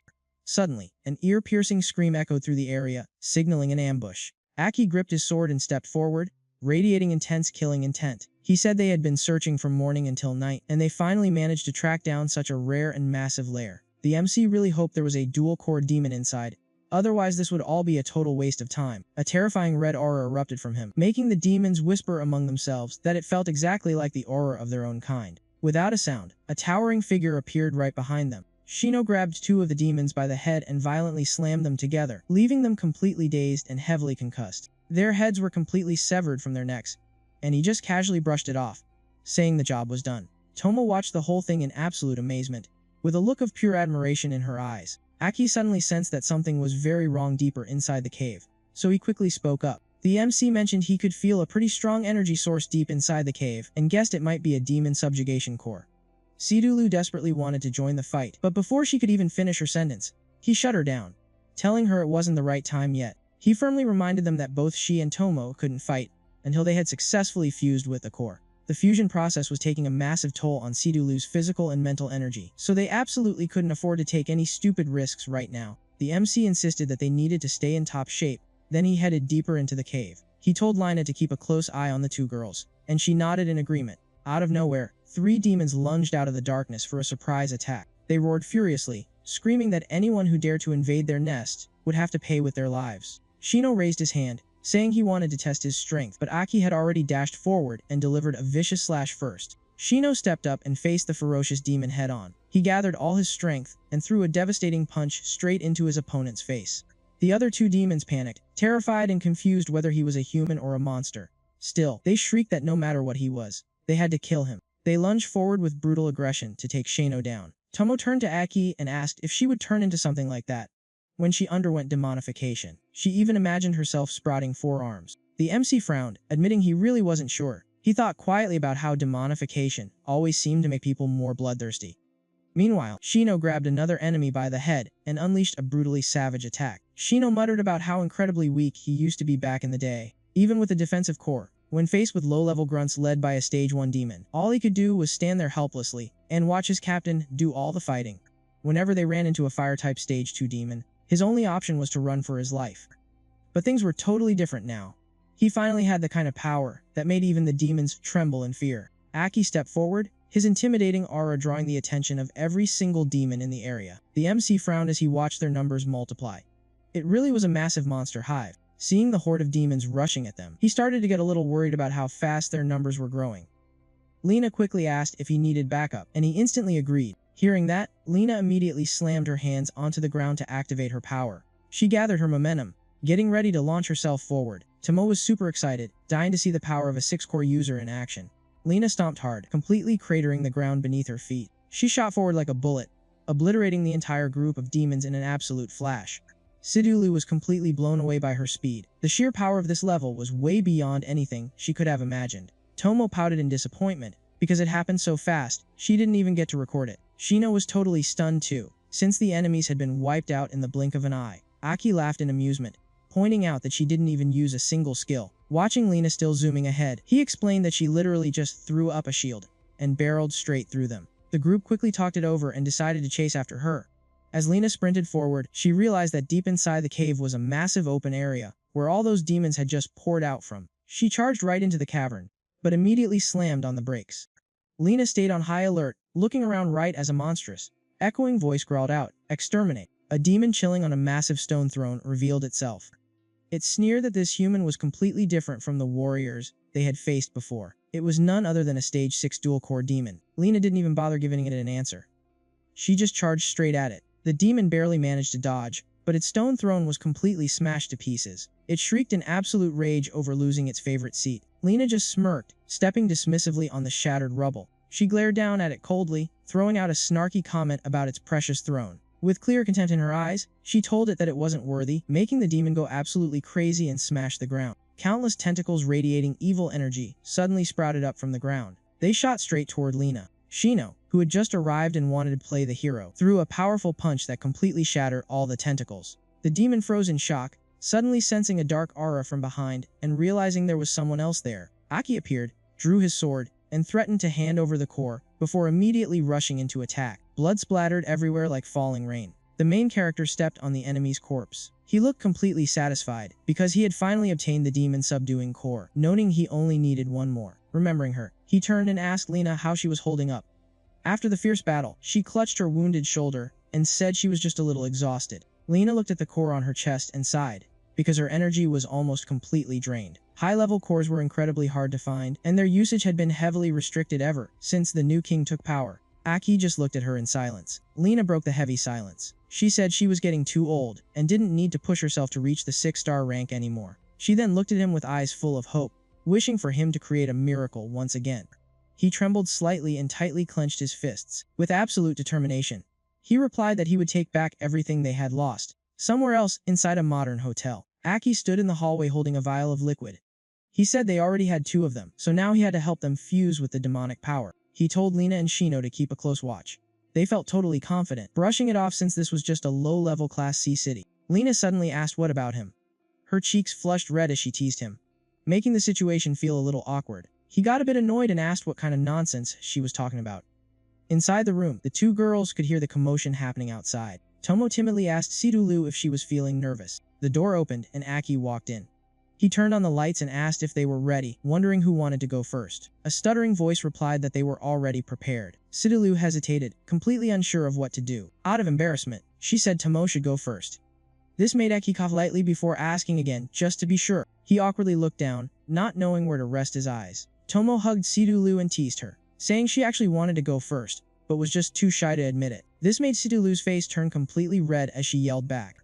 She stuttered out a denial, while Eki quickly agreed with the idea just to break the awkward tension in the room. He looked at her with gentle eyes and finally decided to let Sidulu go first. Tomo slipped away, conveniently taking a camera with her while flashing a mischievous grin. This made Sidulu furious, demanding that she put it down immediately. After kicking Tomo out, she sat up straight. She just stared blankly at Aki as he took off his shirt to reveal his abs, making him ask why she was staring at him like that. Sidulu's face instantly burned red as she hurriedly denied it, stammering that it was nothing. Her mind was an absolute mess, completely overwhelmed with embarrassment from the sight right in front of her. She lowered her head and mumbled nervously, asking if she needed to take everything off. He quickly told her she didn't have to, otherwise it would be too hard to focus. Meanwhile, in the next room, Tomo and the others were also blushing furiously, letting their imaginations run wild. Inside the room, the bright lights shone down as they prepared for the fusion process. Aki and Sidulu sat upright on the bed. He slowly opened the container holding the demon subduing core, then decisively placed the glowing core right into her hand. She took it, her expression growing serious. She asked if the demonic power inside was anything like the dark energy already existing within her own body, since she still didn't understand its true origin. Sidulu lowered her gaze. She confessed that she was deeply terrified of that power, yet somehow she desperately craved it at the same time. She thought back to her own demonic form. She explained that in her dreams, she was often enveloped by a familiar yet strange figure. It was a source of overwhelmingly immense power, but also incredibly dark and unpredictable. Hearing this, Aki gave a slight nod. He told her that if that was the case, then this fusion process might actually help them find the answers they were looking for. He guided her to hold the demon subduing core tightly in the palm of her hand, telling her to let her spirit slowly sink into it. Aki placed a reassuring hand on her shoulder, signaling that it was time to start. Sidulu closed her eyes, memorized his instructions, and completely relaxed her consciousness. In almost no time at all, she slipped into a deep spiritual state, entering the inner dimension of the demon's subduing core. She opened her eyes, feeling like she was endlessly falling through a strange, unknown space. Right in front of her was a demon clutching a brilliant sphere of light.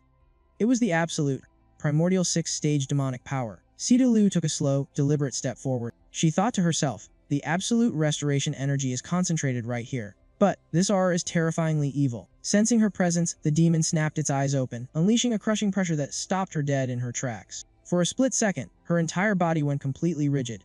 Her eyes slowly glazed over with desire. She knew it was wicked, but the thought whispered in her mind, if I make this mine, I'll be so much stronger. Drawn in like a magnet, she reached out to touch the orb. A seductive voice whispered, just embrace this primal power, and you can protect whoever you want. Right at that moment, another hand suddenly snatched her wrist. Another demon materialized with a smirk. That is not going to work, my little warrior. Her voice snapped Sidulu back to reality, realizing it was the demon from her dreams. She looked at the girl with a deeply satisfied smile, wrapping an arm around her waist as she whispered about the primal power. She was the Black King Banner, one of the 6 King Banners who ruled over time and space, and she boldly declared that this girl belonged to her. The 6 Banner demon immediately recognized her identity, finally understanding why this fragile human carried such a familiar aura. The Black King Banner firmly stated, she is also helping me look after another human, before dropping a cold warning. Don't you dare give her a hard time. Sidulu stammered out, is the demonic power inside my body? Did you give it to me? She stared straight at her, asking directly if she really was one of the 6 King Banners. Her face went pale as it dawned on her that this being was ranked even higher than the 7th Banner. The Black King Banner spoke with a slow drawl. This is our first official meeting. Suddenly, a very familiar voice echoed out, man, what an absolute pain in the ass. The 6 Banner demon gasped, well, you definitely do not see this every day. Aki and the Red King Banner made a badass entrance, exuding such immense pressure that the other demon could only marvel at the gathering of 2 kings. He narrowed his eyes, wondering if Sidulu's sudden power really did come from the Black King Banner. Both of them threw their hands over their faces in sheer disbelief at who had just shown up. They greeted him in unison, just as the Red King Banner and Aki touched down onto the ground. The Black King Banner immediately ran over, calling out to him with undeniable affection. Her cheeks flushed bright red, acting all cute and clingy like a teenage girl hopelessly in love. She quickly explained that she wasn't interfering with his business. She just set Sidulu up as a little helper to gather intel, which really made him question what the 2 King Banners were actually plotting. The Red King Banner gave her a helpless pat on the head, making her heart race wildly in embarrassment. He warned her in a low tone, "If you get involved, you will just increase our chances of being exposed and drag in unnecessary danger." The Black King banner pouted in frustration, but finally caved when he asked her, "Are you doubting my choices?" But entirely out of nowhere, she raised a hand towards Sidulu, threatening to end her life right then and there. Aki instantly sensed that something was wrong, his eyes flaring with intense anger. He exploded with power, lunging forward to strike down the Black King banner, but she didn't even flinch. With just a simple flick of her finger, she casually neutralized his entire attack. Seeing him getting blasted backward, Sidulu panicked and screamed his name. He hit the ground hard, dropping to his knees and clutching his stomach. That hit was definitely not a joke. She frantically rushed over to his side, asking in a worried tone, "Oh my god, are you okay?" His body was trembling so violently that he couldn't even force a word out, which only made her panic even more. The Red King banner sharply warned her not to hurt him. She just brushed it off, saying, "I just paused his time for a little joke," before she snapped her fingers and cancelled the effect. Only then was his body finally freed from the invisible bindings. Sidulu gently helped him up, checking on him while he kept one hand on the dirt, gasping heavily for air. The Black King banner teleported right in front of him. The sheer, crushing pressure radiating from her made him painfully aware that he was nowhere near ready to fight a king banner. Right after that, she slowly raised her hand, like she was about to pull some crazy stunt. Out of nowhere, Sidulu's body was forcefully yanked away, leaving her utterly bewildered. She was dragged straight toward the Black King banner, while the Red King banner turned his back and coldly told him to leave. He shouted at the top of his lungs, "Like hell I am leaving her with that crazy demon." The Red King banner stopped in his tracks. He looked back with eyes like ice and stated, "The Black King banner is the absolute strongest existence. She holds absolute dominion over time and space." He claimed that if she had any killing intent, they would be dead before they even knew it. Plus, this was actually an honor for humanity. Hearing that, Aki couldn't argue anymore and was urged to leave. Right before disappearing, he still warned the Black King not to pull any unnecessary stunts. Once they left, she turned to the 6th stage demon and told it that things would end right there. The demon had no choice but to agree. The two demons looked over at Sidulu. Then the Black King channeled its power directly into her forehead. Her body began to transform, and her eyes briefly mirrored the demons. Deep inside her, a surge of green energy finally awakened. The power completely erupted. A pair of wings sprouted from her back, signaling that the inheritance process was perfectly complete. Outside, Aki was getting pretty anxious. But suddenly, her body radiated an intense wave of energy that left him completely stunned. As the smoke cleared, she stepped out in her incredibly seductive, 6th-stage dark green form. Our main guy was totally mesmerized. Meanwhile, the Red King just smiled, knowing that the Black King's power had definitely rubbed off on her. Out of nowhere, she raised her hand and pulled him right up to her, throwing him into a total panic. Her hand gently rested right against his chest. She leaned in close and whispered a question that caught him so off guard, he blurted out her name. Sidulu boldly asked if he had feelings for her. This left him completely flustered because her personality after the awakening was way too aggressive. Standing off to the side, the Red King let out a long, exhausted sigh. He muttered to himself, amazed that someone so powerful would still care about silly romance. Humans truly are impossible to understand. Suddenly, the door burst open. Tomo and Shino came tumbling into the room, and the Red King vanished in a flash. Tomo started complaining that Shino was way too heavy, and now they had ruined the perfect moment. When she looked up and saw Sidulu grabbing Aki by the collar, her eyes went as wide as saucers. Tomo practically yelled, asking what on earth she was doing. This made Sidulu blush deep red and stumble over her words. She quickly tried to explain that it was just a side effect of the demonization. Meanwhile, Aki let out a massive sigh of relief since he didn't have to answer her question anymore. Later, Tomo held up the demon subduing core. It felt incredibly light, yet so warm that it made her entire body tingle with energy. Aki tilted his head in confusion. "Warm? What do you mean?" he asked. He got totally serious, warning Tomo that she needed to focus. If she let her guard down for even a second, the demon subduing core would fiercely backlash against her. Tomo shot her hand up in a serious salute, quietly mumbling, roger that." Aki could only sigh. This girl really knew how to keep everyone on edge. He placed his hand firmly on Tomo's back. He carefully instructed her to keep her mind perfectly calm to connect with the core. Once she entered that inner space, she would be facing a primordial demon. Our guy made it very clear that the pressure would be crushing, both physically and mentally, but he promised he would go in with her and provide all the support he could. Aki started channeling his energy into her body. He kept reminding her to stay sharply focused. She couldn't let the power control her. She had to be the one pulling the strings. Taking a deep breath, Tomo closed her eyes and listened. He tried to calm her nerves, reminding her that both Shino and Sidulu had taken quite a bit of time to adapt before. Seeing Tomo completely motionless, Aki was startled. "Wait, don't tell me, she's already entered the space," he muttered in disbelief. He immediately closed his eyes, intensely focusing on entering that exact same space. When he finally opened his eyes, his physical appearance had completely shifted to match his mental state. The Red King looked at Tomo and couldn't help but offer some praise. He admitted this girl was truly something else, especially since she hadn't faced a single attack yet. Not only did she successfully break into the space, but she was proudly standing right in front of the demon, casually absorbing its spiritual energy. Even the Red King was thoroughly impressed. The massive demon stared down at her, and Tomo just calmly stared right back. Surprisingly, there wasn't a single ounce of killing intent in its eyes. With effortless grace, Tomo began absorbing all the chaotic energy from that high-level demon. Aki was completely blown away. The Red King just smirked and said, "Well, look at that. It seems even a primordial demon has accepted her." Suddenly, Tomo's entire body started glowing with a mysterious, radiant blue light. The light grew brighter and more intense by the second, eventually swallowing up the entire space. Two cute little horns sprouted from the top of her head, and a sleek, new battle outfit began to form around her. But the most stunning part was the pair of breathtaking wings that unfolded right from her back. The brilliant light quickly condensed into a massive sphere, and Tomo completely vanished inside of it. The Red King was genuinely shocked. She didn't need any help whatsoever. A massive wave of energy exploded from the sphere. Like a butterfly breaking out of its chrysalis, she confidently stepped out into the open. Tomo had perfectly completed her 6th-stage demonization into the blue-white lion. Even she was totally speechless, amazed at how incredibly fast the whole process had been. She softly called out Aki's name, brimming with excitement. Her wings flapped gently, and Tomo realized she could speed up.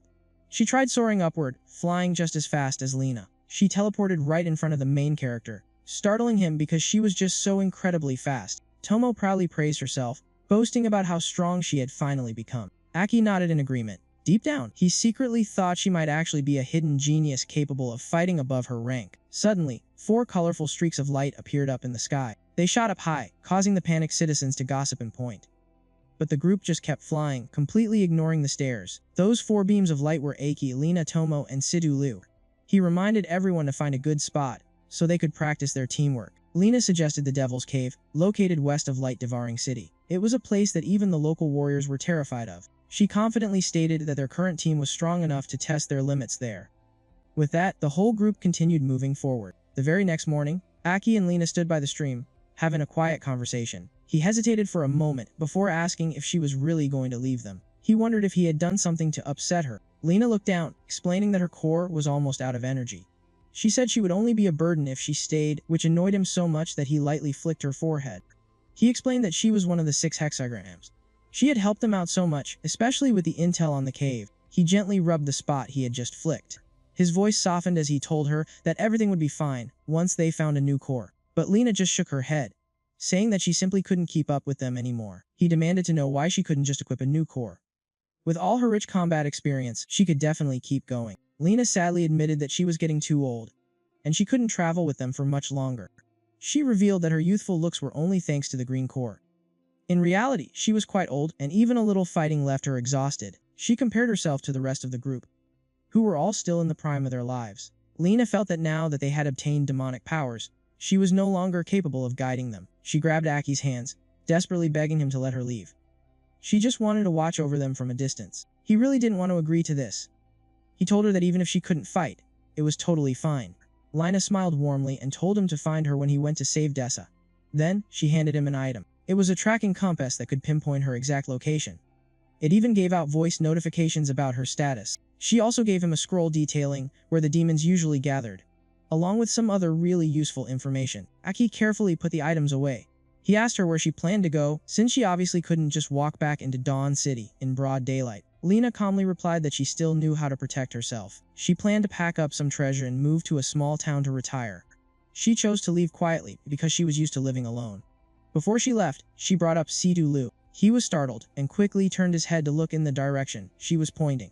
Sidhu Liu was standing quite a distance away, but she somehow felt their gaze and instinctively blushed. She tilted her head, radiating an elegant aura like a heroine stepping right out of a novel. Then she turned back, laughing and chatting happily with Tomo and Shino. Lena warned Aki not to ignore Sidhu Liu's feelings, leaving him deep in thought. When it was time to say goodbye, she turned around and said she was heading to the nearby town to catch a ride back to Dawn City. He called out after her, yelling that if he found a new rank 7 green core, she wasn't allowed to refuse it. Lena smiled to herself, thinking he was such an idiot. After all, no girl ever wants to look weak in front of the guy she likes. Sidhu Liu, Tomo, and Shino came running over, asking if Lena had already left. Aki watched her fading silhouette and told them she just had to go take care of some personal business. Sidulu felt bad that she didn't even get to say thank you. Shino then asked if they were heading straight to the cave, and he nodded. He started walking, mentioning that he also needed to find another item along the way, which made Shino pretty curious. Radiating killer intent. He replied that it was a rank 7 green core. He was going to give it to Lena the next time they met. The four of them shifted into combat mode, then set off into the night, leaving behind the brightly lit Dawn City. Meanwhile, 2 patrol guards spotted a suspicious shadow and immediately gave chase. That shadow was actually Lena.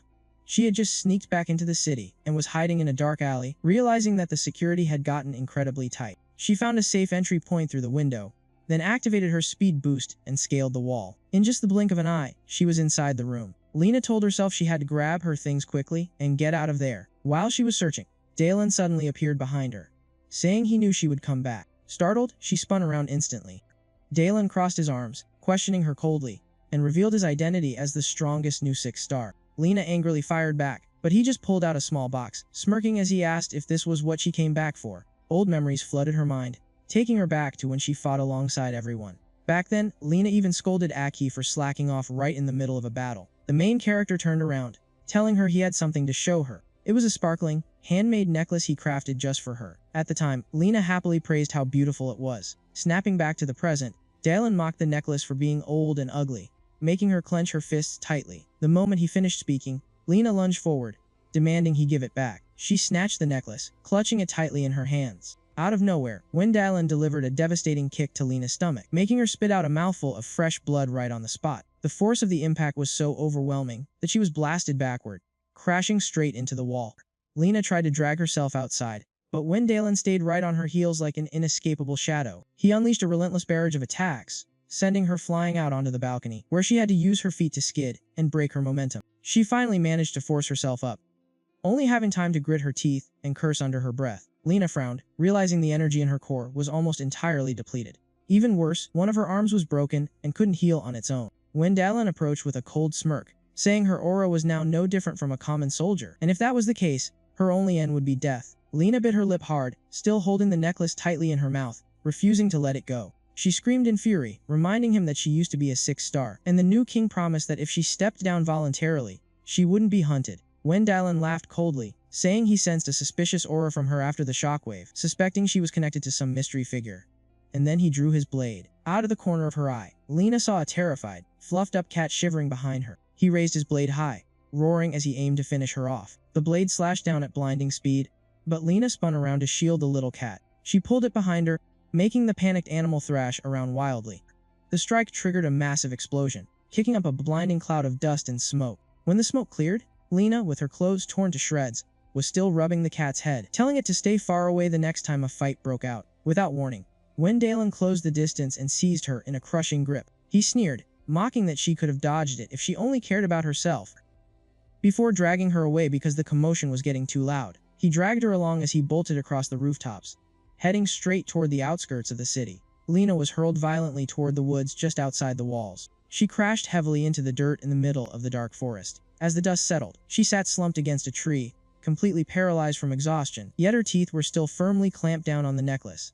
Dalen stood high above, staring down at her, coldly stating that her core had barely any energy left. He mocked how those hands, which had once saved over 600 people, were now nothing more than useless trash. He raised his foot with a sadistic grin, and a second later, Lena's agonizing scream echoed throughout the entire forest. Over at the demon cave, Aki's group was locked in battle with a rank 7 demon, and Shino admitted that the four of them still weren't perfectly in sync. Aki picked up the rank 7 core, smiling in satisfaction since they had finally achieved their goal. Suddenly, a scream rang out in his head, making him whip his head around. Seeing him act so weirdly, Shino asked what was wrong, and he replied that his heart started racing the moment he thought about Eclipse City. He pulled out the compass Lena had given him to check it, a terrible sense of dread swelling in his chest. The compass showed Lena in a near-death state, leaving all four of them completely stunned. Sidulu immediately summoned her wings. She said they needed to head out right away. Meanwhile, back in the forest, Dalen was still ruthlessly unleashing his torturous attacks. Aki's group rushed over at top speed,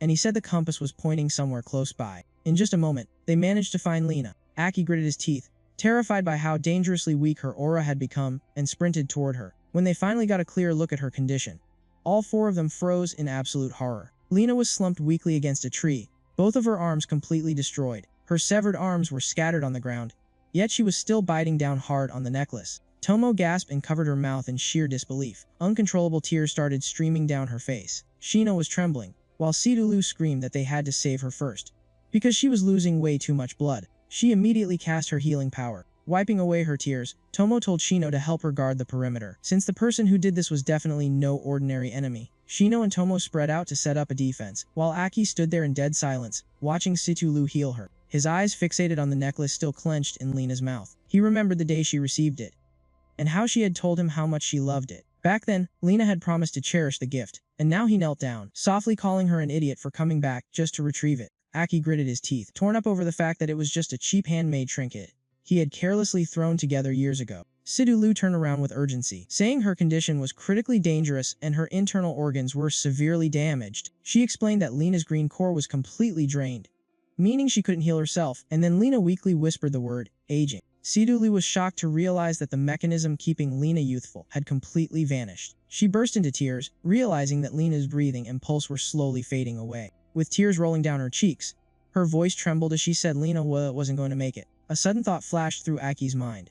Realizing they needed a rank 7 core, he slumped to the ground, desperately asking Sidulu if there was any way to save her. She replied that with their current strength, she could only delay the inevitable by combining her healing power with the space-time authority of the Black King's banner. She suggested sealing Lena inside an isolated dimension to slow down the flow of time. But by doing that, she would have to use all her strength to maintain the spell, leaving her completely immobilized for a long time. She warned that if they didn't find another way before sunrise, Lena would definitely die.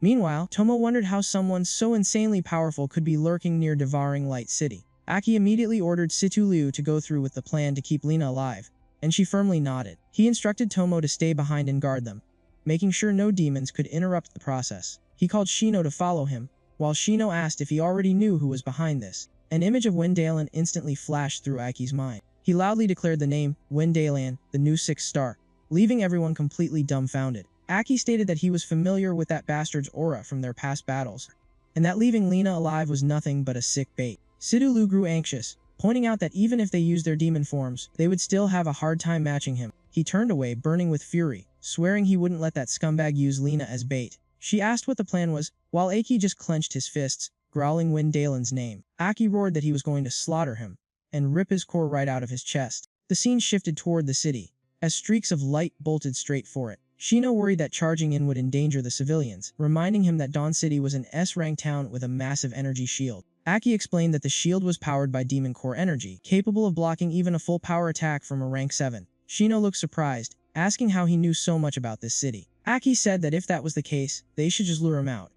He then bolted straight toward the city, and Shino nodded in agreement. A massive explosion echoed out, violently shaking the entire area. The people inside the city panicked, frantically asking each other what had just crashed down. A curly-haired man wondered out loud what it was, while the woman next to him guessed that it probably wasn't one of their fighters. As the smoke cleared, Aki and Shino were revealed in their demonic forms. The crowd immediately started screaming in terror, yelling that 2 humanoid demons had appeared. The curly-haired guy screamed at the top of his lungs, ordering them to activate the defensive laser cannons. He knew that the automated system wasn't always accurate when dealing with humanoid demons. All the laser turrets swiveled toward Aki and Shino at the exact same time, locking onto their targets. Aki stared at the massive weapon array, feeling a bitter sting in his chest. He never imagined that the very defenses he helped build would one day be aimed right at him. He gritted his teeth, finally accepting the harsh reality that everyone now saw him as nothing more than a monster. Aki yelled out that they weren't there to attack.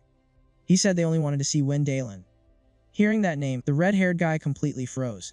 The red-haired guy furiously snapped back, shouting that they had no right to casually say Lord Dalen's name. He cursed at them, calling them filthy, low-class demons. He smugly declared that there was no way they were getting into the city tonight. That arrogance instantly reminded Aki of Lena, making his killing intent explode.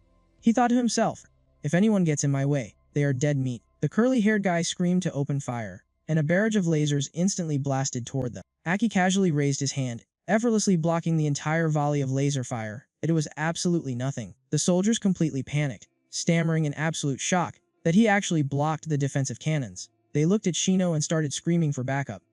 Meanwhile, Shino desperately tried to calm Aki down, realizing he had almost slaughtered innocent people. But at this point, Aki was completely losing his grip on his sanity. A dark, mocking laughter echoed inside his mind, urging him to just wipe out all these worth ants and be done with it. Aki forced himself to remember that these were just ordinary guards, and he couldn't bring himself to kill them.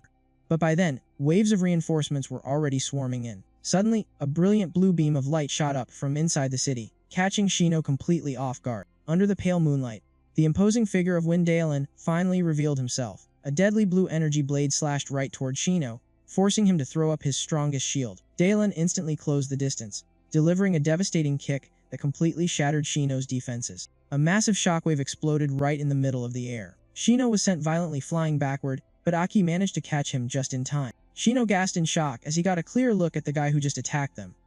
It really was Dalen. He stood there with one leg raised high, looking down on them with absolute arrogance. Dalen gave a cold smirk, sarcastically praising them for actually surviving his attack.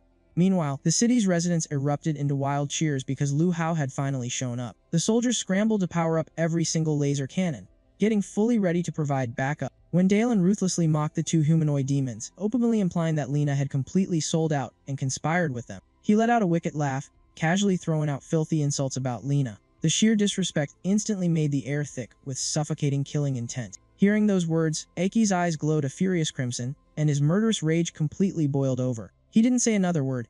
He just let his absolute maximum power explosively erupt. Dalen flinched, genuinely startled by the overwhelming surge of energy. He also felt a strangely familiar vibe coming from it, one that strongly reminded him of Lena. Aki told Shino to just focus on holding off the reinforcements, and that he was going to handle Dalen himself. The city's fighters poured out in droves, aggressively shouting to support Lu Hao in the battle. Shino asked what Aki was going to do, and Aki just pointed at himself, his eyes burning with absolute determination. Aki drew his sword and marched straight toward Dalen, coldly declaring that he was going to kill him with his own two hands. Every single step he took was incredibly heavy, yet radiated a terrifying, unstoppable authority.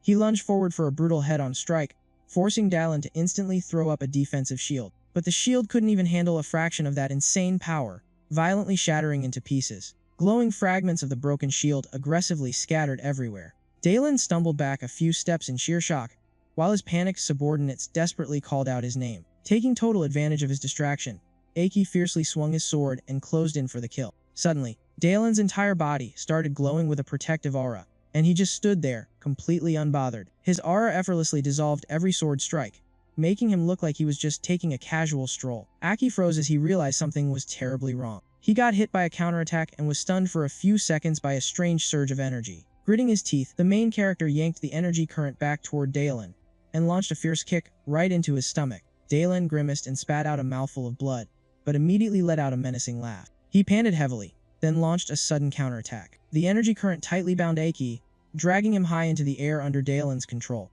He burst into arrogant laughter, openly mocking the main character's fighting style. A deafening explosion shattered the ground, blasting Dalen into the air, right in the middle of his sentence. A crimson sword spun through the air before violently stabbing into the ground, carving out a deep crater. The blade stood tall and imposing, like an unyielding pillar. Soldiers in the distance tried to rush in, but they were blocked and had to surround the area instead. A brilliant golden light poured down from above, blasting the entire group of warriors away. They were shocked to find that they were only knocked back, without taking any serious injuries. Shino realized the enemy was holding back their killer moves because of the massive crowd, and he urgently warned the main character to hurry. Shino got sneak attack from behind, but just barely managed to yell out a warning. He looked up at the city walls and spotted two unfamiliar silhouettes, one tall and one short, both gripping glowing weapons and ready to join the fight. Those two were the assault captains, both having reached the 7th rank. One wielded a massive hammer, while the other had a cold, piercing gaze. Right after those words, they vanished, leaving nothing but streaks of light behind. Down below the wall, voices shouted out orders to increase firepower. Aki's golden pupils wavered when he realized there were two 7th rank warriors, and he immediately threw up a golden defensive barrier. The main character stood completely alone inside the barrier, enduring an absolute rain of attacks. In the blink of an eye, he was pinned flat on the ground, looking completely exhausted. Aki thought to himself that even possessing two 7th rank cores wouldn't be enough. Seizing the opportunity, Dalen unleashed a relentless barrage of strikes from above. The main character just lay there motionless, glaring daggers at his opponent. The final defensive barrier was absolutely shattered by a massive sphere of energy. Coughing up blood, Shino looked up at the glowing mass, and heard a voice announcing that dawn was about to break. Everyone around was heavily injured, with some trembling in absolute terror. But Aki just burst out laughing, calling upon Chiwonki to lend him some power. Dalen poured all of his energy into a finishing blow, letting out a scornful laugh. Before he could even finish, an invisible force brutally knocked him back. He was completely stunned, thinking he had already killed his opponent and was totally clueless about where this new surge of energy came from. From the rubble, Chi Wonki's voice echoed out, scolding the main character for being way too prideful. His aura skyrocketed multiple times over, making Dalen's face turn dead pale. The main character stood proudly beside the crimson sword, radiating an overwhelming, bloodthirsty aura. In a flash, he called the sword right back into his grasp. A highly provocative voice rang out, calling out to Chi Wonki. Chi Wonki just smirked, saying he was going to teach that little brat how to use real power. The soldiers shivered in fear, feeling the cores in their chests trembling as a demonic aura completely engulfed the area, abandoning his comrades behind. That one soldier panicked and ran for his life toward the city walls, screaming at everyone to retreat immediately. The girl behind him whipped around with a vicious look on her face, screaming that she would beat anyone to death right on the spot if they dared to run away. Some stood completely frozen, staring at a scene that was totally different from before. Meanwhile, Aki casually stepped forward, releasing an aura that made everyone shudder. The main character's face was as cold as ice, completely stripped of any emotion. Up in the air, Wen Dalen let out a cold laugh.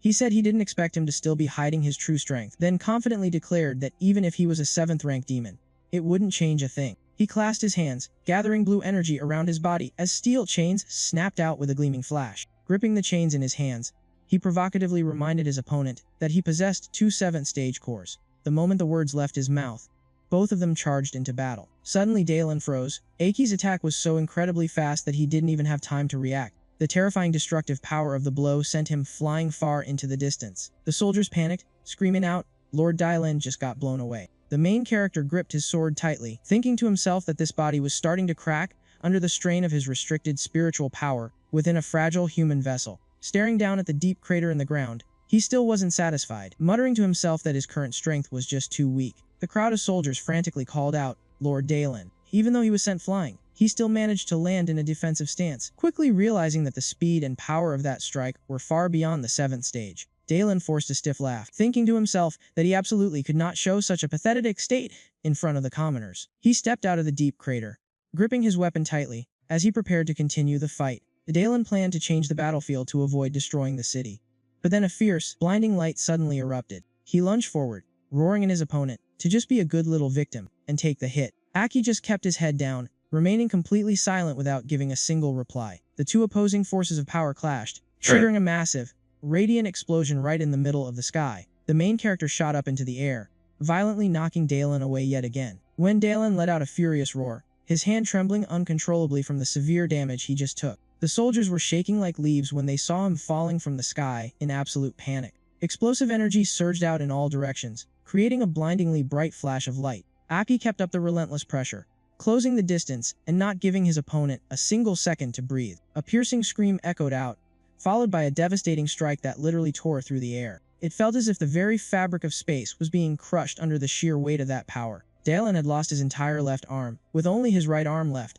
He pointed a trembling finger at the main character, stammering out that he couldn't believe the attack was actually blocked. Aki coldly scolded him for daring to unleash such a dangerous move right in the middle of the city, stating the irony that the one they called a demon was actually the one protecting the town. Refusing to accept defeat, Dalen immediately opened his mouth to argue back, but the main character ruthlessly cut him off, commanding that his remaining arm be chopped off too. His voice was ice cold as he said to just deal with him the exact same way he had treated Lena. A dark, gloomy voice suddenly echoed out, asking, "Just how much longer can your body hold up?" Aki's body started making distinct cracking sounds, while Dalen simply clutched his bleeding wound and let out a sinister sneer. The main character stepped closer with his crimson sword in hand, whispering that he was going to teach him a few lessons just as the sun slowly began to rise. Meanwhile, deep in the forest, a sharp flash of light streaked by, slicing several demonic beasts cleanly in half. One of the monsters lunged straight at Tomo, but she smoothly spun around and vaulted right onto its back to dodge the attack. Tomo stomped down with incredible force, shattering the ground beneath them. The monster's blood splattered upward, making her frown in pure disgust. Standing victorious on top of the dead demonic beast, she coldly muttered, "Next." Beneath a large tree, Lena lay completely unconscious, while Situlu quickly threw up a magical barrier to protect them from the swarming monsters. She grew extremely anxious, knowing they were running out of time, and had to bring the 7th stage core back immediately, all while 3 distinct beams of energy violently clashed in the sky above the city. A massive explosion detonated, forcefully blowing 2 figures apart. Gathering every ounce of his strength, when Dalen screamed, "Die!" Before charging forward like a madman, he unleashed a rapid barrage of blue energy slashes at Chi Wonki, but they were effortlessly deflected. The counterattacks came back even sharper and more lethal, forcing him to struggle frantically just to dodge them. Dylan quickly realized that he had no choice but to unleash his absolute strongest ultimate move. The very ground cracked open as he launched his attack, but the color completely drained from his face when he realized Chi Wangqi had already circled around behind him. He snapped his head back in absolute terror. A brutal sword thrust pierced straight through his stomach, causing blood to violently spray everywhere. He realized in sheer horror that his opponent's power was leagues above the 7 banners, while his subordinates screamed in absolute terror. The red-haired guy panicked, desperately calling out for backup. Even though he was badly injured, Shino grabbed onto the legs of 2 enemies, refusing to let them get any closer. An old man furiously plunged his sword right into Shino's back, making the boy grit his teeth in agonizing pain. He clearly felt the massive gap in strength between him and the 7 banners, but he still refused to give up. Even with his back torn open, Shino resolved to tap into a higher level of power, remembering Lena's teachings. A massive surge of power suddenly crashed down from the sky, leaving the enemies completely stunned. The red-haired guy yelled out that he had evolved, sprouting a 5th wing as Shino struggled to get back on his feet. He stared straight ahead, absolutely determined to protect the person he cared about most. On the other side, Dai Lan was beaten to a bloody pulp and had lost another arm, but he still forced himself to control his energy. He condensed his power to create the void-shattering light bullet. Then, he launched it straight at the Crimson King banner, but a single counterattack sent him blasting back dozens of meters. The ground violently exploded upon impact, carving out a massive crater. Dai Lan lay at the bottom of the crater, completely covered in blood. With both arms entirely gone, he gasped weakly for air. He forced a twisted smile and said, "You cut off my arms just to mock what I did to Lena, didn't you?" Meanwhile, the main character reminded himself that they were out of time, and had to rip out his core. The golden eyes of the Crimson King banner were as cold and merciless as death itself. Dai Lan channeled a crimson aura into his sword, laughing maniacally that killing him wouldn't be that easy. A sinister green energy instantly enveloped his body, and his severed arms started regenerating right before their eyes. His horrific wounds rapidly sealed shut as he slowly pushed himself back up to his feet. He let out a demonic chuckle, muttering to himself how he had once promised the king never to use this form. A pair of sickly green wings erupted from his back, completely shocking both Aki and the Crimson King banner as he underwent full demonification. Now in his terrifying demonic form, Dai Lan flashed an incredibly dangerous smile. The Crimson King banner stared intently, carefully assessing his newly transformed opponent. He let out a cold scoff, suddenly realizing that Dai Lan had intentionally dragged their battle far away from the city. Thanks to that clever little trick, his demonification would be much harder for anyone to detect. Dai Lan burst into manic laughter, replying that this was exactly why he had so much praise for his opponent. Brimming with arrogance, he declared it had been ages since he last needed this form, and even though he absolutely despised it, the power it granted was practically invincible. In a flash, his figure completely vanished, leaving nothing behind but lingering after images. In the blink of an eye, he reappeared right in front of the Crimson King banner, launching a vicious attack along with a sarcastic taunt. The crushing blow smashed the Crimson King banner straight into the ground, tearing the earth apart. Dai Lan immediately shot out black tendrils to bind him tight, then rained down more strikes, screaming that the battle was far from over. Deafening explosions shook the very earth, violently tearing the ground apart beneath an endless barrage of brutal slashes. Dai Lan hovered high in the air, a dark expression on his face as he looked down, his body surging with overwhelming demonic power. He watched intently, never dropping his guard for a second. Down in the deeply scared crater, as the thick dust finally began to settle, a lone silhouette emerged. The Crimson King banner was still standing tall, his sword raised defensively across his face, glaring up at his enemy with dead, freezing eyes. He thought to himself that the sheer power of this demonification form was genuinely beyond his wildest expectations. Dai Lan smugly praised him before breaking into a psychotic laugh, mocking his opponent for ever thinking he could actually win. The Crimson King banner gave a cold, dismissive smirk, replying that this was the very first time anyone had ever dared to say something like that to his face. His grip tightened fiercely around the hilt of his sword. A blazing torrent of crimson energy cascaded down from the heavens, completely enveloping his body, and violently warping the very terrain around him. The suffocating waves of raw power left Dai Lan utterly stunned, gasping out loud in total disbelief. The Crimson King banner's eyes turned razor sharp, and he coldly declared that he was about to show his opponent the true meaning of absolute power. But suddenly, he completely froze in his tracks, squeezing his eyes shut as he endured a crippling wave of pain. Blood started seeping from every pore of his body, as he realized that Aiki's physical vessel had been pushed past its limits for way too long. The heavy drops of blood hitting the dirt were a grim sign. He had finally reached his absolute limit. His entire body was covered in cracks. If he didn't pull back in time, both his physical body and his very soul would be completely wiped out. He let out a self-deprecating sigh. He mocked himself for getting way too caught up in the thrill of fighting this opponent. Even though it was a huge shame, he had no choice but to bite the bullet and retreat. His eyes shot wide open. His aura slowly returned to normal, which caught Dai-lan completely off guard. Chi Wonki forcefully stabbed his sword deep into the dirt. He seethed with anger, wondering why the hell he couldn't just kill the guy right here and now. Chi Wonki's voice echoed directly in Aki's mind. He explained that if they hadn't retreated when they did, both of them would have been totally destroyed. My teammates are still waiting for the monster core. Aki trembled as he realized something terrifying. The overwhelming power of the Crimson Dynasty still lingered right inside the blade. The voice urged him to channel his divine sense into the weapon, so he could fully awaken its true power. Standing directly across from Aki, Chi Wonki spoke with a cold, dismissive tone. He told him that if he couldn't even kill a guy like that, then he was completely worthless. He openly admitted that he might have chosen the wrong guy for the job. Seeing his opponent finally collapse, Dai-lan burst into a loud, mocking laugh. He realized that the insane power from earlier didn't actually belong to Aki at all. Chi Wonki remained completely silent, offering absolutely no response. He closed his eyes, quietly waiting for the sword to give him an answer. His eyes snapped open with a cold, piercing glare, as he called out the name of the Crimson Dynasty. Deep in the forest, Tomo darted around like a literal flash of lightning. She effortlessly sliced down countless demonic beasts in her path. After the bloody massacre, she tensed her muscles and finally came to a halt. She frowned in frustration.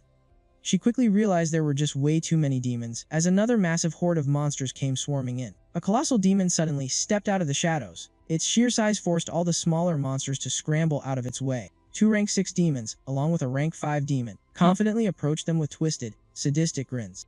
Tomo's face went totally pale. Meanwhile, Sidulu, who was right behind her, anxiously asked if she was doing okay. She quickly reassured Sidulu, telling him to focus on protecting Lena. She warned him to brace himself for an even more brutal battle. The rank 6 demon licked its lips with a sinister, greedy smile. It desperately wanted to capture them alive for some twisted research. Tomo instantly shifted into a combat stance. She boldly declared that she wouldn't let a single one of them make it out alive. She dashed forward, violently sending one of the rank 6 demons flying, before driving her blade right through it for a deadly kill. Her cold, determined expression made it perfectly clear. She was fully prepared to slaughter every last one of them. But the remaining 2 demons launched a sudden surprise attack from behind, landing a heavy, painful blow on her. She quickly leaped high up into the air to dodge their follow-up strikes. Tomo spun her body around in mid-air. Her eyes flashed with a deadly chill as she prepared a fierce counterattack. She unleashed a massive tornado strike, forcefully blasting both of the demons far away. The red rank 6 demon grew visibly excited. It started gathering its dark energy, getting ready to launch a massive counterattack of its own. But Tomo was already right in its face, dropping down from above with a crushing, powerful blow. Her devastating attack was completely blocked. This made her painfully aware that her body had already been pushed to its absolute physical limit. All the color suddenly drained from her face. The demon she had killed just moments ago was somehow coming back to life. The fatal, gaping wound right through its heart was rapidly healing up before her very eyes. It let out a mocking, creepy laugh before charging straight towards Sidulu. Sidulu panicked, desperately throwing his arms up to defend himself from the incoming attack. Tomo lunged forward just in the nick of time. She brutally struck the enemy down to save her friend. She gritted her teeth in pure, unfiltered rage. She was fully committed to protecting her teammates, no matter what it cost her. But right after that, she was brutally blindsided from behind and sent crashing violently through the air. Blood splattered everywhere across the ground. The horrific sight left Sidulu completely terrified and frozen in fear. Tomo gasped heavily for air. Her mouth was completely stained with fresh blood. She ground her teeth together, stubbornly refusing to just give up and go down. Tomo aggressively swung her arm, absolutely smashing the rank 5 demon's head into pieces. As she let out a furious, deafening roar, she unleashed her Phantom Blade Flurry, slashing the enemy to death and striking fear into the horde of monsters. Tomo's entire body trembled from pure exhaustion. She forced herself to stand tall, glaring fiercely to keep the monsters from taking another step forward. Terrified, the beasts slowly backed away into the dark forest. Finally, they turned tail and completely vanished into the shadows. Sidulu rushed over with relief, asking Tomo if she was alright. But Tomo just stood there frozen, before suddenly collapsing to the ground after the fierce battle. Tonight, she had slaughtered countless demons and successfully protected her teammates. Meanwhile, back on Aki's battlefield, a chilling voice echoed in his mind, accompanied by a pair of blood-red eyes. Our main character was completely shocked to realize that the Crimson Dynasty could actually communicate through telepathy, just as Dai-lan started getting suspicious of his weird behavior. Never one to miss an opening, Dai-lan launched a barrage of toxic vines right at him, declaring that without his previous powers, there was no way he could ever win. Facing the vines charging in with the hurricane, Aki calmly raised his sword, his eyes filled with unwavering resolve as he prepared for battle. He whispered to the red eye on the blade, "Crimson King Banner, let's finish off the guy in front of us first." Hearing his proposal, the blood-red eye replied coldly, "No." Aki was stunned. Before he could even react, Vandalen's toxic vines slammed into the ground, triggering massive explosions that tore the earth apart. The terrifying destructive power sent dirt and rocks flying everywhere, leaving the landscape in absolute ruins. The deeply embedded vines carved out long trenches like a dungeon, with blinding dust filling the air, a testament to the horrifying strike. Caught off guard by the attack and the Crimson King banner's sudden refusal, Aki was forced onto the defensive. The toxic vines tightly bound his body in agonizing pain, completely locking down his every movement. His limbs trembled from exhaustion, but he still gripped the sword tightly. The red energy radiating from his arm was slowly being absorbed by the vines. Realizing this, Aki gritted his teeth in pain and thought, "They're draining my energy." Vandalen watched the scene with extreme smugness. "Now that you're bound by my toxic vines, just wait to be melted down into a puddle of blood." He looked down at where Aki was suspended in midair, writhing in pain. Our main character winced as his energy was relentlessly drained away. Trapped within the vines, he sent a telepathic message to the sword. "Crimson King banner, why did you refuse?" A freezing voice echoed back. "Only the true Crimson King is worthy of fighting alongside me. Who do you think you are?" The moment those words faded, the energy inside Aki's body exploded violently, completely ignoring the vines that were still crushing him. From high above, Vandalen watched in sheer shock as a blazing red light erupted from the sphere of vines trapping Aki. An earth-shattering explosion ripped through the air. The sphere was blown to pieces, sending a pillar of red energy shooting up alongside fierce lightning. Aki stepped right out of the smoke and dust, gripping the crimson sword, surrounded by the scorched remains of the shattered vines. His eyes flashed with power, each breath exhaling a trail of white smoke. The main character declared with absolute resolve, "Even if I lose, I'll stand up and fight to the bitter end." Seeing his opponent survive, Vandalen instantly went on the defensive. Green energy enveloped his entire body. He panicked. That freakish lightning. How could he possibly possess the lightning element? His gaze turned deadly. "I have to finish him right now." At the exact same time, the Crimson King banner seemed to be calculating something. The sword suddenly burst into manic laughter, sparks of lightning flashing across its blade. The Crimson King banner spoke. "This power, so that's how it is. You've proven yourself worthy." Hearing that, he tightened his grip on the hilt, his eyes burning with determination. "Alright." Aki raised the sword high, surrounded by a blinding red light and crackling lightning. "Then fight by my side, Crimson King banner." But the moment he finished speaking, the sword shattered to pieces, leaving him in utter shock. He widened his eyes, completely dumbfounded by what just happened. But a second later, the floating shards began to gather back together over his arm. They fused into a blazing red suit of armor. The blood-red eye appeared right on his gauntlet. It spoke up, "I'll show you the true power of the Crimson King banner." Shaking off his surprise, the young man broke into a wildly confident smile. Admiring his new armor, Aki laughed in triumph. "You really are as strong as they say, Crimson King banner." Vandalen was rapidly losing his patience, glowing green cracks spreading across his face. He snarled in frustration. What kind of monster is this kid? His energy morphed into a massive, terrifying snake. "I have to kill him right now." The energy snake lunged straight at our hero. Vandalen thought to himself, "I'll crush him with my strongest skill." His eyes rolled back into his head, his face looking like it was about to shatter completely. His claws gathered immense power, unleashing an absolutely devastating attack. The giant snake charged in, but Aki just stood his ground. Suddenly, he stomped hard into the earth, ready to counterattack. He blasted off the ground, turning into a streak of red light that shot straight toward the vicious serpent. Our protagonist pulled back his fist, his eyes blazing with power. He roared out loud, "Bring it on." The red light slammed into the giant snake, sparking an explosion that lit up the entire sky. Vandalen stared in absolute horror. My ultimate skill was destroyed just like that, but the beam of red energy kept going. Aki drove his fist straight toward Vandalen. An intense clash erupted. The two massive forces of red and green collided head-on, completely illuminating the heavens. Another violent explosion rocked the battlefield. Vandalen braced himself with everything he had, screaming in denial. "Impossible. There's no way you can beat me." The main character replied with ice-cold calmness. "To me, you're nothing but a cheap knockoff." Channeling every ounce of his strength, Aki threw the decisive punch. "I used to be a king." Vandalen trembled as he tried to resist. "Used to be a king? No, that's impossible. That person is already dead." Without giving him another second, Aki's fist blasted right through his body, settling the match once and for all. Vandalen died drowning in sheer shock and utter despair. The hero flew straight through him. As the green energy faded into nothing, Vandalen's lifeless body plummeted from the sky. He glanced back over his shoulder, speaking with a freezing tone. "You guessed right, you idiot." Two spheres of energy streaked across the sky above the mountain range. A shadowy figure flickered in and out of sight, moving like a bolt of lightning. Aki dashed in and snatched the two green orbs right out of the air. He blasted off again, leaving a brilliant red trail streaking across the sky. "Got him! I need to head back now." Meanwhile, on the outskirts of the city, The desolate battlefield was littered with countless scars of destruction. Down in a deep crater, Shino struggled to lift his head, glaring at Vandalin's two elite subordinates. The silver-haired old man stared in disbelief. What the hell is wrong with this guy? We teamed up and hit him with everything we had. But he's still getting back up. The red-haired guy chimed in. It's not just his insane defense. The R on this humanoid demon just keeps getting stronger the more he fights. He's absolutely terrifying. Shino gritted his teeth, his voice filled with venom. I am not letting you bastards get past me, the red-haired guy yelled. Whatever he is, kill him now, the white-haired old man replied. Focus all your energy. The ground crumbled beneath their feet. They both shouted in unison. Final strike. Two streams of energy merged into a full-force attack, rushing straight toward Shino. Unable to dodge in time, he thought helplessly. I'm afraid this is it for me. He closed his eyes. Aki, I hope I stalled long enough. Right at that moment, a massive strike crashed down from the sky, blocking the attack entirely. Aki appeared in his Crimson King form. He unleashed his lightning flash technique, blowing both enemies away. Both of them immediately lost consciousness. Shino breathed a heavy sigh of relief and called out. Aki. Our guy smiled. Don't worry, they're just knocked out. We got the core, let's go. The two of them dropped their demon forms and quickly went to find their teammates. Aki looked worried. The stench of blood is way too strong.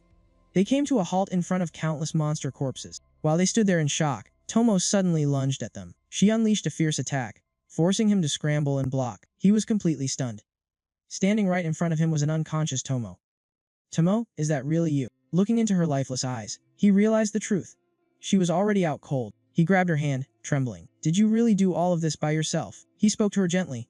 We're back, Tomo. Hearing his voice, she suddenly stopped moving. Then, she softly collapsed forward. Aki hurriedly caught her, pulling her into a warm embrace. From a distance, Sidu-Lu spoke up while healing Lena. Tomo completely lost her mind, but she still protected us. You guys finally made it back. Sidu-Lu was holding two stage 7 cores in her hands. Aki looked surprised. I can't believe you guys managed to beat a stage 6. She gently brought the cores closer to the unconscious Lena. The cores were immediately absorbed. A surge of energy erupted from her body. The massive wave of power rippled throughout the entire forest. Color visibly began to return to Lena's pale face. With the necklace still in her mouth, her complexion became rosy again. A vibrant green energy began to heal her body. Aki was thrilled. It actually worked. Suddenly, Sidu-Lu collapsed. The two of them panicked and yelled. Lu! He quickly caught her and checked her vitals. Thank goodness, she's just exhausted. Shino managed a weak smile. They completely drained all of their energy. Aki nodded. They really are incredible fighters. He chuckled and said, Shino, do you think maybe the two of them? He paused, calling out softly, Shino! Right across from him, his friend had already fallen fast asleep. Aki smiled warmly. Get some rest, my brother. A warm ray of sunlight washed over the group. Aki thought to himself, I'll keep watch over everyone. Thank you, all of you. On a lush green hill, fresh grass swayed gently in the breeze. Lena was lying on the grass, looking like she was fast asleep. Suddenly, her eyes fluttered open. She pushed herself up, her eyes filled with confusion, as if she had just woken up from a very long dream. Lena wondered in complete bewilderment. Could all of that really have just been a dream? A sudden voice snapped her back to reality. Lena, What are you just standing around for? Standing right in front of her was a group of people in red cloaks, looking majestic up in the clouds. One of them turned around. It was Aki, in his Outlander warrior form. He asked her gently, What's wrong? You look like you've seen a ghost. She replied, still feeling flustered. I think I just had a really long dream. In the dream, both of my arms were completely gone. A terrifying image flashed through Lena's mind, her body drenched in blood, with both of her arms violently chopped off. Aki laughed it off to calm her down. You silly girl, you're probably just exhausted and having nightmares. Another girl walked over and wrapped her arms around Lena, calling out tenderly. My sweet little sister. She knelt down in front of Lena and smiled warmly. Take it easy now, it's just a little rain. It was Celine, the Queen of Mist, who possessed the strongest purple core. She spoke with a gentle tone. Don't overthink it. Aki pointed straight ahead. Look over there. The main city is almost finished. It's probably going to be the first S-rank city in history. Right before Lena's eyes stood a massive, impenetrable fortress city, a true symbol of new hope for all of humanity. Carlos, the master of the second strongest red core, smiled radiantly. The citizens even volunteered to build a statue of you in front of the city gates just to honor you. The image of Aki's giant statue appeared. He sighed helplessly. I already turned them down, but nobody ever listens to me. Yasunari, the master of the gold core, spoke with utmost respect. You are our king, the one who brings us hope in a future. You truly deserve it. A blue-haired young man smiled in agreement. Of course he does. Everyone chimed in together. No one is more worthy. Aki shook his head helplessly. You guys are really making a big deal out of nothing. Even so, a happy smile bloomed on his face. Come on now, let's head back to the city. Xavier, the master of the Void Core, spoke seriously. The ancient relics have been acting up lately. Should we send troops to investigate? He pondered for a moment. There are still a lot of important projects in the city. I was planning to dig a tunnel connecting the towns to share resources. I also heard that a religious faction is starting to rise up. Lina listened quietly to everyone chatting, her mind still in a haze until she heard someone call out. Lina, hurry up and keep pace. She happily replied. Yes, I am coming right now. But when she pushed herself up, an agonizing pain suddenly hit her. Both of her arms were gone and blood was pouring out endlessly. She looked in despair as everyone slowly faded away. My arms. Wait for me. Aki. Everything abruptly snapped back to reality. Right in front of her were Aki, Tomo, Sidulu, and Shino. Aki's eyes widened in sheer shock, and he gently laid Sidulu down. He rushed over and asked, Lina, are you finally awake? She looked down at her own body, thinking to herself. This energy, is this because the two Marvel cores merged together? Lina stared at her fully healed hands, trembling. My hands grew back. Aki hugged her tightly in excitement. That is so amazing, Lina. She looked blankly at the battlefield behind them, where the corpses of demonic beasts were scattered everywhere. Tears fell as she choked up. Did you guys do all of this just for me? I am so sorry for being a burden. Aki held her close to comfort her. Please do not apologize. Teammates are always willing to put their lives on the line for each other. Lina was terrified. Is Vandalin really dead? When the new 6 stars find out about this, they will definitely take action. Michael looked worried. We have to retreat right now and recover as soon as possible. Aki nodded. You are right. In his memories, he thought of Yasunari, the man who abandoned his identity to live in hiding in a secret town. The image of him walking all alone through a sandstorm flashed in his mind. We can go find him. It will be safe there. Aki's eyes lit up. Yasunari, my old comrade in arms. He made up his mind. We hit the road immediately. Lina replied. Alright, let me heal everyone first. Lina focused on the healing process. Vandalin's core energy is so overwhelmingly strong, I barely have to use any effort to heal you guys. Looking at the sleeping Sidulu, Lina spoke with deep gratitude. This is also a reminder that we really need an incredibly strong green core. She smiled. Aki, you just gained another very reliable teammate. He asked, is the journey going to be far? Lina replied, the problem is not the distance, but whether Yasunari is actually willing to help us or not. Lina hesitated. After your death, Yasunari fell into utter despair and bitter resentment. Aki's eyes showed a hint of sadness. He hates me because I left them behind, but his determination quickly returned. I absolutely have to see him and explain everything. In a barren valley, a gloomy cave came into view. Inside, Ji Yutang, wearing red armor and holding a mysterious bag, was deep in thought. He scoffed in sheer contempt. What a bunch of disgusting pests. Suddenly, the watch on his wrist started buzzing. In the dark cave, floating energy spheres reflected light as he answered the call. A voice echoed out. Did you secure the item? He replied in absolute annoyance. I got it. Did you really make an emergency call just to ask me that? He snapped. I have been here so many times. Are you guys still worried? The voice on the other end spoke. Dylan is dead. The devastating news left him completely stunned. The voice continued. The new 6 stars were ambushed by 2 humanoid fiends. He was absolutely furious. When I get back, hand the investigation over to me. The other person replied. We will discuss this later. Murderous intent flared up in his eyes. I am not asking you. I am giving you an order. After a moment of silence, the other person finally agreed. I will send you the investigation results. The voice sounded deep and sorrowful. Please stay calm. You and Dylan grew up together, after all. The call ended, and the entire space sank into dead silence. He reminisced about their childhood days. His body trembling, he called out in utter despair. Dylan. He let out a loud, agonizing scream. Why did you have to die? Pure, unadulterated rage exploded from within him. I swear, I will avenge you. A terrifying surge of power obliterated the cave, sending shockwaves that shattered the very sky. Somewhere else entirely, 2 streaks of light tore across the horizon. Aki flew at the front, carrying Lina in his arms, while Shino followed closely behind, supporting both Tomo and Sidulu. He looked back and asked, Are you guys holding up okay? Sidulu replied softly, Tomo and I are fine. It's just been really hard on Shino. Shino brushed it off with a calm tone.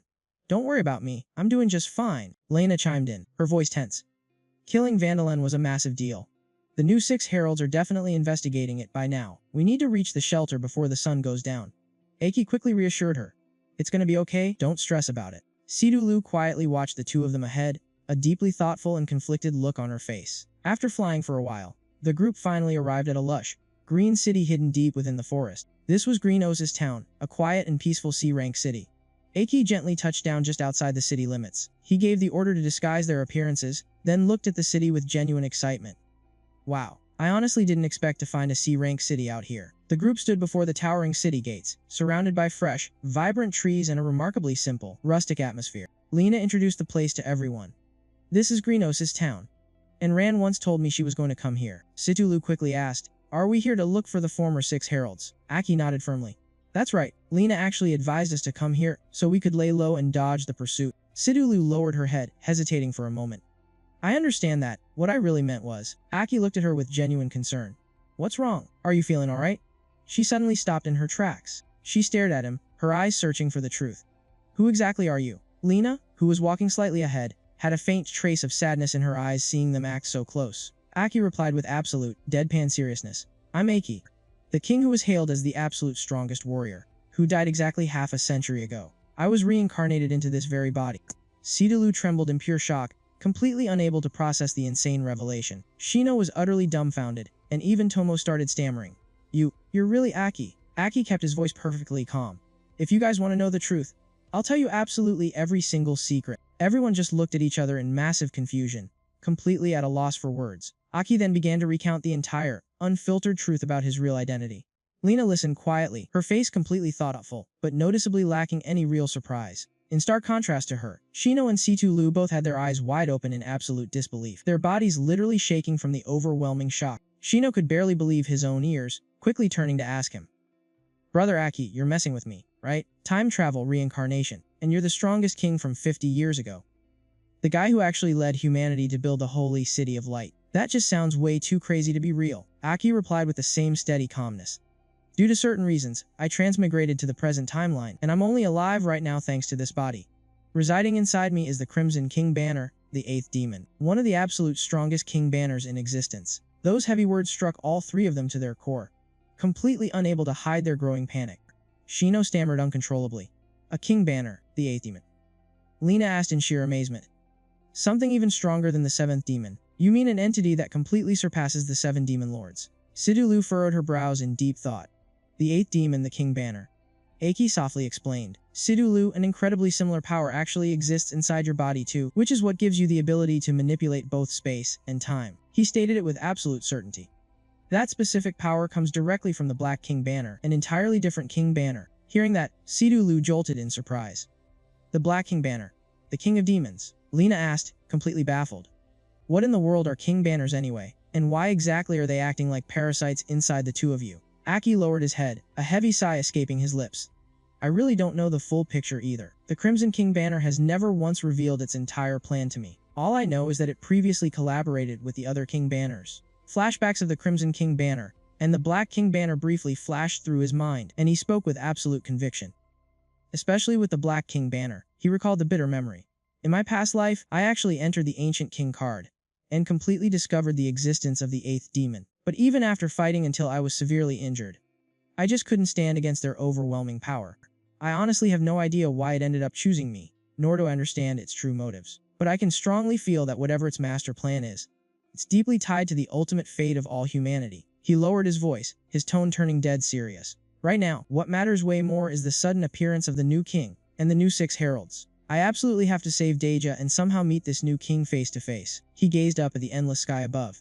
I need to know exactly where he plans on leading the remaining survivors. Situlu asked, her voice laced with intense worry. Are you just going to exist alongside the Crimson King Banner forever? He quietly replied. I really don't know.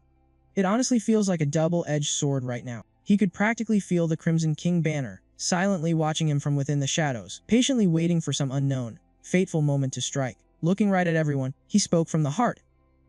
Well, I don't have any more secrets left to hide. You guys are my comrades, so I totally have the right to know. Shino just awkwardly scratched his head. Man, your secrets are honestly terrifying. Shino let out a highly awkward chuckle.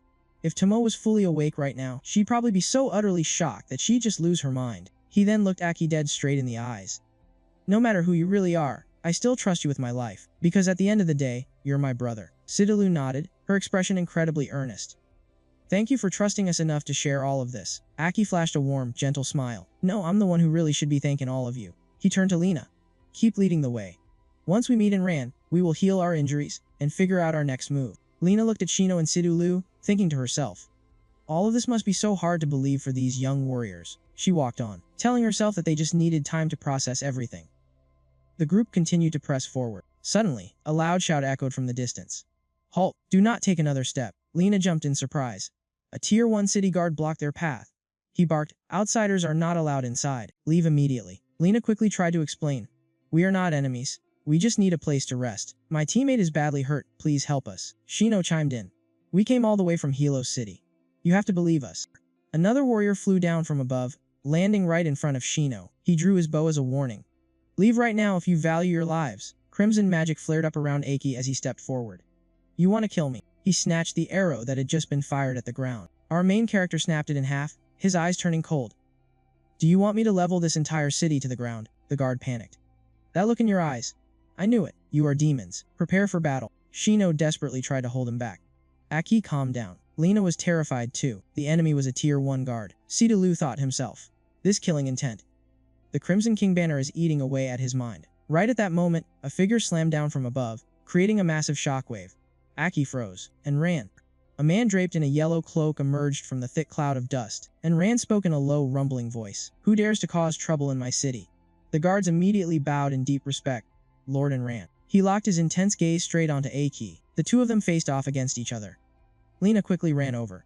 "Wait, it is me, Lena." And Rand's eyes suddenly lit up. He smiled warmly and pulled down his hood. His aged, weathered face was revealed. "Lena, what are you doing here?" Lena explained the situation. "We need a place to heal. My teammate is critically injured." And Rand thought for a moment before issuing a command. "Open the gates." One of the guards looked worried. "But my lord," and Rand brushed him off. "Do not worry. I will take full responsibility." The guard bowed his head. "Understood, sir." He immediately relayed the order. "Open the gates." The massive wooden gates groaned open, revealing a peaceful, bustling scene inside the city. The heavy doors slowly swung wide open to welcome them. Meanwhile, in another location, a man clad in crimson armor walked into a room, tightly gripping a briefcase. Inside the room, Tarina, a member of the new 6 Stars, spoke up. "You finally made it, Ji Yu Tang. I am so sorry about what happened to Dylan." But he did not say a single word. His expression remained dark and grim. He heavily set the briefcase down onto the table. Ji Yu Tang snapped the briefcase open, revealing a row of glowing power cores. "I brought them back safely." His hand gently brushed over the cores, pausing over a glowing emerald green one. But in the end, his fingers tightly gripped the crimson red core instead. He turned his back, ready to leave. "Send me the intel on Dalen's battle." Tarina quickly stopped him. "Wait, someone else is going with you this time. It is a direct order from the higher-ups," she added, letting out a helpless sigh. Ji Yu Tang furrowed his brows. "Is it an order from the king?" Suddenly, a voice echoed from the dark corner of the room. The sudden intrusion clearly annoyed him, and his expression instantly turned ice-cold. A man draped in a long cloak confidently stepped out from the shadows, looking completely relaxed. It was Joel, a ridiculously handsome demon flashing a bright, charming smile. "I hope we can work well together." Ji Yu Tang clicked his tongue in pure annoyance and stormed off ahead, while Joel casually strolled after him, playfully teasing the grumpy warrior. He replied coldly, "If it wasn't for the higher-ups' orders, I wouldn't even spare a glance at a demon like you. Don't get in my way. I don't have an ounce of sympathy for demons." Ji Yu Tang scoffed with disgust. "A 5th-stage demon like you. I could crush you with one hand." Right as he finished speaking, a massive scythe pierced straight through his chest. He roared in agony. "You dare sneak attack me." But the scythe suddenly vanished. Joel spoke calmly. "Let's go." Looking down at his completely healed chest, the old man was left absolutely speechless. Ji Yu Tang realized it was a high-level illusion technique, proving that Joel was far from simple. Joel smiled faintly. "5th stage is only what I want you to see." His tone turned ice-cold. "Let's move. I have my own scores to settle." The scene shifts to a cozy wooden cabin. A gasp of pure amazement rang out. Xiaohui was visibly thrilled as she listened to the story. Sidulu burst into laughter. "I knew you'd react exactly like that." Meanwhile, Shino just shook his head at the little boy's endless appetite. Meanwhile, out in the yard, 3 others were having a deeply tense conversation. Aki spoke softly after finishing his explanation. "That's the truth of what happened," and ran. Lena chimed in. "Our main goal right now is to save Deja. If we coordinate this well, we absolutely have a fighting chance." At that moment, Enran suddenly stepped forward. He marched straight toward Aki, his eyes dark and heavy. Without a single word, he threw a vicious punch right into Aki's face, leaving everyone completely stunned. Lena stood there frozen, completely lost on what was happening. Caught completely off guard by the blow, Aki lost his balance and crashed hard into the dirt. Lena panicked and rushed in to stop him. "Hey, what the hell are you doing?" But she couldn't even intervene. Her body trembled as an overwhelming pressure forced her back, leaving her to curse silently in frustration. And Rand's fury erupted like a volcano. His eyes flared with a piercing golden light as he lunged forward, raining down more relentless punches. He screamed as his fist flew. "Do you have any idea what you did? You recklessly charged right into the ancient king realm back then, completely ignoring all of our warnings. Do you even know what we had to go through after that?" The main character didn't fight back at all, silently taking every single hit. Hearing the commotion, Sidu Liu immediately vaulted out the window, screaming in pure panic. "Stop it right now." And Ran unleashed his power, blasting everyone back. "Stay out of this. Nobody interferes." After delivering a brutal barrage of punches, he grabbed Aki by the collar and roared in his face. "Our comrades died, others were left crippled. And you just vanished." Faced with the heartbreaking accusations, Aki simply lowered his head. "I am so sorry." He then looked up, his eyes filled with unyielding determination. "Brother and Ran, please fight by my side just one more time. In this lifetime, I swear I'll make it up to you 100,000 times over." Those raw, sincere words finally broke in Ran, reducing the hardened man to tears. The commotion had also drawn his family out into the yard. His furious young son screamed at them. "Who the hell are you people? Get out of here right now," Lena whispered anxiously. "That must be Enran's family." A heavy silence instantly fell over the yard. After a long moment, Enran released his grip and spoke through the pain. "My king, please forgive me. I'm just not the great Earth Enran you once knew." A sudden breeze swept past, blowing his sleeve back to reveal his severed arm. Seeing that empty sleeve, Aki felt an overwhelming wave of sorrow for the once mighty general, who now stood so utterly powerless, and Ran fell to his knees, begging him, "Once your wounds are healed, please, just leave this place." The scene suddenly cuts back to Ji Yu Tang. He lay sprawled on the ground after a devastatingly fierce battle, his eyes practically burning with killing intent. Just 3 hours earlier, he and Joel had stopped to rest up on a high, rocky cliff. Back at the cozy little cabin, Tomo offered Frank a warm smile. "We really just need a place to rest for a bit." She playfully reassured him that they meant absolutely no harm. Little Frank blushed, looking totally flustered. The young boy nodded shyly. "Yeah, I get it," Frank stammered out, "big sister." Suddenly, Shino appeared right behind him, and gave his shoulder a friendly pat. The little guy gave a reluctant sigh. "Okay, I trust you guys." Over in the kitchen, a delicious stew was bubbling away on the stove, while Valia happily prepped dinner. She gave them a warm, motherly smile. "This is the very first time we've ever had so many guests in our home." Valia sincerely apologized for being so on edge earlier. Sidu Liu replied with a gentle, understanding tone. "It's totally fine, we completely understand why everyone is so worried." Lena smiled warmly. "We are incredibly grateful to be able to help out," Valia said cheerfully. "Once the rice is done cooking, we can all sit down and eat together." The scene shifts to Aki, sitting all alone in a lush green meadow under a breathtakingly vibrant sunset. He quietly watched the sun go down, completely lost in his own thoughts, and Ran walked up right behind him, calling out in a low, steady voice.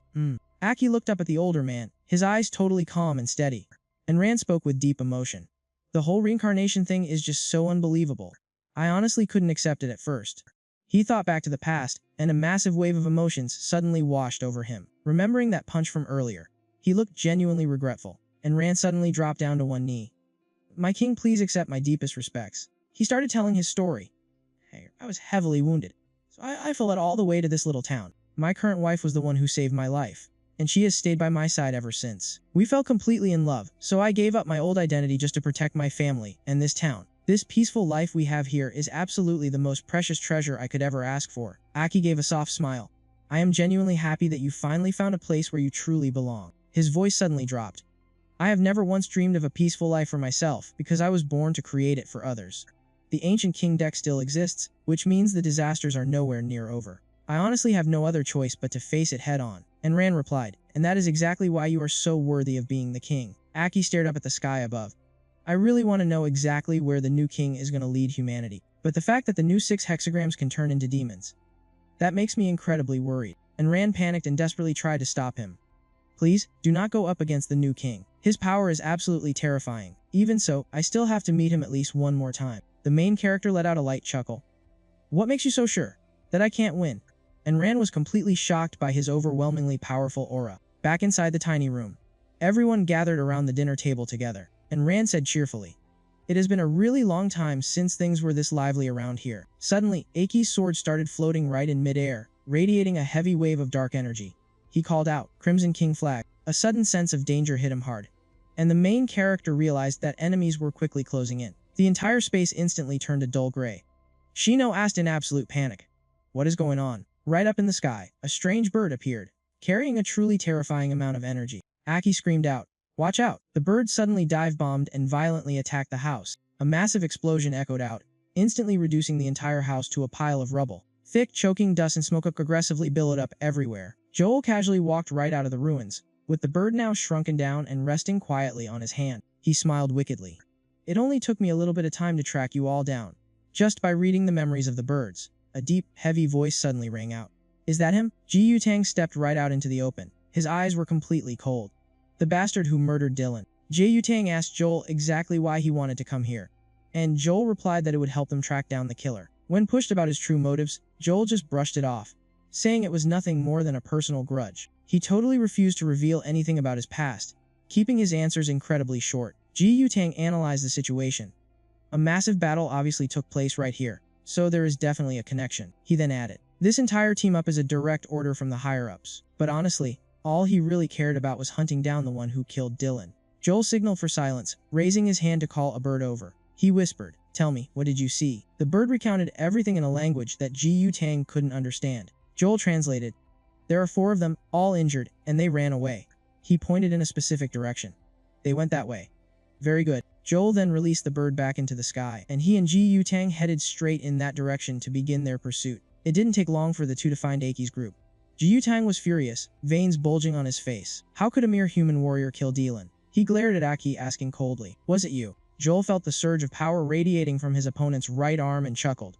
So that's how it is. This demonic power is quite interesting. Unsure of their true strength, Aki immediately asked the Crimson King flag.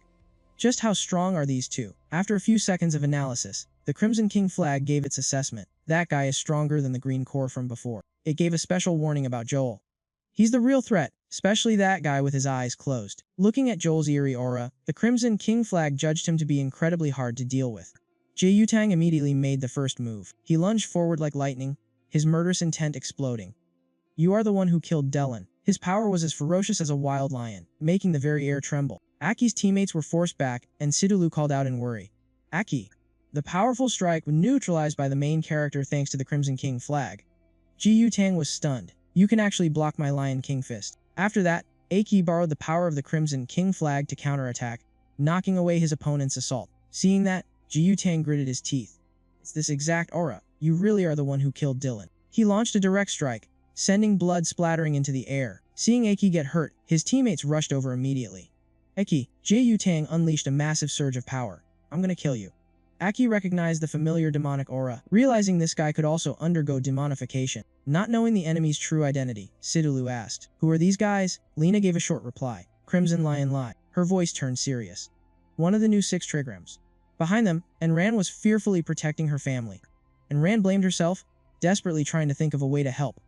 What should I do? Aki's group was ready to fight, and Tomo activated her skill. Shino unleashed a massive burst of power, and Sidulu prepared to support them, as all 3 joined forces to meet the attack. Sidulu took the lead, giving a decisive command. Let's go. Lena wanted to join in too.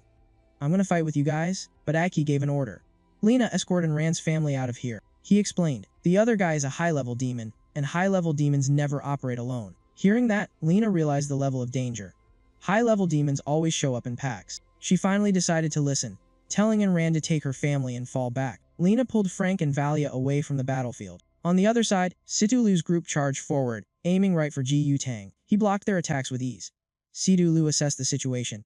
His speed is as fast as a blue core. The longer they fought, the more uneasy she felt, with the sense of danger becoming clearer by the second. Meanwhile, Joel was still leisurely enjoying his roasted meat. Looking completely unbothered, Ji Yutang complained. Why aren't you making a move? Joel answered casually, you're already strong enough. Aki kept a cautious eye on Joel, realizing that his aura was incredibly dangerous. Tomo, Shino, and Sidulu launched continuous attacks, determined to take down Ji Yutang. Sidulu came up with a plan to create an opening so Aki could deal with Joel. Shino threw a heavy strike, but Ji Yutang dodged it effortlessly. Shino kept pushing in close combat, but the opponent's defense was just too terrifying. Ji Yutang's expression remained completely ice-cold as he effortlessly blocked the strike. Seizing the opening, Tomo launched a fierce sneak attack right from behind him, but the old man glided away as lightly as the wind, instantly reappearing right behind her back. He stared down at Tomo with an entirely hollow, emotionless gaze. She was absolutely stunned. No way, that is completely impossible. Sidulu quickly analyzed the situation. He possesses such well-rounded, overwhelming power. He really is Hong Shili. Even so, she quickly realized that the battle was taking a serious turn for the worse. All 3 of them were attacking together. Yet they still couldn't manage to overpower their opponent. Over on the other side, Aki was facing off against Joel, ready to make the first move. The ground completely shattered as he explosively released his power. Our main character threw a heavy punch, but Joel instantly cast an evasion skill to dodge it. The strike completely missed its mark. It was nothing but an afterimage. Joel spoke in a totally relaxed tone.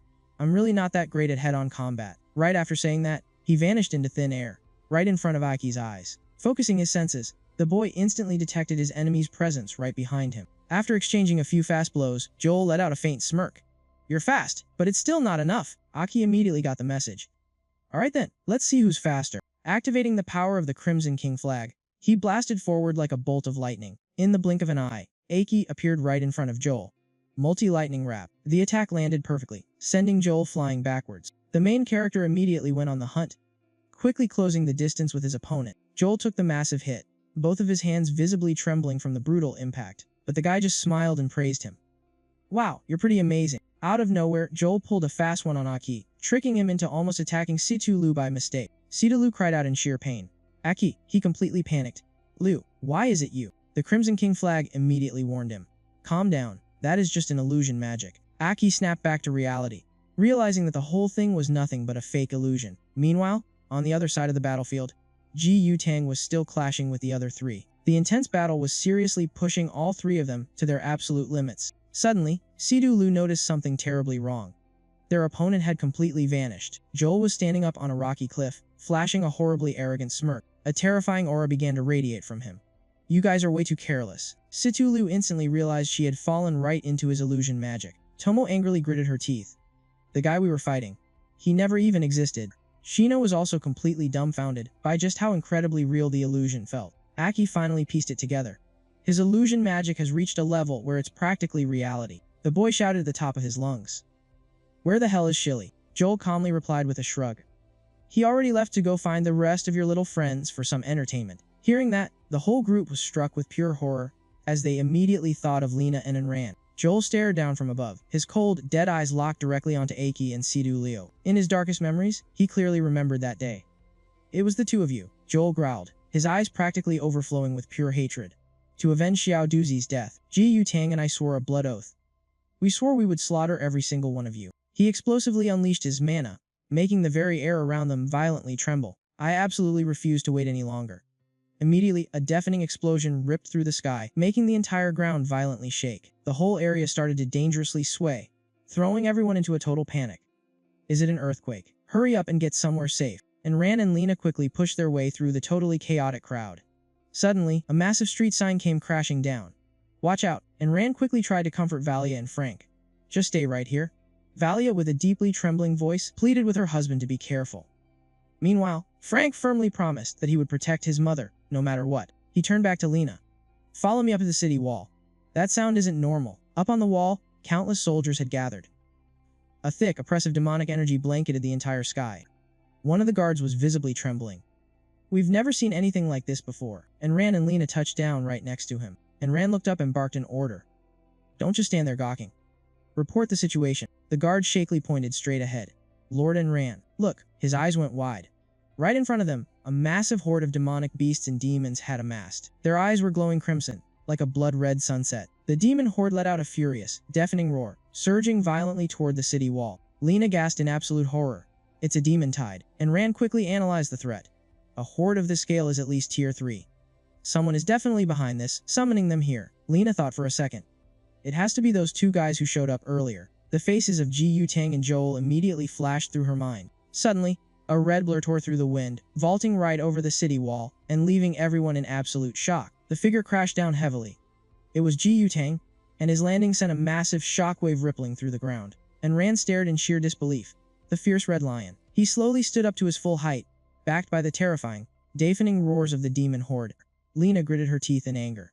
So Xin Lohao is actually colluding with demons. It looks like the new king made his choice a long time ago. Ji Yutang sneered, his voice completely ice cold.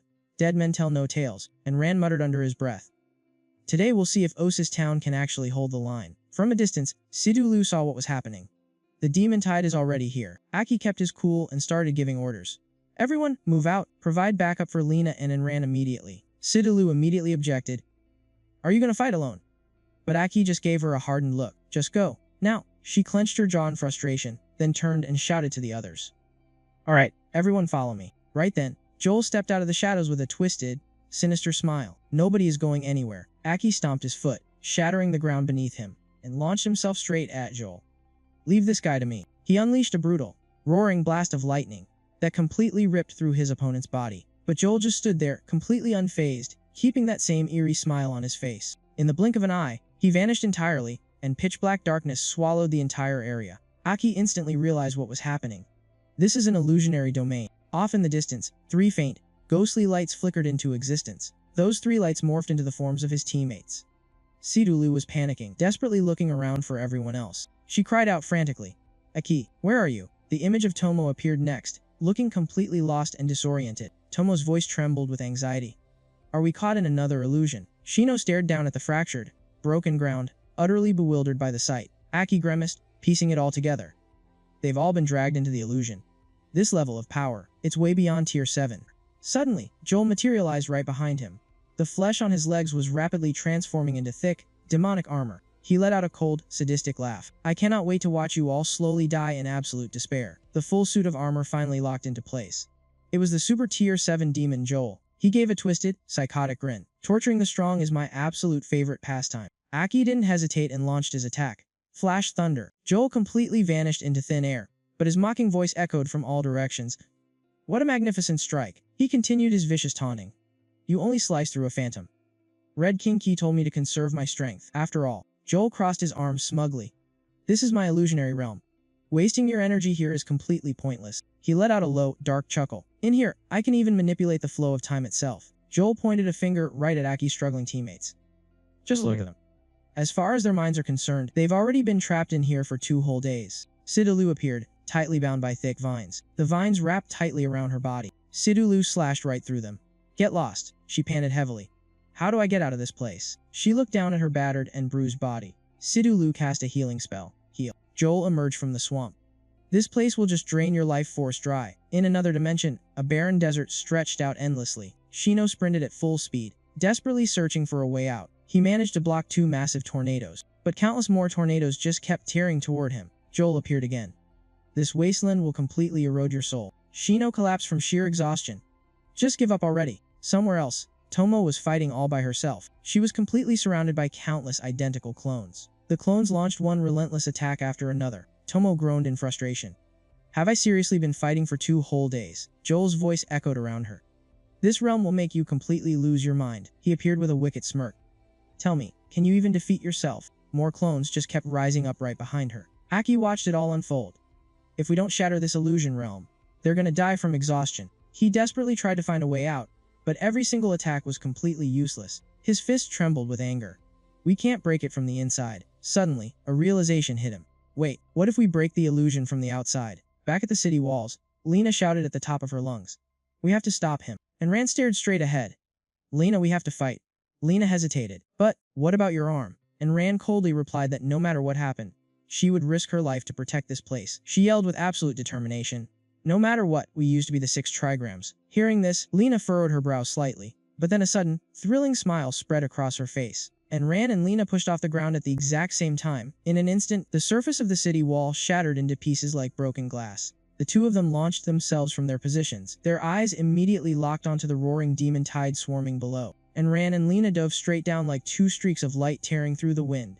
The moment they hit the ground, they wiped out a whole row of demons blocking their path with lightning-fast strikes. They regained their footing, glaring at the enemy with icy stares. Their battle-ready auras erupted with overwhelming intensity. In the distance, Lee gave a subtle hand signal, causing the surging demons to suddenly halt in their tracks. A chilling voice rang out, ordering them all to stop. Lai called out the names of Enran and Lena, mocking them as the remnants of the old 6 trigrams. He scoffed. "The 6 trigrams, the old dynasty, whatever you call it. It's all in the past." He ground his teeth, and in a flash, his face contorted, sprouting terrifying, grotesque spikes. Lai stood completely still, but his demonic energy suddenly exploded. His hair slowly turned as white as snow. His body was encased in a blazing red armor. His eyes glowed fiercely, radiating a crushing, overwhelming aura. Lena's eyes went wide as she recognized his demon form. Lai tilted his head and arrogantly challenged them. "Come at me together, you old relics of the 6 trigrams. But when you lose, you'll suffer the consequences." Behind him, tens of thousands of monsters from the demon tide surged forward like a black tsunami. Lai slowly stepped forward and declared that the demon tide was going to swallow this entire place whole. Aki stood there, his heart twisting in pain as he watched his teammates being tortured in the illusion realm. Zenio taunted him. "Those 3 don't have much time left. Come on, show me your true power." Trembling with bulging, bloodshot veins, he let out a maniacal laugh and started choking himself. He screamed, "Hate me, try to kill me. I want to see the utter despair on your face when the people you care about die right in front of you, one by one. He laughed sadistically and mocked. You can't do a damn thing. You're just gonna stay trapped in this illusion until you're completely exhausted. And then I'll take your life? What a beautiful sight that will be. Little Bean is definitely going to love this. Aki gritted his teeth and shot back. You're severely underestimating my teammates. Suddenly, Juniao froze, staring in shock at the floating images of the illusion. Sidulu was being swallowed by a swamp, with thick vines wrapping tightly around her body without any mercy. Her face was tense with sheer agony. But she kept telling herself, I'm the captain. I absolutely cannot be the first to fall. I have to find a way to save everyone. As for Shino, he was struggling alone in a desolate desert, battling against howling hurricanes. He clenched his jaw and reminded himself, it's just sand and wind, nothing I can't handle. Somewhere else, Tomo was getting relentlessly struck by lightning. Her fierce battle was a total matter of life and death. Absolute determination was written all over her face. She silently prayed, everyone, you have to hold on. Seeing how resilient they were, Niao couldn't understand why his illusion wasn't breaking their spirits. Aki calmly said, you just don't get it.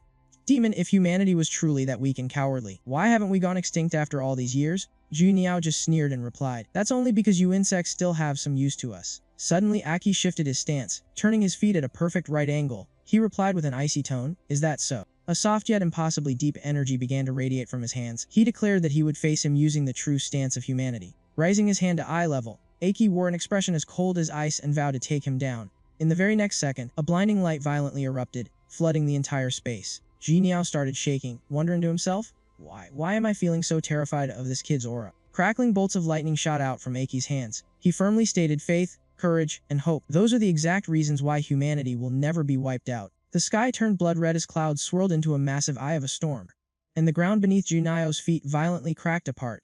He realized in sheer horror that Aki was breaking the illusion from the outside, watching as the boy clenched his fist and aimed it straight at the heavens. Then, Aki slammed his fist downward with explosive force and roared, shatter this illusion for me. From the center of the storm's eye, a furious bolt of lightning struck, straight down into Juniao's illusion. Lightning also flashed above the heads of his teammates trapped in the mirage, deep within the swamp holding Sidulu captive. A brilliant light suddenly flared up. Beneath Shino's feet, the ground ripped open, and a radiant light poured out, instantly chasing away the darkness. The space around Tomo began to fracture and shatter, allowing pure light to pierce right through. Sidulu's eyes lit up with absolute joy.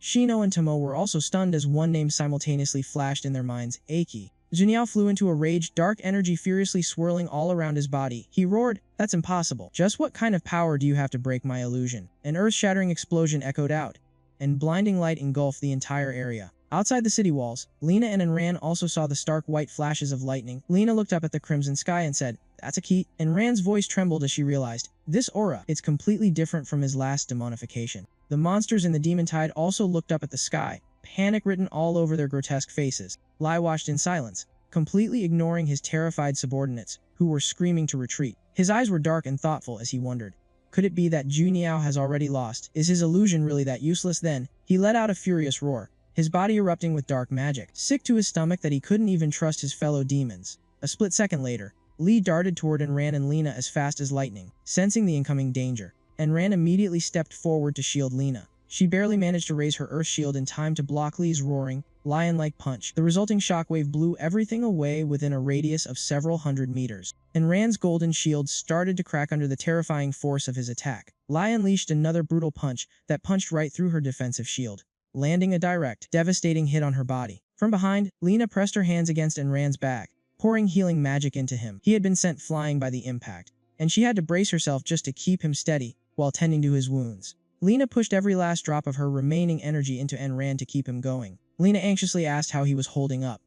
He coughed, replying that the last punch had cracked his sternum. It even pierced right through his earth defense, a barrier that once blocked the combined attacks of the 7 fiends. She frowned, realizing his demonic transformation power was even greater than Van Dylen's. Lee let out a dark chuckle, mockingly calling them nothing but trash from a bygone era. Radiating pure arrogance, he scoffed, if you can't even take a single punch, then this is just too damn boring. Following that explosive burst of lightning, the entire illusion completely shattered into pieces. Aki and his team slowly touched down. Everyone was completely stunned to see that the illusion had actually been broken. The main character turned back, warning everyone to stay on high alert. Is anyone hurt? He asked with concern. Sidulu stared at Judiao standing amidst the rubble. She warned the group that this guy was definitely bad news. Panting heavily, she explained that his illusions completely messed with their 5 senses, making it impossible to tell what was real If it wasn't for their absolute trust in one another, they would have broken down a long time ago. Shino chimed in, his voice shaking. Every ounce of pain in that illusion felt completely real. Every time I went down, I honestly thought it was the end. He added that the only reason he kept fighting was because he knew Aki would find a way to break them out. Tomo nodded in agreement. We have Aki, our nearly invincible fighter. She fully admitted that if he hadn't shattered the illusion, the whole team would have been lost in there forever. Zidiao hovered above the wreckage. They had to admit, his strength far surpassed any of the 7 fiends they had ever faced. His face twisted in bitter resentment. After all, the power of lightning was supposed to be his exclusive ability. He raised his hand, gathering a terrifying sphere of lightning. Screaming that he was going to kill the little runt, he charged straight at Aki's team. Aki didn't flinch at all. He channeled all of his own lightning into his fist, ready to meet the attack head-on. He blocked Judiao's direct strike perfectly. The sheer pressure of their collision caused the very air around them to tremble violently. Sidulu nervously asked if he planned to fight this monster alone. Aki calmly told her to trust him, ordering the team to go back up. Lena and ran immediately. A massive explosion erupted between the two fighters. Thick clouds of dust and smoke rolled through the air, completely swallowing the battlefield. When the dust finally settled, nothing was left but the utterly devastated ground where they had just clashed. The entire team had retreated in the blink of an eye, completely catching Judiao off guard. He ground his teeth in pure frustration at letting them slip away. Suddenly, from the smoke right behind him, a deep, mocking voice echoed out. Looks like your luck just ran out. Aki stepped out of the white smoke, a fierce look in his eyes. My lightning is nothing like the cheap tricks you demons use. Silver-white lightning arched around his body, tightly coiling around his arm and turning it completely white. Judiao actually trembled, realizing that Aki was generating his own pure lightning. With every step he took across the grass, a scorched white trail was left in his wake.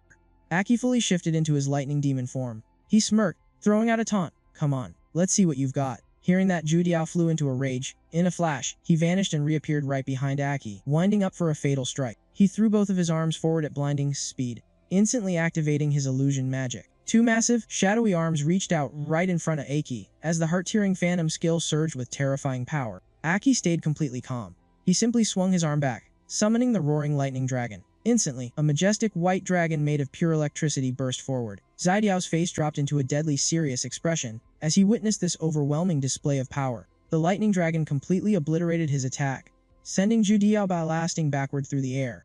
Knocked off balance, he screamed in furious resentment at the hated lightning. He immediately unleashed the soul-shattering ghost illusion. Countless sharp-beaked shadow beasts swarmed forward, like a pack of starving wolves. Aki stomped his foot hard onto the white frosted ground. The earth exploded, sending huge chunks of dirt and rock flying in every direction. At that exact moment, he launched himself high into the air. He easily dodged the swarm of beasts, while putting some distance between them. Aki roared, unleashing his azure lightning. A brilliant flash of electricity exploded from his entire body, instantly wiping out the demonic beasts. Jidiao could only stare in shock, completely unable to react. Panic set in as he frantically dashed around, desperately trying to dodge the endless barrage of silver-white lightning shooting from Aki's body. A second later, Jidiao gritted his teeth and charged straight ahead at terrifying speed, completely ignoring the deadly lightning arcing all around him. The two of them violently clashed in a fierce aerial battle against the blood-red sky. Zudiao was absolutely battered by Aki, getting blasted hundreds of meters away. His body was trembling uncontrollably from the agony. He was barely holding together after taking Aki's devastating combo. Aki's face was as cold as ice. I can shatter your illusions from the outside. My lightning perfectly counters your skills. And in close combat, you're not even in my league. Just give up. Jiao ground his teeth so hard they nearly cracked. I'm planning to save my strength to slaughter your friends. Suddenly, a third eye ripped open on his forehead, blasting out a wave of pure dark energy. Right behind Aki, a massive, pitch-black portal tore open. It was a black hole of agonizing illusions. Floating high in the air, he smirked with total confidence. Are you ready to experience the most agonizing death imaginable? Aki flashed a fierce, bloodthirsty smile. Devard? What kind of power is this? Opening a black hole right on my own body. Jiqiao raised both hands to channel his magic. The black hole spawns directly on the target's body, pushing single target damage to its absolute limit. You can't dodge this. Aki furrowed his brow, his expression turning grave. This move is insanely overpowered. He truly is a demon who has pushed illusion magic to its absolute peak. His body was slowly being dragged into the dark portal, completely disrupting his energy gathering. Zhu Tiao flashed a sinister, mocking grin. Enjoy the ride. And just like that, Aki was sucked into the endless black hole, spiraling down until he completely vanished from sight. As the dark portal slowly sealed shut around his body, Zhu Tiao let out an arrogant scoff. Devard. He boasted loudly, explaining that the void of agony was a dimension made entirely of infinite suffering, a place of endless torture until death. where no living creature had ever escaped. Inside that bizarre, twisted dimension, Aki let out an agonizing scream as he felt all of his power being violently drained away. The lightning surging through his body was being siphoned off, as if some invisible force was ripping his energy clean out of his veins. The white mirror on his chest sparked with weak bolts of lightning in a desperate attempt to resist, before flashing brightly as he yelled, "Scatter!" Suddenly, he found himself floating helplessly among hundreds of floating skulls, each bearing a twisted, agonizing expression. The skulls glared at him with dead, milky white eyes, their jaws snapping wide open as if trying to swallow him whole. Bizarre streams of eerie white energy shot out from their gaping mouths, desperately trying to invade his body. The ghostly white energy pierced straight into his chest, unleashing pure torture. Aki's body convulsed uncontrollably as every last drop of his strength was violently sucked dry. His bones let out a sickening cracking sound, snapping and twisting as if being crushed by some invisible, massive force. The haunting skulls fought fiercely to possess him. These phantom spirits weren't physical entities, but pure, raw agony condensed directly from the illusion magic. Aki shrieked in absolute agony. It felt like being slashed by knives, burned alive, and frozen all at once. Waves of despair and crushing regret flooded his mind. As images of his fallen comrades flashed before his eyes, he gasped, my memories." His tortured screams echoed throughout the dark, purple void. His consciousness felt completely trapped in an endless, hellish cycle of reincarnation. As his life force was completely drained, his body aged decades in a single blink. His skin wrinkled, his hair turned snow-white, and his power felt as insignificant as a speck of dust. But then, everything violently reversed. He was suddenly a child again, burdened with agonizing memories. His black hair returned, he grew up, and then he was thrown into reincarnation all over again, forced to live through countless, tragic lifetimes. In one life, he was just an innocent little boy, tightly hugging a teddy bear, but he was forced to watch helplessly, as every single one of his loved ones was brutally murdered right in front of him. In another lifetime, he was just an ordinary soldier, only to die a gruesome, bloody death at the hands of terrifying demons on the battlefield. Then there was a life where he stood as a solitary king, gripping his sword alone in the middle of a war-torn wasteland. He survived, surrounded by the rotting corpses of his loyal soldiers, forced to carry the crushing weight of endless regret. With every single cycle of reincarnation, a new, unbearable layer of agony was added. Both his physical body and his spirit were being completely shredded to pieces. Jitiao slowly touched down on the ground, dark feathers shedding gracefully from his massive wings. He stared coldly at the black sphere trapping Aki. For him, barely a moment had passed, but for the boy inside, he was enduring countless, grueling years of absolute torment. He bared his teeth in a wicked grin.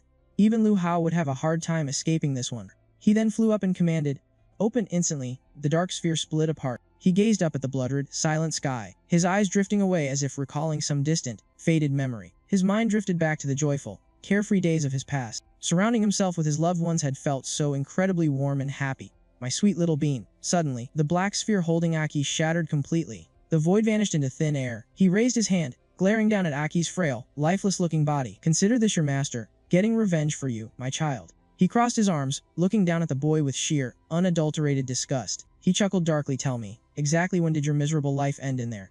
But then, Aki's eyelids slowly peeled open, revealing the blinding, pure white pupils of the first-stage demon lightning. Aki had forcefully returned to his ultimate lightning form. Jitiao staggered back, his face completely pale with absolute horror. No, why?" He screamed in a complete panic. "That's impossible. Nobody can survive that attack." In less than a heartbeat, Aki vanished into thin air. The next second, he materialized directly behind the demon, viciously stabbing him through the back. Exhaling a heavy, scorching breath, Aki whispered with ice-cold venom, "You absolute fool." He proudly declared, "I am the strongest human warrior to ever live." Flashback to exactly 5 years ago, torrential rain ruthlessly battered down on the Tier City, as thick crimson blood mixed with the muddy water, streaming violently across the cold pavement. A single, terrifying shadow walked in dead silence through the massive piles of slaughtered corpses. Jutiao stood motionless in the freezing downpour, his dark hair completely soaked to the bone. He shoved his hands deep into his pockets, letting out a frustrated sigh. This place completely wiped off the map. It's going to be a massive pain to rebuild. I literally told you idiots to go easy on them. A chilling, murderous glint flashed in his eyes. These useless subordinates of mine. Their evolution is just way too damn slow. Suddenly, out of the pouring rain, A weak, trembling hand desperately grabbed the hem of his jacket, weakly pulling him back. He turned around, only to see the human girl lying at death's door on the wet ground. Catching a clear glimpse of her face, he froze in sheer disbelief. He knelt beside her. She had already lost consciousness, yet she still clutched a shirt.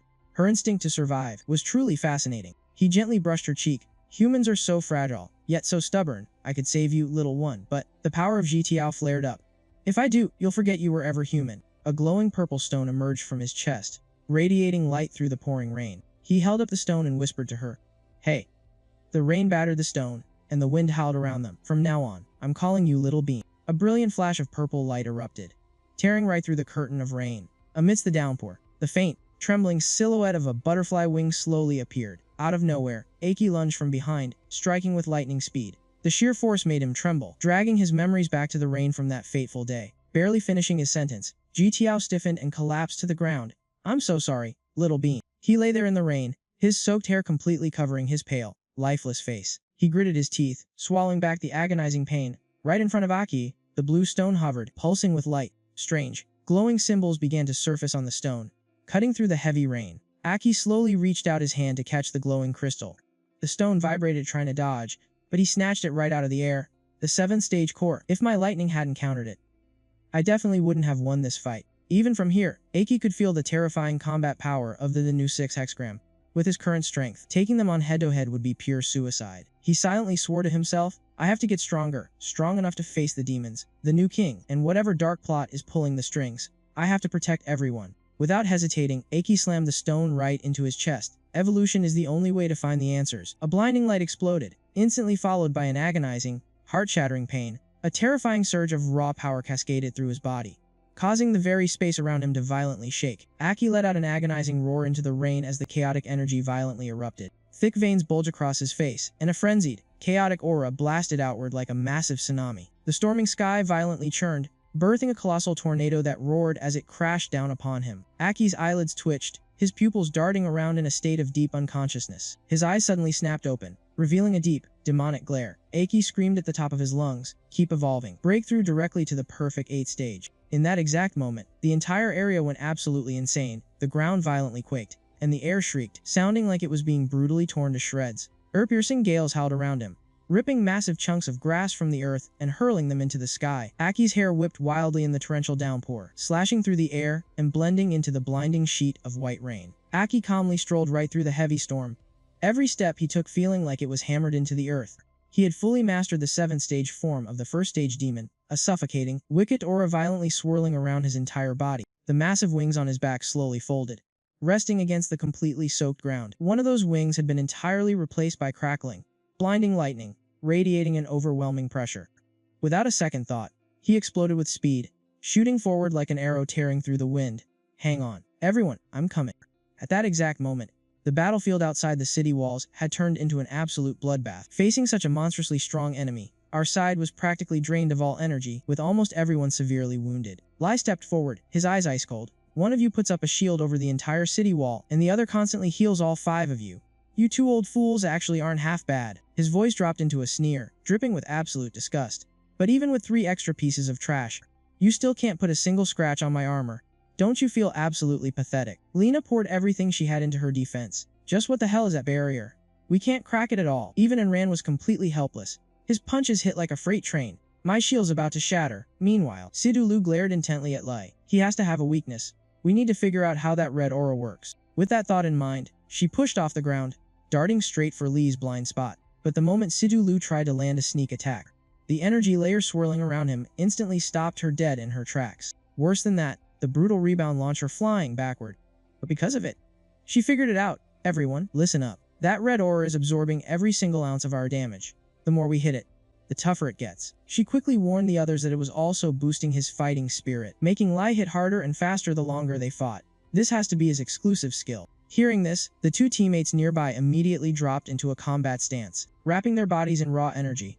Both of them charged forward. Shino roared, "Tomo, let me take him head-in. You find an opening and shatter that red aura." But before they could even launch their attack, 2 blinding streaks of energy flashed right in front of their eyes. Shino took a direct hit, getting blasted completely away, while Tomo barely managed to dodge to the side by a hair's breadth. With nowhere left to run, she unleashed her ultimate move, the Swift Bee Stinger. But right before her stinger pierced the target, Tomo suddenly froze. Wait a second. She remembered Sidulu's warning. She couldn't attack him directly. His shield would just absorb the impact and make him even stronger. Meanwhile, Lai had already finished trashing Shino, and violently whipped his head around to face Tomo. He unleashed a full-power palm strike. A blinding light completely engulfed Tomo's position, and the terrifying force blew the blast far away.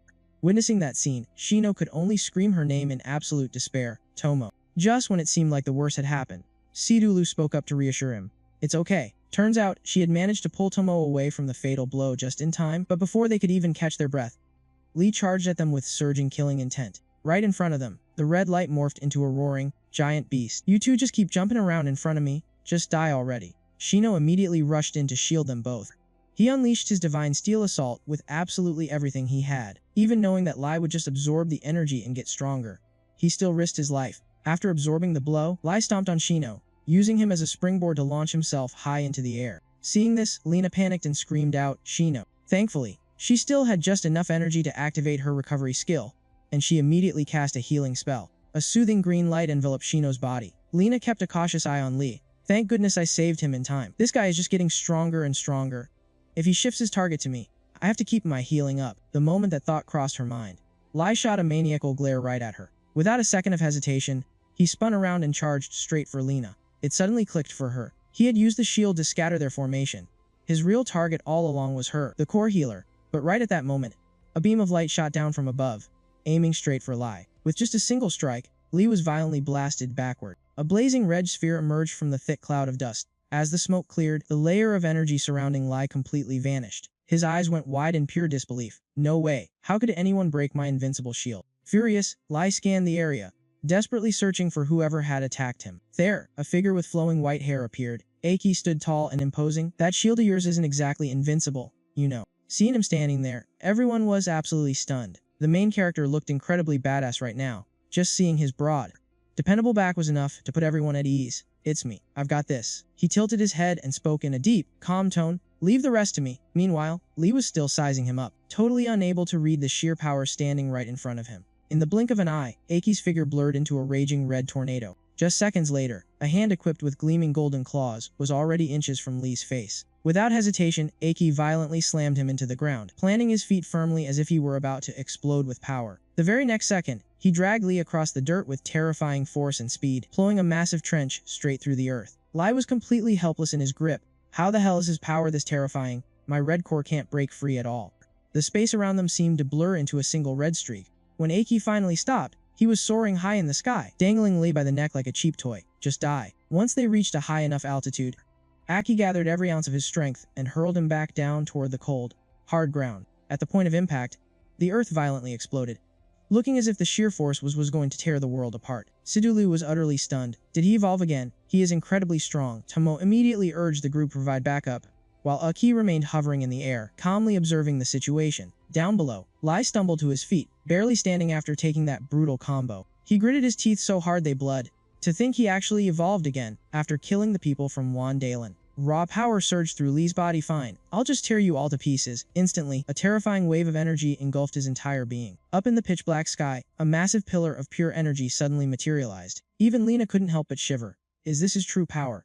Was he not even taking us seriously earlier? Right in the center of the blinding pillar, Lai slammed both hands into the dirt, gearing up to unleash absolute destruction. Hot, steaming breath hissed through his clenched teeth. He had fully activated his dual red cores, entering the enraged battle armor state. Yet, from the very beginning, Aki's expression remained completely calm and unfazed, unable to hold back his rage any longer. Lee dug his feet deep into the earth. He launched himself straight at Aki with every last drop of his power. Aki immediately unleashed his own aura, charging forward to meet him head-on. High up in the air, a devastating collision erupted as two colossal waves of energy violently clashed and pushed against one another. The two of them were completely evenly matched.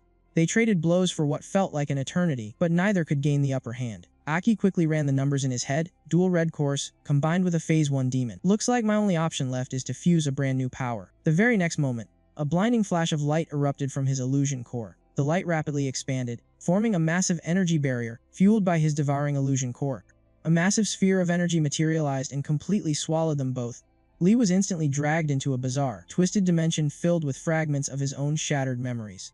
Caught off guard, Lee unconsciously called out the name he thought he had forgotten. Wandalen. Cracks began to appear on the outside of the giant sphere. After a deafening roar, Lai shattered the sphere. His pupils were completely dilated, and his explosive aura showed that he had entered a berserk state. Floating in the middle of a pure white space, he gritted his teeth as his white hair whipped wildly in the wind. Right at that moment, Aki dashed forward and unleashed a spinning kick, landing a surprise blow straight on Lai. Despite the hit, the enemy's eyes remained completely cold. Meanwhile, our main character spun in midair and followed up with another fierce kick. A long streak of light suddenly appeared in the sky, crashing straight down into the ground. Lee's sheer force of impact even punched a massive hole through a corner of the magic wall behind him. Lying in the rubble, Lee was completely bewildered. He thought Aki only had a red core, so since when did he get a purple core too?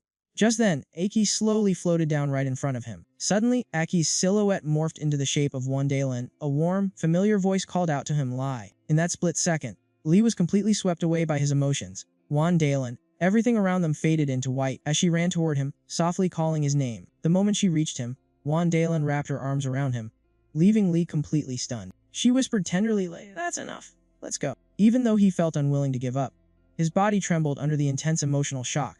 Finally, he softly replied, Yeah. The moment those words left his mouth, Lee's body jolted violently, and he coughed up a huge mouthful of blue blood. It was none other than Aki. He had just delivered a lethal, decisive strike to finish Lee off without a single ounce of hesitation. The agonizing pain tearing through his body snapped Lee back to reality. The spot where Wandalen just stood was now replaced by pure, freezing killing intent.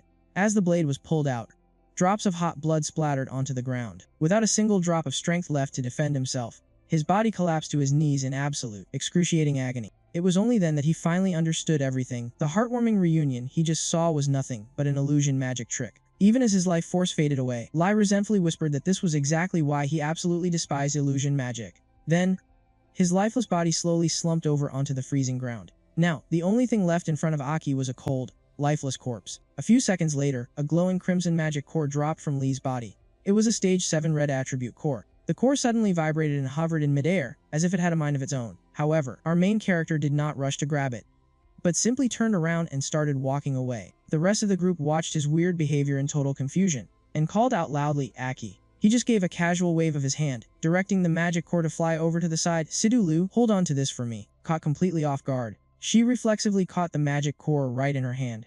The second she touched it, she could instantly feel the terrifying aura of Lee's dual stage 7 core. The energy hidden deep inside felt absolutely boundless, beating fiercely like two hearts working in unison. Aki then finally explained that it would be incredibly useful for the upcoming rank up of those three. He told them to make sure they kept it safe. After that, he walked over to Enran and Lena. Thanks for your hard work, you too. Because of everyone holding the line, I could go help out with total peace of mind. But Lena nervously reminded him that the demon tide outside hadn't dispersed yet. They had only lost their leader. Hearing that, Aki shifted his gaze toward the confused horde of demons in the distance. It looked like they had no idea whether to keep attacking, or to retreat. And Rand spoke in a serious tone, even without a commander. A swarm this massive will be incredibly dangerous if they lose control. If they flood into the town, the civilians won't stand a chance. Even though he understood the stakes, Aki calmly reassured them, don't worry about it. Shino quickly tried to stop him, pointing out that their numbers were just too insane. Tomo volunteered to fight alongside him, while Sidu Lu suggested they should come up with a solid plan first. In response, he only glanced back slightly, looking like he was calculating his next move. Standing right in front of him wasn't just a single magic beast, but the entire raging army of the demon tide.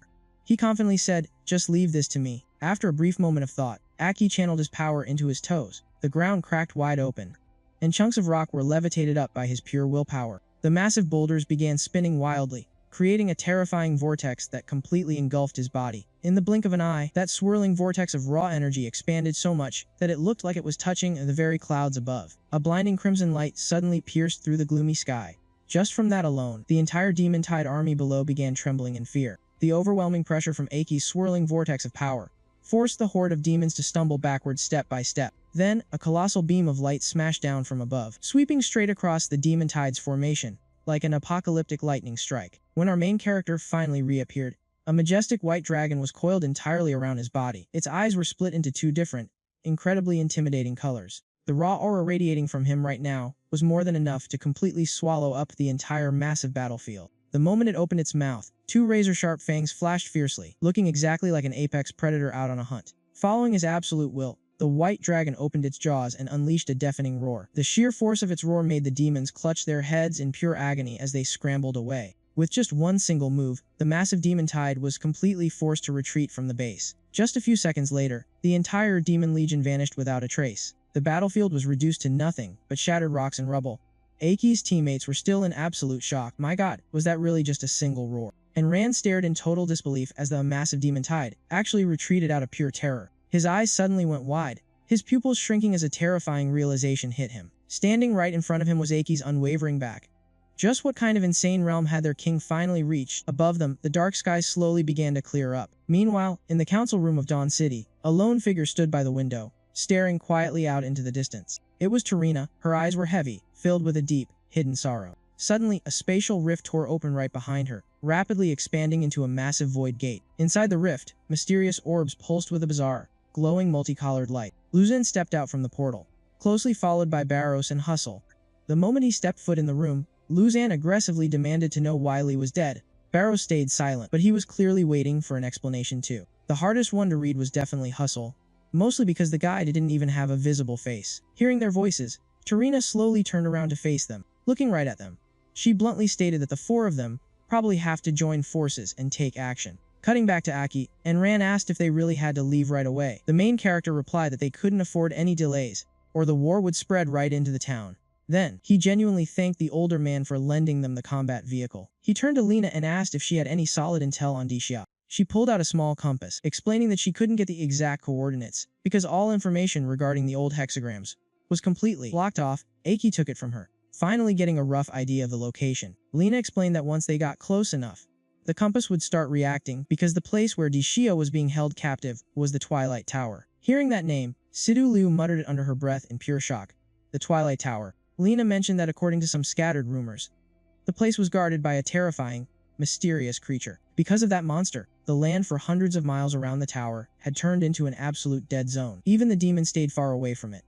Shino and Tomo were completely stunned hearing this. Lena didn't say anything else, but the look in her eyes made it obvious. That was probably the exact reason the tower could hold someone like Dixia. It might even be holding other unknown entities, and there was no telling if they were friends or foes. Aki calmly gripped the compass. "Alright, I got it," he said. But Lena suddenly pulled her hand back, saying she would hold on to it. She wanted to study the dual cores and Lee's combat data, hoping to analyze the new hexagram's fighting style to help out the team. But the main character made a firm decision. "Lena, you're staying here." The atmosphere instantly grew heavy and completely awkward. He explained that he wanted her to stay back and help Enran defend the city. "I'll feel a lot better knowing you're here watching over things," he told her. Enran just stayed quiet, watching to see how Lena would react. She had been standing there motionless for a while now, being unusually quiet. Finally, Lena softly replied that she would follow Aki's orders. An awkward silence hung over the city gates. Only Lena knew just how much her heart was hurting. She knew she couldn't keep up with their power levels anymore, and she was terrified of becoming a burden to them when they finally faced the new hexagrams. While she was still drowning in her own guilt, Aki reached out his hand. "Thank you," he said. He gently patted Lena on the head, thanking her with absolute sincerity in his voice. After that, the main character and his teammates hopped into the vehicle and drove off. Once it was just the two of them left, and Rand looked at her and asked, "Are you sure you don't regret staying behind instead of following our king?" Hearing that, Lena softly muttered Aki's name, her mood taking another hit.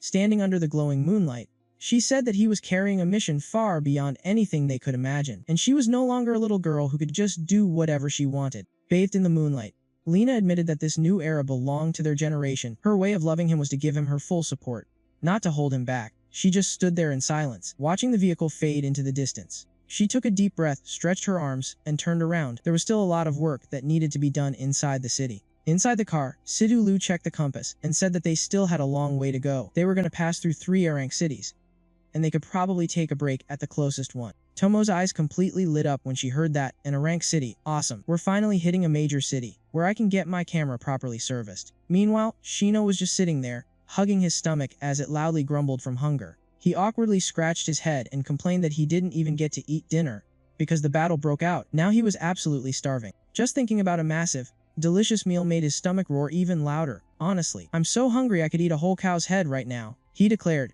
before suddenly pausing. He quickly corrected himself. "Actually, scratch that. Make it 2 cow heads. That should be enough." Tomo burst out laughing. Seeing her laugh, Shino generously offered to share a piece of steak with her when they got there. Sitting in the driver's seat, Aki glanced over and asked Sidu Liu what she wanted to do. Her face turned bright red as she shyly confessed that she just really wanted a nice, long soak in a hot bath. Hearing that, Tomo instantly threw her arms around Sidu Liu's neck, begging to scrub her back for her. Sidu Liu's face turned bright red as she quickly refused.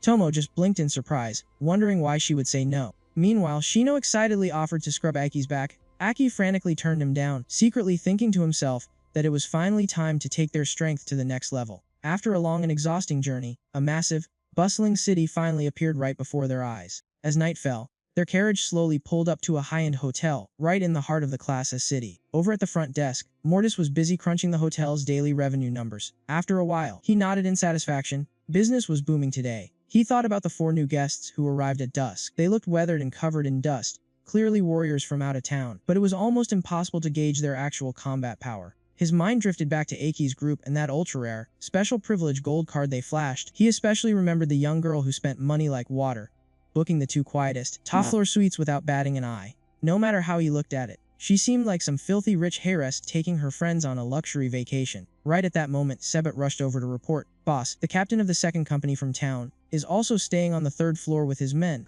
They're pretty close to our new VP guests. Are you sure this is a good idea?" Just hearing that guy's name gave Mortis a massive headache.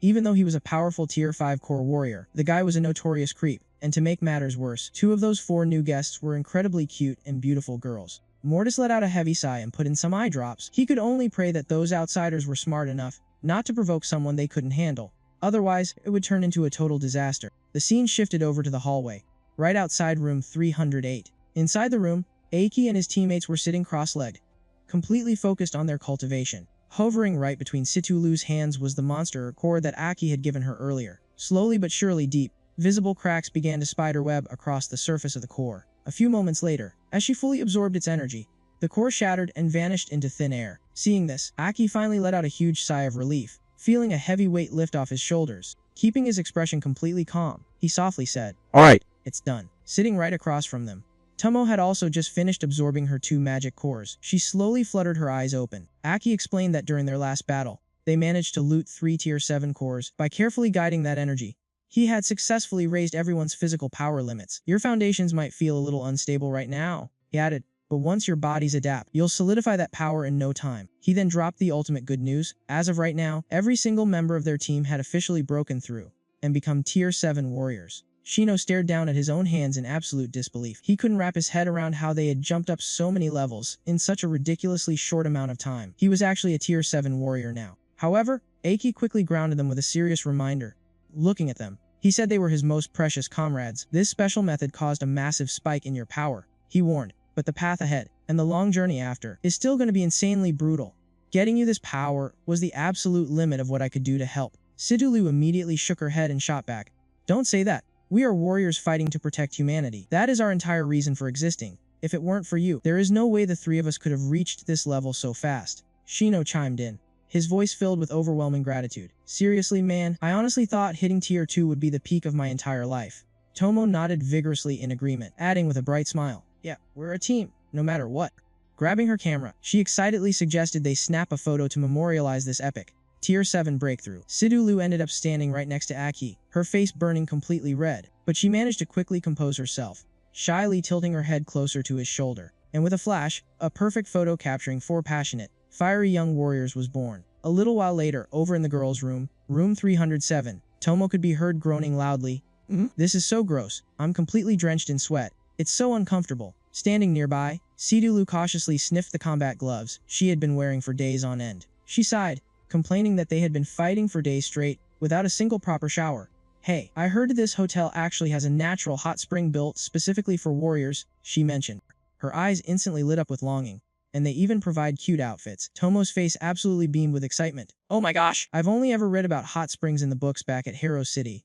I can't believe we actually get to try one. This is gonna feel amazing." Once they gathered all their stuff, Tomo cheerfully suggested they go knock on the guy's door. "Let's go get Shino and Aki so we can all soak together." Situluja just nodded casually, "Yeah, sure. It's right on the way down anyway." A minute later, a rapid knocking echoed against the boy's door. Shino carefully cracked it open, peeking out as he asked, "Yeah, who is it?" But the second he looked out into the hallway, his eyes practically bugged out of his head, shining with a very suspicious gleam. He was completely blown away by how incredibly cute Tomo and Situlu looked in their fresh clothes. Inside the room, Aki noticed Shino acting weird. He walked over to the door and asked, "It's pretty late. Where are you two heading?"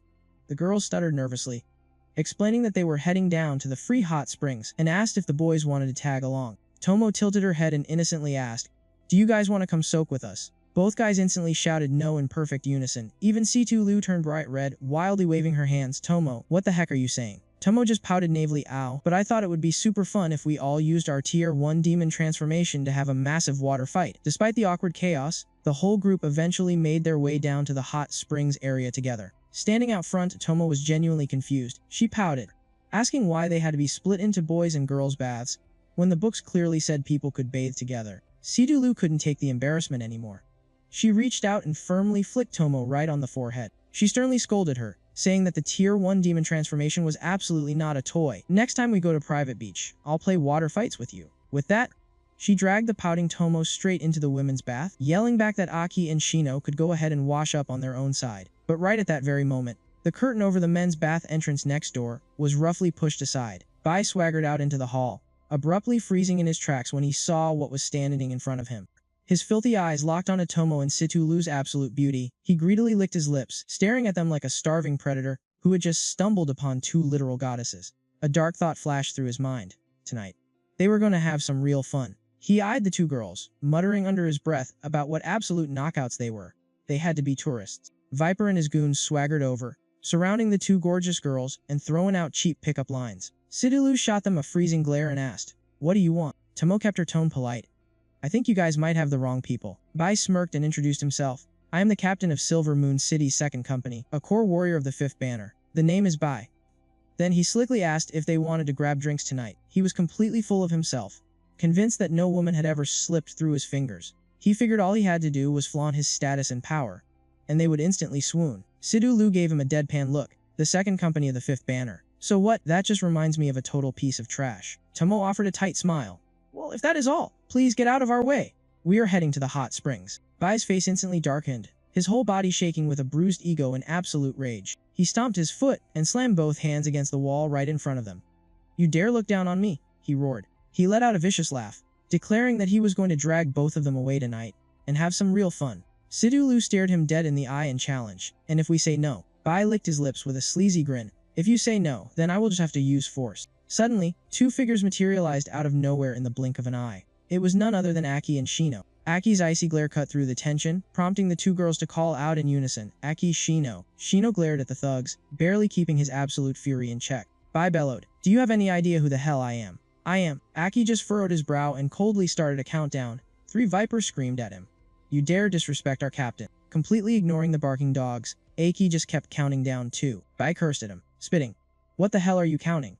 He then arrogantly finished the countdown himself. 3. The moment the word left his mouth, a terrifying wave of power crashed into him, freezing him in place with wide, terrified eyes. In less than a second, he ate a full-force punch straight from Aki. The sheer, overwhelming impact sent Bai rocketing through the air. He smashed violently against the back wall. Veins popped on Aki's forehead as his fist completed the countdown. The goons watched in absolute horror, trembling at that monstrous display of power. They scrambled over to him, frantically calling out for their captain. Bai dragged himself up, violently coughing up blood. He stammered in disbelief. "That speed. Are you a warrior too? How the hell are you using your powers without any combat armor?" Normal warriors had to wear specialized combat suits and a chest converter to safely channel demonic core energy. The higher the synchronization rate, the stronger they were. That was basic common sense. Aki just thought to himself, "Yeah. But it looks like the 4 of us really do not need that crap anymore." Bai stared at the 4 of them, shaking like a leaf as they radiated a terrifying aura of power without a single piece of gear. The entire group panicked and scattered like roaches, tossing out empty threats over their shoulders as they ran for their lives. Situlu opened her mouth to say something, but suddenly froze. All she could see was Aki's incredibly toned, muscular chest right in front of her. He leaned down, tilting his head as he looked at her with genuine curiosity. Aki blinked and asked, "Why is your face so red? Are you coming down with a cold or something?" She quickly bolted, stammering, "No, I am totally fine." Before dragging everyone toward the hot springs, Tomo giggled softly, and their chaotic day finally wrapped up with a nice, warm soak. Inside the women's bath was a cozy little hot spring pool, beautifully surrounded by lush nature. Situlu slowly dipped her pale, slender legs into the warm, inviting water. The moment the hot water hit her skin, Situlu let out a soft, incredibly satisfied sigh. Over on the other side, Tomo quickly pulled a towel up to cover her rather generous curves. Standing amidst the thick, rolling steam, she gave a big stretch and exhaled in pure, relaxing bliss. Tomo groaned happily. "Oh my god, this feels amazing. It feels like my whole body is just melting away." A few girls nearby whispered in absolute awe, "Look at those two, they are frontline warriors, but their skin is totally flawless." Another woman quickly chimed in, "That is not even the best part. I saw their abs in the locker." Suddenly, a girl walked up to them and called out, "Hey, you two." She smiled and asked if they were warriors from out of town. She gave off total expert vibes as she offered, "Care for some tea?" With that, she set down 2 incredibly fragrant cups of tea, introducing it as Silver Moon City's signature Snow Peak tea. She mentioned that taking a sip while soaking in the hot spring was absolutely heavenly. Situlu quickly thanked her. Meanwhile, another girl brought over a tray of tea for Tomo. Suddenly, everyone around them was competing to offer the 2 girls a taste. Absolutely captivated by Situlu's beauty, the women kept pushing their drinks toward her. "Try my tea." No, you have to try mine first. She just smiled awkwardly and said, Alright, thank you so much everyone. She had no idea how to politely turn them down. While Tomo was already happily sipping away at her tea, Tomo's eyes practically sparkled as she looked at her cup. Gushing, wow, this is incredibly good. After finishing her first cup, Tomo cheerfully asked for a refill. Sidulu took a sip of her tea, thinking to herself that as the team captain, she really ought to relax a bit more like Tomo. At the exact same time, right behind the privacy screen was the men's bath. Over there, a whole group of guys were staring wide-eyed in the exact same direction. They were huddled together, whispering quietly about Aki and Shino. Look at the muscles on those two. They've got to be warriors. Someone whispered, they look way tougher than your average fighter. They must be high-ranking. Another guy pointed at the heavy scarring across their bodies. Those are definitely from fighting demons. Keep your voice down. You don't want to piss them off. They don't exactly look friendly, so watch your mouth. Shino's gaze darkened as he looked over. He quietly called out to Aki, and the main character shot him a quick glance in response. Shino muttered, I've got a question. Aki replied flatly, yeah. Me too. Shino asked, why the hell is everyone standing so far away from us? The group of guys immediately ducked their heads in terror, panicking that the two had noticed them staring. To everyone else in the bath, Aki and Shino were giving off an incredibly intimidating, ice-cold aura. After soaking for a good while, all four of them finally finished their baths. The guys stepped out at almost the exact same time as the girls, noting the people here seemed a bit lifeless and way too easygoing. Tomo wagged a finger in disagreement. What do you mean? The ladies at the hot spring were super friendly. They offered us tea and even told us all the best spots to hang out in Silver Moon City. Hearing this, the two guys just exchanged a blank look. Aki rested his chin on his hand, recalling the weird stares they got in the men's bath. Things were a little different on our side, he said dryly. Tomo blinked in surprise. Really, why? Sidulu turned around and brushed it off. Just leave them be. Come on, let's head out. Tomo perked up. Where are we going? She smiled and replied, I'm taking you to get a new camera lens. Tomo cheered excitedly. Oh my gosh, I love you. She hugged her camera tightly, practically bouncing with excitement. You know this lens is super expensive, right? Tomo flashed a radiant smile and thanked her profusely. Sidulu just answered softly, as long as you like it, that's all that matters. Up ahead, someone was whispering. Look at those four over there. That's blue core Barros, yellow core Luzanne, and purple core Tarina. Aki didn't seem to care at all, taking the lead as he casually walked right past them. Suddenly, both Aki and Tarina froze in their tracks. Hold up, they both said at the exact same time. Both groups stood dead in their tracks, their expression darkening. Not a single word was spoken.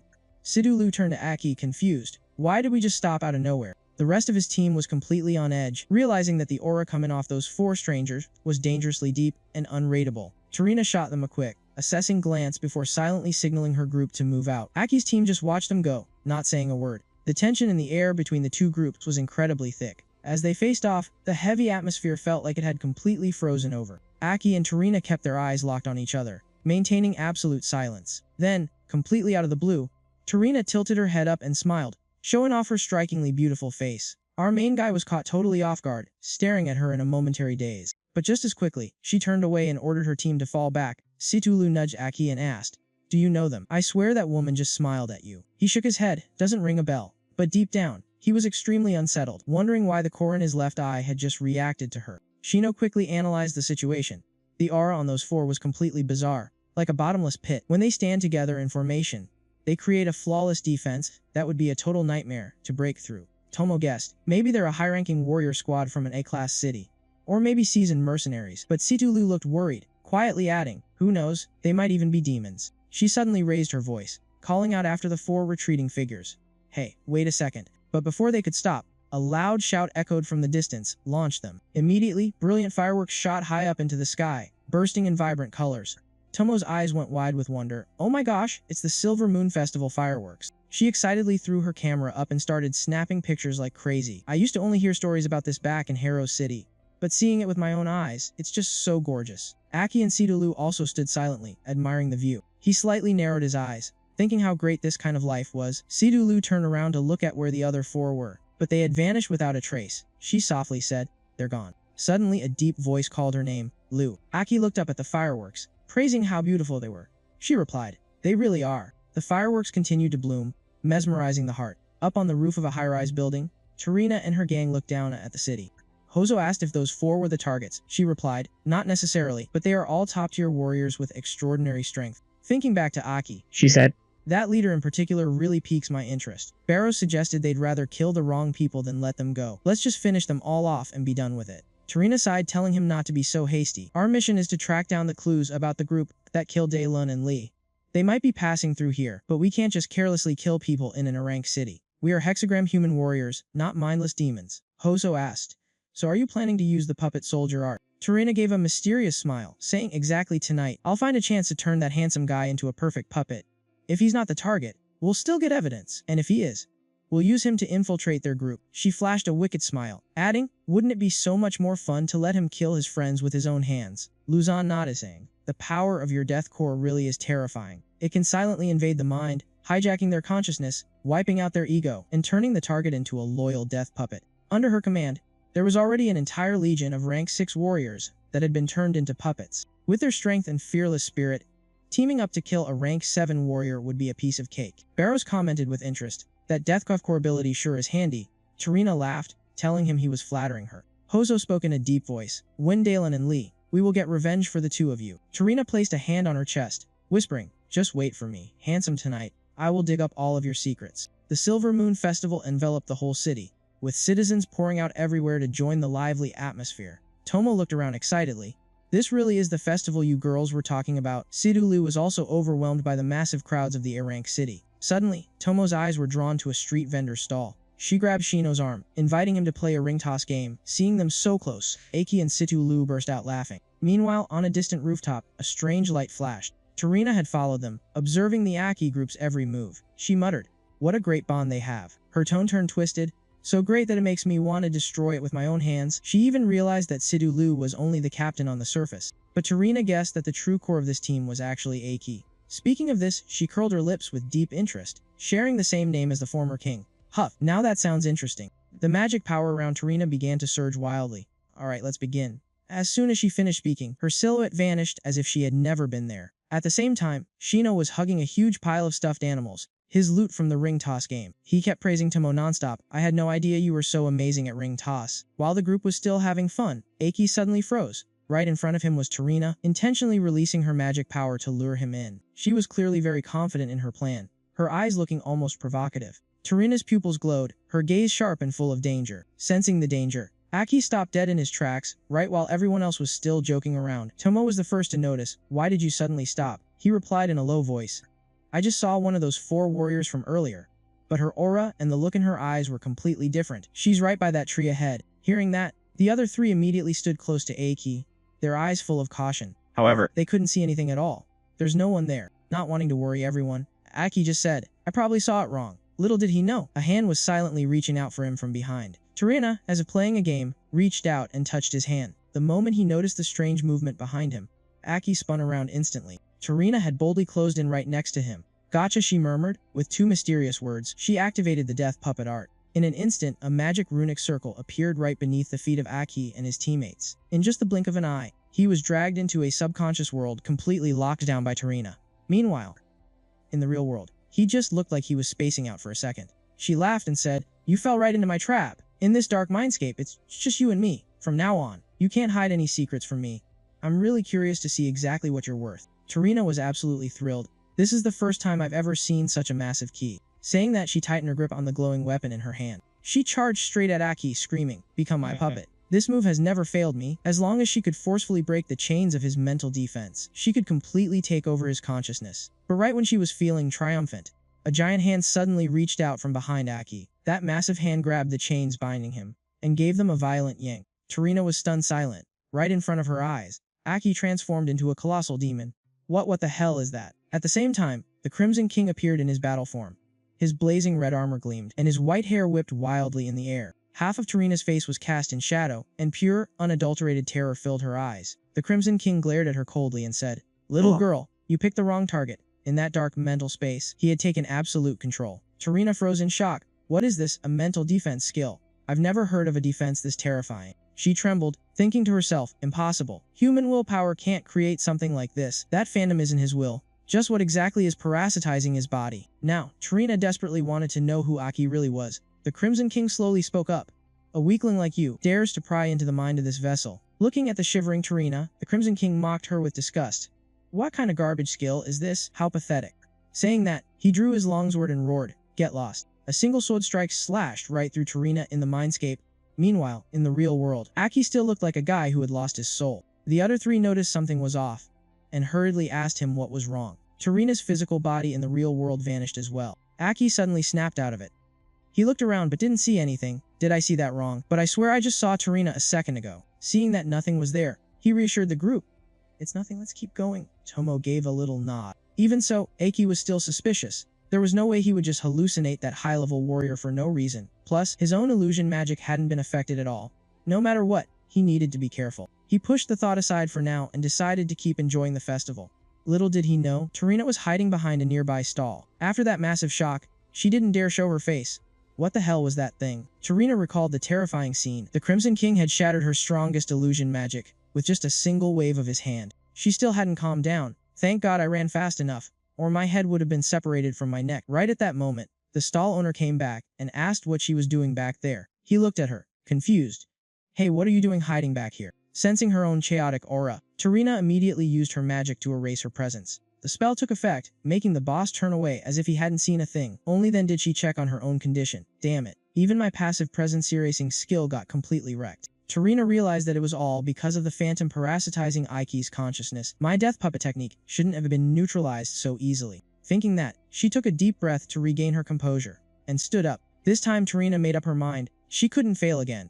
She was going to crush this squad from the inside out, and her new target was the white-haired girl next to him, Sidu Lu. Back with a key, the group was still diving into the fun, especially Tomo. Out of the four of them, Tomo was probably the only one genuinely enjoying the festival vibe. Sidu Lu covered her mouth with a giggle. Completely unaware that Tarina had already locked onto her from the crowd, dark magic silently crept toward the group. This was also part of Tarina's calculation. To avoid Aki interfering again, she made sure to keep a much farther distance. Even though she knew casting from afar would drain a massive amount of magic power, she decided to risk it all. Just as Sidulu took a step, a freezing chill ran down her spine. A split second later, a bizarre lock materialized on her body. If that's how it is, using a captain like you as a weak point to break through and destroy this team from the inside out isn't a bad choice at all. Only then did Tarina finally dare to show herself. While her power couldn't quite compare to Aki's, her secret key was certainly nothing to scoff at. She tightened her grip once more, firmly holding onto the weapon that was now radiating a blinding light. Tarina chanted her spell, decode the secret for me, and become my puppet, facing Sidu Lu.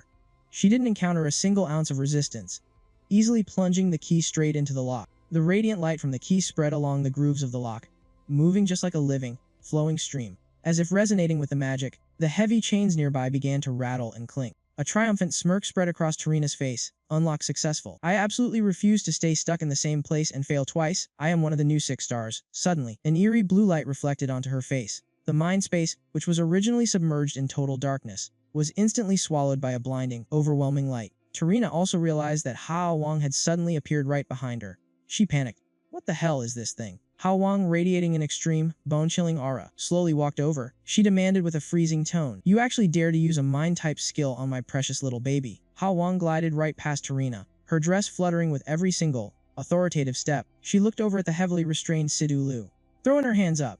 She sighed in exasperation. "You really are a little treasure that makes people worry, aren't you?" Sidu Lu stood completely frozen, head bowed with lifeless eyes, fully sealed away by Tarina's key. Hao Wang stepped in close and gently placed her hand on the key lodged inside the girl. She smoothly pulled the key right out, crushing the seal to pieces with effortless grace. Hao Wang narrowed her eyes, bringing her face inches from Sidu Lu's, and whispered, "I granted you a fraction of my power to break past your mortal limits. The whole point was for you to stay by the side of the Crimson King Flag's vessel and protect him." She tilted her head slightly, her voice dropping low.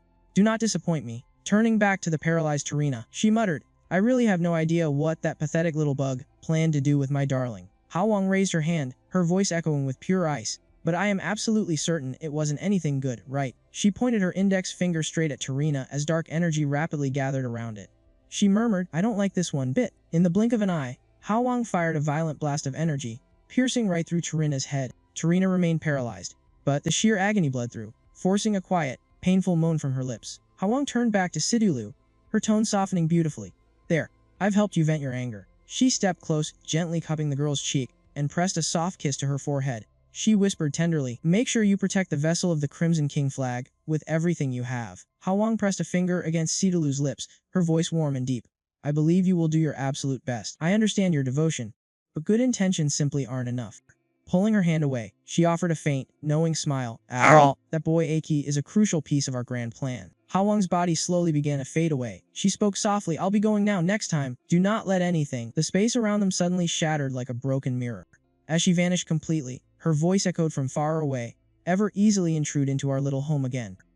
Loud cracking sounds rippled across the fractured dimension, with brilliant rays of light bleeding through every crack. Sidulu and Tarina stood frozen as an overwhelming flash erupted between them. The scene snapped right back to reality, like waking from a fever dream. Sidulu gasped in pure shock. Aki, who was standing right beside her, turned and asked with genuine curiosity, "What's wrong?" She rubbed her temple, totally bewildered. I just feel like something is really off." Shino turned around, flashing a bright, sunny smile. "Aki, why are you two just standing there zoning out?" Tomo eagerly chimed in.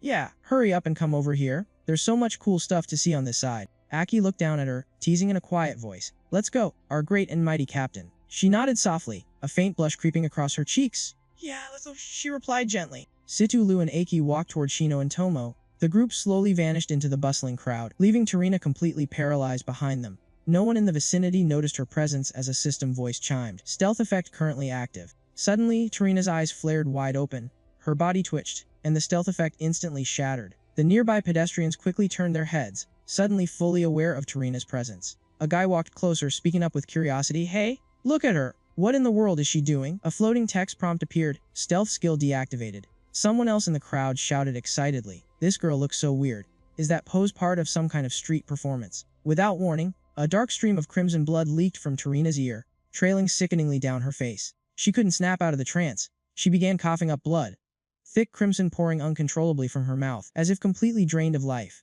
Tarina collapsed to her knees, bracing both hands on the ground, just to stay upright. The crowd around her panicked and scrambled backward.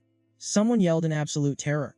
"Oh my god, she's bleeding." Tarina slapped a hand over her mouth, desperately trying to stop the bleeding. She mumbled in sheer disbelief. "No freaking way, a direct psychic attack. Who the hell managed to break into my illusion magic?" She stayed slumped there until a glowing magic circle abruptly ignited beneath her feet. In a single flash, Tarina vanished without a trace, sending the surrounding civilians into an absolute frenzy. Dust and smoke billowed up from the exact spot she just left.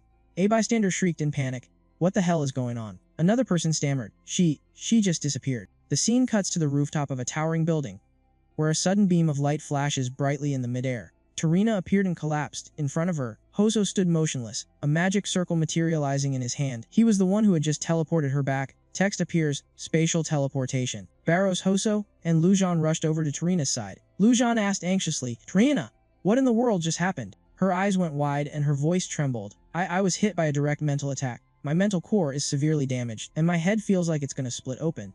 I need to recover my mental energy right now." Images of Chiwonki and Hawang flashed through Tarina's mind.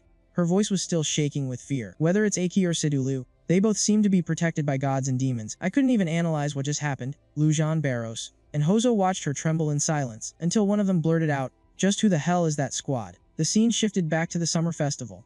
The photos they had just taken appeared, capturing the fun moments of Aki's group. Tomo held the camera and gave Sidulu a tight hug, exclaiming excitedly, "This new camera lens is amazing, Lu. You're an absolute lifesaver. It works way better than the old one. Thank you so much for giving it to me." Lu patted Tomo's head and replied softly, "You're exaggerating. I'm just glad you like it." She then turned to the rest of the group. "Let's head back to the hotel." Tomo whined playfully, "Hey, don't squeeze me so tight." Viewed from above, a large crowd had gathered in front of the hotel.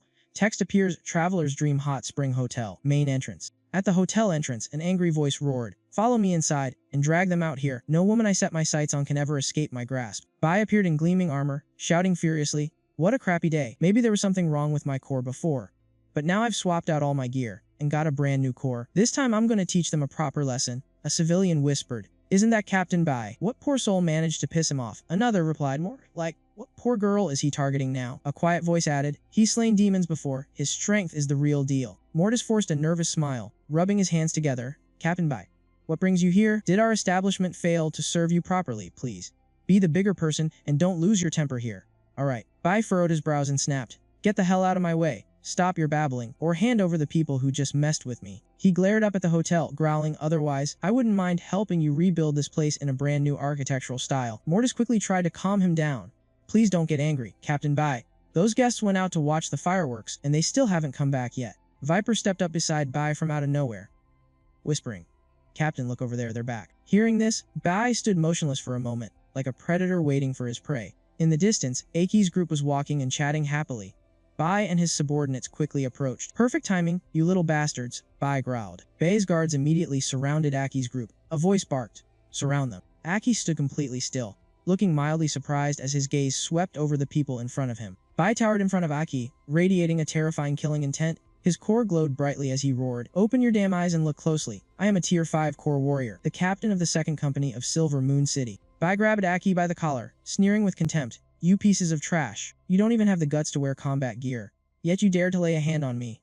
Are you regretting it now? Get on your knees and kowtow to me right this instant." Aki maintained his calm composure, remaining perfectly still. After a moment of silence, he asked in confusion, "I'm sorry, who are you?" Laughter erupted from the background. A civilian whispered, "They don't even take Bai seriously." Bai ground his teeth together and roared in a blind rage, "You little punk." Mortis hurriedly ran over to intervene. "Wait, Captain Bai, please don't do anything rash." He clasped his hands together and pleaded, "They are just kids. They don't know any better. Please, don't start a fight here. I have some premium liquor prepared. Why don't you come inside and enjoy a drink?" Bai shoved Mortis aside, who hastily added, "Last time you accidentally destroyed a whole building." Bai pointed at himself, screaming, "You're still playing dumb with me. You were the ones at the hot spring who..." Recognizing the man in front of them, Sidulu Shino and Tomo instantly went on high alert, ready for battle. Aki simply smiled. He propped his chin on his hand and replied nonchalantly, "My bad. I thought you were someone important, so I didn't pay attention. But I remember you now." The memory of Bai Sidulu and Tomo at the hot spring flashed through Aki's mind. He mocked them. "You're the creeps from the hot spring entrance, the ones who were running their mouths and trying to harass my 2 female teammates." Aki clasped his hands behind his back, took a step forward, and coldly concluded, "Absolute scumbags." Bai's eyes went bloodshot with rage. Bai swung his fist at Aki, roaring furiously, "Go to hell." Mortis squeezed his eyes shut and grabbed his head, crying out in despair, "It's over." Aki remained perfectly calm. In the blink of an eye, he threw a counterattack, sending Bai flying backwards through the air. Viper stared in stunned confusion at the fountain, exactly where Bai had just been blasted into. The fountain caved deeply into the ground, shattering into pieces.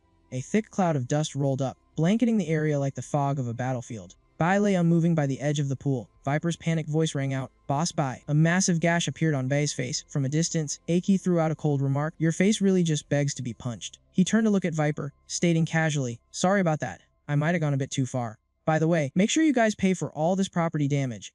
Bai's guards instantly charged forward. One of them roared in anger, "You got a death wish." In an instant, a relentless barrage of slashes aimed straight for Aki. He stood completely still, throwing just a single punch that blew every single opponent away. Witnessing the scene, Mortis and the surrounding crowd all dropped their jaws in absolute shock. Aki stood his ground, slightly lifting his foot before turning around. On the other side, the guards who had been launched into the air fell straight into the pool, right next to where Bai was lying. Aki looked at Mortis and asked politely, "You mentioned you had some premium liquor, right?" Mortis fell silent for a moment. Sweat dripped down his face, but an excited smile spread across his lips. Mortis bowed formally and replied, "That's right. We also have plenty of exquisite delicacies. Please, come right inside." Early the next morning at a certain hotel, an automated system announced, "Checkout successful." Aki pushed the door open and stepped out, followed by Tomo, Situlu, and Shino. As the group quietly left the hotel, a voice rang out, "Begin." Standing right in front of them was Mortis and the entire hotel staff, bowing down with deep respect. "Good morning, you 4 esteemed lords." Mortis was holding a bag, and nobody had a clue what was inside it. He walked past the line of bowing staff and stepped right up to Aki. He bowed his head respectfully and offered the gift bag. "This is some top-tier liquor for you all. Please, I hope you will accept it." Aki was caught off guard by the sudden gift, looking completely surprised as he asked, "Why are you giving this to us out of nowhere?" Mortis did not explain any further. He just kept bowing his head and pleaded with him, "Please, please just accept it." Even though he did not say it out loud, he knew exactly how much Aki's group had helped him. Thanks to them, Mortis did not have to worry about that guy Bai anymore. He thought to himself, that bastard probably does not have the guts to come back and cause trouble now. Aki still felt pretty awkward about taking such a valuable gift. He asked, "Why give us something so precious?" Sidulu whispered to him, "If we refuse, it will just make things really awkward for the hotel boss." After giving him that reminder, she closed her eyes, deep in thought, and could not help but admire him. He did not even care about what happened yesterday. He taught Bai a lesson and saved the hotel at the exact same time. Doing little things like that just seemed like second nature to him. Thinking about that, Sidulu stepped up and took the gift bag. "We will gladly accept this. Thank you so much." Right then, a car was already waiting to pick them up. She called out to the group, "Let us get going, Aki." Meanwhile, at some mysterious hidden base, a massive door slowly opened in dead silence. Aki was driving the heavy-duty vehicle, with Shino and his teammates riding in the back. While driving, Aki honked the horn to warn people passing by. Holding the tracking radar in his hand, he announced to the group, "The next destination is to the northwest. Coordinates are locked in." He calculated the time while keeping up a crazy high speed. If they moved at full throttle, it would take about 2 days to get there. Tomo sat in the back, totally pumped up. Is it finally time to go save the old man? Seeing Tomo so excited, Sidulu immediately gave her a warning. According to the intel from Lena, the Setting Sun Tower is a major base for the new king, and it is where Senior Dessa is being held. We have no idea what kind of dangers are waiting for us there. From now on, we need to drop the playful attitude and get straight into combat mode. Realizing this was not just some joyride, Tomo instantly got serious. Understood, Captain. She looked over at Shino, almost like she was sending her a signal. We are definitely going to give it our all to support Aki. Tomo turned completely to ask her, right, Shino. Meanwhile, Aki had put on his sunglasses at some point, quietly reminiscing about Desa. The vehicle kept rolling across the desolate wasteland. He drove while thinking to himself, my old friend, I am coming for you. Turning the clock back half an hour, at a base out in the dusty wasteland, right where Aki's group had just passed through. At that moment, right next to a massive skyscraper, the Silver Moon City Signal Tower, stood Lujan's group. Luzon was holding up Tarina. Tarina stared off into the distance, right where the car belonging to Aki's group was heading toward the Setting Sun Tower. There is no mistake, they are the only ones who could have caused these injuries. She gritted her teeth in pure rage as she thought of Lee and Dylan. That damn team is the one that killed them. Suddenly, Hozo noticed something. He immediately flew up high and signaled his teammates. That is them. Hearing that, Barros got super impatient. Then let us strike. Hozo, hurry up and teleport us right in front of them. Luzon quickly snapped back at him. What is the rush? Can you not see the state Tarina is in? Even though she was injured, Tarina still reassured her teammates. My spirit needs at least 1 or 2 days to recover, but do not worry. I have already used spatial coordinates to lock onto their route. They are moving by car, but we are masters of space. Hearing that, Hozo nodded in agreement. We will wait for Tarina to recover, and then we will hunt them down. It will not take much time at all. Luzan felt even more smug, knowing his group held the upper hand. Besides, that little squad probably had absolutely no idea what was waiting for them at the Setting Sun Tower. His face grew dark, and his voice dropped to an icy chill. I wonder just what is waiting for them in the end. Out in the desolate wasteland, scattered with ancient ruins, Aki's group just kept tearing down the road. The sun slowly dipped behind the mountains. Nobody knew just how long they had been driving. As night fell, Aki's group entered a dense, thick forest. When dawn broke once again, they were cruising past a coastal region teeming with fish and shrimp. Before they knew it, 2 days had passed. Just like Aki predicted, they were almost there. 2 days later, he looked down at the dashboard and frowned. Wasn't that just perfect? The energy crystal is completely drained. Since the vehicle could not run anymore, Aki decided they would walk. Sidulu's group agreed. It is really not that far from here. Let us just go on foot. They had not walked far at all before a massive tower loomed right in front of them. They all immediately recognized it as the Setting Sun Tower, but all 4 of them felt an incredibly bad omen. Aki spoke up first, observing the area with extreme caution. This aura is no joke. It is completely overflowing with tyranny and killing intent.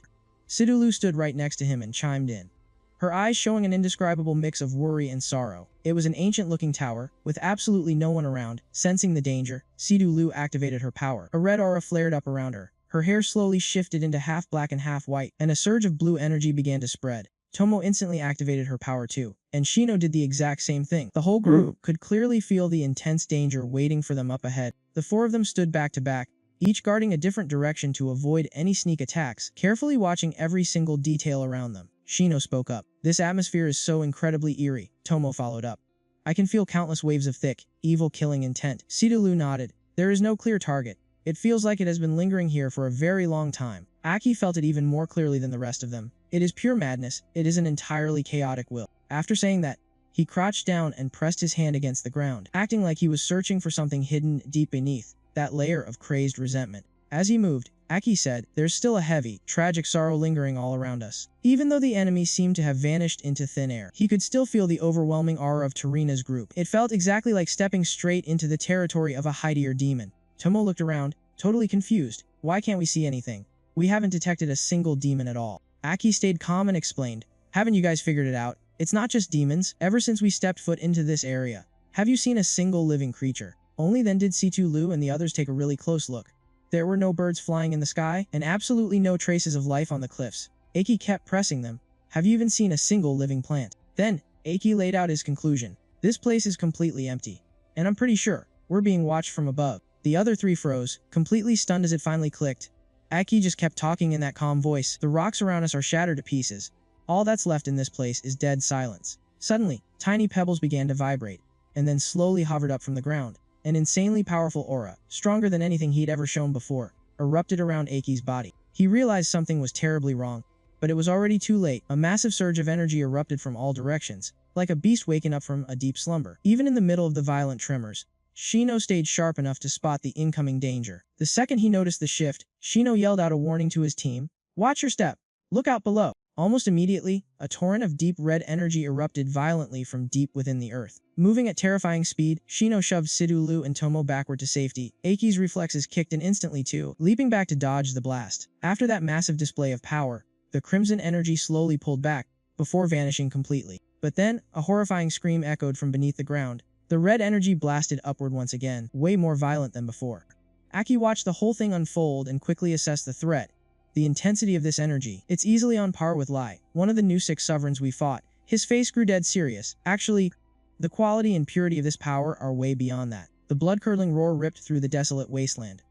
The blinding red light shattered the gloomy, depressing atmosphere of the desert. Tomo stared in absolute shock and terror at the unbelievable sight. What is that figure inside the pillar of light? It was Desa's deafening roar. As his body fully materialized, the crimson energy slowly faded away, but that horrifying screaming just wouldn't stop. Finally, Desa stopped screaming, and the last traces of the red energy completely vanished. Desa stood there, revealing a truly terrifying face. His features looked like they had been stitched together from countless broken fragments. Shino glared right at him, a knot of anxiety twisting in his gut. Sidulu could feel it too. She knew right away that Desa had enough raw power to absolutely flip this entire battlefield upside down. Tomo looked completely terrified, realizing just how messed up their situation was. He's way too strong. Sensing the deadly threat, Sidulu shouted a warning to Aki, who was standing right in front. "We can't take this humanoid demon lightly.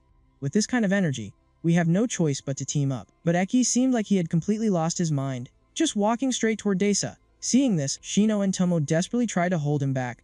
"What's wrong with you? Snap out of it." Tomo screamed his name at the top of her lungs, "Aki, Aki." Desa looked ridiculously satisfied. He threw his head back and let out a loud, maniacal laugh. A split second later, Desa swung his arm, unleashing an absolutely devastating strike aimed straight at Aki. The shockwave from the attack was huge, blowing back Sidulu's group in the rear. She and Shino threw their arms up to shield themselves. But when she opened her eyes, she was met with a totally horrifying sight. Desa was slowly taking step after step forward. His one and only target was Aki. To everyone's absolute shock, Aki just kept walking toward him. He didn't show a single ounce of fear in the face of this ridiculously powerful monster. Once he got close enough, he unconsciously opened his mouth, calling out a name he knew all too well, Deja. He walked right up to the monster, spreading his arms wide like he was going in for a hug. The way he looked at him, it was exactly like looking at an old friend. "Desa, is it you?" That's when it finally hit the other three. They suddenly realized the true identity of the monster standing in front of them, and exactly why Aki was acting so recklessly. This guy was Deja. Watching the heartbreaking scene, the team finally understood this was the former sovereign that they had come here to save. But right as they stood there in shock, Desa delivered a brutal strike, sending Aki flying through the air. The impact was so massive that it warped the very ground beneath them. Aki crashed into the dirt, groaning in pure agony. Shino watched the whole thing from the sidelines and screamed out in panic, "Aki." But Desa wasn't going to let him off that easily. He lunged straight at Aki's helpless body. He raised his razor-sharp arm, ready to bring it crashing down right on Aki's neck, who couldn't even fight back anymore. In a flash of lightning, Shino leaped into the fray, using his own arm to tank the deadly blow for Aki. Desa unleashed an absolutely terrifying burst of raw power, causing the ground around them to collapse and crack wide open. Cracks began to spiderweb across Shino's armor as the razor-sharp edge relentlessly pressed down. What insane power, he thought to himself, right at that critical second. Tomo and Sidulu charged in, smashing Desa away and bailing Shino out. Sidulu immediately dropped into a fighting stance, her eyes fierce and determined. "We've got your back." Tomo furrowed her brows, glaring with intense rage, but still called out anxiously, "Shino, are you okay?" Shino immediately fell back, catching on to his team's plan. He gave a curt nod. "Got it." The three-in-one showdown officially kicked off.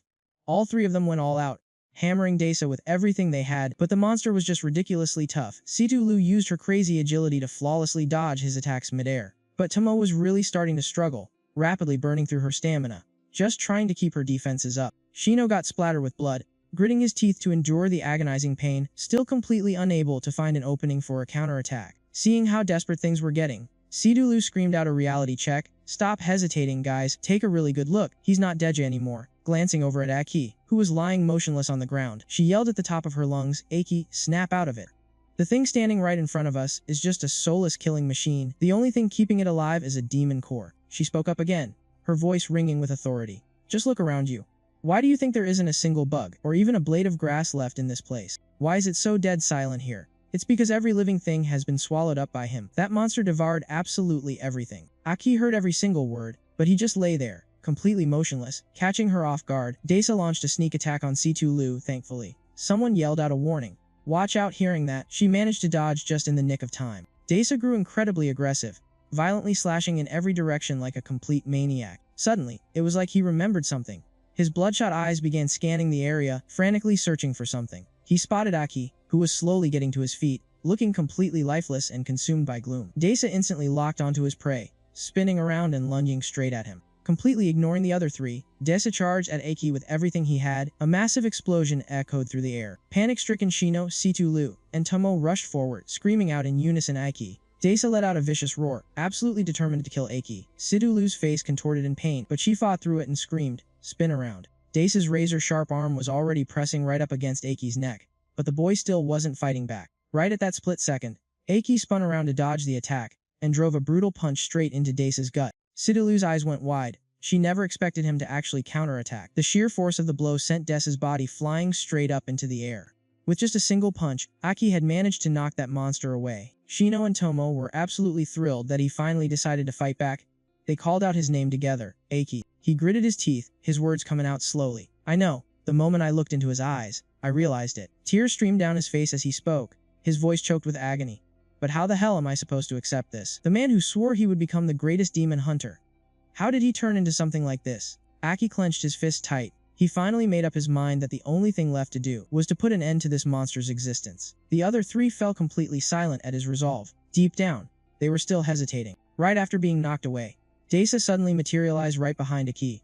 The three of them instantly lunged forward, launching their attacks while desperately screaming his name. His heart overflowing with absolute torment. Aki closed his eyes and whispered softly, "I am so sorry, Dasa." He turned his head to look at Dasa, who was currently being pinned down behind him, and repeated the words one more time, "I am so sorry." The four of them joined forces, unleashing a combined assault on Dasa, to finally end his suffering. After delivering the finishing blow, Situ-Lu touched down on the ground, asking in total disbelief, Is it finally over?" Tomo and Shino looked at Aki with deep concern. Tomo hesitated for a moment before calling out, "Senior." He was still drowning in the pain of striking down his friend with his own hands.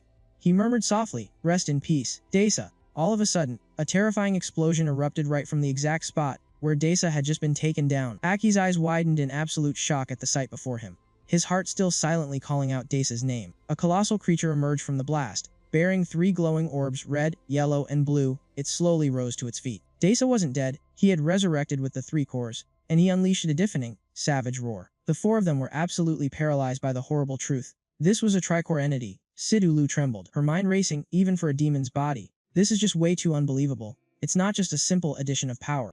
Staring at the massive surge of energy radiating from Dasa, Situ-Lu panicked. The energy density. It's completely surpassed the 7th stage. Dasa became more feral than ever before. He bellowed in rage and charged directly at Aki's group. His gigantic foot slammed down, violently cracking the earth wide open. Dasa morphed into a terrifying three-colored tornado, rushing straight toward Aki and sending everyone into an absolute panic. Shino quickly stepped up to take the lead, shouting out, "Leave this to me." He flashed back to Enran's battle, deciding to use the exact same method that his senior had shown off back in Usus town. Without wasting a second, Shino cast the Earth Armor skill, throwing up a protective barrier for his teammates. But Dasa's overwhelming power was already starting to shatter it. Dasa instantly swatted Shino away, sending him flying. His monstrous strength was simply off the charts. Unable to just stand by and watch, a pair of brilliant blue wings suddenly burst open, ready to join the fray. Tomo moved with incredible agility, relentlessly spamming her phantom slash skill. However, the sharp spikes on Dasa's body suddenly shot out glowing red orbs, taking her completely by surprise. The crimson orbs rained down on Tomo in rapid succession. She kept dodging, but the barrage was so insanely dense that her situation was getting extremely critical. Standing on the outside, Situ-Lu was also caught in the crossfire, the ground beneath her feet getting completely blasted to pieces. Recognizing the familiar technique, she gasped in shock. That spatial magic. Seizing the opportunity, she fired off her spatial blade attack straight at Dasa. Even though she had used all her strength, Dasa didn't even have a scratch on him, leaving her in absolute disbelief. Staring at that colossal body, she thought to herself in awe, "I can't believe he can actually channel the yellow core without suffering any backlash." Another figure dashed toward Dasa, but he spotted her almost instantly. With her eyes glowing pure white, Tomo charged forward with absolute determination. Catching on immediately, Dasa gritted his teeth, snapping his head around to glare at the incoming Tomo. He spat out a blazing red orb from his mouth, which rapidly began expanding in size. Dasa hurled it straight at Tomo, caught completely off guard by the blast. She was engulfed in a terrifying explosion. His raw power was truly out of this world. Dasa spun around, and every spot he targeted erupted into massive explosions, leaving Tomo with nowhere to run. Thick dust and smoke engulfed the area, plunging everything into a dense, suffocating haze. Sidulu panicked and screamed out, "Tomo, watch out," relying on her agile footwork. Tomo desperately rolled and flipped to dodge the relentless attacks. Barely escaping the blast, Tomo called back, "I am okay, damn it. This guy is way too strong." Shino quickly realized the real danger. Dace's attacks weren't just powerful, they were suffocatingly relentless. He was completely ignoring his own body's limits. Even as his muscles tore and his bones snapped, his violent assault never stopped for a second. Dace lunged straight at Sidulu, making her flinch and stumble back. But right at that moment, Aki dashed in and knocked him away, pulling her out of danger. Dropping down from the sky, the moment Aki's boots hit the ground, he threw himself straight into the fight. He clashed head-on with Deja. The terrifying impact of their raw power ripped the ground apart, completely devastating the battlefield. The two were evenly matched, trading devastating blows with no clear winner. As they fought, Aki thought to himself, "You have been tortured to the point where death would be a mercy.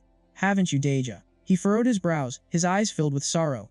"You must have endured unimaginable pain, being forced to fight like this without being able to stop." Clenching his fists with resolve, Aki made a silent vow. "Then I will be the one to stop you. I will end this for you." He then roared out a command. "Everyone, follow my lead, move in." Tomo and Sidulu's eyes sharpened with focus, and Shino mirrored their intensity. All three answered in unison. Understood. As Shino charged forward, Sidulu called out anxiously, "Shino, watch your back." But Shino didn't hesitate for a second. He activated his ability, summoning massive metal shields, and shouted back confidently, "Leave this to me." Shino shoved the heavy shield straight at Deja, unleashing his martial art, the four-sided bone crusher. Seeing the perfect opening, Sidulu and Tomo shouted together, "Now is our chance." Sidulu unleashed her spatial fracture strike, while Tomo followed up flawlessly with her extreme flash step. Seeing Dessa pinned down from both sides, Aki instantly dashed right in front of him to cut off his counterattack. Without a single moment of hesitation, he unleashed a devastating finishing blow with overwhelming power. Core-severing slash. Aki's brutal slash shattered the three glowing orbs embedded in Deja's body. Overwhelmed from every direction, he had no chance to fight back and instantly collapsed to the ground. A pair of hands quickly reached out and cradled Deja's head, trying to ease his final moments of suffering. The horrifying mutated skin on Dessa's body began to fade away, finally revealing his familiar face from the past. Through his blurring vision, Deja couldn't quite make out who was holding him. He weakly murmured, "My king," as his eyes fluttered open, peeling away the last of the ugly scales on his face. He gasped out a weak breath. "Have you finally come to take me home?" But right at that very moment, deep cracks appeared on his head, rapidly spreading across his skin like a shattered spider web. Dace's body completely shattered, turning into fine ash that slowly drifted away into the wind. The sky grew dim, leaving absolutely no trace that he had ever existed. Aki dropped to his knees, his arms trembling violently. Drops of dark red blood dripped onto the cold, hard ground, the hollow sound echoing with pure heartbreak. Sensing that something was terribly wrong, the others rushed forward, crying out in panic, "My king!" Aki forced himself to speak. His voice was shaking, but he desperately tried to keep his composure. "Don't come any closer." He gritted his teeth and squeezed his eyes shut. His chest was heaving uncontrollably as he let out a shaky breath. "Just give me a minute to calm down." Sidulu stood just a few steps away. Her eyes were filled with deep concern, but she held herself back, respecting his space. Shino watched in total silence, his fists clenched so tight his knuckles turned white, his entire body rigid with tension. Tomo bit her lip, a look of pure distress washed over her face. The whole team stood in absolute silence, watching Aki mourn under a heavy, suffocating atmosphere. Meanwhile, hundreds of miles away in a desolate and remote wasteland, the peaceful sky was suddenly torn violently open as a massive, terrifying spatial rift appeared out of nowhere. It looked as though something was ripping the very fabric of space apart from another dimension. Slowly, blinding points of white light began to emerge from the darkness of the rift. They streaked out into the open air, plummeting toward the earth, like shooting stars falling from the heavens. A lone bird flying across the sky shrieked in absolute panic as it sensed the overwhelming, unnatural energy. But before it could even try to dodge, the terrifying beams of light blasted straight through its body. A second later, Tarina, Luzan, and Barrow smashed into the ground, their crushing aura causing the earth to violently tremor beneath them. Luzan spoke up, his voice a deep, menacing growl. "Are you absolutely certain the squad that killed Lai and Dylan went this way?" Tarina glared back with a freezing gaze. "Are you seriously doubting my tracking skills? They are right around here. What's more, their auras show they have already pushed past that pathetic guard dog." She furrowed her brows. "That modified three-core monster is a nightmare. Even if we teamed up, it would be a massive pain to put down.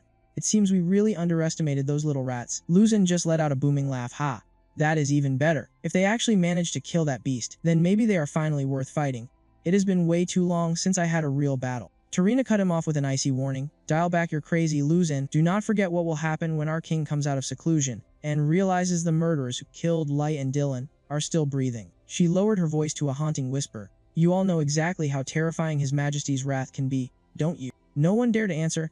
The entire group fell into a dead, chilling silence. Tarina finally gave the command. Then let us bring him the heads of that miserable squad to pacify our king's fury. Dark clouds violently swirled in the sky above as the cold wind howled endlessly over Dage's makeshift grave. Aki finally spoke. His voice was steady now, filled with an unshakable resolve. Let's move out. Sidulu couldn't hold back her question. My king, Senior Dessa has already been defeated. Why are we still heading toward the tower? Is there something else we need to investigate? Aki slowly turned to her. I originally thought the terrifying aura in this place was coming from Dessa, but don't you guys find it incredibly strange? Aki's eyes darkened. After striking him down, the aura in the air hadn't faded at all. Instead, it was sharper and much heavier. It felt like one single entity was still out there. In the dead silence, the other three stood completely frozen as the truth set in. Aki went on to explain. You guys remember Lena saying the king was in closed-door training, right? Sidulu trembled slightly. Could it be the new king? His voice dropped low. Exactly. The new king is at the very top of this tower. Under the gloomy sky, the four of them tilted their heads back, staring up at the massive tower in absolute awe. Just then, four massive shooting stars tore through the pitch-black night sky, crashing toward the ground in a blinding flash of light. As the dust finally settled, Tarina and her crew were standing tall right in front of them. Luzon's voice cut through the air, completely cold. Are you really planning to disturb the king during his closed-door training? He furiously threw his coat to the dirt and roared. You mutts are the ones who killed Lai and Dylan. I am rank 6 of the cores, dual core Luzan. Recognizing that familiar aura, Situ Lu Tomo and Shino all had the exact same thought. Dual cores, these are the 4 from that small town. A wave of shock hit the 3 of them. Rank 6. Consumed by absolute rage, Aki lost every ounce of his usual calm. His face turned ice cold and deadpan as he spoke. You guys showed up at the perfect time. Sensing how dangerous things were getting, Situ Lu quickly threw her arm out to stop him. She spoke softly, my king, your real target isn't them. Tomo chimed in without hesitation. She's right, Aki. These 4 are just guard dogs. Don't waste your time here. Go deal with that new king and drag him right off his throne. Shino immediately backed them up. My king, go handle what really matters. The 3 of them stepped forward together and shouted, leave these 4 to us. Aki let out a silent roar, his body trembling violently as his aura underwent a complete transformation. Massive black wings ripped through the air behind him. In the blink of an eye, Aki shot up into the sky, tearing through the wind as he flew straight toward the tower.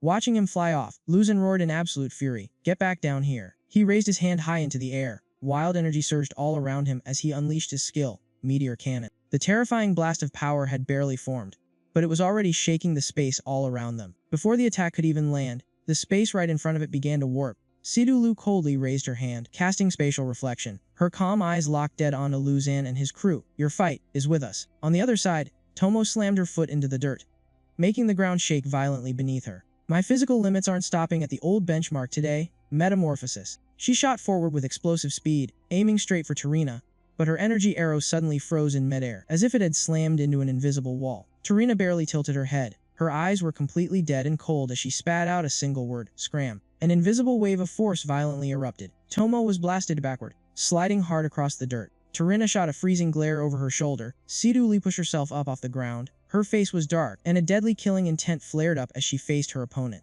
Sidulu's legs slowly morphed into a sharp, biomechanical structure, radiating an incredibly dangerous aura. Watching the transformation, Tarina lowered her voice. She didn't just boost her energy, she actually altered her physical structure. Tarina smirked.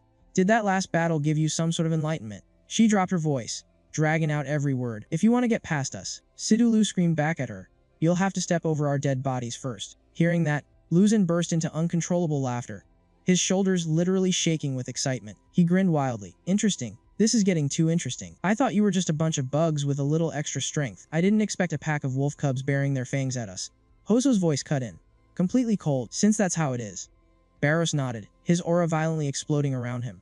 Then we'll just butcher you guys first. In the very next split second, all 4 enemies stomped the ground at the exact same time, their power erupting like a hurricane. An absolute bloodbath broke out outside the tower. Furious screams mixed with deafening explosions that echoed through the sky. Massive shockwaves ripped through the area, causing even the solid stone walls to slowly crack apart. Aki cursed under his breath. Damn it. This entire tower is reinforced with some kind of special metal. He channeled all his power into his feet and slammed them into the ground. He quickly realized he couldn't just brute force his way through the top of the tower. Aki decided to pivot his attack. He muttered to himself, fine then, I'll just find a breaking point at the base of the tower. He unleashed a devastating strike right into the foundation, sending a massive cloud of dust into the air. But when the smoke cleared, the base of the tower was still standing perfectly intact. He scowled, gripping the hilt of his sword tighter. Not even a single scratch. Right at that moment, An ancient voice echoed from the sword in his hand. This is the fundamental rule of power. The voice continued to explain, inside this tower, a chaotic and incredibly ancient energy is surging. This gate is reinforced by that exact same energy. It's completely sealed shut. The sword went on. Seals, rules in the world. There is absolutely nothing. Aki stared at the massive gate in silence, his eyes turning razor-sharp as he finished the thought. That has the right to seal itself in front of us. The sword let out a booming laugh, as if it was feeding right off his absolute madness. Aki raised his sword high into the air and let out a furious roar, sending out a shockwave of raw sound, split it wide open. A terrifying slash crashed down, making the tower react for the very first time. Tarina's face went pale with anger. You actually think you can break the main gate?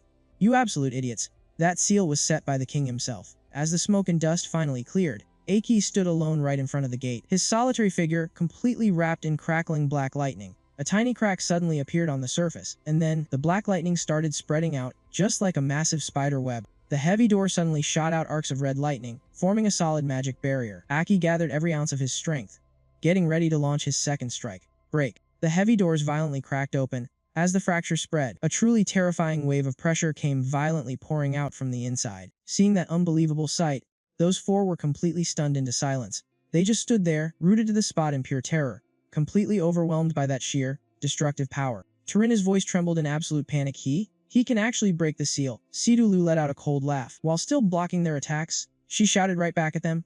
So, your precious king is nothing more than just this. She pushed her aura to the absolute limit, her imposing pressure not dropping for a single second. Listen up, everyone. Do not let your guard down now that the door has been breached. Throwing attacks while she spoke, Sidulu coldly laid down the law, and we definitely won't let any of you get past us to interfere with him. Barra scowled deeply, feeling the pressure skyrocketing around them.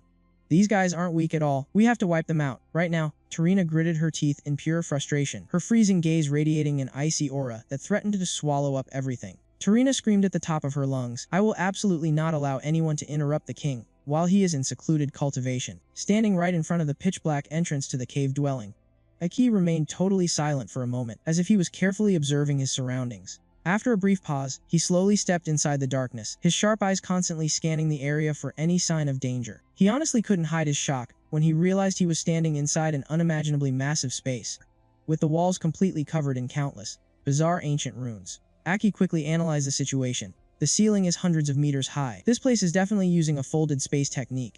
The area inside is easily dozens of times larger than it looks from the outside. Suddenly the sword spoke up. Be careful, kid, this aura is incredibly unnatural.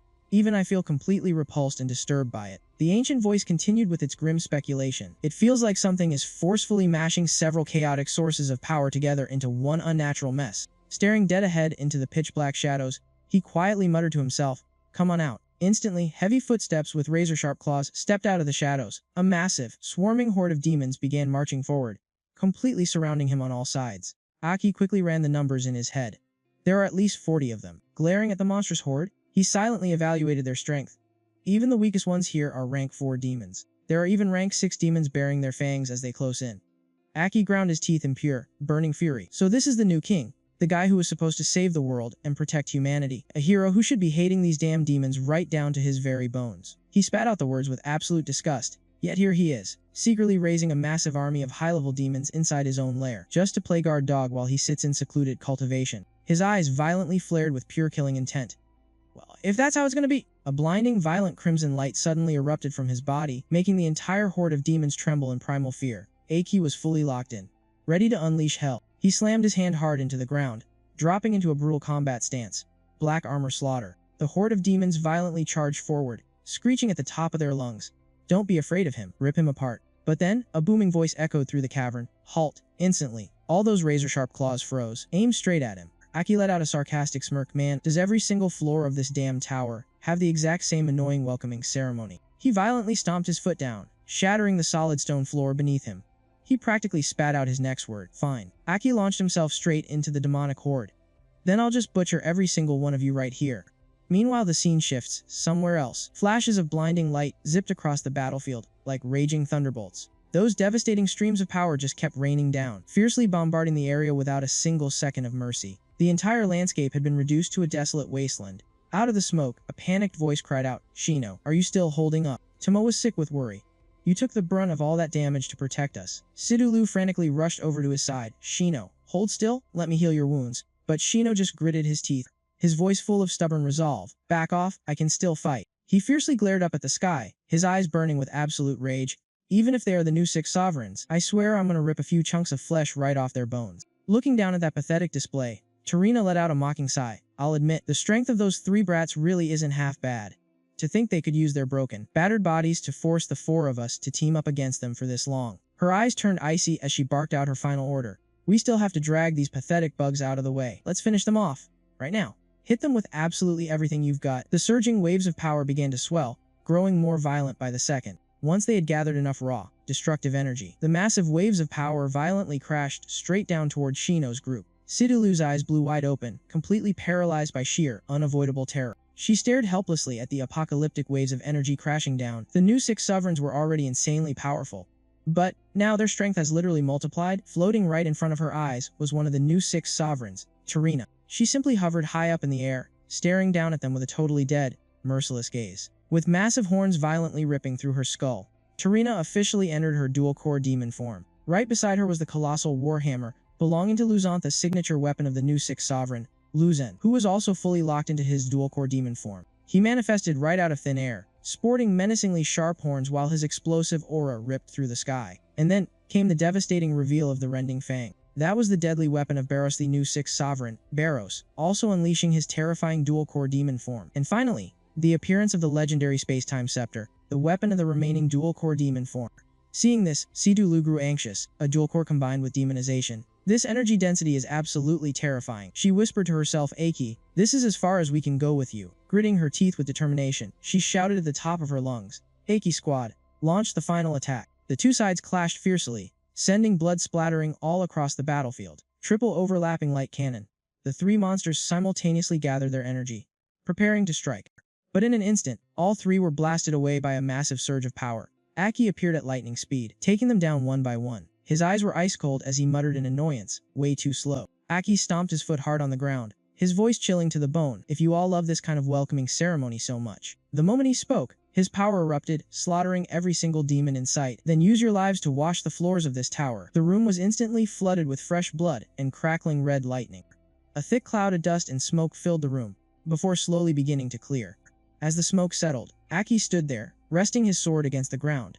Nothing but corpses remained around him. Floor 1 demons, completely annihilated. Murderous intent flashed in his eyes. On to the next floor. The scene shifted to the sky above, where blinding streaks of golden lightning tore through the clouds. Shino was locked in a fierce, mid-air battle with his enemy. He gathered up his power and dove straight down into the ground, sending rocks and debris flying everywhere. Back to Aki, who had just wiped out every last demon on the 2nd floor. Floor 2 demons, completely annihilated. Somewhere else, Sidulu stared at the crumbling ruins and screamed, "Shino." Suddenly, a spatial rift tore open right behind Sidulu. Still have the time to worry about someone else. A blast of raw energy shot out, aiming straight for her. Sidulu quickly raised her guard and blocked the strike. Meanwhile, Aki had already swept through the 3rd floor. Floor 3 demons, completely annihilated. Cutting back to Sidulu, she gritted her teeth, fully on edge. "This is weird. Why does my body suddenly feel so heavy and sluggish?" She turned her head, a sudden realization hitting her. "Tell me." Just then, a voice echoed right behind her. Tarina smirked, gripping the scythe in her hands. "Finally figured it out. Did you, the hallucinogenic poison bone?" She gave a chilling warning.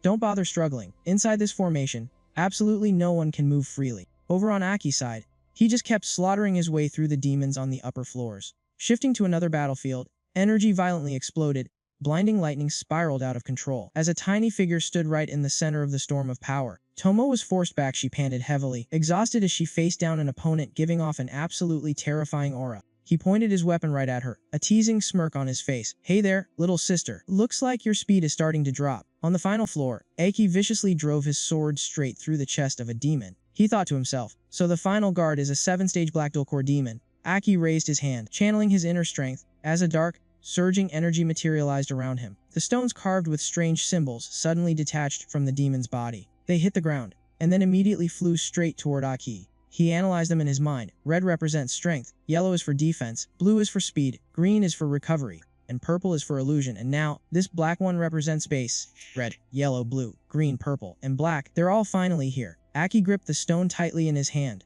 a sharp cracking sound echoing through the room. Without a second thought, he fused the stone straight into his own chest. A violent surge of power erupted, dark energy aggressively swirling around his body. Aki closed his eyes, thinking to himself, I've finally grasped the power of space. He snapped his eyes open, revealing 2 different colored pupils. He looked absolutely terrifying. Aki raised a finger, murmuring softly, "So, is this the power of possessing all attributes?" He pierced his finger straight into the empty air, tearing open a spatial rift. It revealed another dimension, and he could vividly feel the flow of space itself. He stared at the door, thinking to himself, "The top of the tower is right on the other side." Suddenly, Aki gasped and his eyes went wide, like he had just sensed something terrible. He whipped his head around. Standing right in front of him was the one they called the new king. The scene violently cut back to Shino, where Luzan was raising his massive warhammer high into the air, ready to bring it crashing down. Luzan gave a cold, sinister smirk. "Looks like you can't activate your protective shield anymore, can you?" Without hesitating, Luzan slammed the warhammer mercilessly into the ground, roaring with absolute fury, "Just die." Suddenly, the entire space went pitch black. It felt like time itself had frozen. In the middle of that dead silence, strange, glowing green lotus rings began to appear in the sky above. Back on the other side, Aki closed his eyes in deep concentration, whispering softly, "Sorry for keeping you all waiting." He projected his thoughts directly into the minds of his teammates.